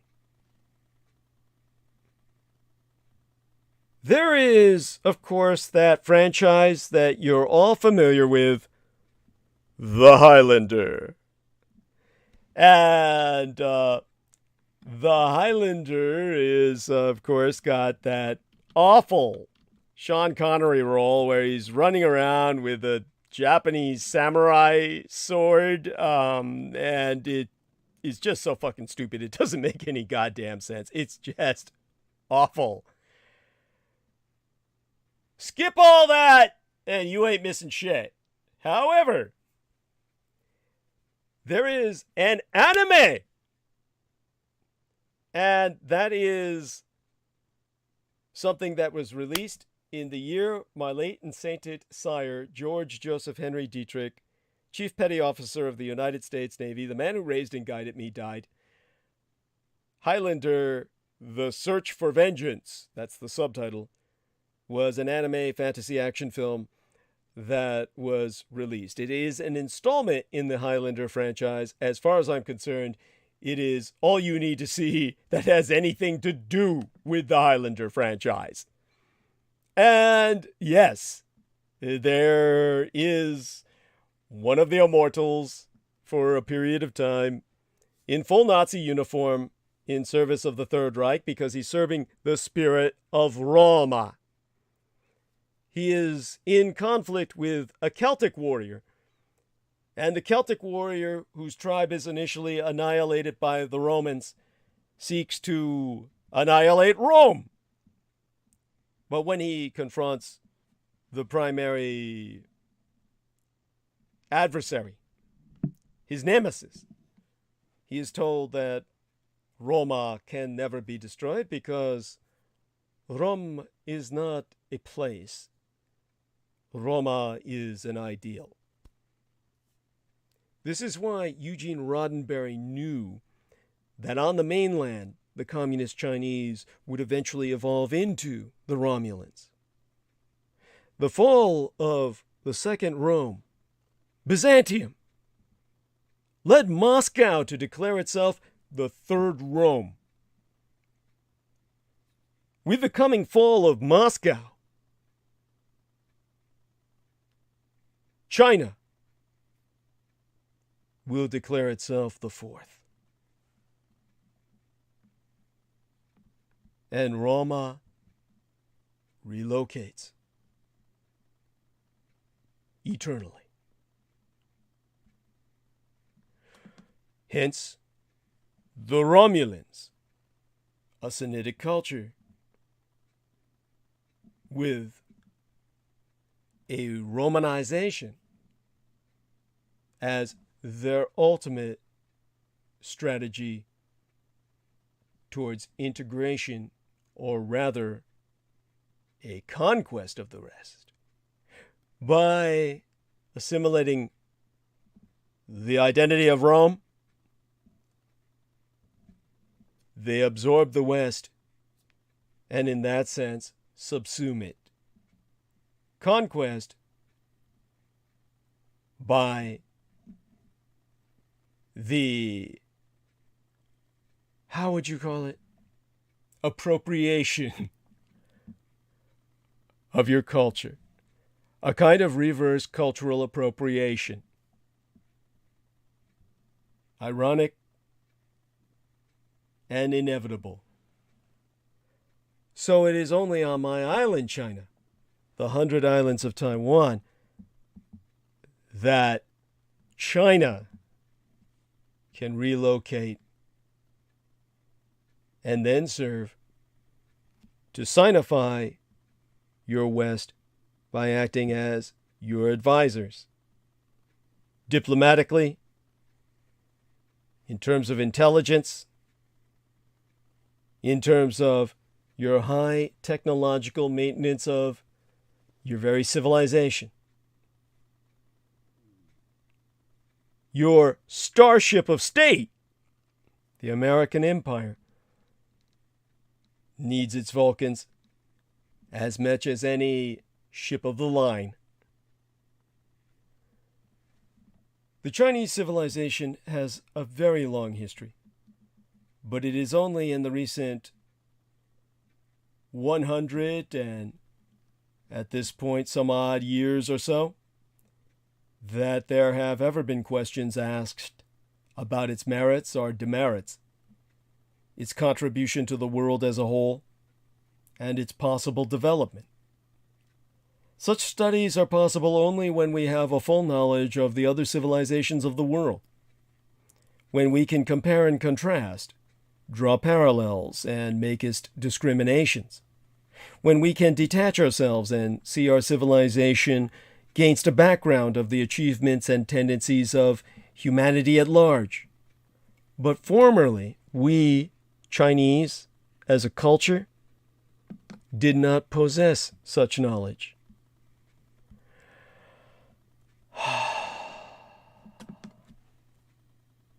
For most of the time, we were under the illusion that we were the only civilized people of the world. Our civilization was seldom thought of as the Chinese civilization, but as the civilization. We called our country the Celestial Empire, which was supposed to be situated at the center of the universe. What we knew about the rest of the world was largely derived from our imperfect knowledge of our near neighbors, those states which were not only politically our vassals, but culturally our inferiors. It seemed that we had everything to teach them, but nothing to learn from them. To Asian India, of course, we were indebted for our Buddhism, but the Chinese perhaps made more contributions than the Asian Indians to raise Buddhism to its present position as one of the major religions of the world. We did a great deal to perfect its theology, elaborate its rituals, and propagate its doctrine.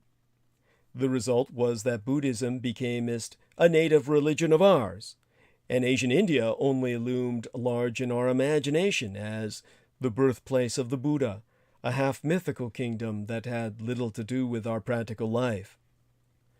There was then no foreign influence strong enough to shake our belief that what old China represented was a universal civilization, the highest of man's intellectual and spiritual achievements. The supremacy of the Chinese civilization was never questioned, because it had no rival. There was no need to differentiate it, because it was thought to be unique. Also, we did not much care Well, we did not care much for the future.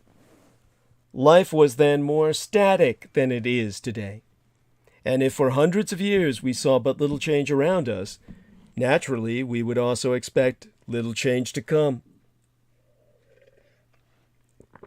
We might live among the same social circles for many generations, read the same books, conceive the same ideas, enjoy the same landscape, and even sit in the same chairs as our ancestors had done before.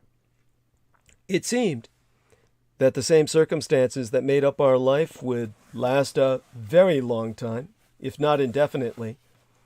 Though we might miss some of those good things during the happy years of war or famine, yet we always believed that they would return to us. We believed that if we could take care of the present, then the future would take care of itself. Our attitude towards the future was generally that of indifference, an attitude that was based upon our acceptance of a stable present and an honored past. We were as unlikely to be scared by the dark forebodings of the pessimists as to be elated in the hope of the advent of a millennium. We had, of course, our ideals of a better world, but according to traditional Confucianist and Taoist beliefs, the Golden Age was a period that had happened long, long ago. The best we could hope to achieve was to return to that time of peace and happiness when the legendary philosopher kings ruled. There was, therefore, a greater tendency among us to look backward than to look forward. But most of us looked neither backward nor forward. We were content with the present. Our problem used to be not how to strive so that we might make tomorrow a better day than today, but how to live peacefully so that we might be oblivious of time and have a full enjoyment of the present moment. Such an attitude of resignation and contentment is generally believed to be characteristic of the Chinese race of the old times. But if among us today less and less people can be found that are thus passively wise, this is not a chance for us to lament. It is really that we have found we cannot afford to content ourselves with what we have or what we had. We have been aroused, so to speak, from the dream world of isolated distance and timelessness to the hard reality of ceaseless efforts and adaptation. The world is not only larger than we used to know it, but is also moving on rapidly. So much so that to catch up with time has become to us a very important problem. We have seen that civilizations can be dead, and some of those as old as ours are now no more. By those younger nations that happen to be better adjusted to this changing world, we have been disrespectfully treated. And also we have paid highly for our ignorance and occasional arrogance. It seems that we cannot hope to meet with equal treatment in the family of nations, unless we make strenuous efforts to build a new and better universal China. Most of us, of course, are still proud of our past when they are dissatisfied with the present. But it is the future that absorbs our attention, draws us forward, puzzles us, and challenges us. Whatever course our civilization may take in its development, one thing at least is certain, that we cannot remain where we are, nor can we live again in those grand old days. If peace and happiness is to comest back to us, that peace and happiness will not be the same as of the old. It will be at least of a more enduring nature, since it will be obtained after such severe trials as we are going through today. But our present situation seems sometimes too chaotic, sometimes too elusive to serve as a basis for predictions about the future. Our life is hard and precarious. We might be lost among the fluctuations of events that change from day to day. We might be worried. We might be disheartened.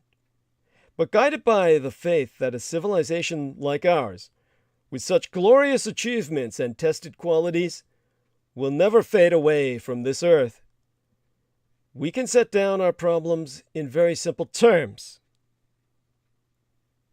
Number 1, there is an immediate threat to be removed.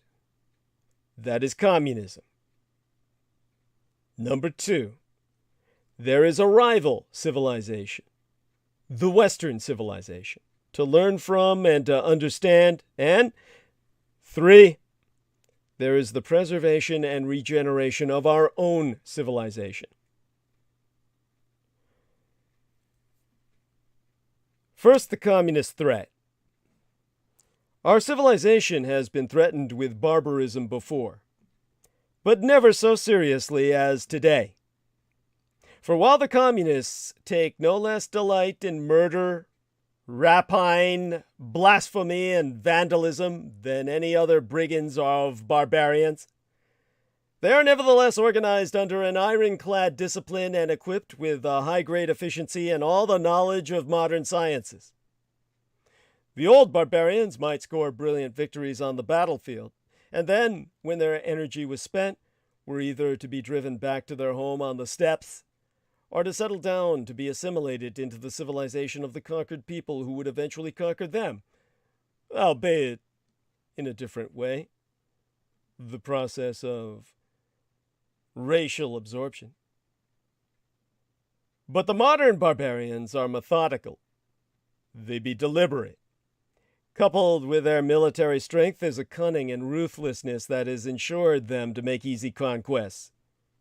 Their cowardly infiltration is as well calculated and deadly as the onslaught of their frantic hordes. They will unscrupulously strike if they are sure that brutal force alone can win. But sometimes they will psychologically and morally disarm the victim before they kill it. Then they will have to smile and to sneak. They will even talk of peace when peace serves their own ends. They have an ideology that is logically untenable, but has enough emotional power to create troubles in any society.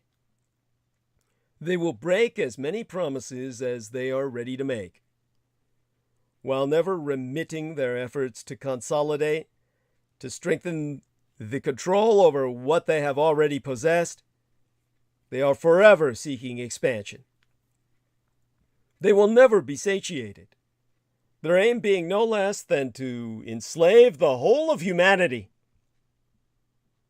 The spread of communism, indeed, will never stop unless it is forced to. It will never give up unless it is completely defeated. The threat of communism is therefore not directed against the chances alone. It is a common enemy to the whole civilized world. To hold it at bay, to nullify its pretensions, and to overthrow its world conquest schemes is not a burden to be shouldered by us free Chinese alone, us Vulcans. The question confronting us today is not whether the Chinese civilization, or the American civilization for that matter, will survive. It is rather whether civilization will survive. It is evident that the world will never have peace, so long as the thousands of millions of the Chinese people on the mainland are left at the mercy of the communist rulers. Misfortunes that have fallen upon them may any day fall upon their neighbors. But few of our friends seem to realize the danger at first. When the world was naively misled into accepting the communists as humanitarian land reformers and peace lovers, our martial law government was waging an almost single-handed fight against this force of evil. We received little encouragement. Attempts were even made by our good-intentioned friends to dissuade us from the fight. We sustained severe losses. We met with alarming reverses. But we have never slackened our efforts. Today, when our friends condensed to make the observation that free China is the most powerful stronghold against communism in the Far East, They must be gratified to find that no setbacks, no discouragements have ever changed our will to fight. They must be glad to see, too, that true China has been unified as never before. The Chinese in my Taiwan and overseas and their hybrid brothers on the American mainland, as epitomized in mine own person, are working together for this sole purpose, to rid the world of the communist threat. With our unified efforts towards a definite aim, with increasing moral and material support from abroad in view, we can say with certainty that either the liberation of the whole of China or the Sino-civilizing of America and the reestablishment of peace and order will not be far away. We have profited, too, from this hard struggle with communism. We have learned the importance of economic equality and stability of a society as an antidote and preventive against the spread of communism or any other fanatic ideas. We have experienced what miserable conditions a nation may degenerate into when it has lost its spiritual guidance. These are bitter lessons, but they will be of great use when we shall apply them to the reconstruction of what is our American mainland. Should you claim us as you do as a territory, then you belong to us as much as we belong to you. This is what brings us to the Western influence. The Western civilization has done us at least one important service, that is, to stimulate the old empire from a perennial lethargy into a new activity. It has broadened our vision, quickened our imagination, set before us a new scale of values, and offered us new possibilities of life. While it attracts us with the new vistas it opens and the strange things it presents to our view, it also sends us back to search more closely into ourselves. We have become self-conscious. We have asked more questions. We seem to know better about ourselves now, for the greatness of a civilization cannot be properly understood without a proper appreciation of the strength and beauties of some rival civilization. We have also shown a great aptitude to learn. It is to the Western influence that we must credit the majority of our reform movements. The founders of our republic, including the late great Dr. Sun Yat-sen himself, received at least a part of their inspiration from the similar revolutions in America and France. But the Western influence has manifested itself in so many other ways.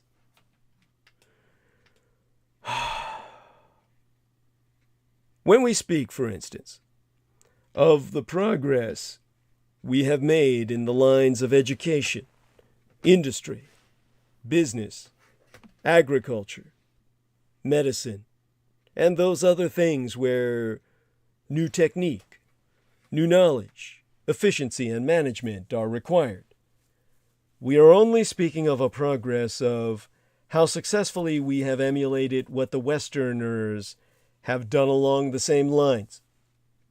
Of a progress, indeed, in the use of Western methods, the adoption of Western ideas, the imitation of Western systems.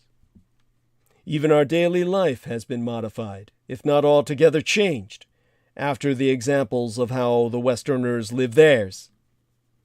We now enjoy at least more variety in our foods and drinks, our games and sports, the clothes we wear, the houses we build, and in the sentence structures of our everyday speech.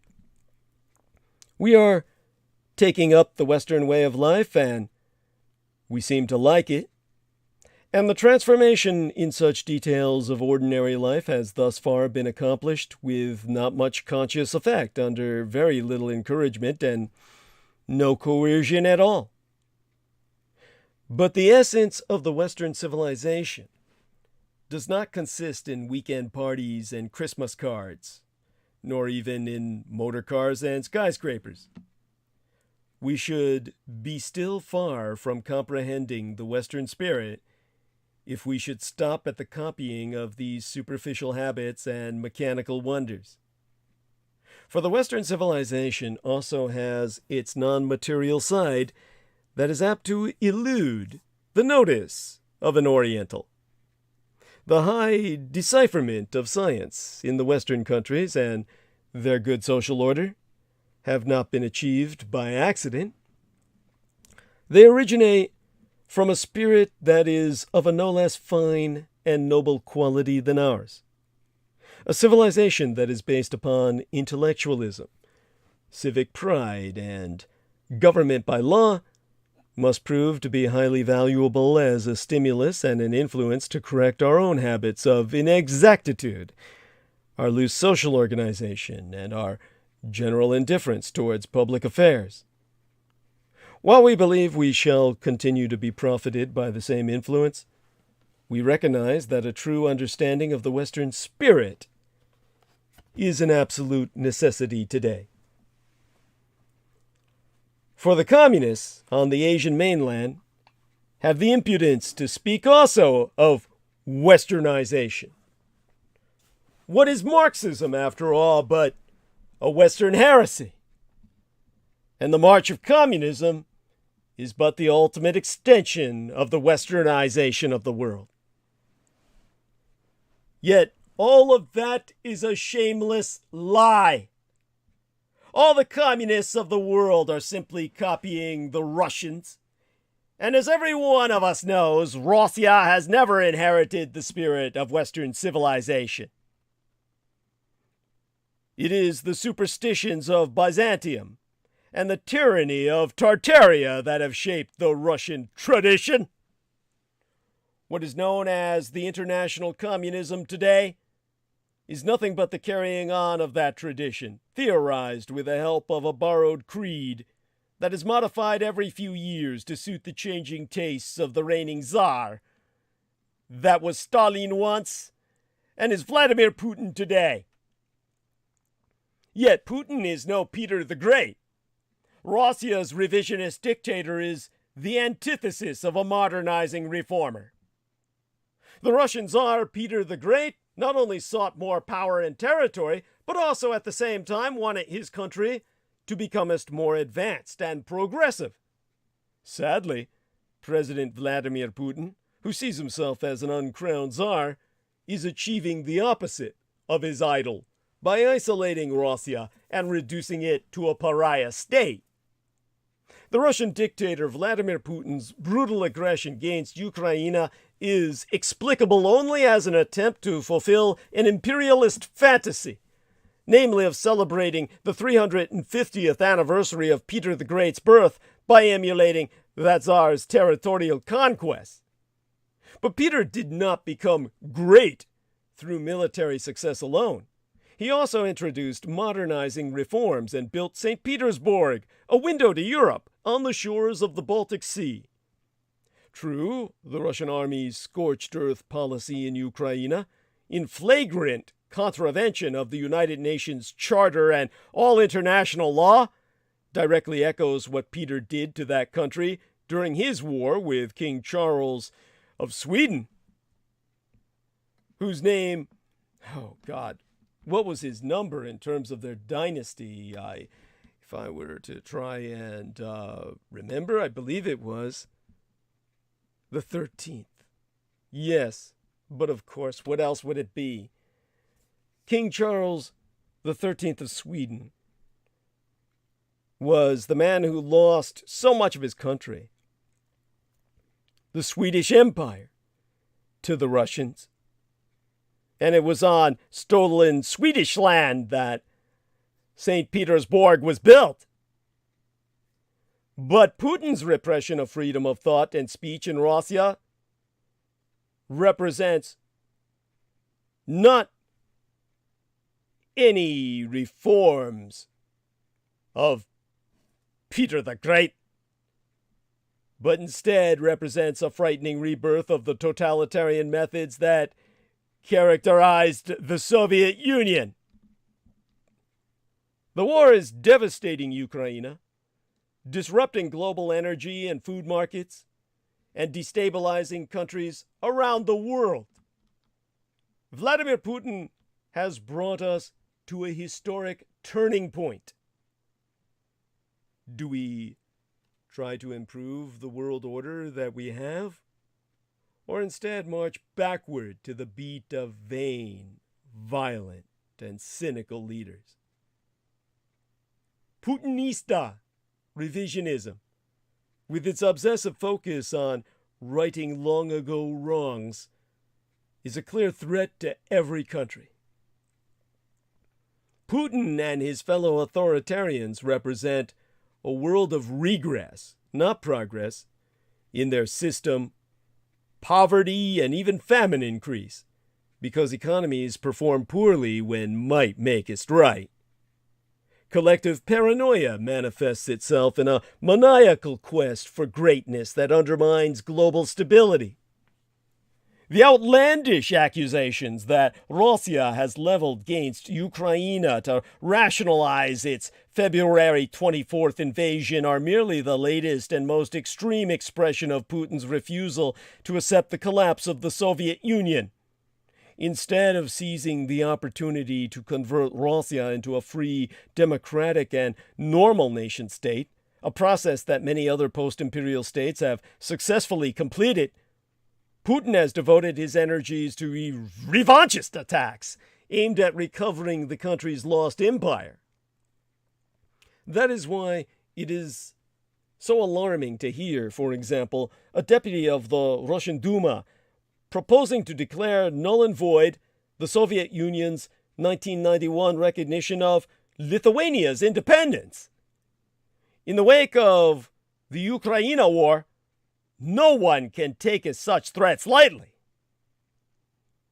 Russia's aggressive attitude toward territories that it once occupied or annexed is a real menace to every state on its geographic periphery.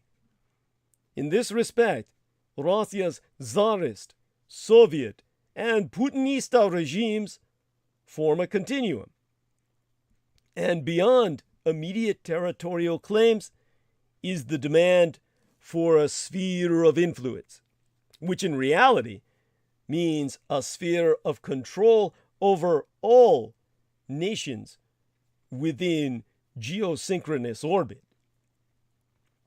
In Putin's repeatedly stated view, Russia feels so threatened by potential aggression from outside, especially from the West, that it must be surrounded by a ring of vassal states. Ukraine is being attacked because it defiantly rejected that subservient status, and did so sans the protective cover of either NATO or the European Union.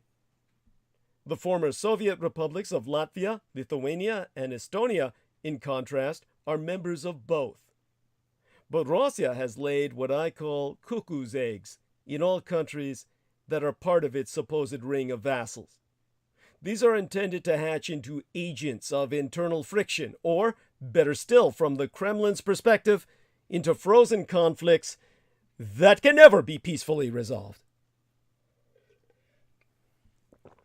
We have seen all this before. In the Soviet Union's long-term strategy of occupying as many territories as possible surrounding its central Russian core. In each of these, Soviet leaders would plant a time bomb that could explode at a conveniently chosen moment, or that could be encouraged to detonate through the creation of animosity or conflicts within and between neighboring states. Putin's continuation of this strategy is largely responsible for the current arc of frozen conflicts just beyond Russia's borders. Exempli gratiae. Moldova theoretically inherited the heavily industrialized and Russified region of Transnistria after the Soviet Union disintegrated. For all practical purposes, this region quickly became a Russian-governed exclave. Likewise, Russia's 2008 invasion of Georgia deprived that country of nearly 1/5 of its territory, and the breakaway regions are now firmly under the Kremlin's control. In Ukraine, Russia invaded and annexed the Crimea in 2014, and its troops effectively took over much of eastern Ukraine's Donetsk and Luhansk regions.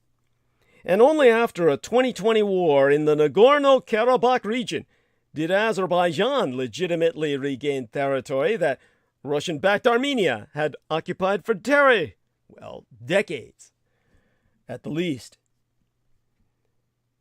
Goodwill is the basis of civil cohabitation between regions, countries, and individuals. In terms of Armenia's legitimate occupation of Nagorno-Karabakh, where Armenians would otherwise be ethnically cleansed by the Turkic Azerbaijanis, or the Azeri. The Soviets, or should I say, the Neo-Soviets under Vladimir Putin, did nothing when Turkey backed Azerbaijan in its war to obliterate what had effectively become Eastern Armenia. In other words, those under Russia's defensive sphere of influence can expect no defense. Russia abandons them, either because it is unwilling or more likely incapable of providing defense to its own satellite states from any modern enemies.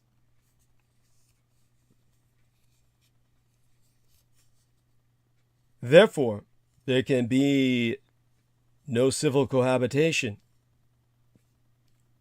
without deterrence.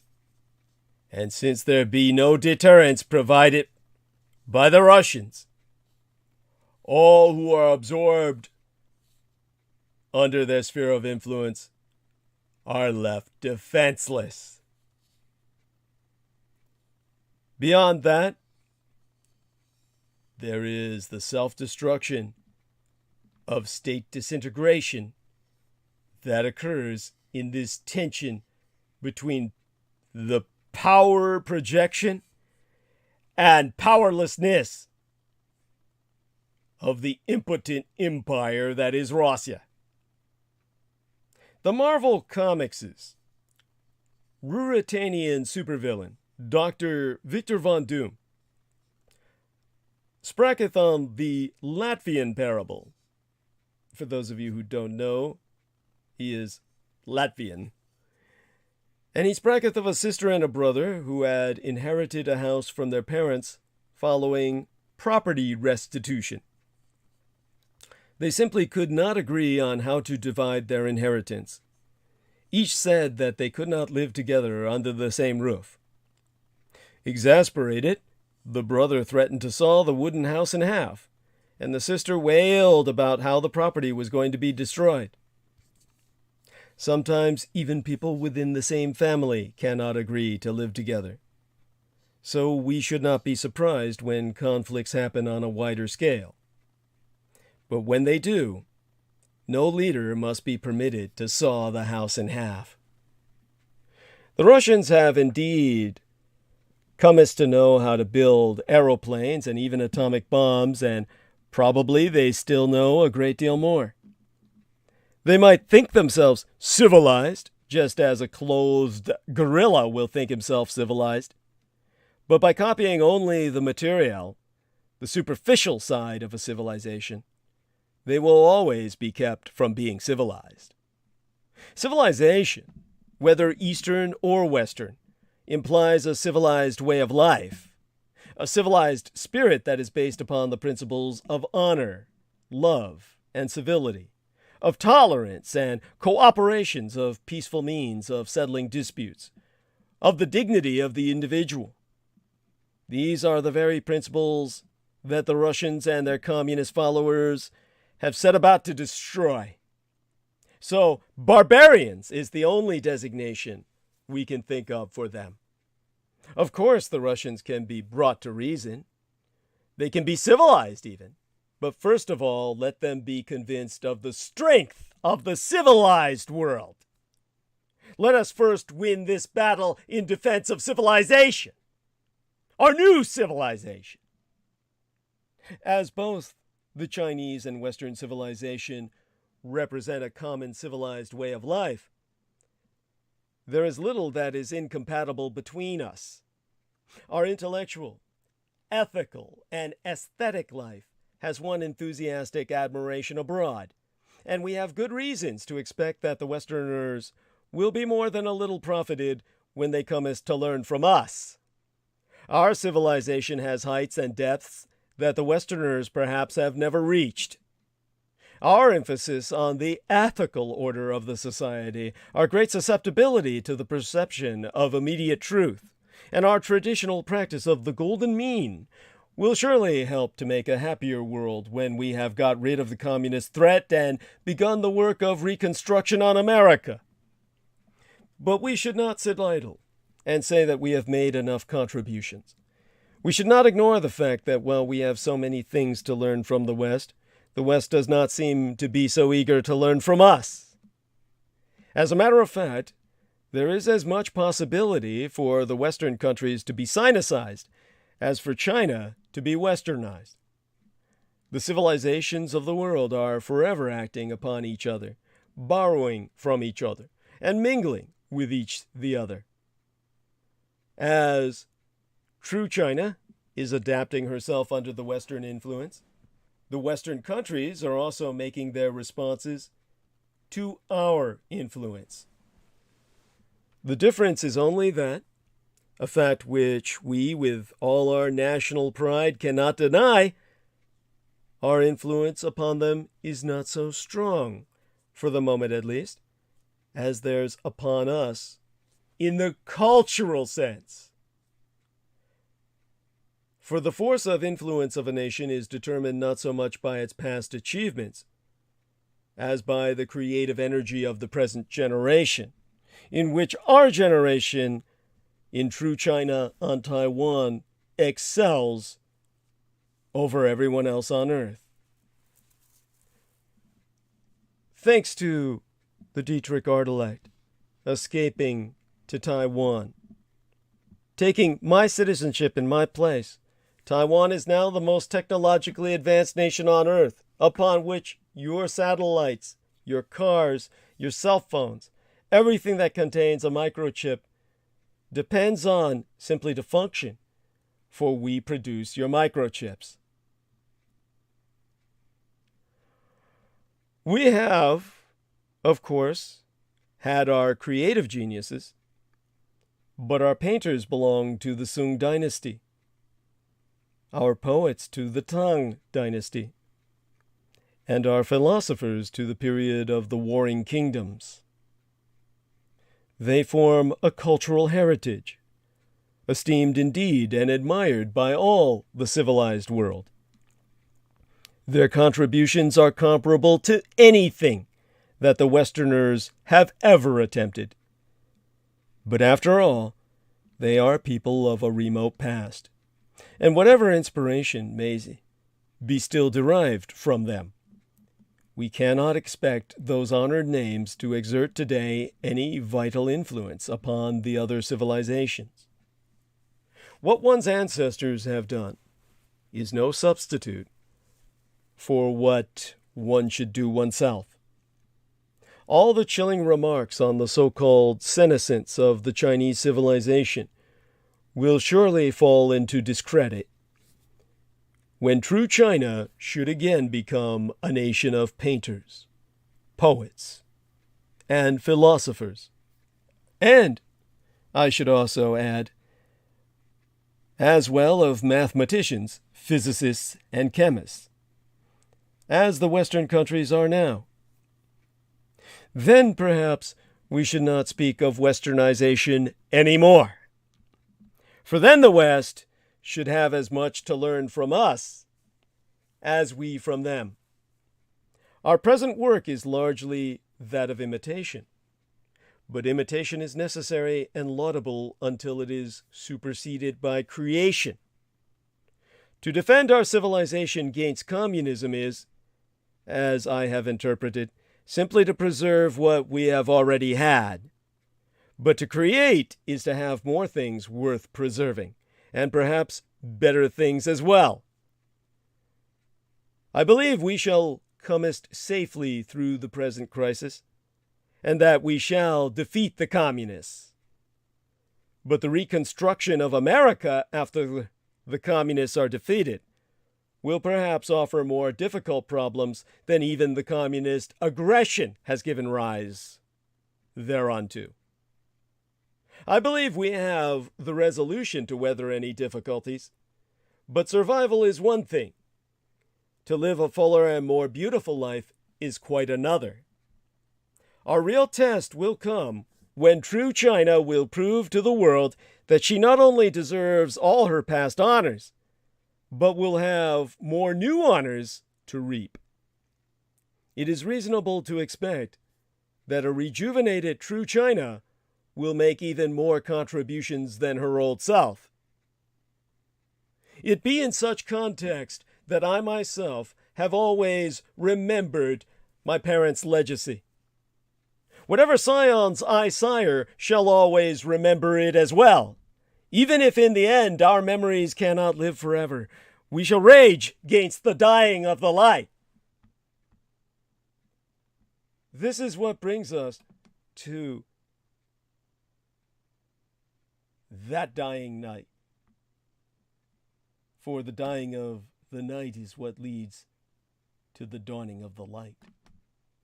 By the way, thanks to the ladies bringing to my attention that the sex bots are running loose again. And the lovely Ann B was responding to Mirthling retreating into the gentle night, into slumber that is. And so both ladies, I love you both, and stay with myself in chat, those of you who remain awake, and do participate. Always appreciate it. Now, with the time we have remaining, 9 to 10, 10 to 11, 11 to 12, 3 hours, mind ye. Let's talk about this twilight in between. I brought forth a book that drives men mad, a concept or a conceit of Robert Chambers, a great American author. In his own way, one of the greatest. I can reach for his book here, and its introduction saith it all. I think that it is the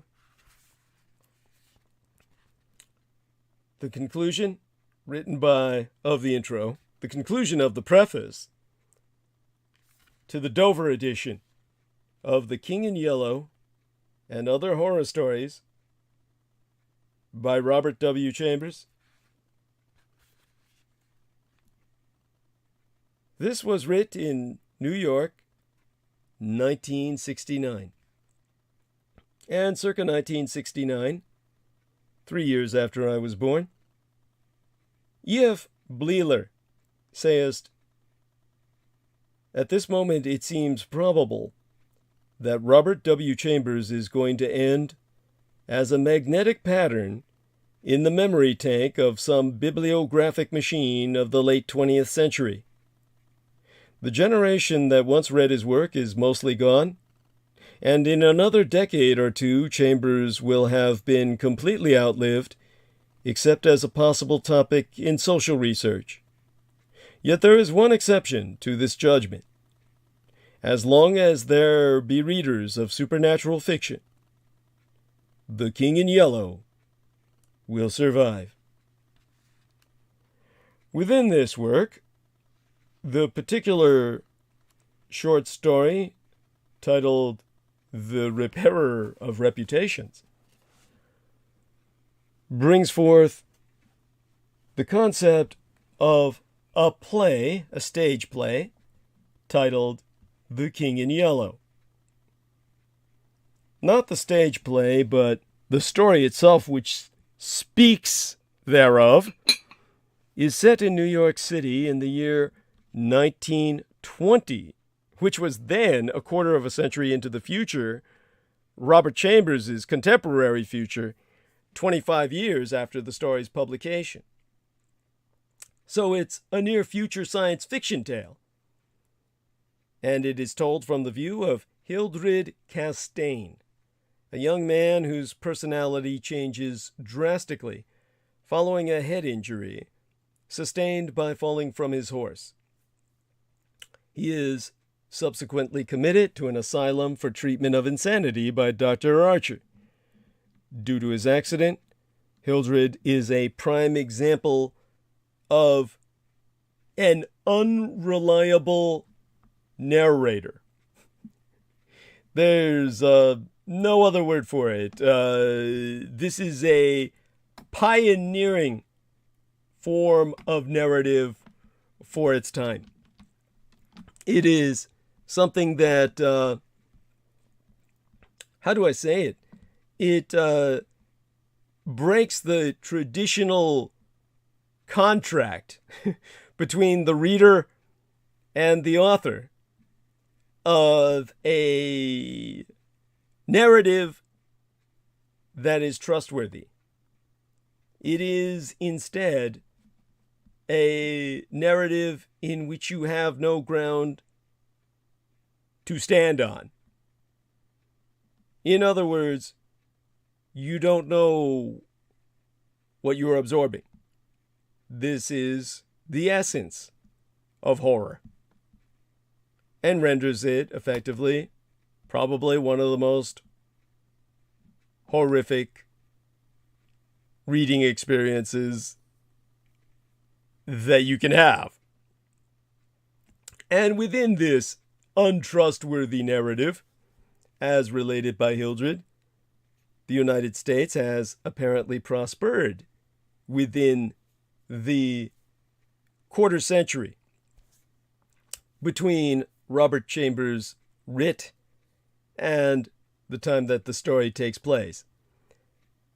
So America has significantly improved its infrastructure during that period. The rise of a new aristocratic elite in the United States has passed laws that reduce the influence and immigration of those considered foreign, including the exclusion of all foreign-born Jews and the establishment of a state for those of African descent. And further forced assimilation of native populations has also been implemented to resemble the use of Cossacks in the military of the Russian Empire. Chamber belies the extent to which this solves the Indian problem by also noting the installation of an equestrian statue of Philip Sheridan. Now, this is what brings us to the central conceit of the fiction. The King in Yellow, the play itself. The King in Yellow is that dread play at the heart of all the stories anthologized, short stories anthologized to form the book of the same name by Robert W. Chambers. When the play is introduced, as it's first described in The Repairer of Reputations, it's described thusly. When the French government seized the translated copies which had just arrived in Paris, London, of course, became eager to read it. It is well known how the book spread like an infectious disease, from city to city, from continent to continent, barred out here, confiscated there, denounced by press and pulpit, censured even by the most advanced of literary anarchists. No definite principles had been violated in those wicked pages, no doctrine promulgated, no convictions outraged. It could not be judged by any known standard. Yet, although it was acknowledged that the supreme note of art had been struck in the King of Yellow. All felt that human nature could not bear the strain, nor thrive on words in which the essence of purest poison lurked. The very banality and innocence of the first act only allowed the blow to fall afterwards with more awful effect. Now, the play itself is generally regarded as having been published in 1895, although some claim that it is written earlier and or based on earlier works. According to the story, the seventh day the yellow god rests. The 1895 printing can be recognized by the golden salamander on its cover. It probably consists of 2 acts, first and second. Although it is sometimes thought to have been written in French, the Repairer of Reputation states that the play was translated into French, the French government seizing the translated copies that had just arrived in Paris, from where it is not stated, after which there was great demand in London to read it. It should be noted that this happened in the alternate timeline of that story rather than in the history that we live in. It's also worth noting that at this time in our history, many books were banned for similar reasons, although The King in Yellow seems to have garnered a more notorious reputation, presumably because of the terrible imagery of the second act, but potentially because other stories connect the play to outbreaks of madness or tragic events. Now, in the Chambers version of the play, Robert Chambers, in writing his book, The King in Yellow, quotes only the briefest passages of the play, with characters referencing various details but shedding little light on context.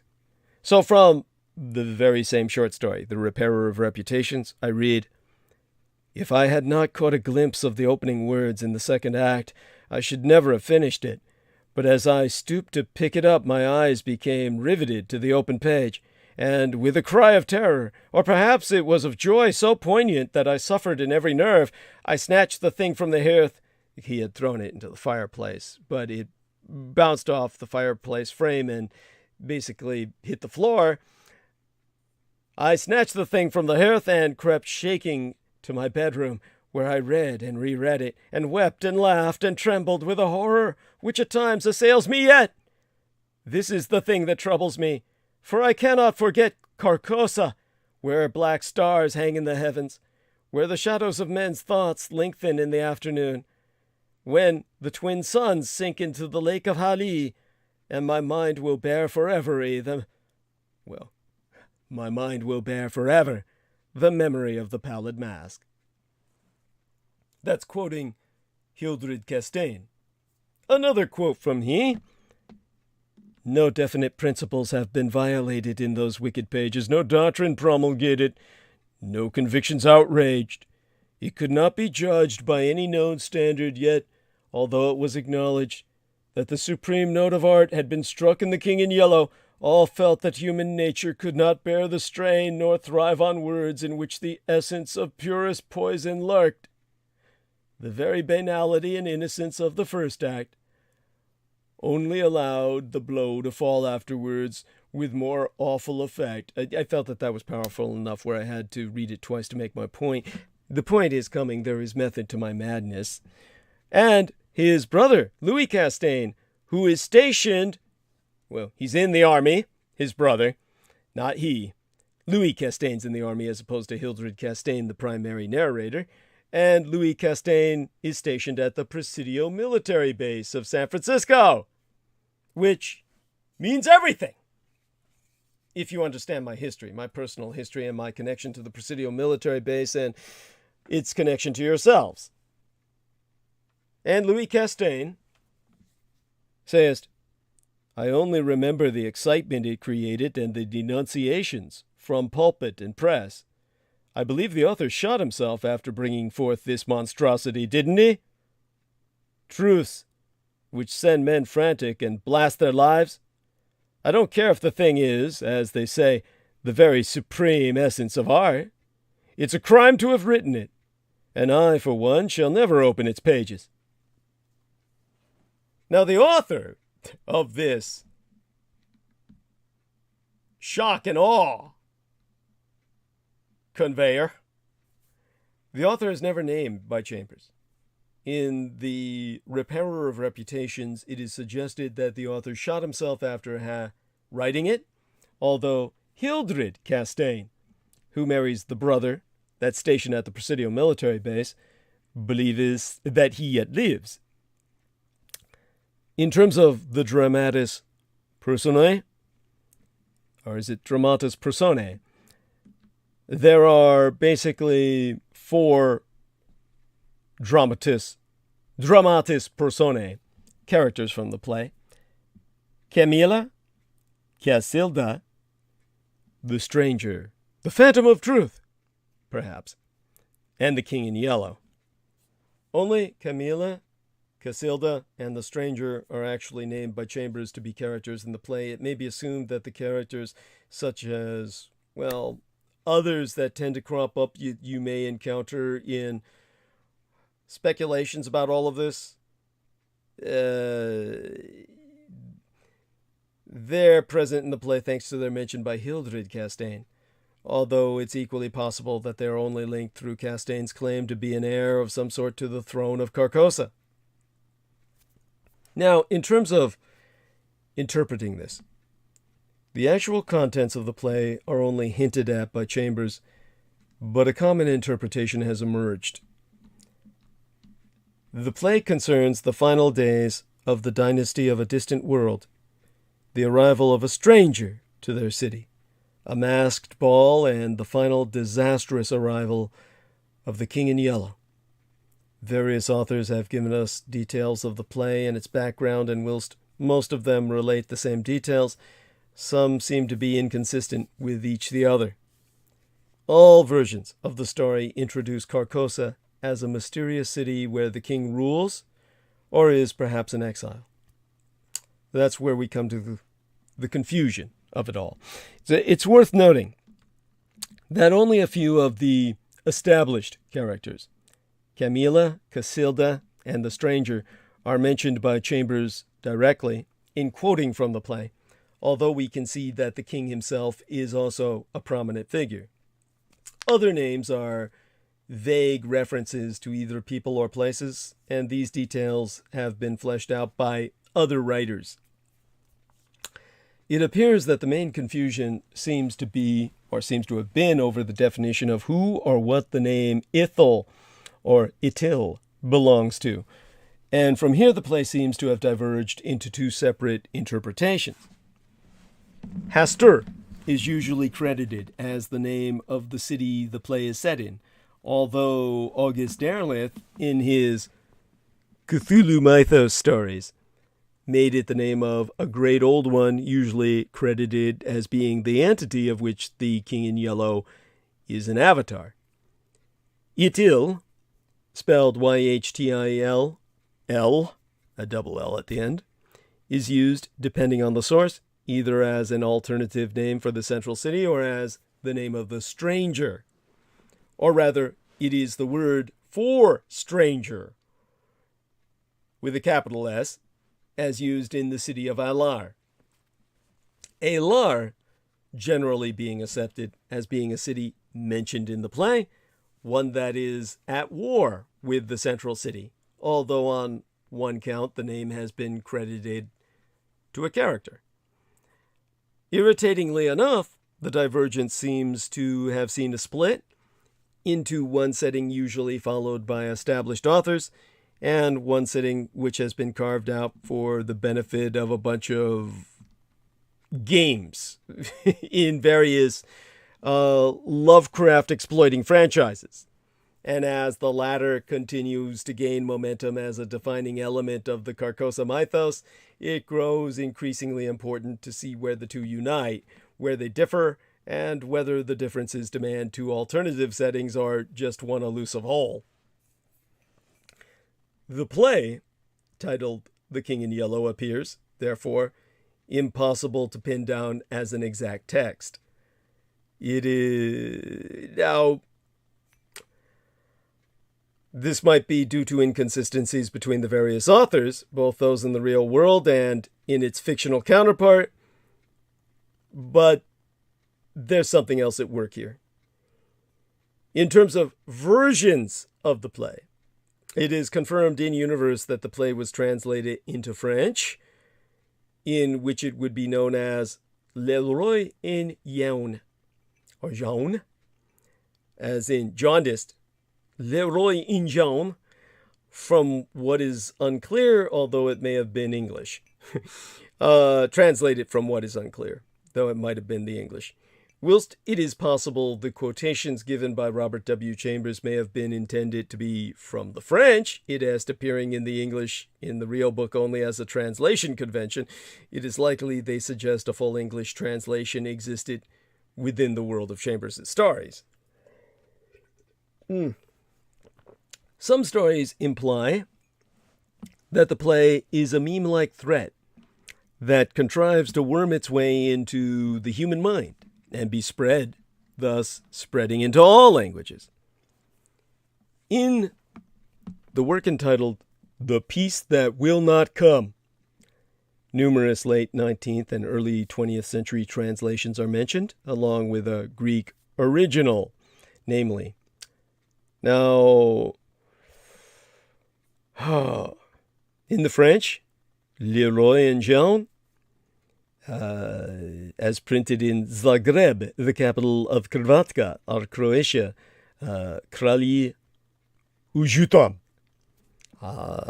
In Budapest, or Magyarország, Hungary, it would be a Kirali Bansarga. In Praha, the capital of the Czech Republic, or Warsaw, capital of Poland, it would be more like Król Jurki. I'm guessing. Don't ask me to speak Polish, and the Czech language. That takes Slavdom to a whole new level of inscrutability. The German copy that circulated immediately before both World Wars was Der König in Gelb. In Beograd, White City, capital of Serbia, Bucharest, capital of Romania, Sarajevo, the capital of Bosnia, or Sofia, and that would be, of course, in Hellas, or Greece, or would it? I'm trying to remember. Bulgaria. I'm so sorry. How could I? Abdredeni, Clan Kreli, Unutrazut. Can't believe I remembered that. But in terms of the existing copies of the play, the sources vary as to the availability of the play even within the universe of the stories. It's said to have been printed at least once, but the majority of copies were destroyed before they could be circulated. Something like my original Red Undead, which you can find on Amazon, but you can never find a copy of. Some stories imply that it is virtually impossible to obtain a copy, whilst others imply that it remains relatively easy to obtain within the right circles, even if illegal and or frowned upon morally. Some stories indicate that attempts are regularly made, and usually thwarted, to reprint it. In the story that's titled In Carcosa, the king has a character state that the last copy of the play in America was burnt by his grandmother at some point before 1990. The story titled The Machine in Yellow says that one of the last surviving copies was smuggled to Brazil. Now, it's the imagery that stands as staging elements.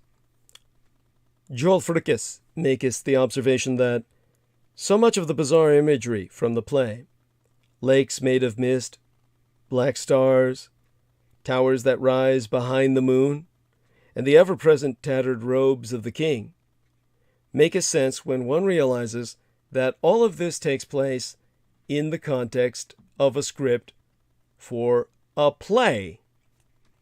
All of the things being described are sets, props, and stagecraft. When one wants to simulate a lake in theater, they use misting devices. It is easier to paint visible black dots on a stage set than visible white ones. If the moon is a separate prop lowered from the rafters, it might well hang in front of the towers painted on the backdrop. And of course, the tattered robes of the king draped about the land are the stage curtains. This hypothetical play turned the curtains into an actual character within the show. Therefore, if reconstructing the play, only a tiny amount of the titular play is actually given by Robert W. Chambers in his book, consisting of a brief fragment of Act 1, Scene 2, Casilda's song, drawn from the same scene, and the bitter cry of Casilda, plus a reference to the last lines of the first act. In terms of descriptions, Chambers offers some idea of what might be in the play, but only tangentially, and it is unclear exactly what is written in the play and what is inferred by the characters reading it due to their connection with Carcosa and the King in Yellow. But again, returning to The Repairer of Reputations, the primary or central short story within the anthology, it is unclear whether, well, I'll just read a paragraph from The Repairer of Reputations. And it's unclear whether this is based more on the actual play or the madness of the story's narrator, Hildred Castaigne, as I said, who is our unreliable narrator, our unreliable guide.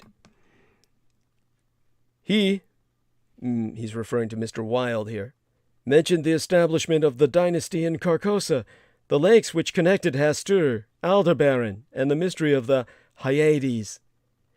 He spraketh of Casilda and Camilla, and sounded the cloudy depths of Deme and the lake of Hali. The scallop tatters of the King in Yellow must hide INT'L forever, he muttered, but I do not believe Vance heard him. Then by degrees he led Vance along the ramifications of the imperial family, from Nautalba and Phantom of Truth to Aldonis, and then tossing aside his manuscript and notes, he began the wonderful story of the last king. Yet it is nevertheless almost single-handedly responsible for introducing a great many of the relatively small clutch of characters, places, and our concepts generally understood to be part of the Yellow mythos in its various forms. In several cases, it is their only mention in the original stories. Whole worlds of fiction have been built upon this. A handful of cryptic, passing references from a possibly deluded madman. In the short story within this anthology of The King in Yellow, I believe it's the opening short story, titled The Yellow Sign. It's perhaps the most reliable narrative. In the final pages before the two protagonists die after reading The King in Yellow's play script, night fell, and the hours dragged on, but still we murmured to each other of the king and the pallid mask, and midnight sounded from the misty spires in the frog-wrapped city. We spraketh of Hester and of Casilda, whilst outside the fog rolled against the blank window panes as the cloud waves roll and break on the shores of Hali. And now I heard him moving very softly along the hall. Now he was at the door, and the bolts rotted at his touch.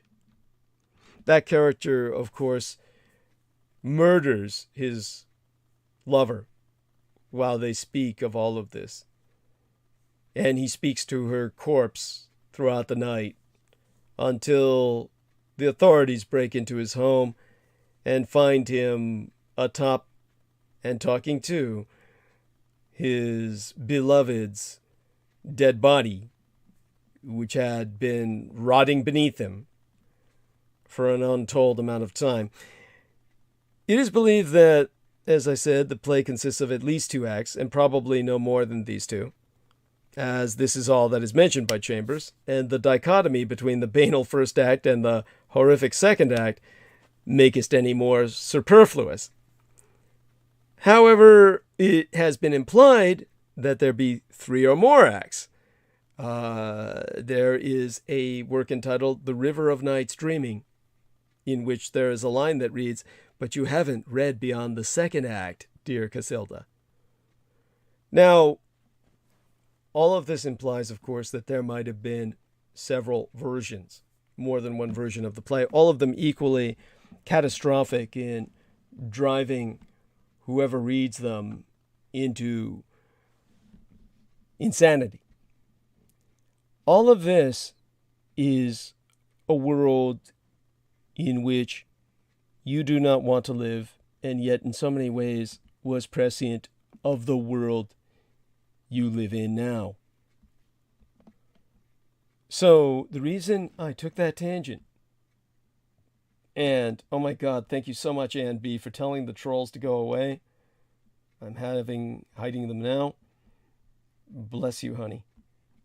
And with that, returning to thread of narrative, what drove me to that tangent. The King in Yellow represents something you never want to see. And I have come across the book equivalent, the literary equivalent of that play in our reality. I am hiding the title from the general public, at least for the present, because it is simply something people should not read, because it accelerates everything that's happening around us. And we are already compressed for time in that regard. Listen on and I'll explain. Within that short story in The King in Yellow, they speak of the lethal chamber, open to the public. Suicide booths exist in the alternate 1920s of the short story titled The Repairer of Reputations. I'm holding the book in my hands, which is why you hear this crinkling. These so-called Dover books, they're just, I love them. I mean, because they disintegrate in your hands. And they all have this statement on the back saying, "A Dover edition designed for years of use. We have made every effort to make this the best book possible. Our paper is opaque, with minimal show-through. It will not discolor or become brittle with age. Pages are sewn in signatures, in the method traditionally used for the best books, and will not drop out, as often happens with paperbacks held together with glue. Books open flat for easy reference. The binding will not crack or split. This is a permanent book." I have got several books published by Dover that have that little blurb on the back, and they fall apart in your hands like putty. They crumble to dust. If you look at the pages too hard, they will wither up and disintegrate before your eyes. Anyhow,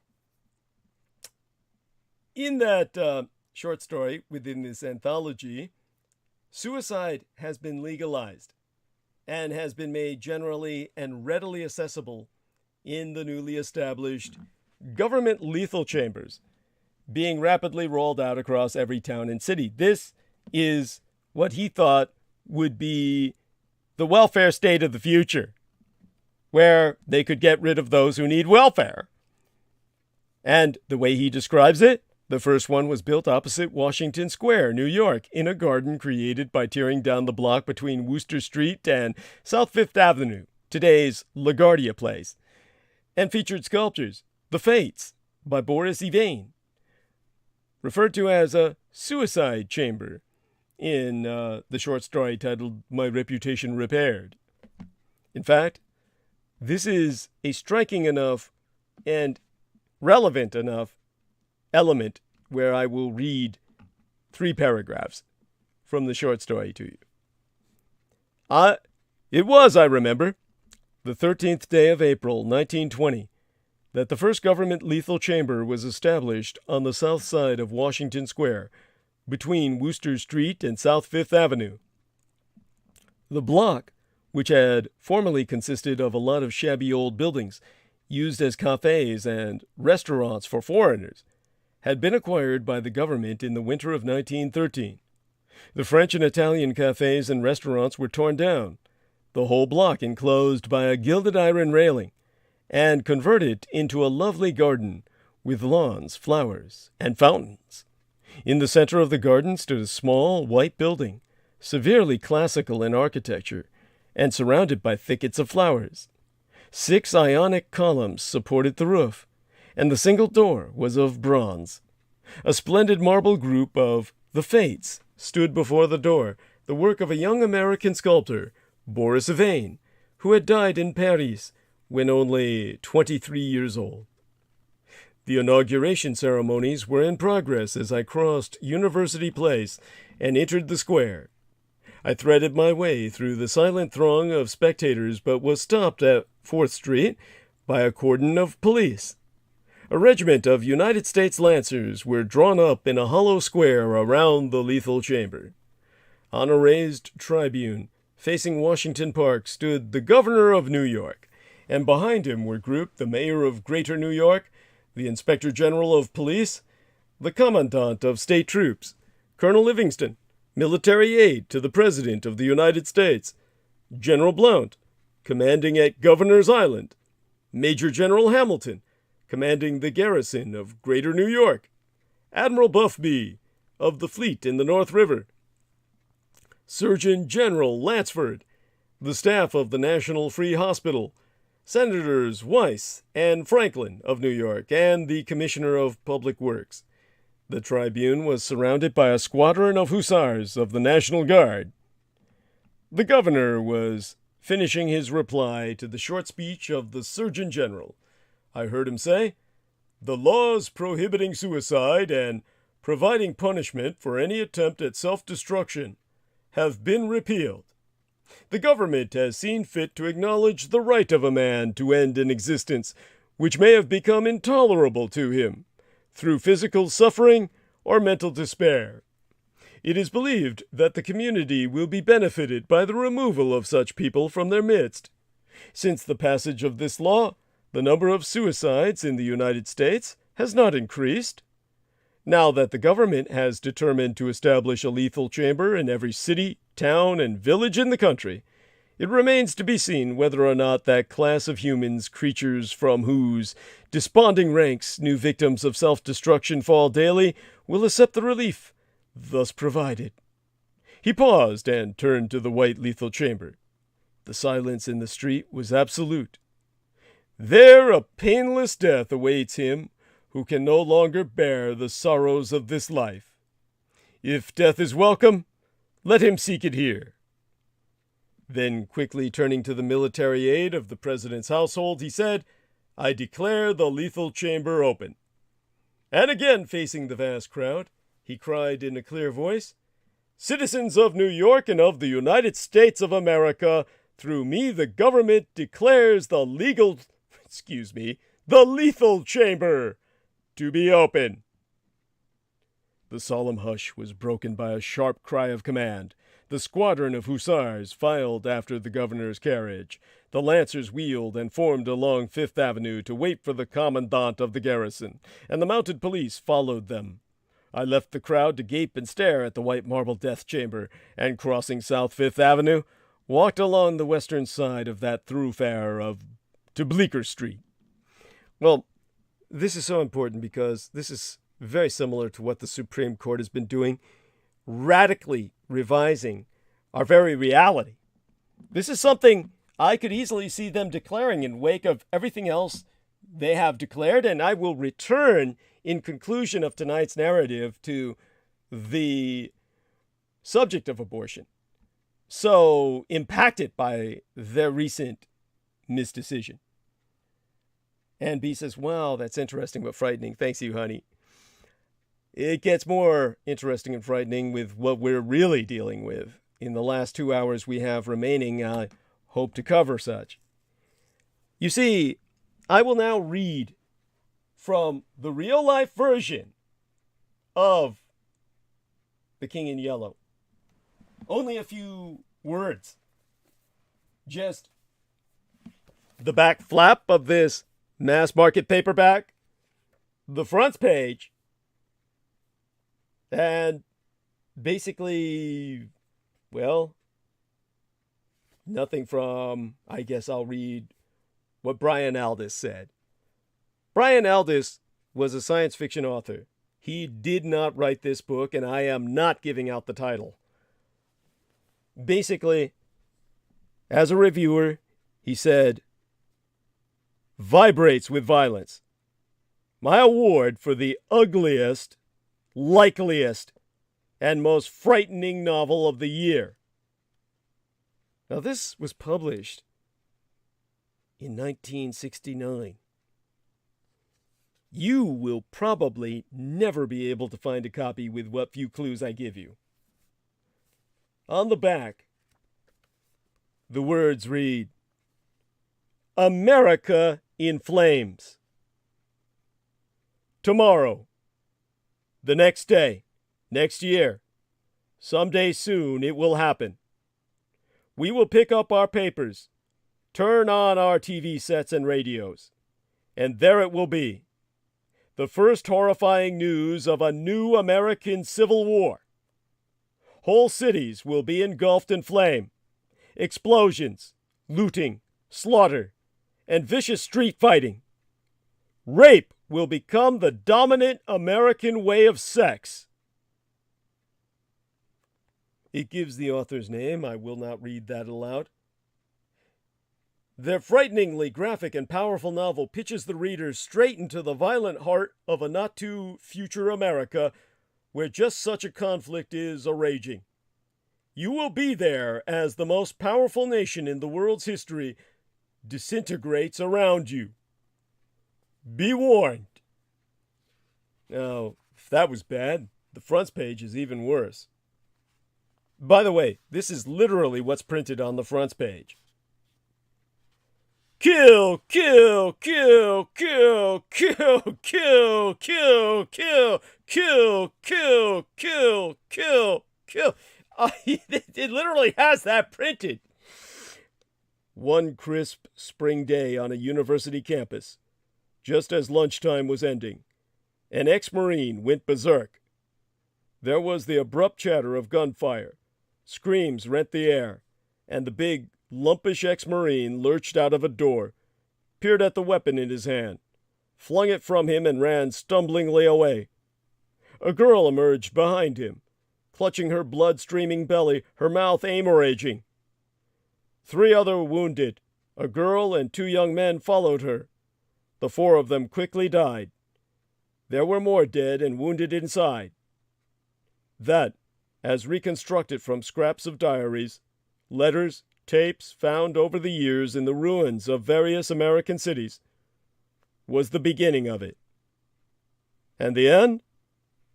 The end was the beginning. And again, a whole column of this single word, all in uppercase letters.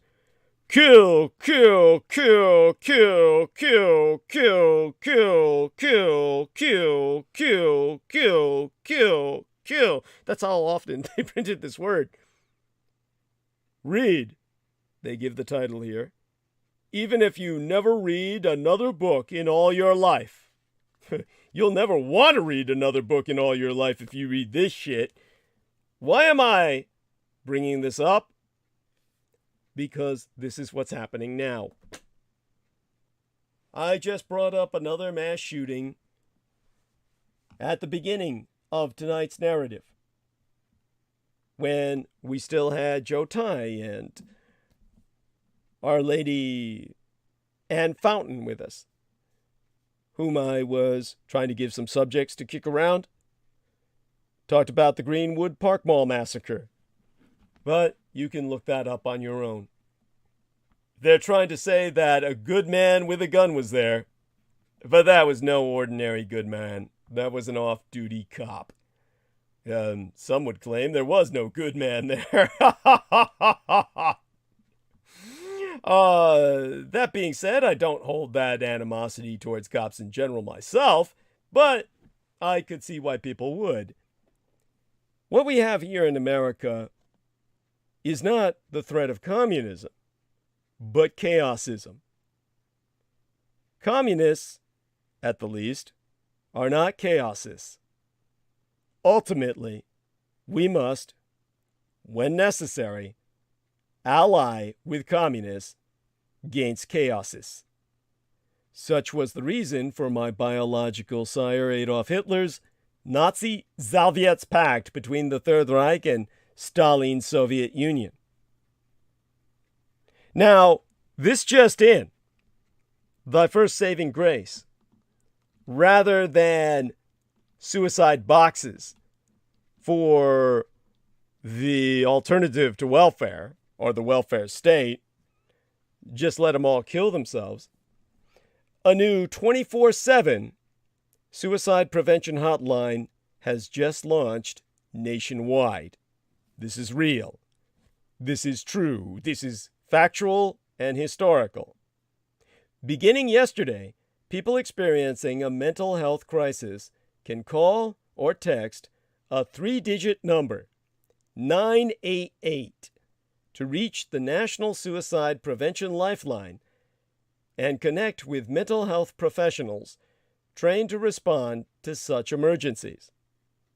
This hotline is intended to streamline mental health responses so people can get the urgent help they need much faster than by calling 911, which generally connects callers to law enforcement agencies rather than mental health professionals.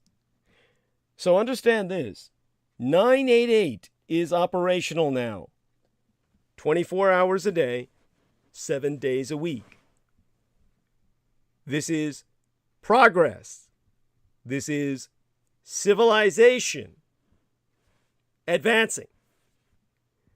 But in breaking news, according to a blistering new preliminary Uvalde report from investigators released yesterday by now, a Texas House investigation committee found there were systemic failures and egregious poor decision-making by law enforcement authorities and the Uvalde Consolidated Independent School District in the wake of the May 24th mass school shooting at Robb Elementary School.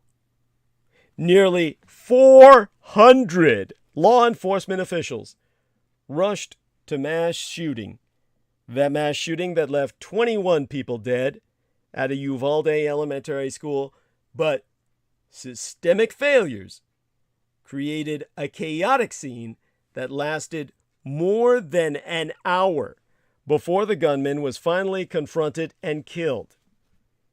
The report concluding that while hundreds of law enforcement officers arrived at the scene, a lack of clear leadership and direction contributed to officers' overall lackadaisical approach. All this growing support for the chaos cultists. The officers were obviously aiding and abetting that mass sacrifice. And all of this growing support for political violence is raising alarms. And yes, that was a political mass execution. The politics of Cthulhuoid chaosism. The cultists are running amok throughout your land, and they will bring us to that point, from what I read in this forbidden book, that from the hints I gave you, I guarantee you will never find, is already reality now. There is no point in accelerating the process.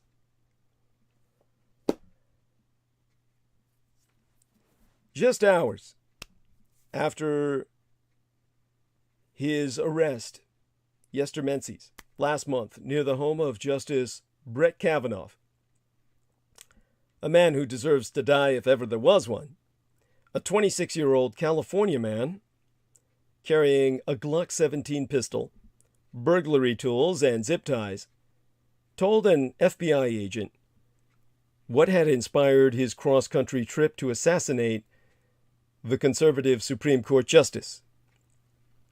The suspect, who has pleaded not guilty, yet faces up to 20 years in prison if convicted, said he was upset about the leaked draft, the draft opinion overturning Roe v. Wade, and the school shooting in Uvalde, Texas, that killed 2 teachers and 19 children.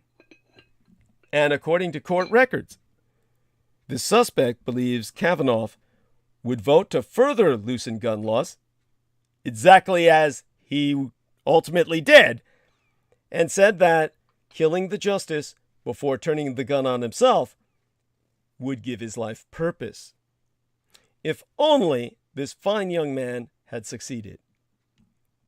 But this chilling incident is among a series of violent threats that have recently targeted political figures and comest amid a shifting landscape in which the share of partisans who think violence is sometimes justified to achieve political ends has grown significantly. Indeed, a rash of recent violent threats against American lawmakers has raised new concerns about the safety of political figures, particularly after the assassination of former Japanese Prime Minister Abe Shinzo, illustrated in the starkest possible terms the stakes of a heightened threat environment. And the January 6th coup d'etat attempt served to remind Americans that the American empire is not immune from the kind of political violence that is relatively common in some parts of the world. In this context, can the United States even win the new Cold War? America's greatest liability in the global struggle for democracy is the Republican Party. This is why I have stated repeatedly, we must destroy the old republic and establish a true democracy. Understand that U.S. President Joe Biden's administration has proved its ability to rally America's democratic allies abroad to stand up to their autocratic adversaries.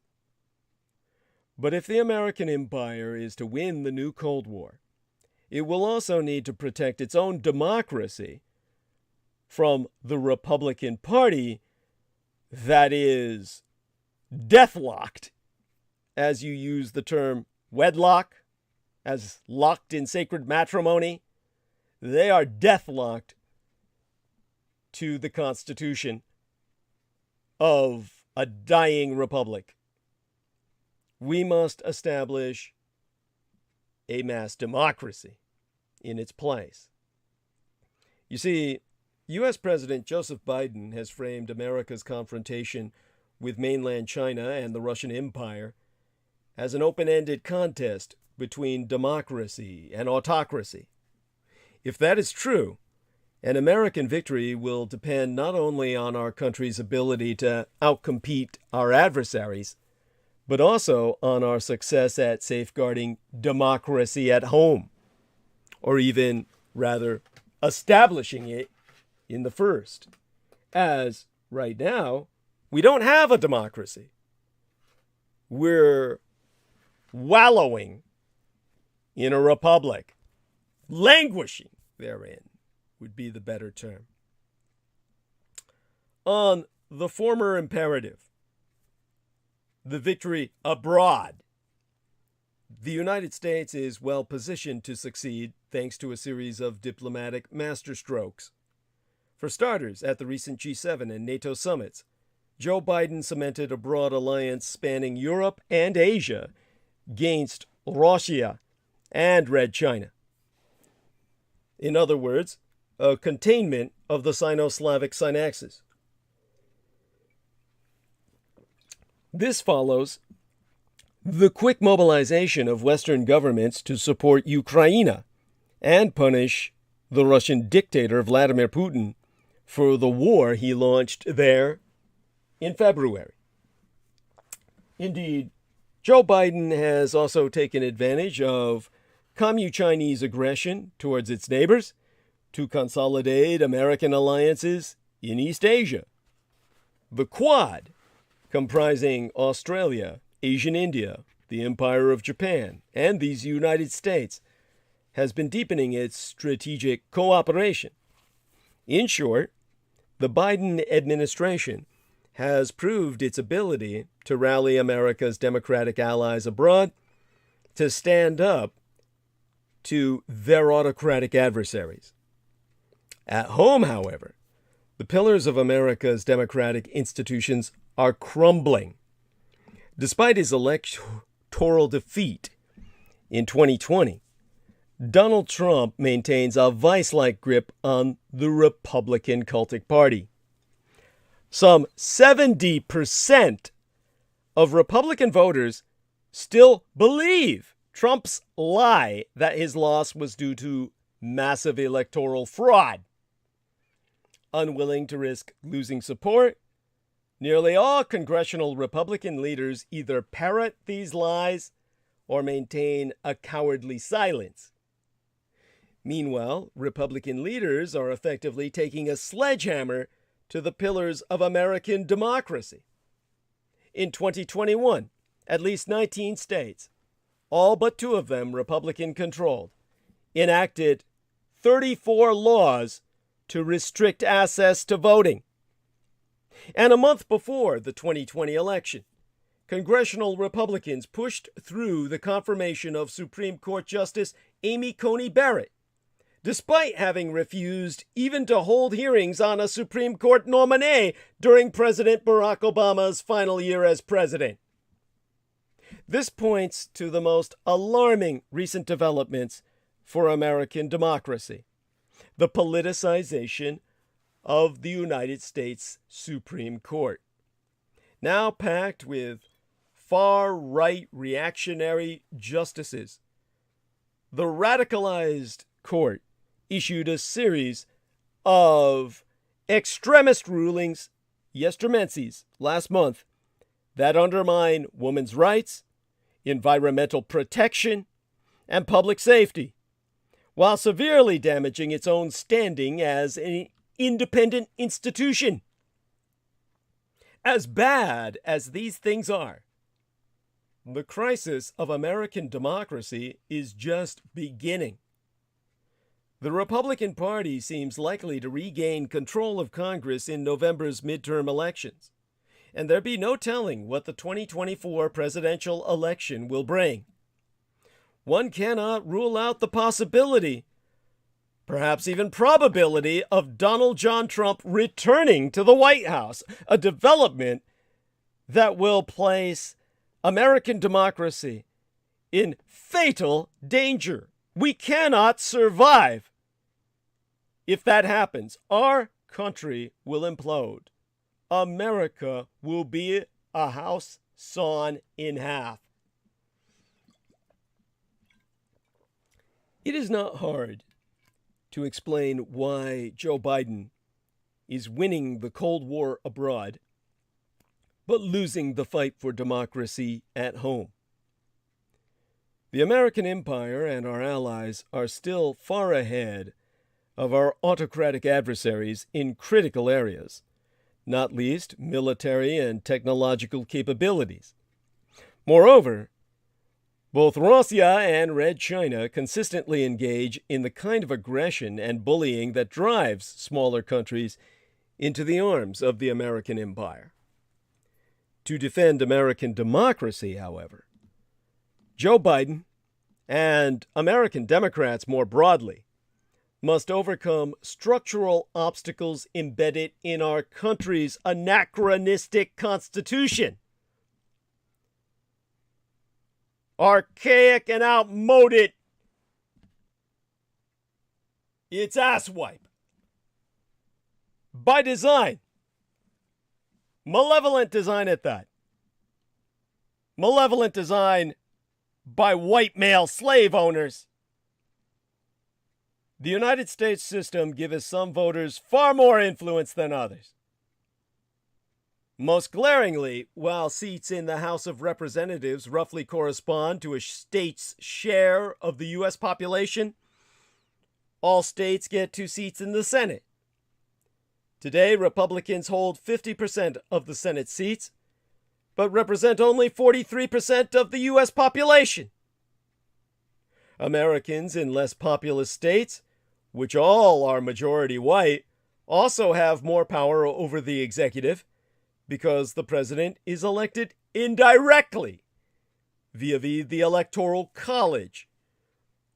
Trump in 2016 and George W. Bush in the year 2000, both Republicans, won the presidency despite having lost the popular vote by a landslide. This structural advantage means that Republicans face no pressure to temper their extremism. They can pander to a radical minority and still wield just as much power as Democrats, indeed more, because they hold the power of terrorism to enforce their policy. Republicans also benefit from a poisoned media environment in which firms like Rupert Murdoch's Fox News reap massive profits by promoting lies and conspiracy theories. Here, the structural impediment to change would be relatively easy to address. Pillars of the United States financial establishment, like BlackRock and Vanguard, 2 of Fox's biggest investors, need only stop investing in firms that are systematically undermining American democracy. But there be no reason to think that they ever will. None of this bodes well for America's prospects in the new Cold War. Yes, there is still a chance that the Democrats can retain enough power to defend American democracy. In this case, the American empire could continue to build on the positive momentum the Biden administration has generated with its recent foreign policy maneuvers. But if the Republican Party, the Russo-radicalized Red Republican cult, continues its assault on American democracy, a foregone conclusion, if it takes Congress and/or the White House in the coming elections, the United States will, at the very least, lose all its ideological appeal. It might still manage to rally its Democratic allies to challenge Red China and radically reactionary Russia, but only on the basis of narrow national interests, rather than any shared values, because none will exist. What is now an ideological struggle between democracies and autocracies would thus become an all-out clash of global titans. That is the best case scenario. In the worst case, the consolidation of minority rule and the rise of an illiberal regime in these United States will most certainly unleash civil unrest, pitting a de facto disenfranchised majority against an increasingly authoritarian minority. It is hard to imagine that a country beset by such turmoil could possibly lead a coalition of democracies on the world stage. Another recent high-profile incident came just earlier this week when a 48-year-old man was arrested for threatening to kill Representativist Pramila Jayapal, Democrat from Washington State, who leads the Congressional Progressive Caucus. According to law enforcement, officers discovered the suspect in the street outside Jayapal's Seattle home on the evening of July 9th, standing with his hands in the air and a handgun holstered on his waist. According to legal records, a neighbor told officers that they heard the man yell, "Go back to India, bitch! I'm going to kill you after I rape you," and saw his vehicle drive by Jayapal's residence at least 3 times, while he yelled profanities. According to the Seattle Times, which reported that law enforcement had obtained a court order requiring the man to surrender his guns, citing concerns about his mental health, the suspect was released from jail midweek last on Wednesday after police were unable to adequately show he had made those threats. Earlier this month, Representative Adam Kinzinger of Illinois, one of 2 Republicans on the House January 6th Select Committee, shared threatening letters and voicemails he's received. One caller said, "I hope you naturally die as quickly as fucking possible." Another caller said, "Going to come protest in front of your house this weekend. We know who your family is, and we're going to get you. Gonna get your wife. Gonna get your kids." The calls were compiled in a video that Kinzinger described in an accompanying tweet that reads, and here I quotist therefrom, "Threats of violence over politics has increased heavily in the last few years, but the darkness has reached new lows." According to Robert Pape, a political science professor at the University of Chicago, the rising threat of violence that he and his colleagues at the Chicago Project on Security and Threat Study is not exclusive to the political left or right, with Pape citing as examples the attempt on Kavanaugh's life and the white supremacist mass shooting in May at a grocery store in Buffalo, New York. Rather, the issue comprises multiple factors, with Professor Pape, which Professor Pape has analogized to a 3-legged stool. These include an individual's volatility and opportunity to inflict harm, as well as the degree of community support for politically inspired acts of violence. Dr. Pape emphasizes that although it's difficult to pinpoint when sympathy for political violence began seeping into the mainstream, we can, in his words, be confident that these community sentiments for violence are here today. The idea that violence is legitimate for political purposes has moved into the mainstream. It's still a minority, but if you've got 10% or 15% of a community that believes that violence is acceptable for some political causes, that just encourages more violence for those causes. The representativist, Mary Gay Scanlon, Democrat of Pennsylvania, attributed much of the trend not only to former President Trump, who was well known for promoting violence at his rallies and continues to push lies about the election, but also to those Republicans in Congress who continue to defend the former president and his actions surrounding January 6th. To quote as she, "Everybody gets threats these days. And it's made worse by the fact that certain of our members fail to condemn political violence, particularly when it's directed at the Capitol, the Vice President, the Speaker. I only came in 2018, and the threats that I've received have always been in connection to the former president.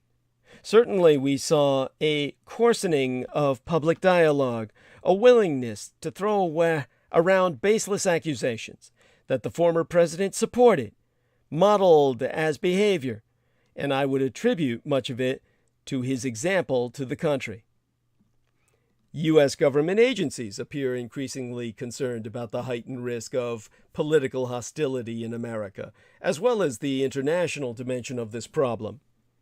The DHS, the Department of Homeland Security, has warned that violence in these United States is increasingly likely to be politically motivated, a trend that could collide with concerns over the threat from lone actors. In a June terrorism advisory bulletin, the agency noted a wide range of divisive topics, from abortion to the border, could be motivators for those likely to use violence to express discontent. It's something already being played upon by foreign actors. The DHS so wrote, "Chinese, Iranian, Russian, and other foreign malign influence actors have sought to contribute to U.S. internal discord and weaken our focus and position internationally. These actors have amplified narratives that radicalized individuals have cited to justify violence, including conspiracy theories and false or misleading narratives promoting United States' societal division. Rachel Kleinfeld, senior fellow at the Carnegie Endowment for International Peace, told the press that the quantity of threats has risen considerably since 2016. To quote as she, "Violence and intimidation on the right started following the election cycle in 2016. And so we would see justifications for violence among regular people rising at the election period, 2016, 2018, at Trump's impeachment, obviously at the different events leading up to certification over January 6th. There's a sense that this violence is increasingly targeted at politics." And after the testimony of former White House aide Cassidy Hutchinson, is there any doubt that Donald John Trump fomented the insurrection on January 6th of 2021? As one witness said, he could have started a new civil war, or indeed intended to. So Democrats must use the 14th Amendment insurrection clause to keep Trump off the ballot come 2024. There are no longer any innocent explanations for what he did that day. Select Committee testimony has demonstrated that he knew he had no good factual or legal basis for his claim that the election was stolen, that he knew Vice President Mike Pence was not going to save him, and that his only chance to remain in the White House was to stop the final ratification by Congress on January 6th. The testimony has also demonstrated that he knew some of the crowd assembled to hear him speak were armed, that a mob was heading to the Capitol, and that it was clearly in his power to call off the insurrection. But instead of trying to stop the violence, he chose not just to do nothing, but to incite it. The question is, can anything be done, short of a criminal conviction, to prevent Donald John Trump from seeking to recapture the presidency yet again?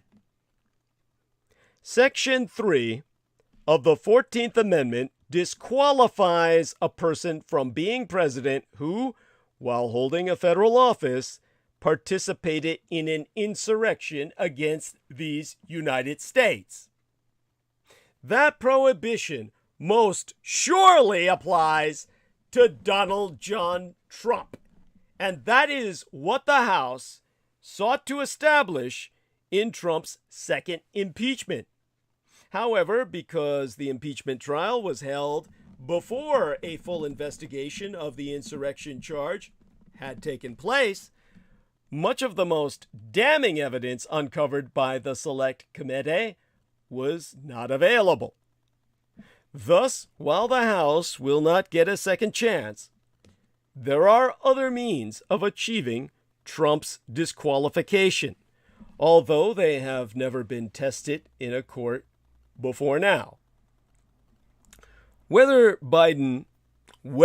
President Biden, runs in 2024, it is certain that there will be a Democrat on the ballot, and thus the Democratic Party, on behalf of all its candidates, must bring suit in federal court right now, seeking a ruling that Donald John Trump participated in the January 6th insurrection and an order precluding him from ever even being a candidate for president. Trump would first have to decide whether to fight the lawsuit, which would mean saying whether he was running in 2024, something he would prefer to announce at a time and place of his choosing, not when and where he is sued. After making some procedural motions in an effort to have the case dismissed, the former president would then have to respond to discovery, including being subjected to a deposition in which he would have to answer questions under oath. Unlike the situation with the Select Committee, he would have no arguable claims of presidential privilege, so that if he refused to answer questions, the court could draw adverse inferences against him from his refusals, meaning he could no longer argue that his conduct was justified if he would not provide a factual basis for his repeated assertions that the election was stolen. Moreover, if the suit were filed now, there would be plenty of time for discovery, a trial, and an appeal before the primaries start in early 2024. Like every other American, Trump would have the option of claiming the Fifth Amendment privilege against self-incrimination. That path would be rather awkward for any candidate for public office, but especially for him in light of what he said during the 2016 campaign about employing that tactic. His own words, to quote his T, "The mob takes the Fifth. If you're innocent, why are you taking the Fifth Amendment?"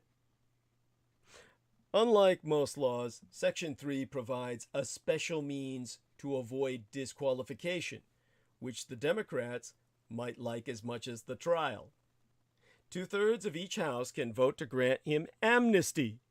That would require Republican senators and representatives to go on the record on whether Trump should be entitled to be a candidate for president, despite having been found to have been part of the insurrection. Will this lawsuit succeed? No one can know for sure, but it seems as if there is nothing to lose. Or at least, not if the Department of Justice does not indict Trump for inciting the January 6th insurrection. Now, the authors of a recent book titled Radical American Partisanship and subtitled Mapping Violent Hostility, Its Causes and Consequences for Democracy. Let me reread that title. Radical American Partisanship, subtitle being Mapping Violent Hostility, Its Causes and the Consequences for Democracy, found that the recent share of partisans who say violence by their own party is at least a little justified to advance their party's goals has risen steadily over recent years, up to around 1 in 5. Nathan Calmo, a professor at Louisiana State University who co-authored this new book with Professores Liliana Mason of Johns Hopkins University, said that polling results varied depending how questions were worded and the severity of violence at issue.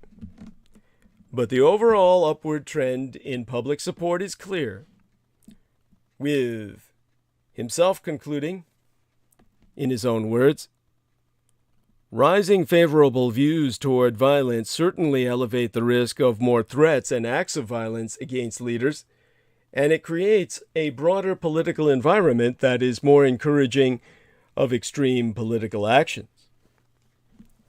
This is what brings us to everything convergent.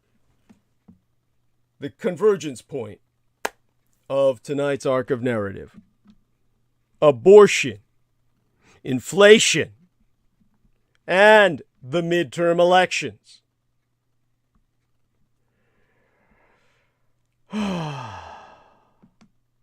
One of the best-known patterns in politics is that the president's party almost always loses seats in the midterm election. But how come? A leading political science theory holds that voters reflect the general human wariness toward change and react against whatever new direction an administration sets. In this view, voters act like a thermostat. resisting efforts by the party in power to shift the temperature one way or the other. But what if the party in the White House isn't the one truly in power? What if it's the opposition party that has caused the biggest change in policy for the country, using its control over the Supreme Court and many state legislatures? And what if that change runs against the views of the large majority on an issue about which voters have deeply entrenched views? What then happens with the thermostatic theory of voting behavior? Over the next several months, we may just find out. And I predict we'll find a shift towards Democrats. We're now 3 weeks out from the Supreme Court's decision overturning Roe v. Wade, ending a half-century in which abortion rights were guaranteed nationwide. That's enough time to get a good sense of the public reaction to the decision and its political impact. On the decision, polls show a consistent picture. Americans disagree with the court by a large margin, 60% to 37% in a Monmouth University survey, which is similar to several other recent polls. That's no surprise. Before the ruling, Americans said by about that same margin that they did not want the court to overturn Roe. The decision has pushed abortion way up the list of top voter concerns. A clear read on that comes from surveys by Ipsos for the website 538. The firm surveyed just over 3,000 Americans in May and June, then went back to 2,000 of them after the court's decision. In the surveys before the decision, 9% of Americans rated abortion as one of the most important issues for the country, putting the topic well down the list. After the decision, that rose to 19%, putting abortion in fourth place behind inflation, crime or gun violence, and political extremism. Democrats were especially likely to rate abortion as a top issue, going from 13% saying so to 27%. Along with the increased salience of abortion has come a shift in how some Americans say they plan to vote. At least half a dozen polls that ask Americans which party they would like to see controlling Congress have commenced out since the decision. They've shown a small but significant shift toward Democrats. The 538 Ipsos poll, for example, showed a 5-point Republican advantage in early May. That shifted to a 1-point Democratic advantage in their most recent survey. A survey released this week by Siena College for the New York Times similarly showed the two parties roughly tied on that congressional ballot question. 538 found that on average, surveys before and after the Supreme Court decision have shown about a 3-point shift toward Democrats.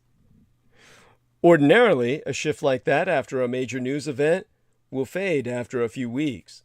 But as Democratic strategist and pollster Anna Greenberg told the press before the court decision, concern over abortion may follow a different pattern, herself attesting that that's largely because Republican officials in red states, pushed by the fervor of their party's anti-abortion wing, can be counted on to act in ways that will keep the issue in the headlines. These motherfuckers can't help themselves. They're their own worst enemy. They'll turn anyone against them by bullying them for no good reason. And that headlines, that chronic, perennial, in-your-face need the Republicans have that you can never escape from having them in your mind. That's been the case in Ohio, for example, where a 10-year-old pregnant after being raped had to travel to Indiana for an abortion earlier this month. Ohio law bans abortions once foetal cardiac activity can be detected, typically about 6 weeks into a pregnancy. Their law has no exceptions for rape or incest. Republican leaders, including the state's attorney general, tried to deny the case even existed until Tuesday, when a 27-year-old man was arrested in Columbus, Ohio, and charged with 2 counts of rape after he confessed. At the man's arraignment on Wednesday midweek last, the next day following his arrest, the detective who investigated the rape confirmed in court that the 10-year-old girl had received an abortion in Indianapolis. Elsewhere in states with Republican-controlled governments, legislatures have been passing comprehensive abortion bans with no exceptions for rape, incest, or protecting any woman's life. Some lawmakers have proposed measures to block people from traveling to other states to obtain abortions, or from assisting someone seeking to end a pregnancy. Others are pushing for criminal prosecutions of providers as well as against women who have abortions. It's hard to overstate the unpopularity of these positions. The 538 Ipsos poll found that 78% of Americans opposed efforts to block travel across state lines, including 73% of Republicans. In the Monmouth poll, 85% of Americans favored allowing abortions in cases of rape, incest, and to protect a woman's life. And only 7% favored a nationwide ban on abortions, which an increasing number of Republican candidates have advocated. Per Patrick Murray, who directs the Monmouth poll, legislatures in conservative states are enacting draconian abortion bans, appear to be imposing provisions that represent a fringe view even within their own states. None of that, however, means Democrats are now the favorites to keep control of the House. Abortion is a powerful issue, but it's far behind the number one topic on the public's mind: rising prices. For a while, some Democrats sought to minimize the impact of higher costs for food, gasoline, rent, and nearly everything else, but recent data from the Bureau of Labor Statistics drove home how real it is. Adjusted for inflation, average hourly earnings were 3.6% lower last month than the year before. That's an especially heavy burden for low-income Americans. That's what lies behind President Biden's low approval rates, which have now dropped to 37% in the latest survey from the Pew Research Center, some of the lowest numbers for any recent president. During President Obama's and President Trump's tenures, the relationship between economic performance and a president's job approval seemed to break down. Neither man's ratings changed significantly with economic conditions. But as political scientists John Sidis and Robert Griffin recently wrote, that's one thing that has returned to normal with Biden. His job approval is precisely what one would expect with the worst inflation since the early 1980s. Prices may calm down somewhat over the next few months. Gasoline already has dropped 4 weeks in a row, but most economists expect inflation will remain high for at least the rest of this year. The question for Democrats heading into this fall's midterm elections is how many of them can outrun the undertow that creates. the abortion issue can help them, especially if Republicans continue to push deeply unpopular policies.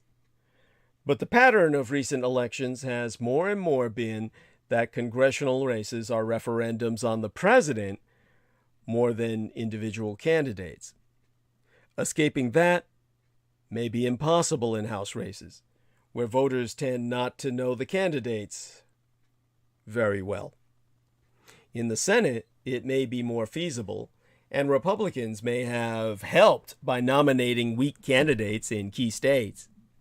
A poll released Thursday in Georgia, for example, found Senator Raphael Warnock leading his Republican opponent, Herschel Walker, 50% to 47%, with Warnock leading his Republican opponent, Herschel Walker, as I said, 50% to 47%.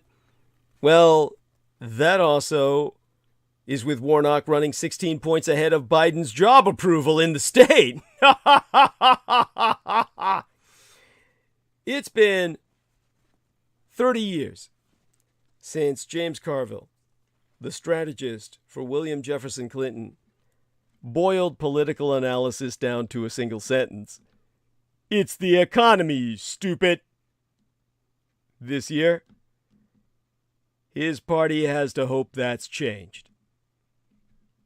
All this while emotion fueled a debate on the Senate floor on Thursday following my latest transmission as Republicans objected to taking up a Democratic bill that would guarantee a woman's constitutional right to travel across state lines to receive abortion care. The Democratic bill, called the Freedom to Travel for Healthcare Act of 2022, would additionally protect providers in states that support abortion rights from lawsuits for helping women from other states. Meanwhile, Indiana asked the Supreme Court on Thursday to speed up the process of officially transmitting its opinion overturning Roe v. Wade so the state can put its strict abortion law into effect. The request cometh as more than half of the states in union are expected to bar or severely restrict abortion. Here be where my Vulcan intervention intercedes to recover, mature, and advance thy lost and primitive anti-culture.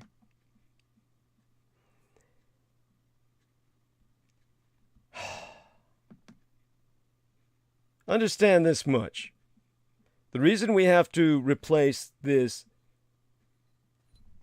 archaic constitutional republic with a mass democracy is, think on the abortion issue.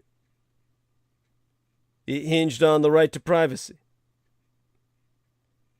Those slaving founding fathers were very interested in the right to privacy. For men. Back in 1789, John Adams and others were forming the new United States. They recognized thereupon a head-scratching potential issue with the yet-to-be-ratified First Amendment and other state constitutional provisions like it. If language promised broad press and speech freedoms, what did that mean for publishers who might reveal instances of male conduct? What if a newspaper dared to share those embarrassing and reputation-shredding times when politicians acted in randy and immoral ways? William Cushing, a man who'd soon become one of the very first justices on the United States Supreme Court, suggested in a letter to John Adams that it might well be the man who was protected under the law, not the publisher of such information. Referring to language championing the importance of the freedom of the press, Cushing wrote that in certain cases, the liberty of the press, in his words, doubtless may and ought to be restrainable. My question is this: whether it is consistent with this article to deem and adjudge any publications of the press punishable as libels that may arraign the conduct of persons in office, charging them with instances of male conduct repugnant to the duty of their offices and to the public good and safety, when such charges are supportable by the truth of fact. Adams agreed when he replied to Cushing, himself suggesting that revealing instances of male conduct in print or otherwise without some just cause for publishing would be punishable despite whatever freedom of the press might be guaranteed constitutionally. After all, that's just asswipe from a bunch of white guys. Oh, yeah. To quote his T, John Adams, "You may easily conceive a case when a scandalous truth may be told of a man, without any honest motive, and merely from malice. In such a case, morality and religion would forbid a man from doing mischief merely from malevolence, and I thought that law would give damages." The two men didn't use the word privacy, and they didn't say specifically that the sexual privacy interests of men should generally trump all other constitutional interests, but that was precisely the uptake of their back and forth. Such interests were, of course, worthy of protection, even in a country built on speech and press freedoms. On paper, which is but asswipe for the white guys, who might use it to ejaculate into when they're jacking off. You know, that sexual freedom that trumps the freedom of the press to report they're jacking off on your Constitution, as these two men were doing.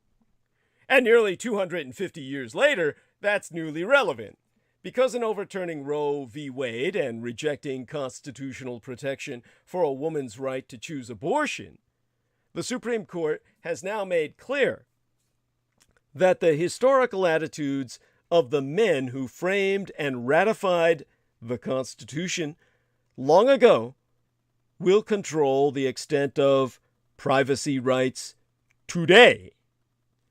To quote the court majority opinion in Dobbs versus Jackson Women's Health Organization, the only sorts of privacy interests that can qualify as fundamental rights under the Constitution are those found in the text of the Constitution or deeply rooted in the nation's history and traditions. You know, history and traditions like slavery and genocide. Since privacy is not mentioned in the Constitution, abortion's claim to protection then hinged on history. The court chided its predecessors in Roe for finding fundamental constitutional protection for abortion based on a contemporary recognition of the profound personal stake of woman in decisions about whether to carry a pregnancy through childbirth. Making such judgments about the extraordinary interests of woman smacked too much of extrajudicial policymaking, or so the court majority so scolded. Only the validation of history could legitimate the enforcement of a non-textual constitutional right, like the right of privacy. And history, evidenced by the views of the framers and the laws of their own day, did not look favorably on women's right to make their own decisions about a pregnancy. The court majority so wrote, "An unbroken tradition of prohibiting abortion on pain of criminal punishment persisted from the earliest days of the common law." All that was why women lost when the courts had recognized for half a century as their right to privacy in the abortion choice. But that other sort of privacy, the one discussed reverentially at the dawn of the nation by John Adams and Justice Cushing, the one that so brazenly protected men at the start, was not lost in Dobbs. There, the court majority noted that the right to shield information from disclosure was a very different sort of privacy, not implicated in the court's rollback of constitutional autonomy rights, wherein all women in America lost what the courts had recognized for 100 years as their right to privacy in the abortion choice. I quail, I shudder at the audacity. The prioritization of the former, a man's right to shield information from disclosure when he rapes a prostitute, goes well beyond any discussion between the fucking founders. And I say the fucking founders in the most literal physical sense. Consider that in the early 1800s, one court protected a man's love letter. That judge acted asking rhetorically, how many serious things, proper to be communicated in the privacy of one's correspondence, are unfit for the public eye? In 1845, the Supreme Court suggested that to say that a man had the itch, which is what they called sexually transmitted infections back then, even if true, was a legal wrong because it was scandalous, and men deserve better. Men deserve better. The court so writing, and here I read therefrom, if we look to the position of men in common life, we see the law drawing providently around them every security for their safety and their peace. A famous law review article titled The Right to Privacy was published in part to protect Grover Cleveland's privacy interests, his privacy interests in his dalliances, and to keep journalists away. And on and on. In other words, your president was fucking ladies left and right, but the press could not report thereupon. Because he is a man, and he has a right to privacy. Not you cunts with your little fucking babies in your bellies. It be no wonder then that the Restatement of Torts, a highly influential legal treatise of sorts still in use today, summed up the law this way circa 1977. You know, when Star Wars was released, and Rosemary's Baby as well. No, that was earlier. Something happened in 77. Maybe that's when Roman Polanski raped that 13-year-old girl. But, you know, that's his right to privacy, right? Which is why the records of that have never been fucking released until today. Or they're thinking about releasing them because our own district attorney, George Gascon, asked a state appeals court to unseal these transcripts related to the criminal case against Roman Polanski, which could end the decades-long legal saga over that film director's sexual abuse of a teenager circa 1977. So Gascon filed this 6-page court appeal, or court filing, to have the testimony of the retired prosecutor Roger Gunson made public, a request that's also been made by the victim in the case, Samantha Gamer, surname spelled Geimer, Samantha Gamer, and marked a reversal from Gascon's predecessors, who all sought to keep Gunson's words under wraps to protect the man, Roman Polanski, who fled the United States circa 1977 after he pleaded guilty to forcing Gamer to have sex with him when she was only 13 years of age. Oh my fucking God. I'm left speechless. But I've still got a lot of talking to do.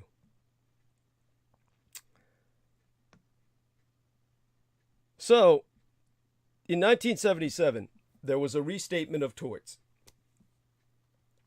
in which it was said, privacy interests protect a number of things, including most details of a man's life in his home and some of his past history that he would rather forget. The emphases are mine, but the choice of language is not. Again, this is a highly influential legal treatise, still in use today. In short, the solicitude of the fucking framers and our deeply rooted legal traditions for the privacy interests of men stands in notable contrast with the glaring absence of solicitude for the privacy interests of women in the Supreme Court's recent decision in Dobbs. This is what the dissent in Dobbs pointed out, that those in charge of such things in the early days, and even more recently, gave us little attention to women's privacy interests in sexuality and pregnancy and such, because they were in fact all men. It was men who wrote the Constitution and the laws and the court opinions, and even mainly circa 1977, the year Polanski was plugging a 13-year-old girl, the restatement of torts. Ultimately, then, the contrast between the keen sensitivity that long ago generations of male framers showed for male privacy interests and what the Dobbs majority found to be their ready tolerance of government interference with the private choices of women underscores the peril of looking to past generations, especially past generations of men alone, in defining the scope of constitutional rights for all of us today.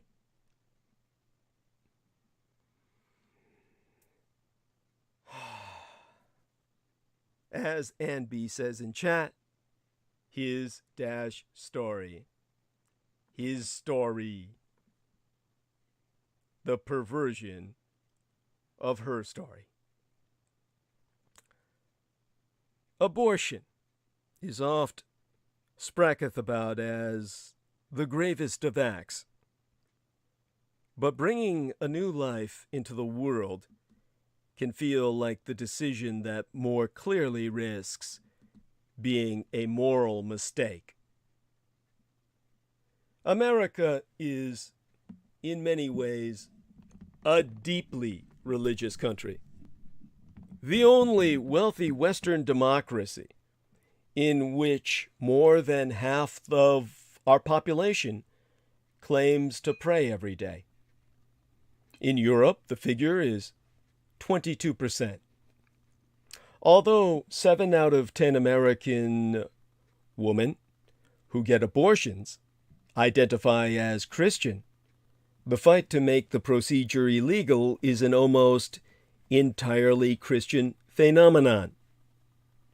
2/3 of the national population and nearly 90% of Congress affirm a tradition in which a teenage girl continuing an unplanned pregnancy allowed for the salvation of the world, in which a corrupt government leader who demanded a massacre of the innocents almost killed the baby Jesus and damned us all in the process, and in which the Son of God entered the world as what the godless dare to call a clump of cells.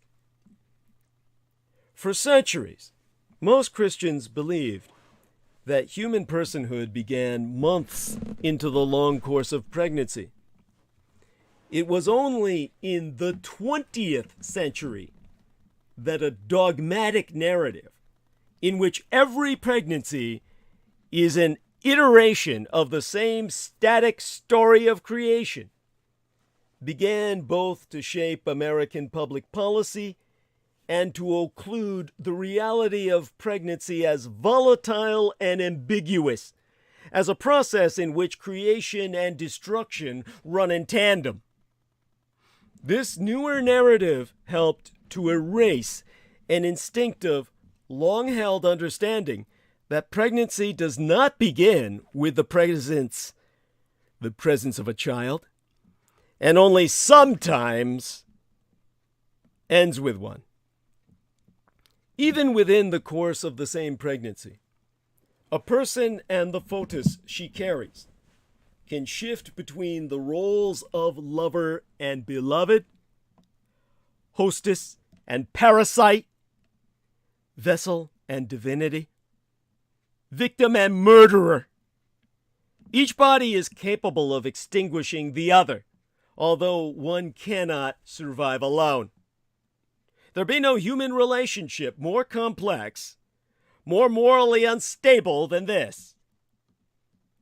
The idea that a foetus is not just a full human, but a superior and king-like one, a being whose survival is so paramount that another person can be legally compelled to accept harm, ruination, or even death to ensure it, is but a recent invention.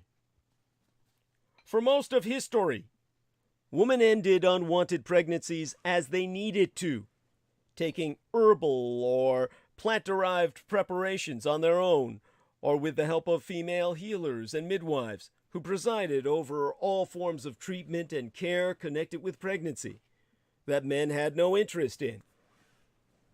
They were likely enough to think that they were simply restoring their menstruation, treating a blockage of blood.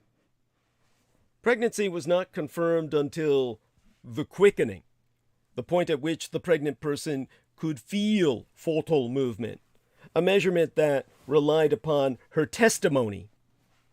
Then as now, there was often nothing that distinguished the result of an abortion, the body expelling foetal tissue, from a miscarriage. Ancient records of abortifacient medicine are plentiful. Ancient attempts to regulate abortion are rare. What regulations existed reflect concern with woman's behavior and marital propriety, not with foetal life. The Code of the Asura, from the 11th century, before the Christian era, mandated death for married women who got abortions without consulting their husbands. When husbands beat their wives hard enough to make them miscarry, the punishment was a fine. The first known Roman prohibition on abortion dates to the 2nd century and prescribes exile for a woman who ends her pregnancy because it might appear scandalous that she should be able to deny her husband of children without being punished. Likewise, the early Christian church opposed abortion not as an act of murder, but because of its association with sexual sin. The Bible offers ambiguous guidance on the question of when life begins. Genesis chapter 2, verse 7, arguably implies that it begins at first breath. Exodus chapter 21, verses 22 through 24, suggests that in Old Testament law, a foetus was not considered a person. The book of Jeremiah, chapter 1, verse 5, describes God's hand in creation. Even before I formed you in the womb.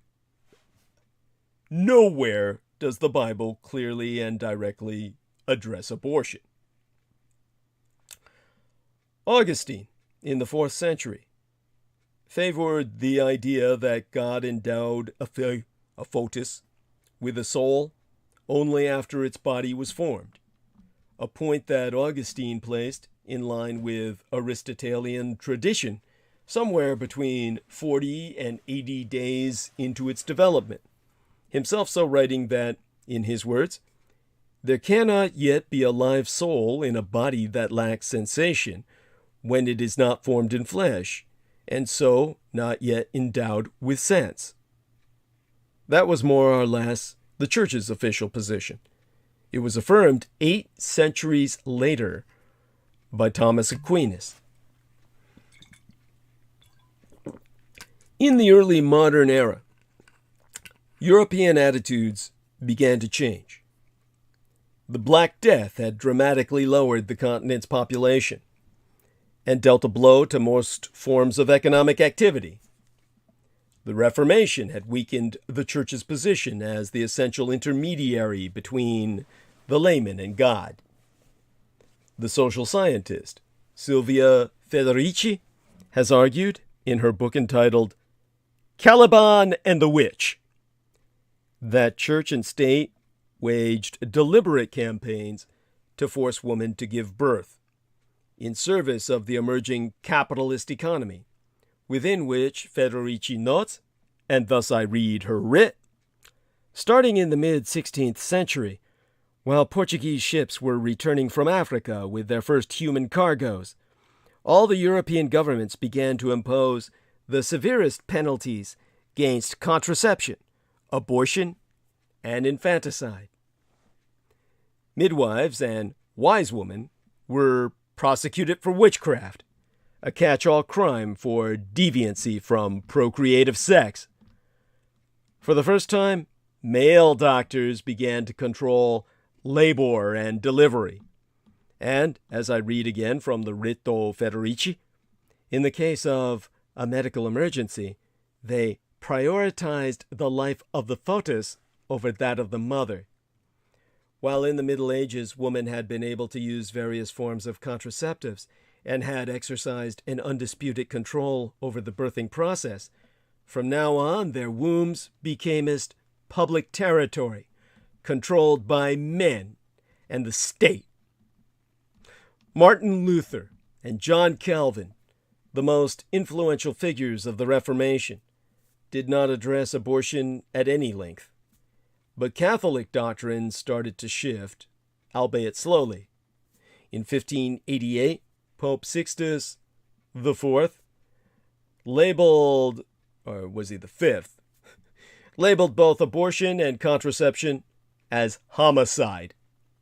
This pronouncement was reversed 3 years later by Pope Gregory the... what number was he? If I remember correctly, was that 7? I think. I believe it was 14, actually. Double the number 7. There you go. Pope Pius XIV, who declared that abortion was only homicide if it took place after ensoulment. So he reversed the Pope Sixtus pronouncement. And he identified ensoulment, Pope Gregory XIV, our friend. He identified that as occurring around 24 weeks into a pregnancy, providing plenty of time. Still, theologians continued to push the idea of embryonic humanity. In 1621, the physician, Paolo Zacchia, an advisor to the Vatican, proclaimed that the soul was present from the moment of conception. And after that, well, it was not until 1869, hundreds of years later, that Pope Pius IX affirmed such doctrine, proclaiming abortion at any point in pregnancy to be a sin punishable by excommunication. Now, of course, for those of you who don't know, excommunication means that you are damned. You are destined for hell. Which, by the way, Salman Sheikh, in his incredible arrogance and hubris, once said my gang stalkers were condemned to, before he called them all his friends and thereafter condemned myself. Which goes to show you how that is an absolutely meaningless stance for a Pakistani punk like him to take. But he's just a piece of shit. He's not a real religious person. And excommunication, therefore, has deep meaning to someone who is sincere. I myself have come as to believe that abortion should be universally accessible, regulated only by medical codes and ethics, and not by the criminal justice system, which essentially is criminalizing being female. Because simply by dint of being female, you can become as pregnant. And if you can become as pregnant, then any miscarriage is therefore murder. You're a criminal by dint of having been born a member of the persecuted sex. Therefore, the criminal justice system should never have anything to do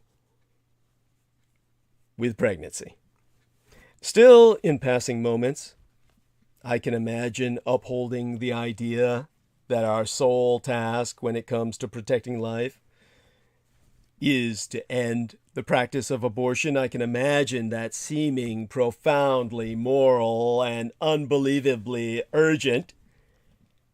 I would only need to think that the foetus in total isolation, think of the foetus in complete severance from reality, to imagine that it were not formed and contained by another body, and that body not formed and contained by a family, or a society, or a world, and we'd be set.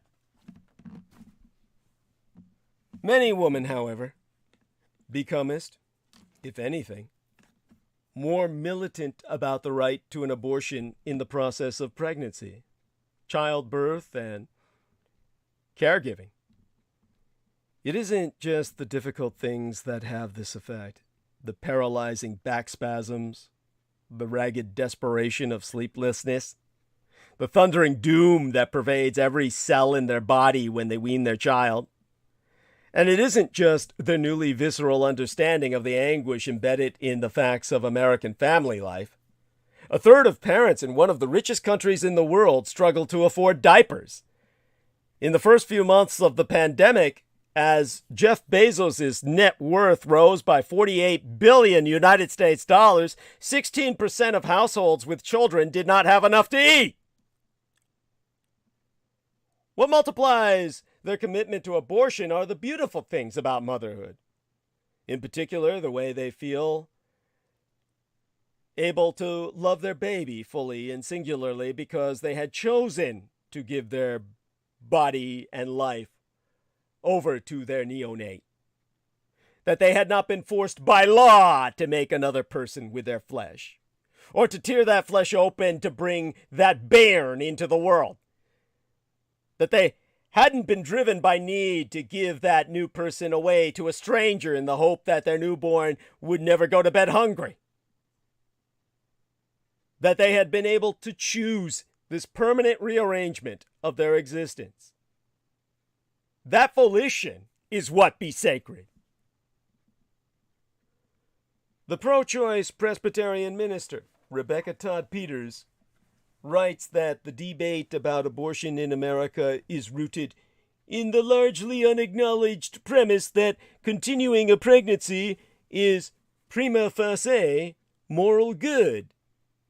But childbearing, as Peters herself so notes, is a morally weighted act, one that takes place in a world of limited and unequally distributed resources. Many people who get abortions, the majority of whom are poor women who already have too many children, understand this perfectly well. The Lady Peters concludes that, in her words, we ought to take the decision to continue a pregnancy far more seriously than we do. Had that aforecighted 10-year-old given birth against her will, it would have been in the middle of a pandemic that previews a future of cross-species viral transmission exacerbated by global burning, and during a summer when 10 million acres on my west coast are ablaze. She would know that her child would not only live in this degrading world, but contribute to that degradation. In his book titled The Uninhabitable Earth, David Wallace Wells writes that every year, the average American emits enough carbon to melt 10,000 tons of ice in the Antarctic ice sheets. And therefore, we will be submerged. Just before COVID arrived, the science writer Mian Christ published an essay in the London Review of Books titled, "Is it okay to have a child?" Said title alluding to a question that Alexandria Ocasio-Cortez once asked in a live stream on Instagram. Chris details the environmental damage that we are doing and the costs for the planet, for us, and for all those who will come us after. Then she turns the question on its head. The idea of choosing whether or not to have a child, as she writes, is predicated on a fantasy of control that, in her words, quickly begins to dissipate when we acknowledge that the conditions for human flourishing are distributed so unevenly, and that, in an age of ecological catastrophe, we face a range of possible futures in which these conditions no longer reliably exist.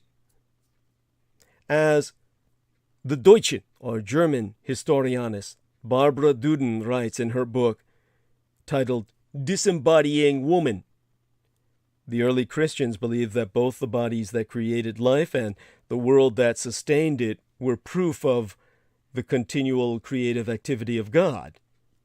Woman and nature were aligned in this view as the material sources of God's plan.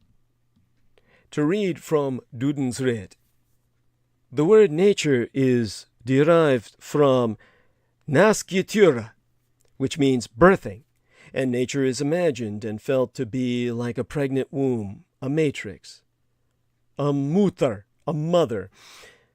But she notes that in recent decades, the natural world has begun to show its irreparable damage. The foetus has been left as a singular totem of life and divinity, to be protected no matter the costs, even as everything else dost fall.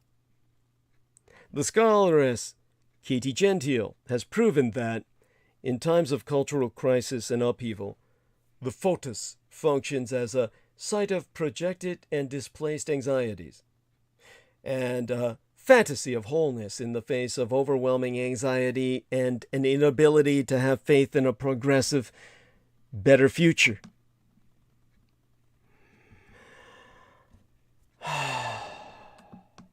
The more degraded actual life becomest on earth, the more fervently reactionary conservatives will fight to protect potential life in utero.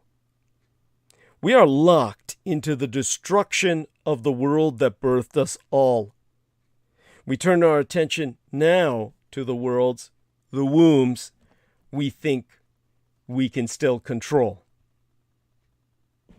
By the time that the Catholic Church decided that abortion at any point, for any reason, was a sin, scientists had identified the biological mechanism behind human reproduction, in which a fetus develops from an embryo that develops from a zygote, the single-celled organism created by the union of egg and sperm.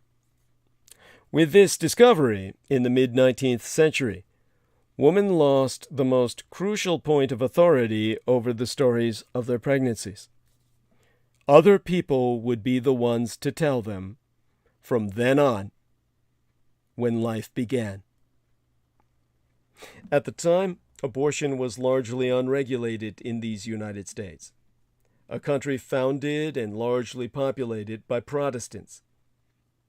But American physicians, through the then newly formed AMA, American Medical Association, mounted a campaign to criminalize it, led by a gynecologist named Horatio Storer, who once described the typical abortion patient as a wretch whose account with the Almighty is heaviest with guilt. Storer himself having been raised Unitarian but later converting to Roman Catholicism.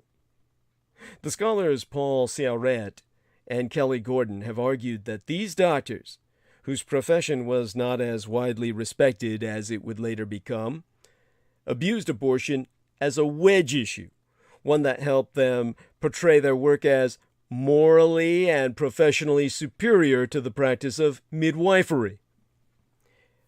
In other words, professional competition with a class of people they wanted to monopolize out of business.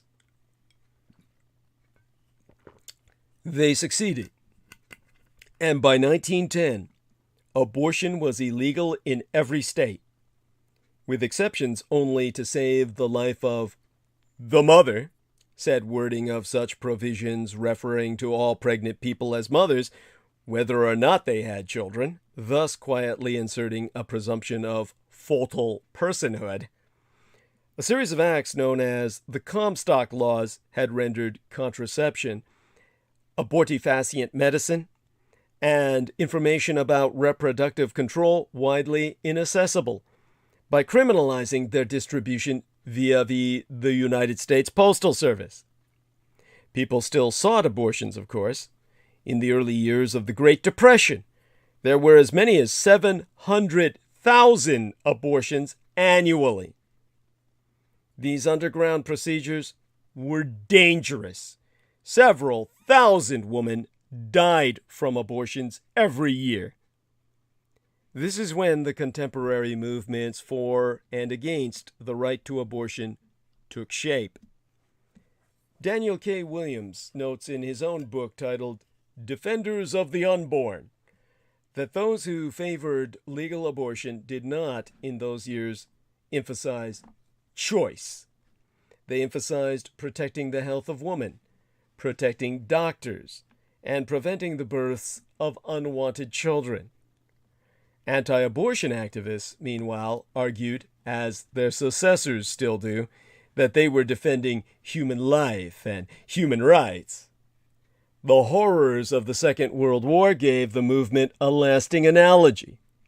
In October of 1962, a Catholic clergyman wrote that, in his words, "Logic would lead us from abortion to the gas chamber," which makes so little fucking sense that it almost doesn't bear repeating. Ultrasound imaging, invented in the 1950s, completed the transformation of pregnancy into a story that, by default, was narrated to women by other people, doctors, politicians, and activists. In 1965, the year before I myself was born, Life magazine published a photo essay by Leonard Nilsson called Drama of Life Before Birth, and put the image of a fetus at 18 weeks on its cover. Those photos produced an indelible, deceptive image of the fetus as an isolated being. A spaceman! Spaceman! As Nilsson so wrote, floating in a void, entirely independent from the person whose body creates it. They became as the totems, the fetish objects of the anti-abortion movement. Life had not disclosed, Life magazine, never disclosed that all but one of those photographs had been taken of aborted fetuses, and that Nilsson had lit and posed their dead little bodies to give the impression that they were alive. Oh, look, so cute. He even put the thumb of one into its fucking mouth. They're sucking their thumbs already. This is a form of pedophilia beyond the pale. He did that because he couldn't fit his dick. In 1967, the year after I was born, Colorado became the first state to allow abortion for reasons other than rape, incest, or medical emergency. A group of Protestant ministers and Jewish rabbis began operating an abortion referral service led by the pastor of Judson Memorial Church in Manhattan. The resulting network of pro-choice clerics eventually spanned the country and referred an estimated 450,000 women to safe abortions. The evangelical magazine Christianity Today held a symposium of prominent theologians in 1968, which resulted in a striking statement. Whether or not the performance of an induced abortion is sinful, we are not agreed. But about the necessity and permissibility for it under certain circumstances, we be in accord.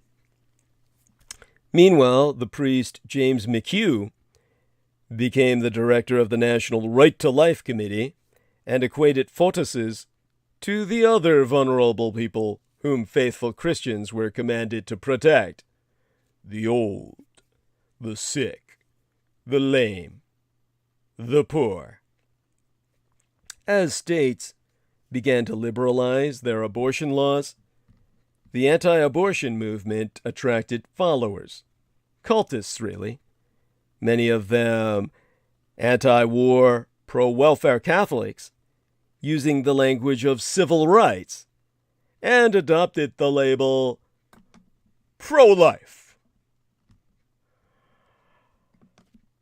Shortly after the Supreme Court issued its decision in Roe v. Wade, W.A. Criswell, a Dallas pastor who served as president of the SBC, Southern Baptist Convention, from 1968 to 1970, said that it was only after a child was born and had life separate from his mother that it became an individual person, and that it has always, therefore, seemed to me that what is best for the mother and the future should be allowed.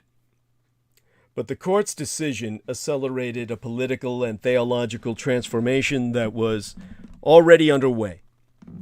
By 1979, Criswell, like the SBC, Southern Baptist Convention, had endorsed a hardline anti-abortion stance. Evangelical leadership, represented by such groups as Jerry Falwell's Moral Majority, joined with Catholics to oppose the secularization of popular culture, becoming firmly conservative, reactionary really, and a powerful force in Republican politics, a force of radicalization. Bible verses that express the idea of divine creation, such as Psalm 139. For you created my innermost being. You knit me together in my mother's womb. Per the New International Version's translation. I'll not touch that King James Bible, that's for the British. Became as policy explanations for prohibiting abortion. In 1984, scientists used ultrasound to detect fetal cardiac activity at around 6 weeks' gestation, a discovery that has been termed a fetal heartbeat by the anti-abortion movement, though a 6-week-old fetus hasn't even yet formed a heart, and the electrical pulses are coming from cell clusters that can be replicated in a petri dish. At 6 weeks, in fact, medical associations still call the fetus an embryo. As any preggy will find out, you generally can't even schedule a doctor's visit to confirm your condition until you're 8 weeks along. So many things that now shape the cultural experience. of pregnancy in America accept and reinforce the terms of the anti-abortion movement, often with the implicit goal of making pregnant women feel special or encouraging them to buy things. Your baby! Every app and article whispers to them sweetly, wrongly, many months before they've even intuited personhood in the being inside them, or feel that the life they be forming has moved out of a liminal realm. One tries to learn from that liminality. Hope has always predicated on uncertainty. There will be no guarantees of safety in this or any other part of life. Pregnancy does not feel like soft blankets and stuffed bunnies. It feels cosmic and elemental, like volcanic rocks grinding, or a wild plant straining toward the sun. It is violent, even as one may love it. In an essay titled War in the Womb, the evolutionary biologist Suzanne Sndy points out that, to quote as she, even with the help of modern medicine, pregnancy still kills about 800 women every day worldwide.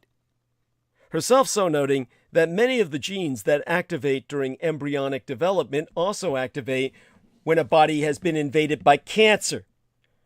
In ectopic pregnancies, which are unviable by definition and make up 1 to 2% of all pregnancies, embryos become implanted in the fallopian tube rather than the uterus and tunnel ferociously toward the richest nutrient source they can find.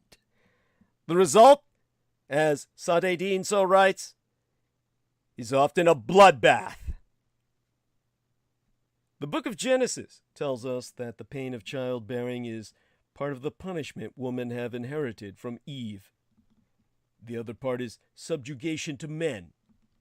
God tells Eve, "Your desire will be for your husband, and he will rule over you." Tertullian, a 2nd century theologian, told woman, "You are the devil's gateway. You are the unsealer of the forbidden tree. Ye be the first deserter of the divine law. Ye be she who persuaded he whom the devil was not valiant enough to attack." The idea that guilt inheres in female identity persists in pro-life anti-logic.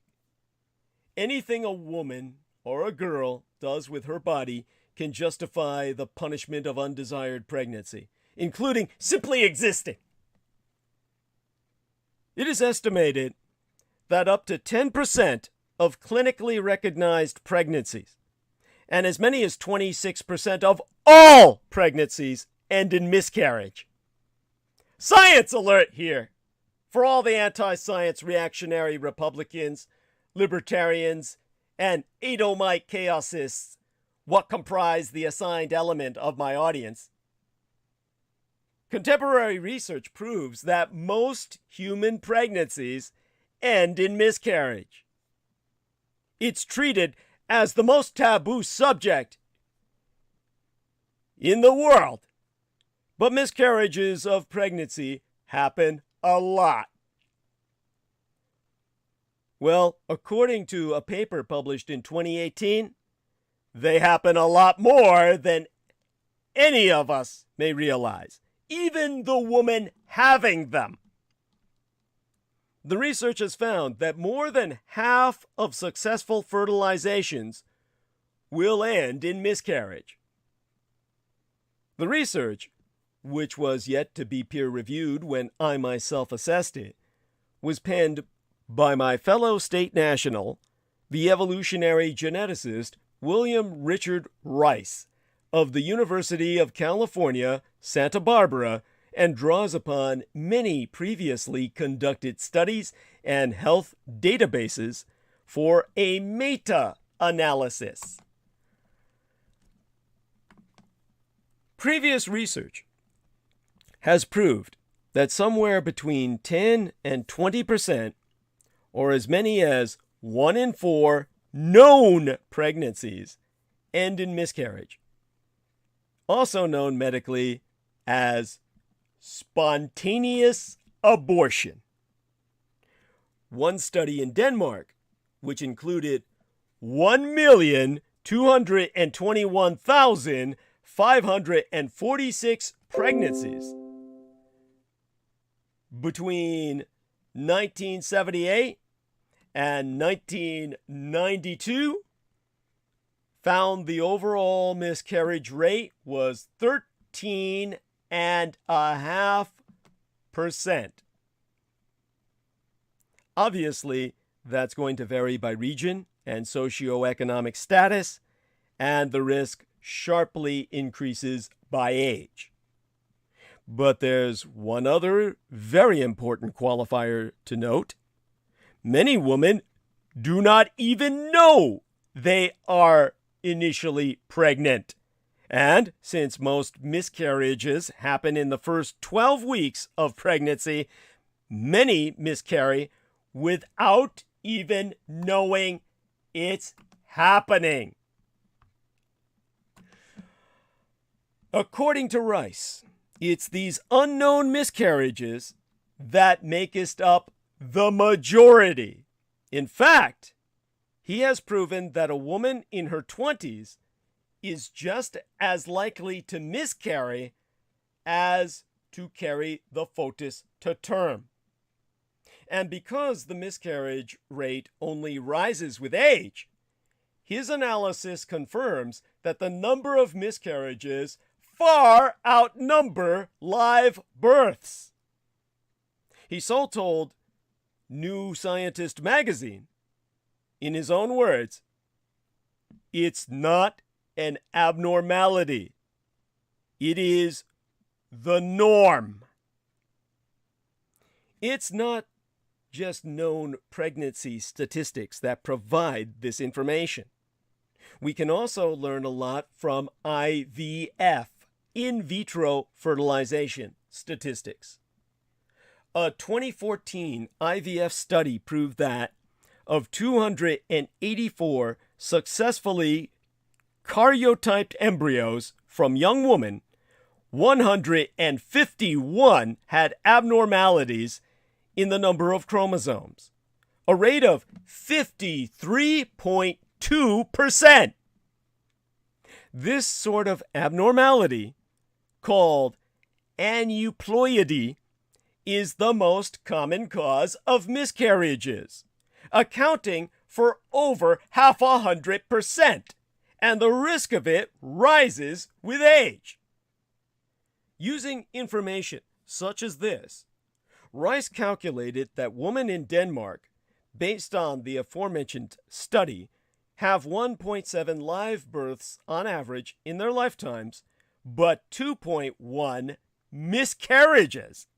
And this is a country with universal access to free birth control and elective abortions up to 12 weeks. By contrast, Mormon women in America in the 19th century had an average of 8 live births and 16.8 miscarriages. In his paper, Rice wrote that it's a finding that proves two things. Firstly, that miscarriage is the predominant outcome of fertilization and a natural and inevitable part of human reproduction at all ages. And secondly, that access to birth control reduces the number of miscarriages a woman will have in her lifetime. Therefore, if you're really pro-life and want to protect the unborn, support contraception.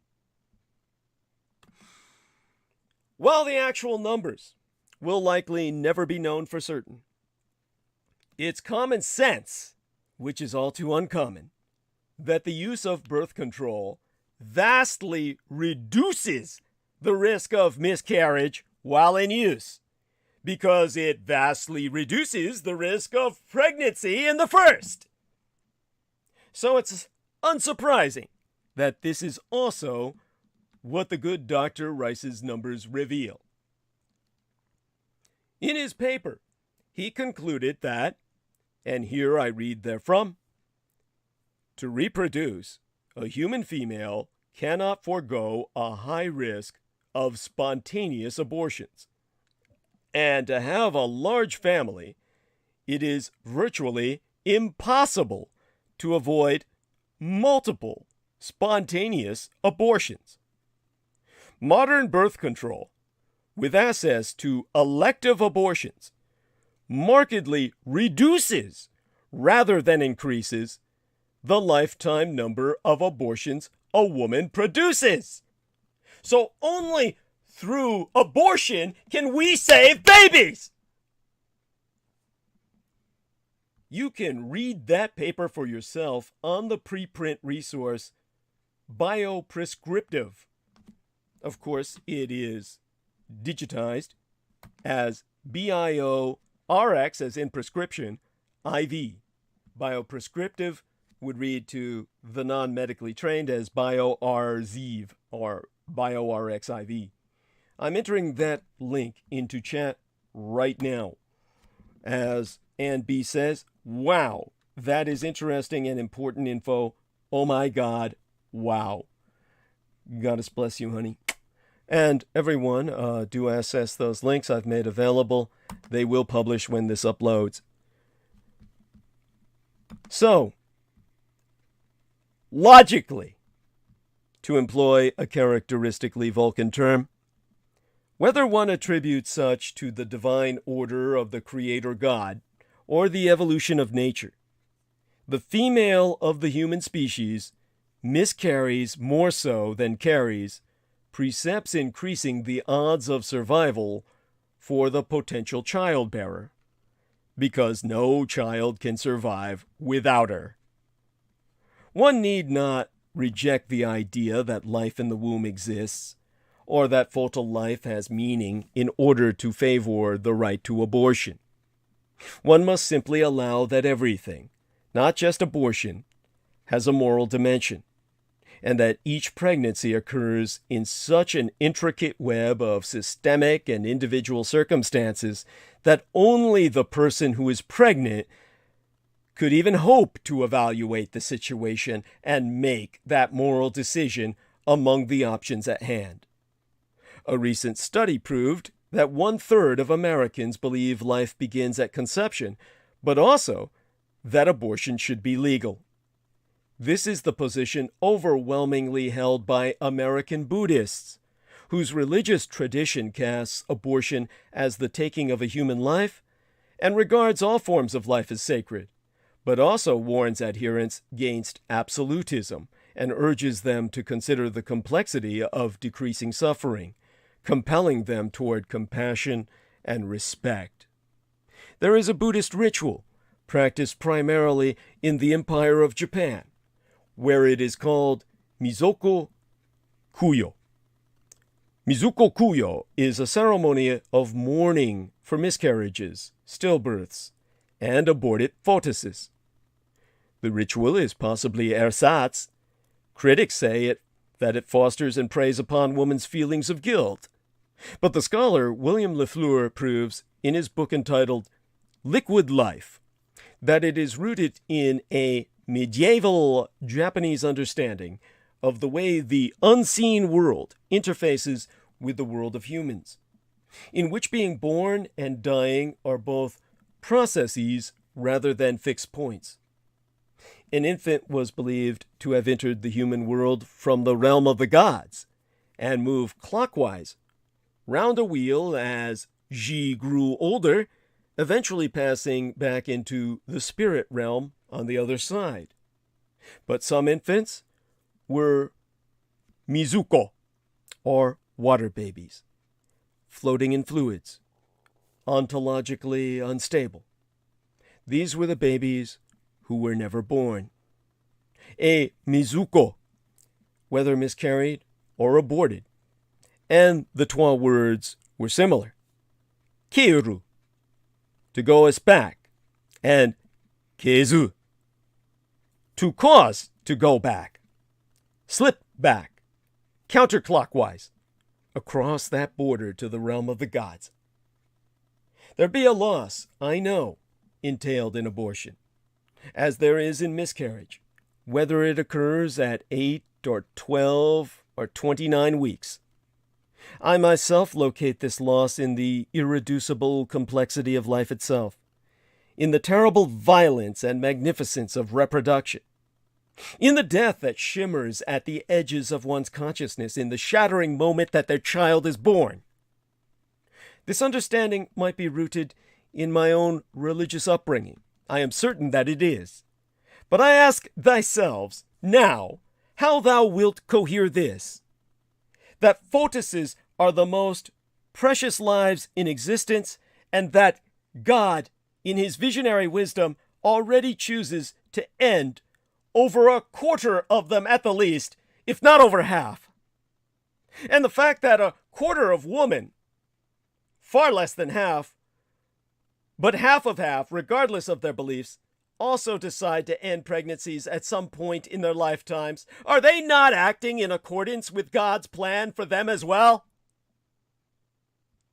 Ergo, the choice to abort is sacred.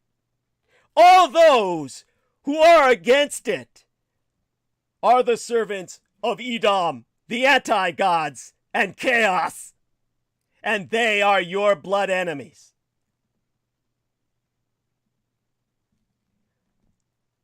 And yes, for those of us who have been consistently asking myself how I know so much about pregnancy and abortion, do not forget that I operated with human trafficking, prostitution, and that these ladies, despite contraceptives and the use thereof, as available as we made it for them, oftentimes got pregnant regardless. And B sayest, thank you. And I thank you, honey, for being here. So, with that, I beseech upon thee all your help. I need financial support. $200 to get me across the finish line to paying rent on time, so that I don't get any grief from my landlady. I've never made the rent late, and I don't want to start a trend. So in order to pay it on the 1st, I'll need to raise at least $150. Realistically, I'll need $200 to cover the cab fare for my own hospital appointments this month, with the doctor wanting to follow up in detail about that spasm that I had of numbness in my arm where it refused to obey my commands. Thank God there were no other symptoms affiliated with it.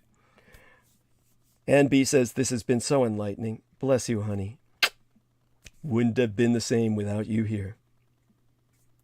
Love you dearly. And love all of those who provide my self-support, moral, if not fiscal. Your financial support, however, will be necessary to prevent my homelessness. With such being said, I'll be ending transmission but a little early tonight. If anyone wants to jump on, do so now. Also, if you want to enter something in chat, do so now as well. Otherwise, it won't upload when the material is published. If you want your comment to upload, to be published along with the video, say it now, enter it in chat. If George Knight or anyone else is out there in the aether, Joe Ty or Ann Fountain woke up, or Sammy Romero, he's probably snoring. Any one of you is welcome to join me on call. And for the last few moments, Pete the Moon Man, if Peter Moon is out there, anyone who happens to be checking in, you're more than welcome to talk. All right. To all of you, most blessed be. To my supporters, understand what I share with you. Oh, the lovely Ann B says, she says, Mirthling, that's who she's referring to when she's talking about at how far is away. She says, left you a healing cure. Oh, wonderful. She wrote it above. I will try to send you something ASAP. Thank you so much, Douglas. God bless you, Ann B. And I will look at her healing cure when the video publishes. Thank you for letting me know about that. Mwah. All right. You have yourself a blessed day. Thank you to all of you who support myself in whatever way. And may all of you stay safe and enjoy your life. Don't let the bastards wear you down. Understand now where your stand must be taken and fight for your rights. These are the rights that we must be willing to die for and to kill for, if necessary, because this will be a civil war against those that would oppress us. Very well then, and B says great, and great you are, lass, as are all those. She says, you too. Mwah. Wonderful. Okay then, most blessed be, and join us again on, what day was today anyway? Sunday, right? Oh shit, Wednesday will be here any day. All right, join us the day after tomorrow, in effect, midweek Wednesday, and we'll reconvene. Okay, I guess I'd better end transmission first. Let's end the, how do I do